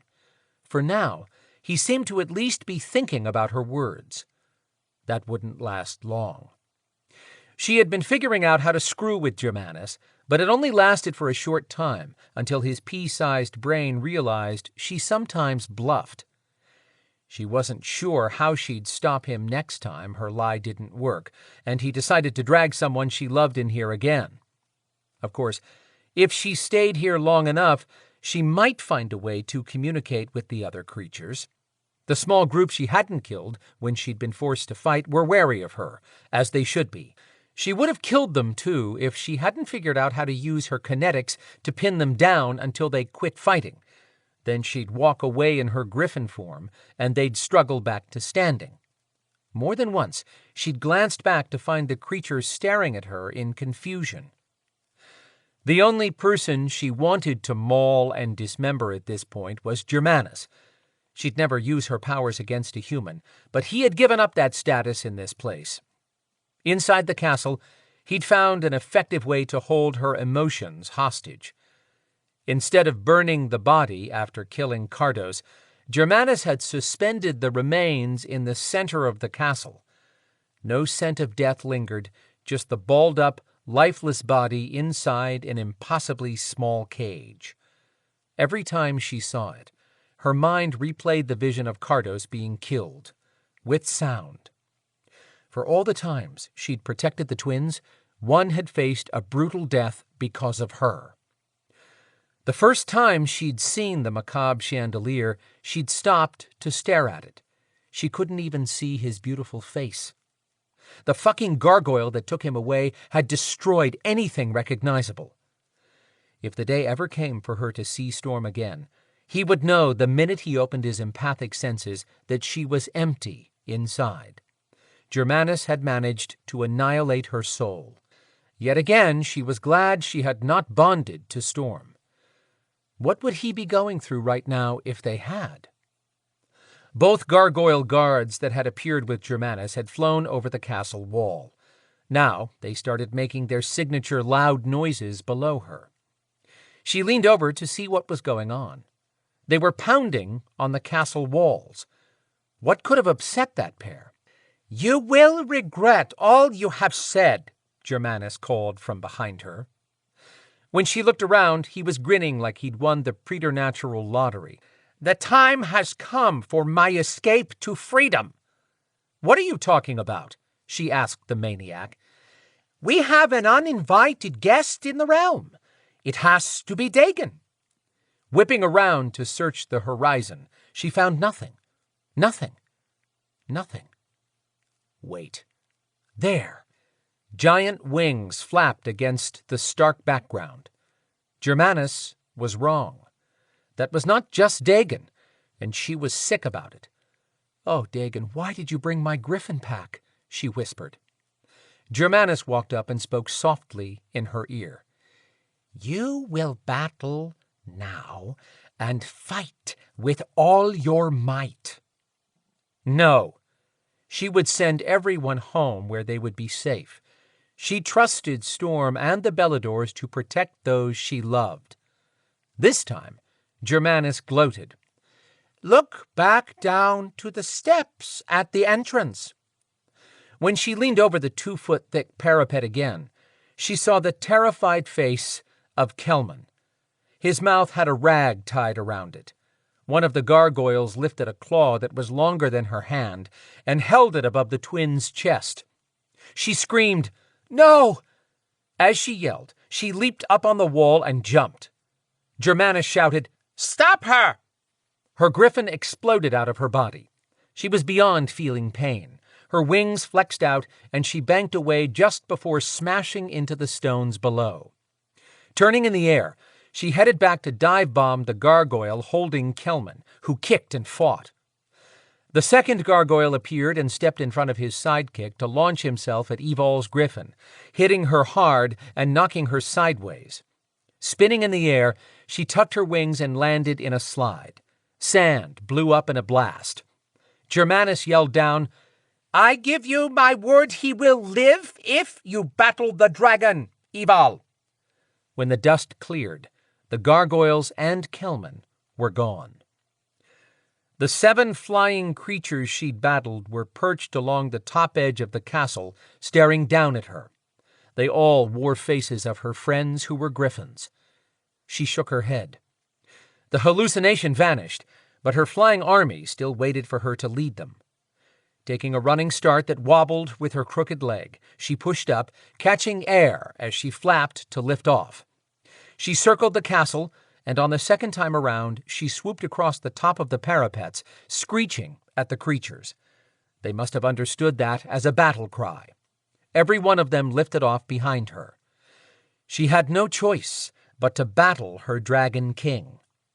If Dagon was with them, she had to convince him to get everyone out of here before Germanus unleashed his own dragon, which would have to be more powerful in this realm. If Germanus had convinced her of anything, it was that he did rule this realm. Her mind replayed what to tell Dagon, and it hit her. She could use telepathy. Not yet. She'd been able to access her kinetics more than once when she flew further from the castle. Germanus had ultimate power here, but he'd clearly never practiced enough with it to know his limitations. But she'd never spoken to anyone telepathically here either. Looked like a learning curve coming up for everyone. Chapter 28. Realm of Skamel. Storm flew through a strange realm on the back of Ixter, one of the griffins who'd volunteered to join the team. Miles and miles of sand. Who would want to live in a place surrounded by only aqua, orange, mint green, pink, yellow, red, and silver sand for terrain? How did Abendinu keep any creature alive here? Dagon had said he would try to envision the winged beasts and Germanus at a distance in hopes of landing the attack team in a safe place. That had worked. Now, for the next step. Adriana rode on Dagon's back, and they flew in the center of the pack. Tristan had suggested they hide the dragon until the last minute as a surprise weapon. Also, keeping Dagon and Storm out of view would prevent Evol giving away their presence. Dagon agreed and told Tristan to initiate telepathic contact if Evol came to them first. Quinn rode on the back of Tristan's griffin. Initially, Adrianna had cloaked all of them, but the moment they took off for the castle in the distance, Dagon had shouted that their cloaking had not held. One weapon down, plus the loss of a surprise attack. The sight of 7 griffins flying in tight formation with a dragon tucked in the middle was one Storm would never forget, but he wished it could be 8 griffins with Evol in the lead, and they were all far away from here. Dagon called out, "They're coming out to meet us!" Storm straightened to see wings flapping toward them. It appeared those creatures were flying from the castle that spread across half the horizon. But that flying division had no sense of formation, just lots of huge wings whipping up and down. Silky energy slid over Storm's body. This was some creepy realm. When Storm looked again, his heart lurched.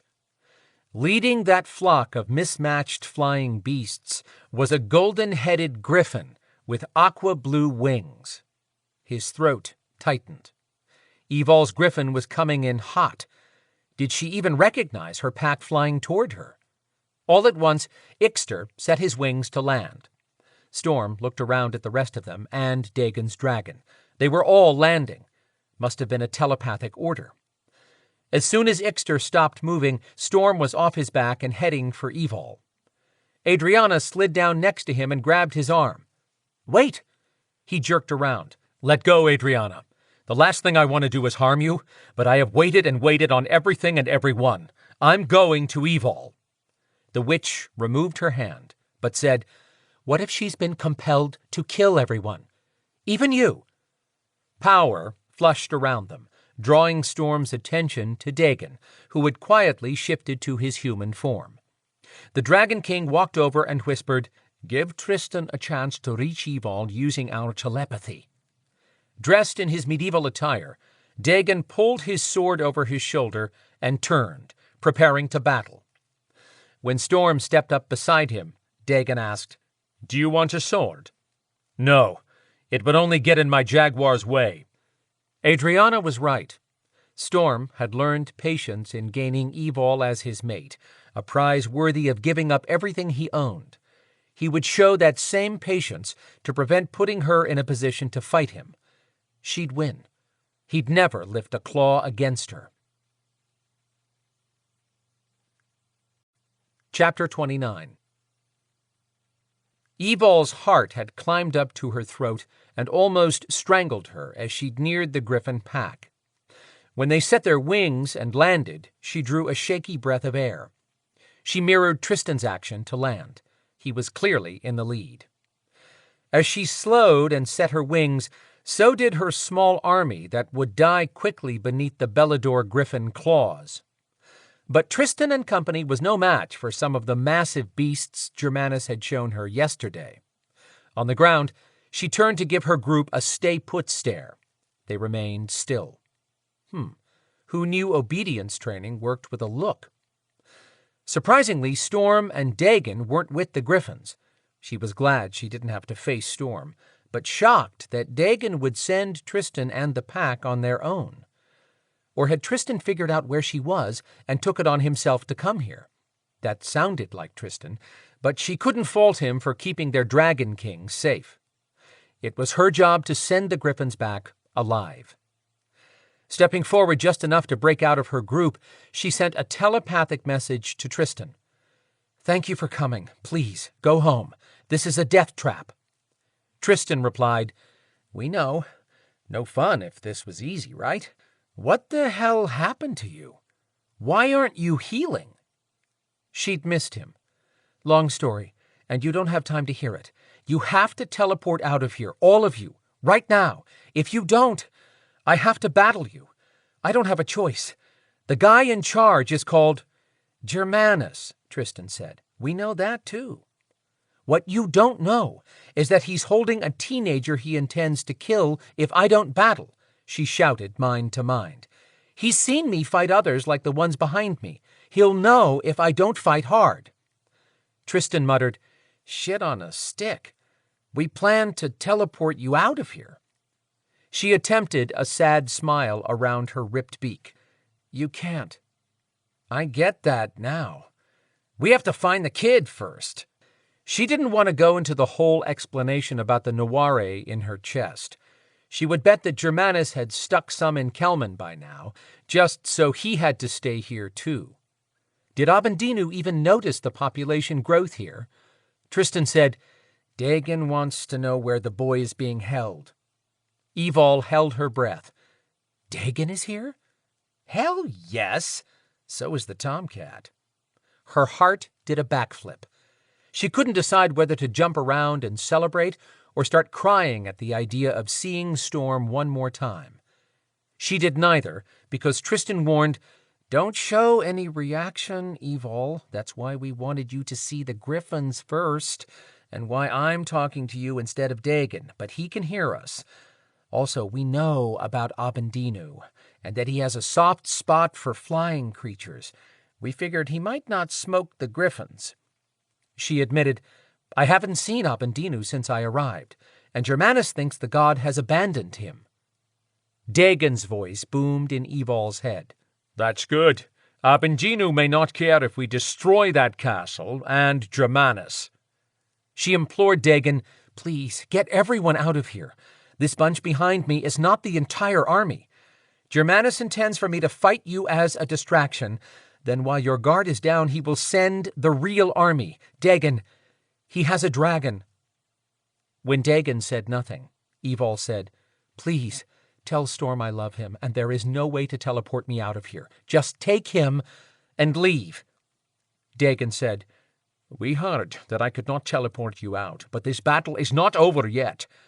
As for Storm, Adrianna would have to put a witchlock spell on your mate to get him out of here right now, and she would no sooner do that than the rest of us would."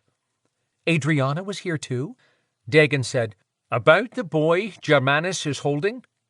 The sound of thunderous wings reached her ears, as every Treoir griffin lifted its head at the sound. She swept her eagle-shaped head to look as well.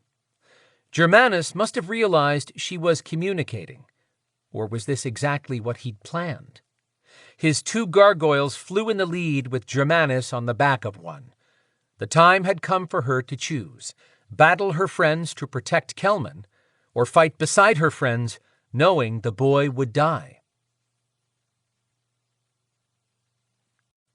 Chapter 30. Standing next to the Dragon King, Storm ordered, "Tell me what's going on." Dagon said, "Evol has to battle us, me in particular, or a boy will be killed. You are not hurting her."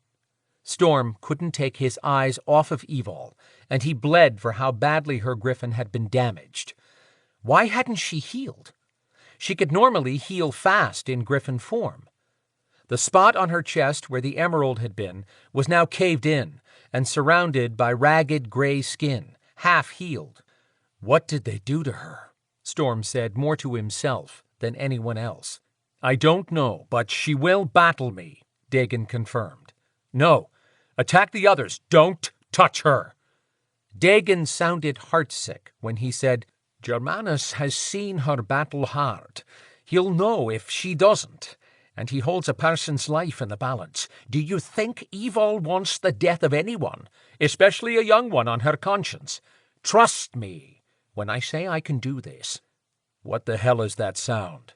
Storm pushed to the side to see through all the massive griffins, wyverns, and the rest of the preternatural bodies sitting behind Evol's griffin.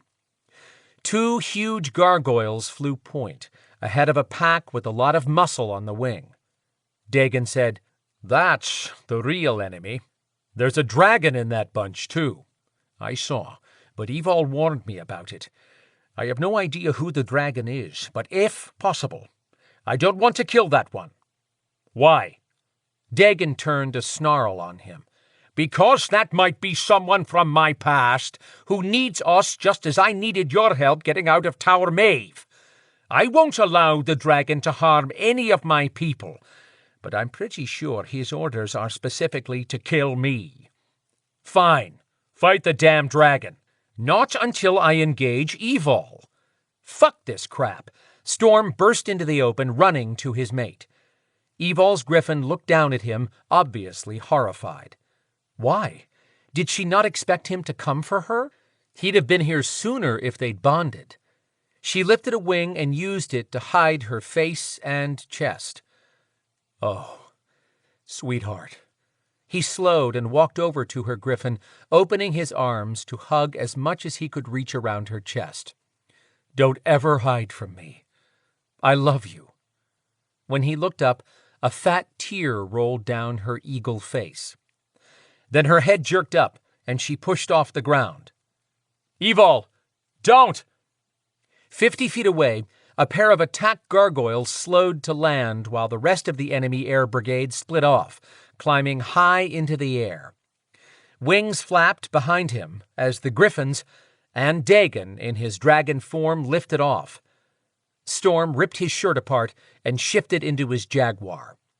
He caught sight of Adrianna and Quinn on the backs of griffins as they flew past him.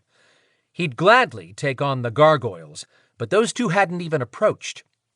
Their attention was locked on the screeching battles in the air. Storm didn't want to look, but he did. Evol flew at Dagon's dragon, slamming him, but then Dagon pushed her away. She flapped around and came back for the next lunge. The dragon could fly faster and had far more wingspan. He whipped back and forth, moving quickly for something his size. She picked up speed, shot up in the air a quarter mile, did a fast spin and came down, heading for the dragon. The guy Storm assumed was Germanus yelled, "You are not fighting hard enough, Evol! The boy dies!" Fucking bastard! Storm stretched his neck to watch Evol and Dagon. She jerked her head toward Germanus just before impact with Dagon. They crashed in a blast of aqua feathers, red scales, and her squawking in pain. Her griffin tumbled through the air until Dagon's dragon made a crazy sharp turn and dove, snatching her up by the wing just before she would have hit the ground head first. Speaking of the damn ground, it was no longer sand, but now hard as stone. Had Germanus just done that to watch her splatter? As Dagon's dragon pulled Evol's griffin up, her eagle head was staring at Germanus and shaking from side to side. Was she telling Germanus no? Storm's jaguar turned to the gargoyles. One was gone, flying for the castle with Germanus on his back. Now Storm understood that Evol was trying to tell Germanus no. That bastard had hurt her enough. He was not making Evol responsible for the death of that boy. Evol would champion and protect even a stranger she considered an innocent. Storm turned his jaguar loose, racing for the castle. The gargoyle left behind lunged at him. Storm's jaguar leaped to the right, ruining the gargoyle's timing. The winged beast landed hard on its face. Storm gave the jaguar free rein to jump on the gargoyle and tear through its neck with his claws and fangs. As soon as the head flopped to the side, his jaguar roared a deafening sound, then looked around to find Evol. She flew high above him with the dragon. Storm couldn't help her by standing here. He ripped away, racing hell-bent to reach that boy before Germanus did. Dagon had better be good for his word on keeping Evol safe. Chapter 31. Evol's griffin had some broken bones in one wing and no way to heal it fast. Her bad leg had taken days to strengthen and had a bend in it. She hoped her wings would hold her up and she could still fly. Once Dagon had lifted her griffin a mile in the air, he released her. His voice came into her mind. "Sorry, Evol, I intended to make the battle appear genuine, but not to the point of harming you." "My fault, Dagon. Germanus pulled my attention away. I don't care. Germanus left. He didn't believe the battle." The dragon swept around to face the castle. So did Evol's griffin. That's when she saw Storm's jaguar far ahead of them, streaking toward the castle. "No! Dagon, please, stop Storm! Germanus threatened to kill him too if I failed." This was worse than any nightmare she'd had here. She abandoned the battle still raging between the Treoir griffins and the Realm army. White flashes of energy shot out from Adriana's hand, and Quinn was probably using mind lock. Flying hard, she looked to her right. Dagon's dragon stayed with her when he could easily outpace her.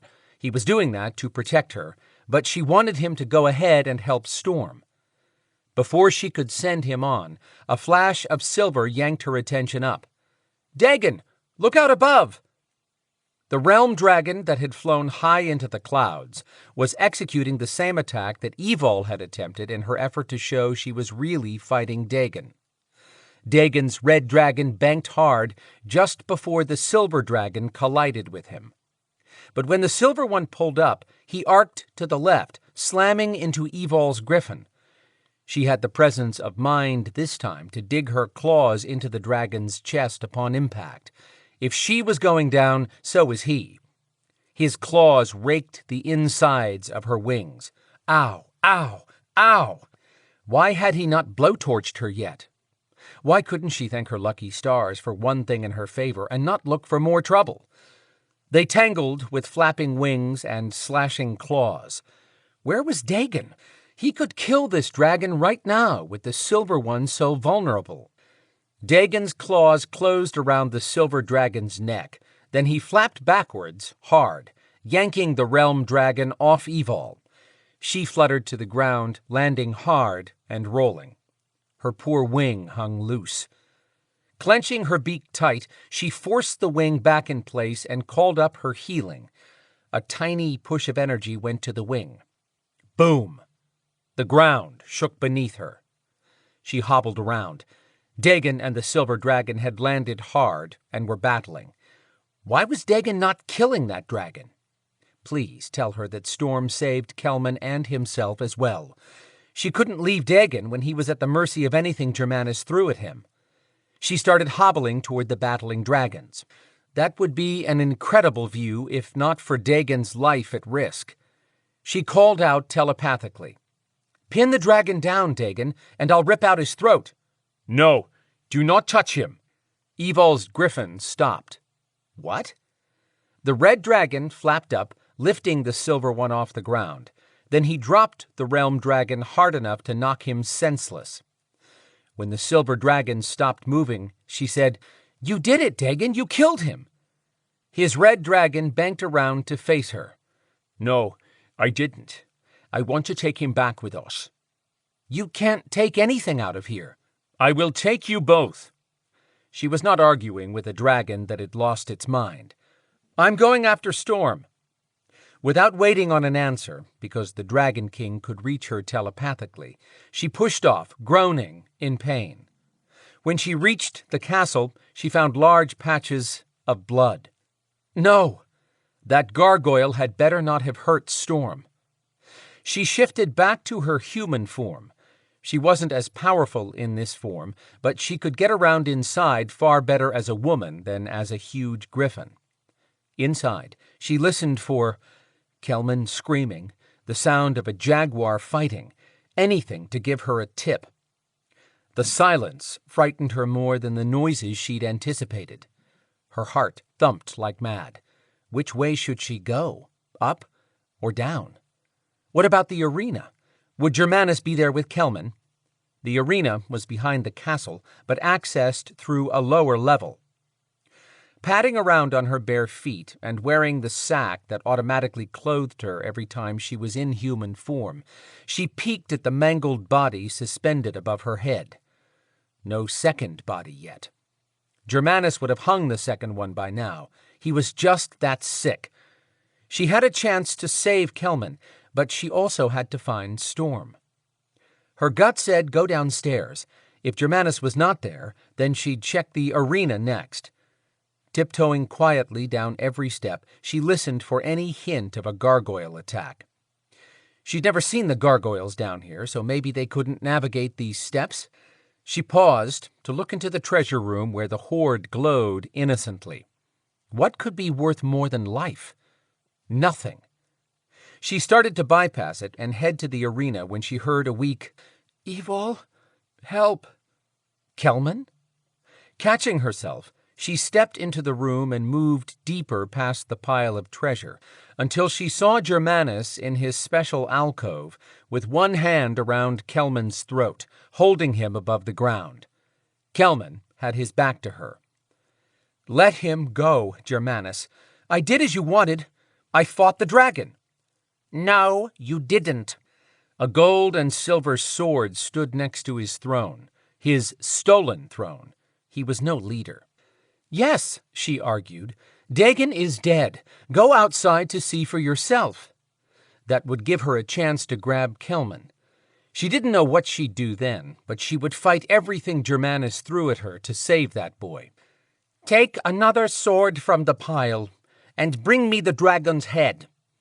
Well, shit. I am too busted up to drag a head that big in here. I need time to heal. So true. Her battered arm fell loose on one side. She could feel blood seeping through the sack dress and down her legs. "Let's go to the roof so you can see for yourself." "I am not leaving here." Why? Was he worried someone would steal his booty? A loud and vicious roar echoed through the building. The sound of Storm's jaguar was music to her ears, but she didn't want him in here. Now that she thought about it, Germanus had brought no gargoyles in here either time she'd been in this space with him. Did that mean Germanus was more powerful in here? She felt Storm's energy enter the room behind her. Her heart squeezed with the need to turn around and hug her black jaguar, but that would only put him at further risk. Without moving, she pleaded, "Please, leave, Storm. He wants to kill you and Kelman." Did her mate leave?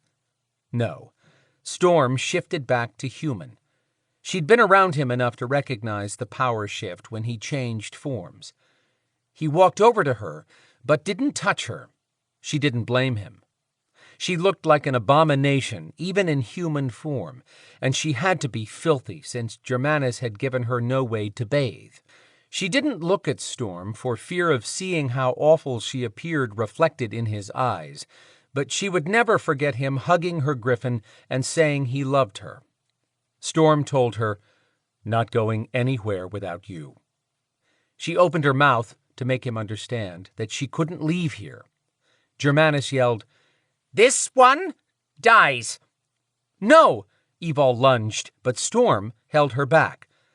Germanus had a crazy look in his eyes. He grabbed the sword and shoved it through Kelman, then dropped him. Evol screamed and fought against Storm's hold. Kelman made a painful noise and doubled over, falling to the side. Storm was saying, "Stop!" She fought to get to Germanus. "No, he killed Kelman." "No, he didn't." Storm was holding her carefully, but he was not turning her loose. "Stop, Evol, or I'm going to hurt you by accident." She begged, "Let me kill him. Please, let me kill him." Germanus smiled.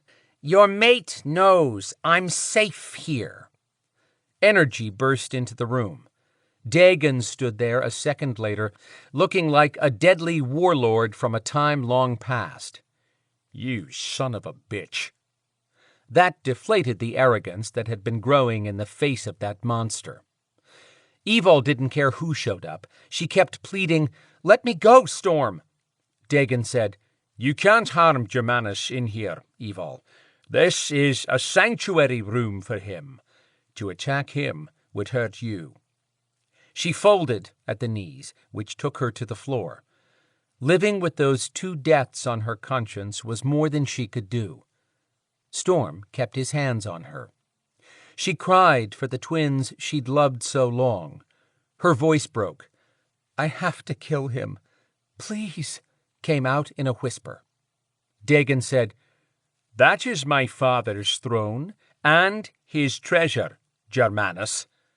The bastard lifted his chin. "It's all mine now, dragon. Just wait until I call my dragon in to thrash you." "Your dragon tried. He failed." "Not possible. You can't kill my dragon in this realm. He's more powerful than you."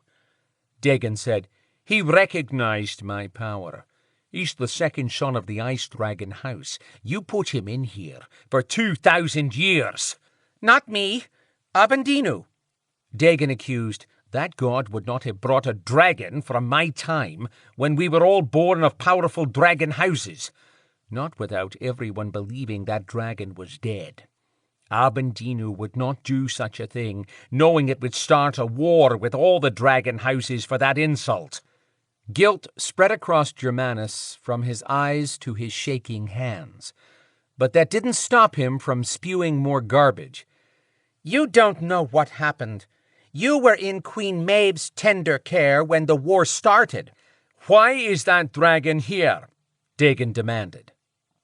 Evald heaved hard breaths in and out, watching as Germanus began to squirm. Now, right now, she could rip him apart. Storm knelt behind her with his arms loosely wrapped around her. Any touch hurt, but she would not give up this moment with him. Germanus warned, Do not anger Abendinu.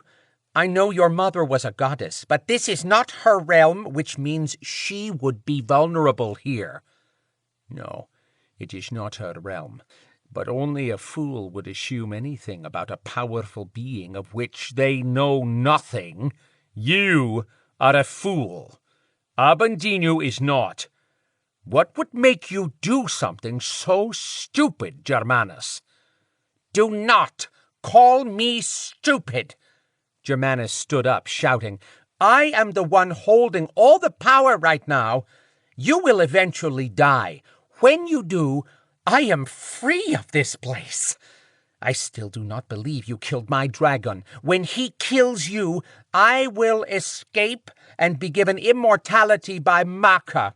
You cannot defeat her in her realm. Storm said, You miserable piece of flesh. Dakar, or Lakuchia, whatever you call him, is dead. Dagon sent Maka home with her tail between her legs. How do you think we found you? That struck home like nothing else said to this point. Germanus shook his head. No, Lakuchia sent you here to die. We have a blood pact. Evald finally put it together and turned to Storm. Dakar? The bounty hunter? He's the one who did this? Storm tightened his arms around her. Yes, he was using you as bait. He knew we would come for you, and he believed that bitch Maka would grant him immortality if Germanus killed Dagon. Evald laughed, even though it hurt with her mouth screwed up. Warranty on blood pacts must be void if one of you dies. She looked around and up at Dagon with tears in her eyes. I have to kill him. Nodding calmly, Dagon said, I had thought to deal with him myself, but I would not take that from you. When she looked back at Germanus, the crazy guy stared at them as if she and Dagon had spoken a strange language. The Dragon King moved his arms out and around. They all teleported onto the windy roof. Germanus twisted one way, then the next. You can't do this. I hold all the power. His voice trembled this time when he said those words. He caught himself and slowly turned to look out over the battlefield. 7 Treoir griffins and 1 silver dragon stood together. Dagon said, My magic is older than this realm. You assumed you held all the power here. Evald smiled, in spite of her busted lip opening up and bleeding. Then she said to Storm, Let me go. I have to avenge the twins' deaths. You think that was one of the twins? Storm asked. She turned slowly to him. Yes, it was. No, I swear to you, they're both safe in Atlanta. She shook her head, unable to accept his words over what her eyes had shown her. Germanus sent someone, Dakar probably, to kidnap them. I watched both of them die. The twins are not dead, Evald. I had a ward set that would alert me to any breach. I saw Dakar die with my own eyes, and no breach had happened by that point. I don't know who the bodies belong to, but Dakar probably brought 2 homeless kids, and Germanus used the realm magic to convince you they were your twins." Storm swallowed. Then his face turned murderous. "I am so sorry he did that, but I'm going to make him pay." She lifted her fists in the air, shrieking with rage over the torment Germanus had put her through. Shaking her head at Storm, she declared, "No, I will make him pay." She pushed away. Calling up the change felt like having her body rammed into this stone structure over and over. Adrenaline surged through her griffin as it screeched with fury, then turned to Germanus. He backed away with his hands out in front of him, ready to wield his power. He had killed 2 boys the age of the twins. He had tortured her from the inside out. She turned her griffin loose on the man who had sent one flying creature after another to its death, leaving their blood on Evol's hands. Time lost all meaning as she attacked and Germanus threw his energy at her. She batted strike after strike aside, glad that Storm was not jumping in to take this from her. He deserved to rip Germanus apart, but she needed this, and her mate would understand. When she finally broke through the last strike, she opened her beak above his head, ripped it off, then tossed away the miserable face she never wanted to see again. Lifting her head, she called to her pack and heard their screeching cries in return. "Evol." It took her a minute to realize Dagon was trying to reach her telepathically. "What?" "Shift back." "Hurts." "I know, but you're strong. You can do it." She wanted to argue. She'd shifted and fought to the point that she could barely stand now that the adrenaline was wearing off. But her Dragon King had given an order. The change took time and energy. When it was done, she sat on the ground, but surrounded by soft cloth this time. Running her hands over the material, she realized she now wore a deep blue robe. Storm reached down with his open hands. "Can you stand?" She took his hands and struggled to her feet.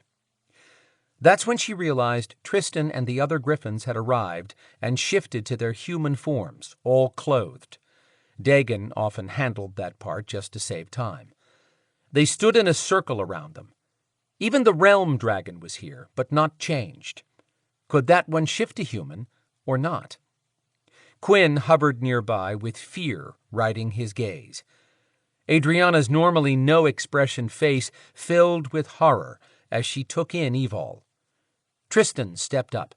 His voice sounded sad when he asked, "You ready to leave, badass?" Storm had a gentle but firm hold on her elbow, as if he was afraid to touch any other part. She shook off the mental fog from changing, her heart filled with love for this bunch. It was time to send them home. Her mother's voice came into her head. "Trust your friends who came for you." Evol told her mother, "I do, but even Storm can't fix this. I can't talk to you right now. I need this moment with Storm." Seeing them for the last time hurt. She would not cry and make this harder for Storm. Swallowing the lump in her throat, she said, "I can't leave here." Dagon said, "Garwiley told us that anyone put in here by Abendino must be removed by the god. Did Abendino put you in here, or Dakar?" "I have not met the god. From what you've said, Dakar kidnapped me?" "Yes," Storm said, now stroking his fingers lightly over her head. "That bounty-hunting bastard. So the god didn't put you in here. Finally, one thing in our favor." He let out a breath of relief. She said, "That's not why I can't leave." Quinn came over to her. "Why not?" She placed a hand on her chest. "I know you all saw the hideous wound where my emerald was torn out." Storm's chest rumbled with a low growling. He paused to say, "I'll heal you." Turning to him, she gave her crooked smile that would probably never return to normal. "Not this wound, sweetheart. I was dying by the time he got me here, so they shoved Noire magic into the wound. Dakar placed a spell as he used the Noire. That saved me, probably because of my Maeve blood. Germanus showed me what happened to a wyvern Dakar tried to take out of this realm after feeding it Noire and placing a spell on the creature. The transition of exiting the realm boundaries attacked the Noire. Adriana said, "Let me pull it out of you." I would, but it's wrapped inside my heart and running through my bloodstream. That's why I haven't been able to heal here. I'm guessing that Dakar spelled the Noire to attack my Belador blood so that I would not regain all my power. He wanted to ensure that I stayed here for eternity. Storm said, "If that's the case, I'm staying with you." "Go home, Storm." She hurt saying that, but he would not survive. Abendinu only likes winged creatures. He'll probably kill you. Her mate was adamant. "We leave together, or stay together." She put a hand covered in wounds and scars on his face. "You would make me watch you die?" The look on his face crushed her, and his words came out thick with emotion. "I am not alive without you." Rumbling started in the distance. She swung her head to determine if a thunderstorm had started. There were no mountains or multicolored desert landscape now, just gray ground. The sky had jagged lines spreading across it like an egg cracking. Tristan yelled over the noise. "What's happening, Dagon?" "I don't know." The farthest point she could see inside the realm seemed to be folding in. This had to be what the inside of a toothpaste tube looked like when it was being squeezed. Air blasted past them. Bodies of the dead creatures burst into gray clouds of dust. A voice louder than all of them, speaking at one time, shouted, "You destroyed my sanctuary." Adriana asked, "That wouldn't happen to be Abendinu, would it?" "That's exactly who it is," Dagon confirmed. Then he powered up his voice almost as loud as the angry gods. "We did not come here to harm your sanctuary, but to rescue one of mine stolen by Germanus. You entered without permission. You must pay a price. I want the griffins." More of the landscape slowly imploded, pushing strong winds at them. Evol's hair batted around her face. Storm pulled her into his embrace, still careful as he held her close. Dagon yelled back, "No, the griffins are my people. I have no argument with you. Allow us to leave, and I will not call in another god or goddess." The world around them kept collapsing. The castle trembled. Tristan said, "I'm guessing we have less than a minute." "Abendinu!" Dagon shouted. "Let my people leave, or this will be a war with more than one pantheon. This was not your fault. Do not make it your problem." Evol looked at Dagon's face to see if he was bluffing. She had no idea. Note to self, never play cards with Dagon. That wouldn't be an issue since they would all have to leave and she would stay. But at this point she wondered what her eternal home was going to look like. Abendinu's voice finally boomed down from the heavens. "You may leave. I no longer wish to power this realm." Evol said, "He can't destroy this place." "Yes, he can," Dagon said. "Time for all of us to go." "What about Evol?" Storm shouted, because Abendinu went into full demolition mode. "We got seconds," Tristan shouted. Dagon ordered, "We're teleporting." Evol argued, "No, let me stay. Don't make Storm watch the Noire boil inside of me. I look awful, but that—" She twisted to Storm and begged, "I can't let that be your last vision of me." Tristan grabbed one of her hands. She flinched. Storm snarled, "Get your hand off her." Dagon had everyone pulling in close around them. Still holding her hand, Tristan shouted at Storm, "She dies if she stays. She dies if she leaves." In the second it took Storm to process that, Tristan dropped his head to Evol's ear. "Do you trust me?" "Yes, but—" An explosion rocked the realm that sounded as if an atom bomb had just gone off. The world shifted and blurred. "No, Dagon, don't teleport me," she called to him. Evol screamed. Her chest felt pulled in 10 directions. Fire burned her from the inside out. She heard a mash of voices yelling and felt hands grabbing at her. Then she lost touch with all of them. Then it was blessedly silent. Chapter 32. Evol clawed at the air. Agony flooded her body for what seemed an eternity. She didn't understand why dying took so long. She gave up fighting and the pain eased until she could breathe. In fact, it disappeared completely. That could only mean one thing. She was truly dead. Where was Storm? She wanted one last kiss, just a chance to say goodbye, just more time with him. But she floated in a sea of murky darkness. Black would be a color next to this. She had no sense of having a body. Time stretched into no time, no place, nothing. Where was her mother's spirit now? Wouldn't she at least be around to welcome Evol into the afterlife? "Go back, Evol," her mother said from far away. "Do not follow me." Her mother's voice faded to nothing at the end. "I don't think I get a choice," Evol answered, and floated some more. The next voice in her mind was male, and whispered, "Evol?" Her eyelids fluttered enough for her to see a tiny light flickering far away. Could that be Storm trying to reach her? Was his spirit guide bringing Evol into that private realm so she could see her mate one more time? Her fingers touched nothing. Did she even have hands? Maybe she was too far gone into the next world for him to connect with her. See? She'd been right to be glad she hadn't completed the bonding with Storm, or he might have died too. He'd said they would be linked forever. Her thoughts faded. "Evol! Listen to me, damn it!"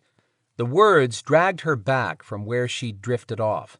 But that was not Storm's voice. In fact, it sounded like Tristan. Why would he be able to talk to her and not Storm? "Damn it! Evol, where are you?"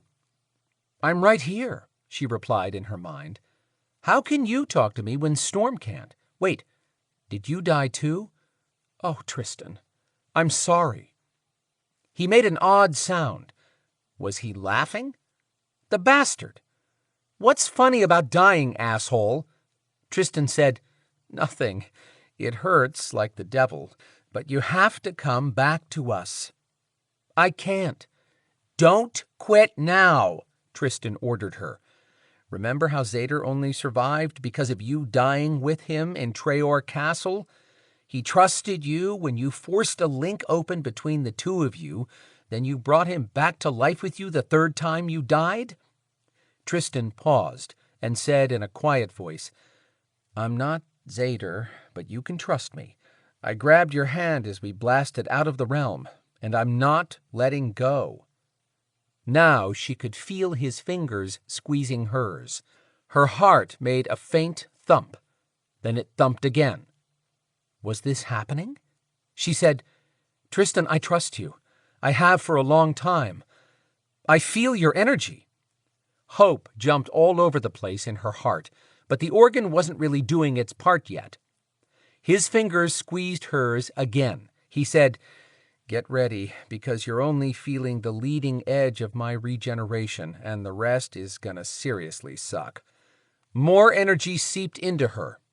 She opened her mouth to draw in a breath, but a wave of power poured into her body, stealing that breath. Power surged so fast and hard, it felt as if she'd been stabbed with a handful of lightning bolts. She arched and yelled in her head because she had no breath or voice, no way to stop the searing pain coursing through her. She lost touch with parts of her body. Worse than that, she couldn't feel Tristan's hand anymore. But she could hear him yelling, "It's not working! I lost the connection!" She wanted to tell him not to feel bad, that he'd tried, but she couldn't talk. Her body spun wildly like being sucked into the vortex of a physical tornado. In her mind, she called out, "Storm! I love you!" Strong hands yanked her into a hard embrace. Then she heard it, the one sound she longed for, Storm's voice. He was chanting a swift rush of words in his native language. When he paused, he whispered gut-wrenching words of love and need that flowed through her mind, blending with the chaotic power surge. More chanting. Plus now she could hear Adriana's voice, and maybe Gar Wiley's too. The spiraling energy her body had turned into began to slow down. Storm begged in a hoarse voice, "Please, come back, sweetheart. I can't lose you." The furious energy finally dissipated, and her body calmed. Every muscle felt limp as cooked noodles. She inhaled and smelled her mate. Her eyes fluttered open, but speaking was difficult. She squeezed out, "Storm?"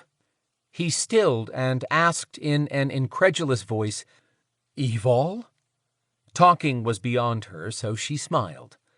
Loud cheering erupted. Storm clamped her body to his trembling one. "Thank you for not leaving me." Licking her lips, she croaked, "Never."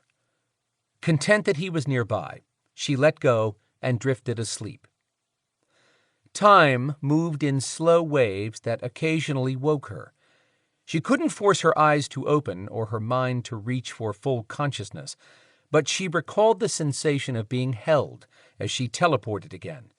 Then she fell deep asleep. When she finally roused, she moved to stretch. Her arms worked. Warm fingers brushed over her face. She might not be a skinwalker, but she knew the scent of her man. Wait. Her brain fog continued to clear. She was alive? Evol opened her eyes and squinted against the blurry image. Please, no more nightmares of losing Storm.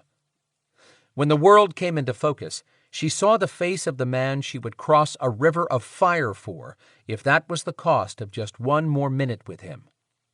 His beautiful teak-brown body was stretched out beside her, with his head propped up by his bent arm. Straight black hair fell loose over powerful shoulders. Those brown eyes kept sweeping across her face, as if he didn't believe she was there. His smile didn't quite reach his gaze, telling her how difficult this had been for him. "Hi, sweetheart." She opened her mouth, but no words came out. Moving around, Storm came back with a glass of water he held to her lips while lifting her up to drink. When he put the glass away, he came back to kiss her. Not one of his let's get naked kisses, but a sweet, I need you more than life kiss. She smiled against his lips. "I missed you too." He doubled down on the next kiss, growling with pleasure. When he lifted up, he said, "I missed you more." Drawing in a long breath, he said, "There was no way I would have left you there. But much as it pains me to admit this, you wouldn't be alive right now without Tristan." So she hadn't hallucinated all of that. "Is he okay?" "Yes." "He linked with me, didn't he?" "That's what Zader said happened." She considered that and asked, "Why would Zader explain? Why didn't Tristan tell you?" "Tristan thought he'd lost you while he regenerated, that he'd done something wrong. As soon as it was clear that you did survive, he just teleported away. Dagon went after him, then came back and said Tristan needed some time." "We have to thank him," she said, hoping this mended the rift that had driven friction between Tristan and Storm for a long time. "No, I'm the one who has to thank him, which I will figure out how to do as soon as he surfaces again. I owe him anything he asks for at this point." Her smile turned into a grin. Storm finally smiled for real. "What?" "Tristan will probably never let you pay off that debt. He'll love having it to hold over you forever." Rolling his beautiful brown eyes, Storm muttered, "Probably true. I'll still thank the jerk. Her gaze tripped past Storm to take in the room. She appreciated the soft lighting. Their building in Atlanta was incredible, but it did not have 30-foot ceilings with gold-framed paintings that looked as if someone had paid the equivalent of buying a house for each one. Nor were their walls at home shiny marble. Leaning a little, she took in the massive bed that appeared to be 3 feet off the polished stone floor. Pulling her gaze back to him, she asked, "Where are we?" "In a private suite in Treoir Castle." Her eyes widened. "No kidding?" "It's the truth. Dagon teleported us to the grounds outside the castle, where we all tackled saving you. Once it was clear you were going to make it, he ordered you brought inside and kept here, where he said your energy would rebuild faster. The minute we showed up and Brina found out what had happened to you, she started spouting orders. She had everyone in this place jumping, including Dagon." "No." "Yes." Storm pecked a kiss on her forehead and kept toying with her hair. "She used her powers to clean and clothe you. Then she ordered Garwiley to continue healing you." Evol reached up to touch her face. Her fingers ran over a scar that ran across her neck. She cringed at realizing how she must look. Storm clasped her hand, and his voice turned serious. "Don't." "I'm hideous." His eyes darkened above a fierce frown. "You are gorgeous. That old druid healed about 80% of the wounds and scars. He's letting you rest and waiting to see if your beast can heal the rest. But I want you to hear me. I love you. I don't give a damn if you still had all the scars you had in Abendinu's realm." Storm watched her as what he said sank in. Then he growled and added, "You're not going to be happy until the scars are gone, are you?" "No. I'm not particularly vain, but I don't want to look at a reminder of that place for the rest of my life if I have a choice." He nodded with understanding. That was her man. He understood. She did an internal check to see if she could even feel her beast. Her insides had never been this quiet. No energy swirled. "Storm, I can't feel my griffin."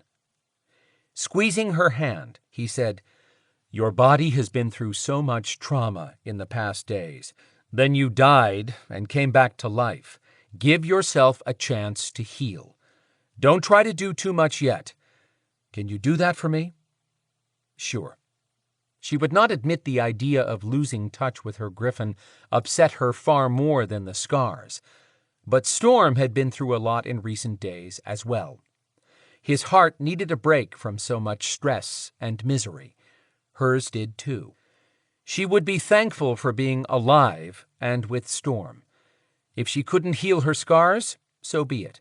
She would learn to live with the way she looked and put that realm behind her. If she never shifted into a griffin again, she'd figure that out as well. Right now, it hurt too much to consider. Chapter 33. Treoir Island Realm hidden above the Irish Sea. "Do not overdo it, Evol," Brina ordered. Evol sighed and said, "I'm fine. I'm getting more power back every day. It's been 3 days. Now, are you getting married or dragging this out for another month?" Brina smiled at her. "That's the first time you've snapped at me. Such a fine gift on my wedding day." All of her friends were certifiable. They had to be to enter the realm of a god who could have wrapped up that place around them like celestial trash and poofed it out of existence. 2 arms came around her waist. She smiled. After the past days of heavy-duty healing by Garwiley, the scar on her lip was fading, and it didn't pull the skin when she smiled. Teasing him, she said, "Better not be grabbing me. Storm might see you." Her skinwalker nuzzled her neck and said, "If anyone except me dared to stand this close to you, he would already be on his ass. I love you, sweetheart." She closed her eyes and let those words sink in. She never expected to be here or anywhere with Storm again. Lifting one of his hands so she could kiss the palm, she murmured, "I love you more." As happy as she was to be right here, right now with him, her heart still ached. She'd been working up the nerve to tell Storm something important, but she could not bear to see his reaction. Not yet. They had time. "Evil!" At the sound of Lana's voice, Evil twisted to the side and identified the voice. She yelled, "Lana!" Storm let her go to embrace the young woman. Evil said, "How are you?" "I am good." Lana stood back and gave Evil a weighty observation. "You will be too. You are strong, and Storm's love is all you need to heal." Evil started to argue that she was almost there, but this young woman would have heard the lie in her voice. Lana knew Evil's outside would be fine. She was talking about her internal scars. "I know," was all Evil could say, then changed the subject. Her throat tightened when she asked, "How are the twins?" "They are happy, but miss you. They are with Kit for a visit." How many times would Evil relive their deaths? Storm had told her how Kit had stormed the building, pun intended. "That's great." "Evil! Evil! Evil!" chortled behind Lana, who was all smiles when she stepped out of the way. "Phoenix?" Damn it, she did not want to cry. Evol's baby gargoyle flew into her arms. She clutched him to her and buried her face into his little neck. Tears stung her eyes, but if she cried, everyone would freak out, even at happy tears. "I missed you, baby. Love you." He patted her face and smiled a toothy grin. "Love you. Mine." Barely touching her, he tapped her cheek with the side of his claw. "Ow." "It's okay. I'm tough, and I'm healing." She spent the next few minutes in a blaze of happiness. Then Phoenix asked, "Thorm?" What a way to touch her heart by asking about her mate. Now that she thought about it, Storm had probably orchestrated bringing Lana and Phoenix here. She turned her gargoyle to see Storm a short ways behind her. "He's here too. He brought me home." Phoenix made a move like he was going to fly, so she opened her arms. Her little gargoyle fluttered up, then down to the ground. When he tucked his wings, he waddled over to Storm, who watched him. They stared at each other for a long moment.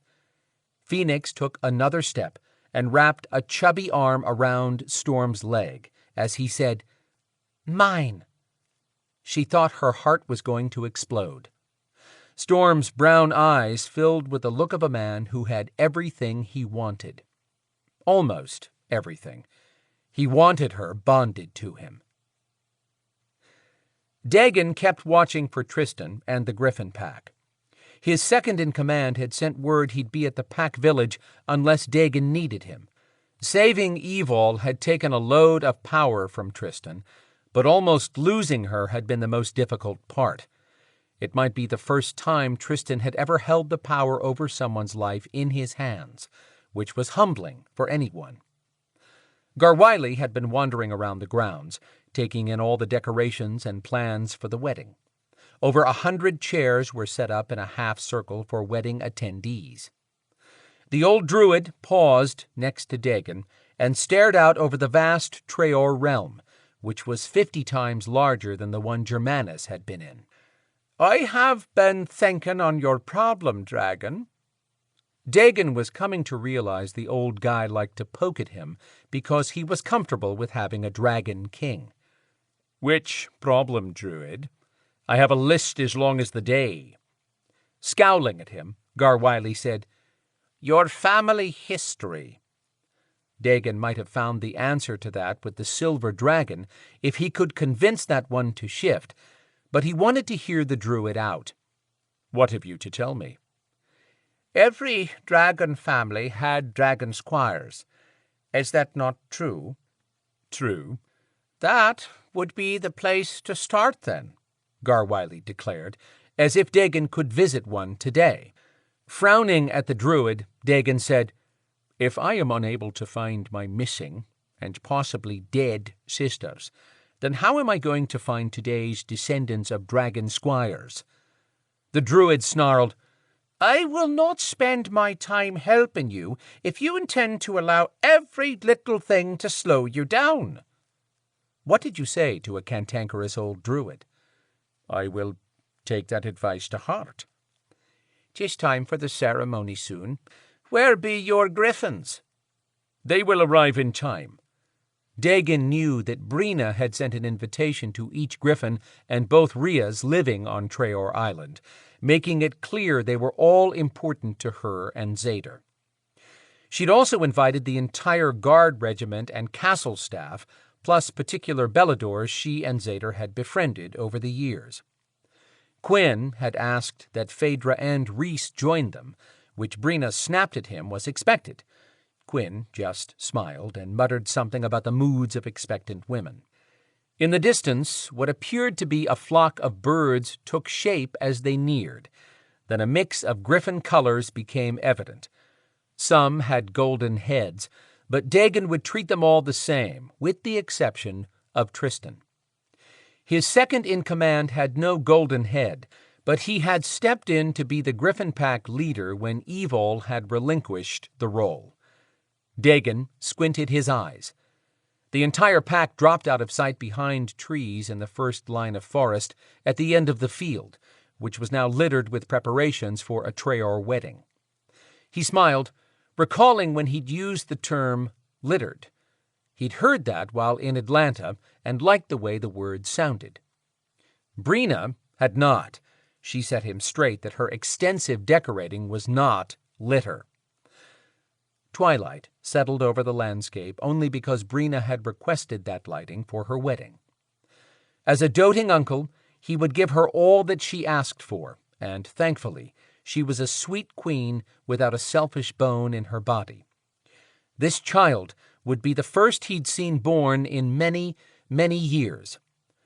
While it was sad to have lost so much family, he counted himself a fortunate dragon shifter to have Brina, Zader, and their child, plus a mixed bag of beings he was proud to stand beside. From the tree line, 9 people emerged, 7 Alterants and the 2 Rheas, who must have ridden on the griffins and carried clothing for the pack, heading quickly toward him. As expected, Tristan was in the lead. A blur streaked past Dagon on his left when the griffins were 40 feet out. That blur had been Evil using her Belador speed, a good sign she continued to regain her powers. Right behind her came Storm, who stopped next to Dagon. Evil slowed to a walk and dropped down on a knee. Storm asked, "What the hell?" "Your mate is telling Tristan he has earned his place as leader of the Griffins, and she is willing to follow him." Dagon cut his eyes at the consternation on Storm's face.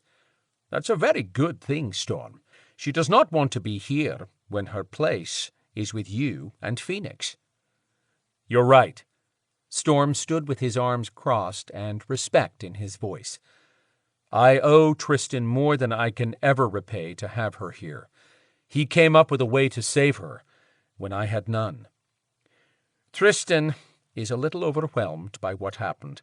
I think he feared he had taken on responsibility for her well-being, then couldn't pull her all the way through. I can appreciate that. I thought I'd lost her myself. That's why having all of us work together is stronger than one alone," the skinwalker admitted while he waited on his mate to return. Dagon understood how it felt to learn a tough lesson. Storm had struggled not to go after Evil on his own, but he'd done the right thing. When Dagon faced Abendinu in the realm, he'd had his own concerns about saving his people. His last offer would have been to hand himself to Abendinu if that was what it took to send them home. He was glad to have everyone safe. Evil should not leave until she felt strong enough. Storm had been forced to make a quick trip back to the human world while she rested.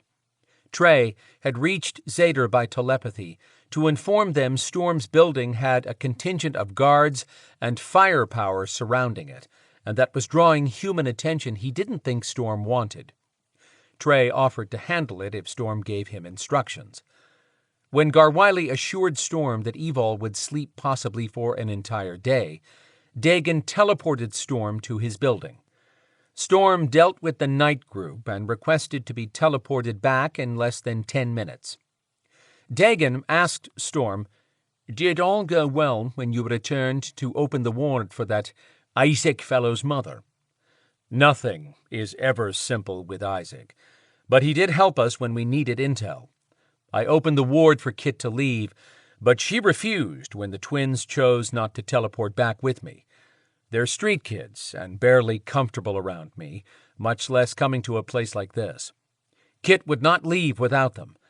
Isaac loaded everyone up to take home." Storm smiled at something. "What?" Dagon asked. "They were almost packed up and out when Kit stopped to remind me about asking Tristan to train her Rias friend, Jasper. I thought Isaac did not care for non-humans around his mother. He about popped a blood vessel when she admitted she'd been training Jasper in the woods alone." Dagon grinned. "I could use a warrior like her. Not unless you intend to let her run everything. She's like a miniature general. If she had our power, hard to imagine how scary she would be." Storm kept smiling. "When you see her next, tell her the Rias will be welcome to train with our other two." "I'll let Evol tell her when I take her home," Storm said. "I almost had to ask you to teleport Kit here when she found out Evol was alive, but she decided to take the twins home and wait until Evol was back to normal." Hearing the worry in Storm's last words, Dagon said, "Evol will shift when her griffin has healed." "I know, I keep telling her that." Storm asked, "Speaking of shifters healing, how's that silver dragon?" "I have had to place him in a space beneath the castle," Dagon said, not pleased about that. "I have never known a dragon that did not shift into a human form, but he may have been in that realm so long his body has forgotten how.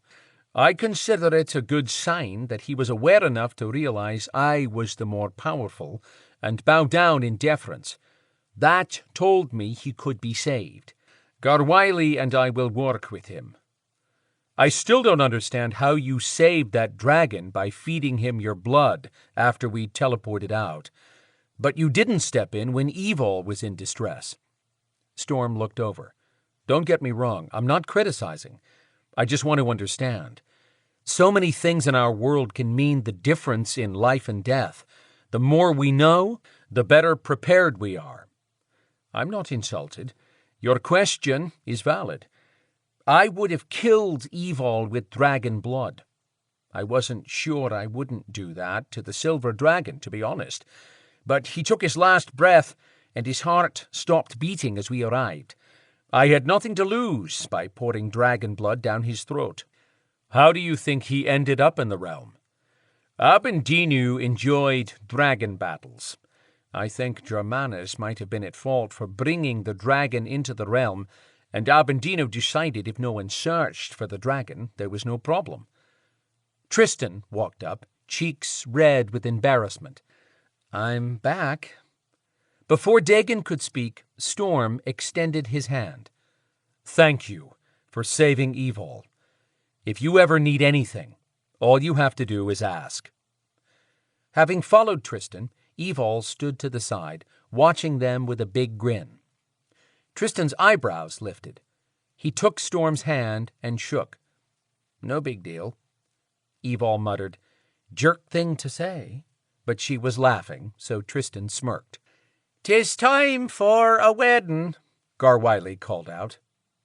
Dagon waited until everyone except Tristan had walked past him, heading to the chairs set up around a dais covered in flowers and butterflies. With his gaze on the activity, Tristan said, "Sorry I bailed on you."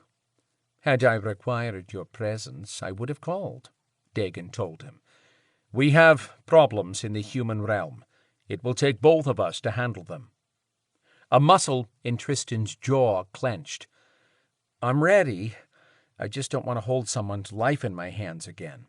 That is a request I have to deny. Tristan's gaze cut to Dagon, but he said nothing. Dagon explained. We have thousands of Beladors across the world under the command of Meistiers, but ultimately their direction and safety falls to our shoulders. You have proven you are strong and capable. I have ultimate faith in every decision you make, but you must always remember that even as we fight hard for our own, we will lose some. It's a difficult thing to watch the light go out of the eyes of those we care for.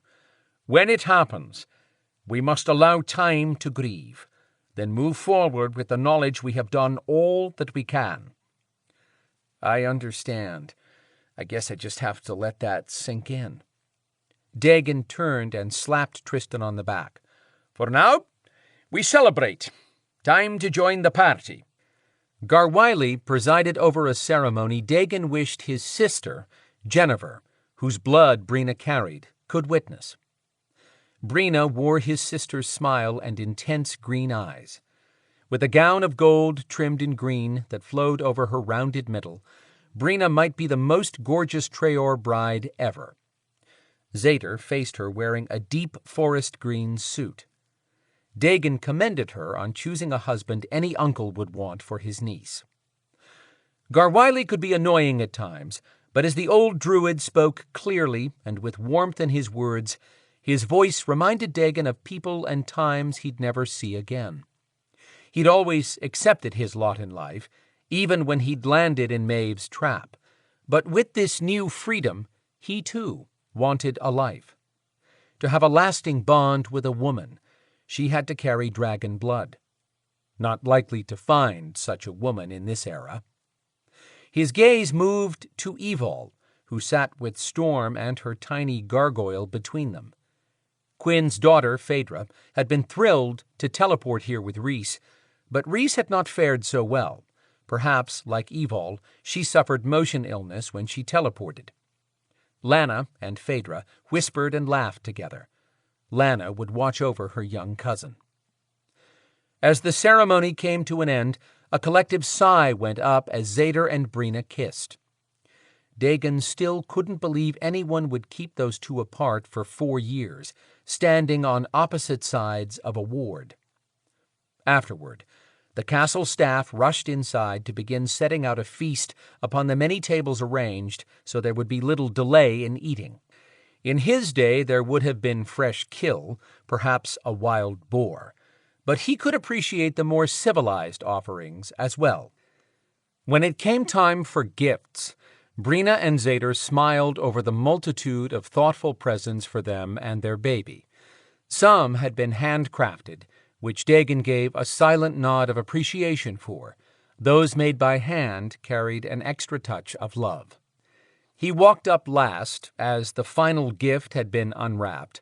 The guest thanked profusely, and the item placed to the side, where a young woman kept track of names and gifts. Brina wanted to write a personal note of thanks to each and every one.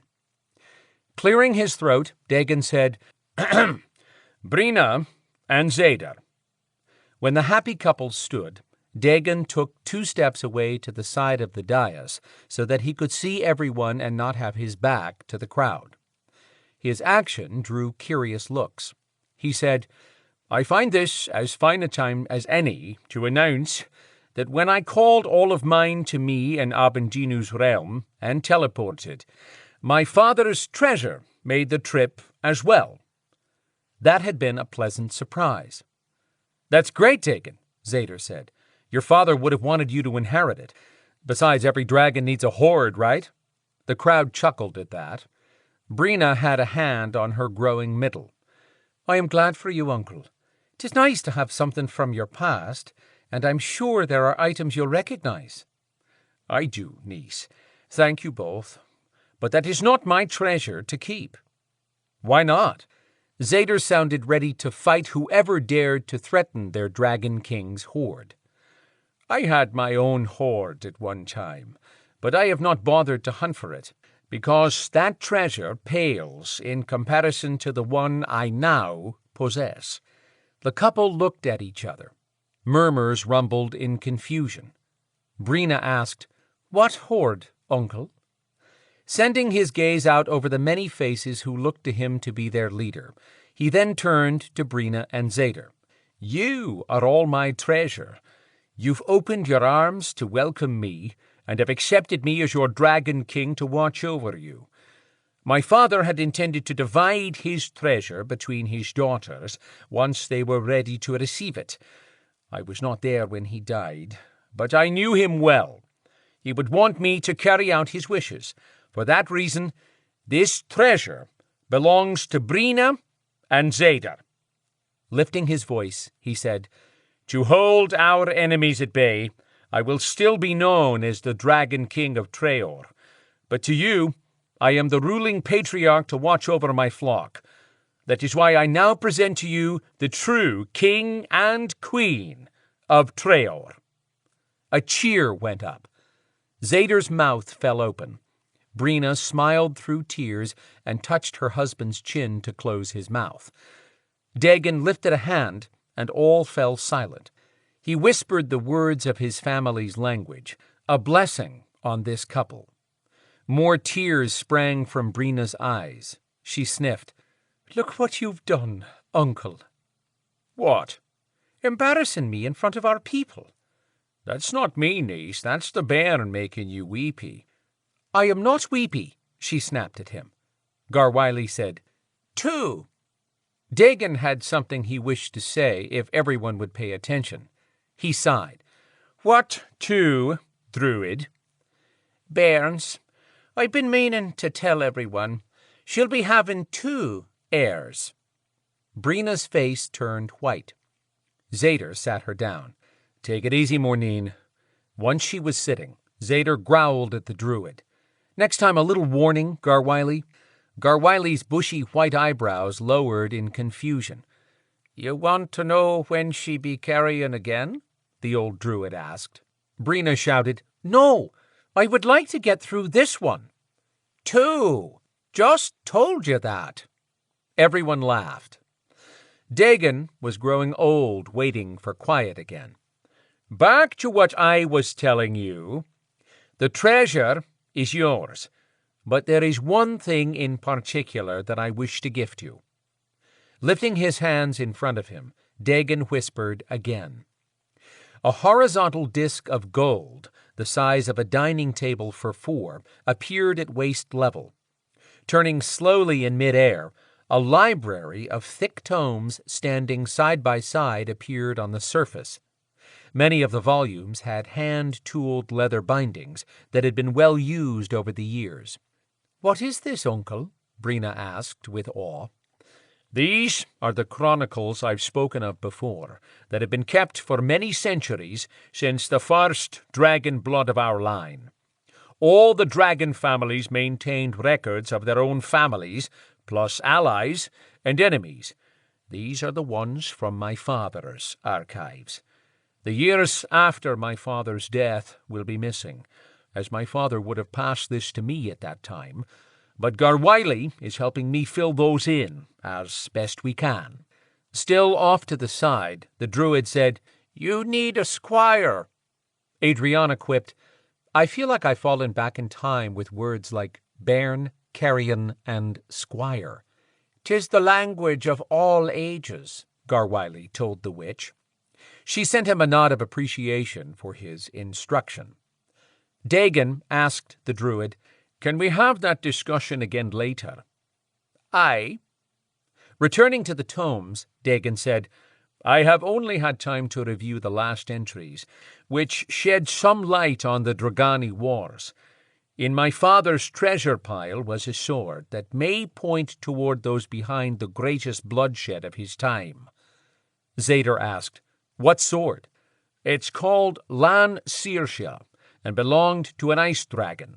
That sword should still be with her family." "Her," murmured through the crowd. To end the immediate speculation, Dagon said, "Sadly, the dragons are all dead now." "You be living," Garwiley argued. Every gaze watched for Dagon's reaction. He told Garwiley, "I was captured in a realm." "What of that silver one?" Don't teleport the druid away from here, Dagon told himself. Again, we will discuss this later. Aye, that's what the druid said last time. Returning to his point, which was not to make everyone sad about no potential mate for him, Dagon told Brina, "This is the history of your family. When you have need to access it, you must simply call up this library by name, but always keep that name secret until you are ready to share it with your own children." Silence fell gently over the crowd as Dagon telepathically gave the ancient name to Brina and Zader. Brina smiled and stood to hug him. Family was everything. He gave thanks again to have what he'd gained since leaving Maeve's clutches. He could have escaped to be more alone in today's world than in her tower realm. Once Brina sat again, Dagon explained, "The history of our family is written in the Treoir language, which you should have been taught just so you could read these books. It's similar to Gaelic, but with changes intended to protect details about family treasure, for example. Garwiley and I have spoken of this language. He understands enough to help you read these tomes when I am not available." Dagon pointed at the turning disc, and it paused. Then he gave a finger crook to a specific one that looked new and had no writing on the spine. The thick book had been covered in rich green leather. Gold trim floated above the cover in a three-dimensional design. Dagon angled the book back so that it opened to the middle with blank pages. Placing his hands under the open book, he carried it to Brina, who accepted the offering. Dagon explained, "Once this library is passed down, a blank tome appears for the next line of descendants to record their history. This one is yours and Zader's. I don't know how much we'll recover from the missing years when I was imprisoned, but Garwiley and I will do our best to record information in a separate volume." A tome in the library trembled. Brina said, "Uncle, one is shaken." Dagon turned to reach for the volume he had not noticed the first time he'd found the library. The tome jumped into his hands before he could grasp it. Pages flipped fast, fanning his face, until pausing on the last page covered in images and text. "This is in my father's writing," Dagon said, murmuring to himself. Then he read out loud, "The day you read this, you will know I am gone. I fear I've made errors in trust, even within my own kingdom. I placed a spell upon this library to open only for you. You will have the power to make it available to others, if you survive, as I pray you will. I had hoped to mount an attack against the Maeve and gain your freedom, but I have failed. We have a traitor who started the Dragani War, placing all dragons in conflict. I feel I can no longer depend upon the Squire family we have relied upon for generations, as they grow more afraid each day that I cannot protect them. I leave you with the only name I trust, and pray that you will find her or her descendants." Dagon read the last sentence silently to himself. "Her family name is Lugasek." Chapter 34. County Galway, Ireland.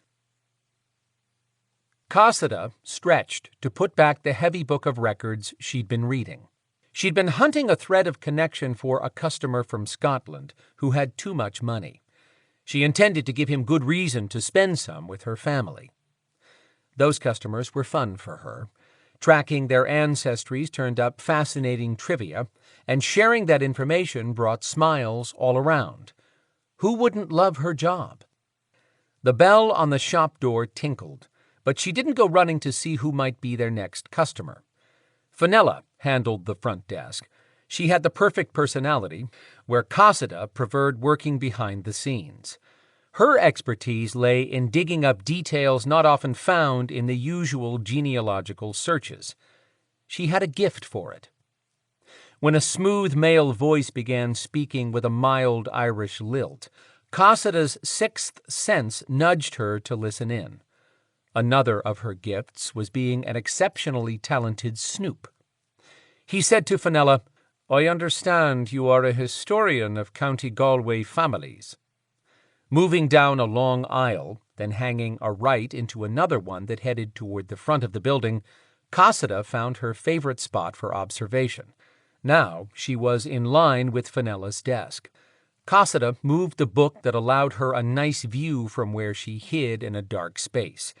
She made less noise than a shadow when need be. A sweet, round-faced woman with shamrock green eyes and a pleasant disposition, Fenella smiled up at the attractive couple. "Aye, we keep a number of records, but not for all who have lived here. For that, you might need to be looking to Connemara Heritage and History Centre. If I can help you, I will. My name is Fenella. Who might you be?" "We are the Cavans," the man said. Having an Irish surname did not constitute Irish heritage any more than did a lilt to his words. Cassida had heard many versions, some of which were bogus, but this man had sharp eyes and a handsome face that looked to have had some true Irish blood. He wore a fine suit that had cost a few pennies at a posh shop. His gray beard had been perfectly trimmed, and some might put him in his 40s, but she didn't think so. Yes, she had a suspicious streak about every stranger, but it had served her well more than once. Her gaze moved to the woman at his side, who was almost as tall as he. She wore dark sunglasses, electric blue gloves, black pants, black boots, and a white, knee-length wool coat with a silver scarf over her head. Why did it seem she was hiding her identity? All Cassida could make out about the woman's face were beautifully shaped cheeks and a fairly nice mouth, though it appeared to have no idea how to smile. "So nice to meet you, Mr. and Mrs. Cavan. Would that be the family name you're looking to trace to ancestors?" "No. I have my family tree, but I have been hired to locate the history of a family that lived in this area many centuries ago." "Oh, there is not so much of the very ancient history to be found sometimes, but I will find out what I can, depending upon what you can tell me. Let's have the family name, and we'll start there." Cassida stifled a snort. That Fenella could lie, and no one would question her. She had that gift, but it was more that she looked to be someone's plump grandmother. The Cavan guy smiled. "Wonderful. I'm interested in the Treoirs. They lived here a very long time ago." The spit dried up in Cassida's mouth. She waited to see how Fenella would handle it. Fenella sat back. "But you are not a Treoir descendant?" "Sadly, no. What little I've heard of them sounds truly fascinating, though." "What would that be?" Cavan paused, as if he hesitated to share anything, but he said, "As I understand it, they lived during the time of a king named Gruffin. My client was told as a child that his family hailed from that lineage, and the records were kept by squires. He hopes, if nothing else, that you might point us toward the names of squire families of that era." Now, Fenella took her time answering. When she did, she no longer sounded like anyone's sweet grandmother, but more the guardian she could be. "Your client must know that families of squires who kept records of royal families from 2,000 years ago are not so simple to trace." Cassida watched the couple more closely. If Cavan's client were truly related to the Treoirs, forget about it. That wasn't possible. But just to play the devil's advocate, if he were, that client would know he couldn't just send a stranger here to ask about such things. Cavan tilted his head, as if he found Fenella's words hard to comprehend. "Are you saying you aren't interested in my inquiry?" Sitting forward again, Fenella replied in a sugary voice that hid her razor-sharp mind. "Oh, no. We never turn down a good coin. I am only saying it takes a while to reach a squire family. They're a reclusive lot. I will be happy to send word once proper incentive is provided. Mrs. Cavan finally said something. An incentive? She asked the question with a bite in her voice. Her husband reached over and patted her hand, as if telling her not to speak. What had the wife so jacked up? Fenella gave the couple a wary frown. Surely you know, I don't speak of money. I suggest you talk to your client. He or she should know what is required to approach those families. You don't possess any records here? Cavan pressed on. Fenella's eyes twinkled. Your client should know much of that history be spoken rather than written. I see, Mr. Cavan said, and did not sound surprised. This Treoir family intrigues me more and more. I shall contact my client tonight to convey our conversation. I will surely be in touch soon. Smiling, as if she'd made every wish they had come true, Fenella said, That would be wonderful. Top of the day to you both. Mrs. Cavan's lips had yet to change from the stern line. Cassida waited until the couple had been gone a full minute before exiting her hiding place. When she made it to the front, Fenella had closed the door and pulled the shade down over the window. The heavy furniture, crafted by hand, had been placed in here over 70 years ago, and only to update the furnishings then. Cassida's family preferred to remain a bit in the past, surrounded by the wonderful scent of aged tomes she loved like children. Walking to her desk and sitting down, Fenella asked, "What do you think, Cass?" Cassida carefully moved a small stack of books and sat. She leaned back, thinking. The man is old and powerful. How old? To be honest, I have no idea, but he is not what he presented to you. I suspected as much, Fenella mused. What of the woman? She bothers me more than he does. She is old and powerful too, but not in the same way. What do you mean? Cassida lifted a foot to the bench and wrapped her arms around her bent leg. It may not make sense, but she stood too still for my liking. That she did not know what incentive was expected did surprise me. But Cavan clearly knew what you meant. He seemed to be keeping her calm. But why? Her two words came out with the force of an order, not a simple question. Foolish woman to think she could order me to do anything, Fenella muttered. Laughing to agree, Cassida said, But it has been a long time since we've encountered anything like that pair. It does prick my curiosity. Fenella swung a serious face to her. Do na go looking for trouble. Cassida loved to tweak Fenella's nose. It brought out her brogue. I did not open the door and call them in. What will you do? We must inform the others. Fenella suggested, You may want to wait. They did not ask about King Owen's family. Asking about the Treoirs could be sincere, or a ruse to find information on the other families. Cassida shook her head. No, those two were here to snoop around for more than harmless ancestral information, because there is no such thing when digging into these families. Mark my word, they have a greater plan afoot.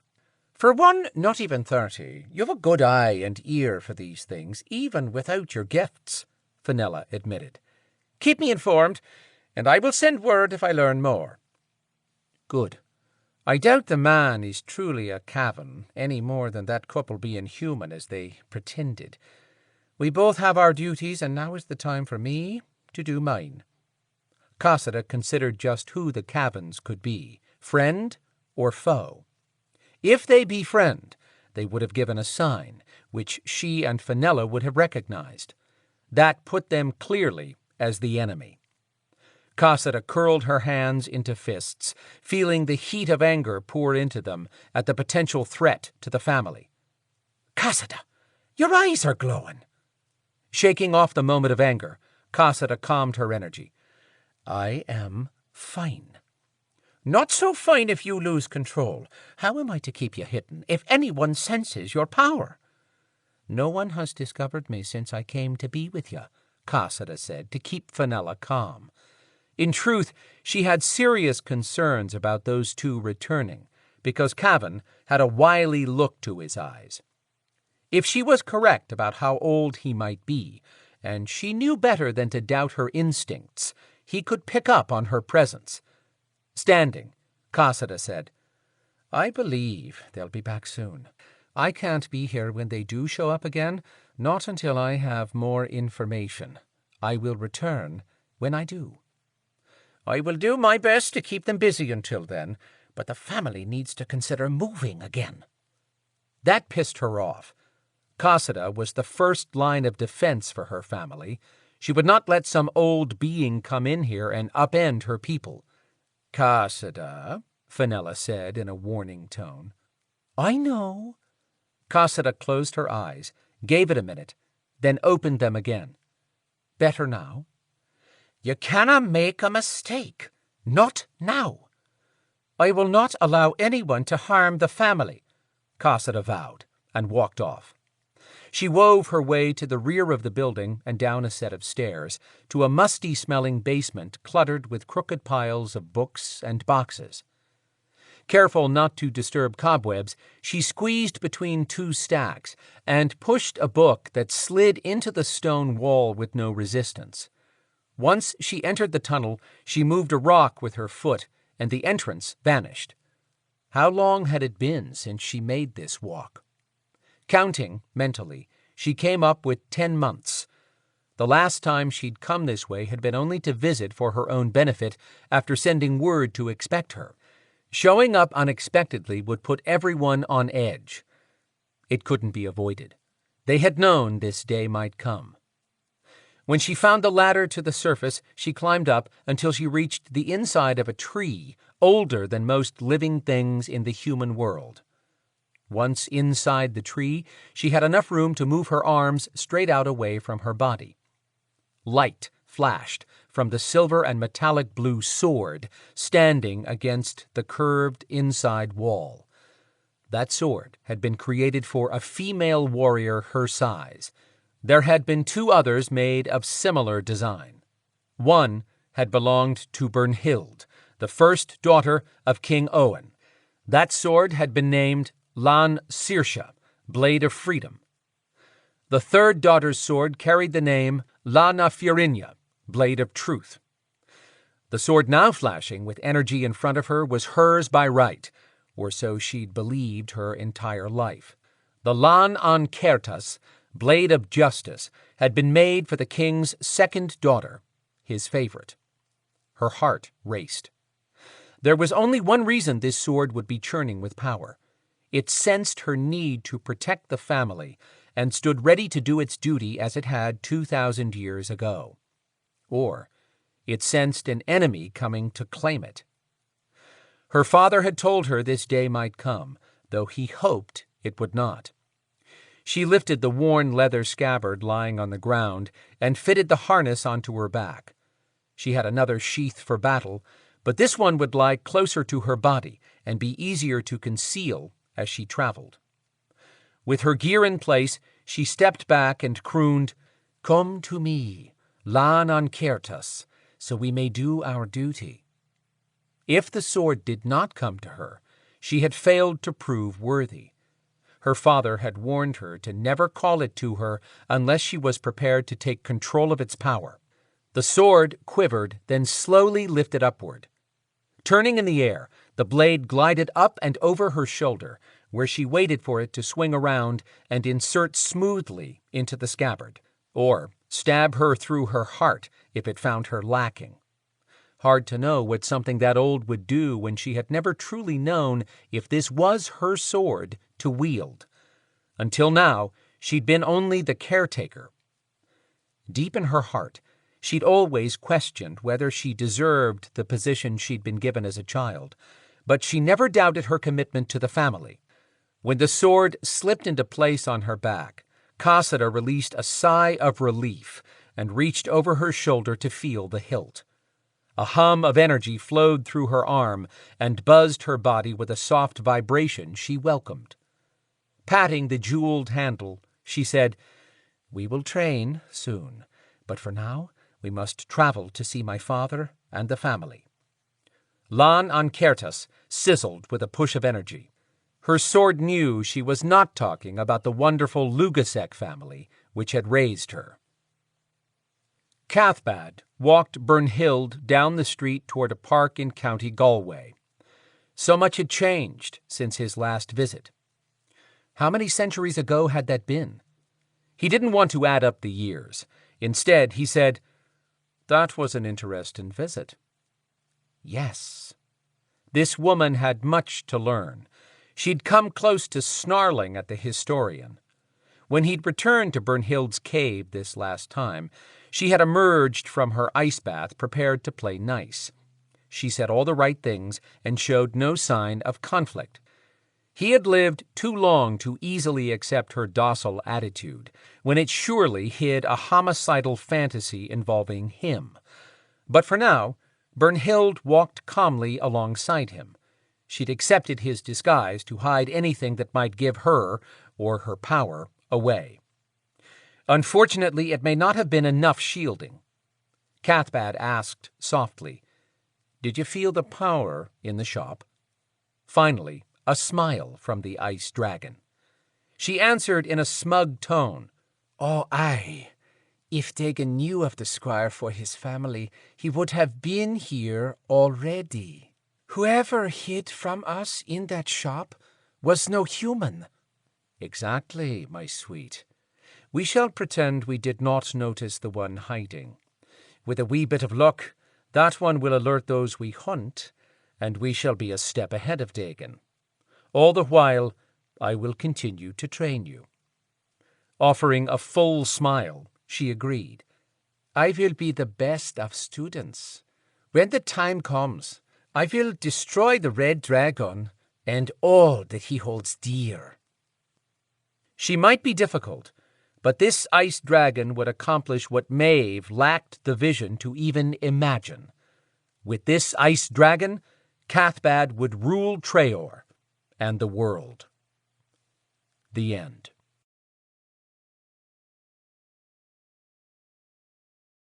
This concludes the reading of Treoir Dragon Hoard by Dianna Love. Copyright 2018 by Dianna Love. This book was read by Stephen R. Thorne.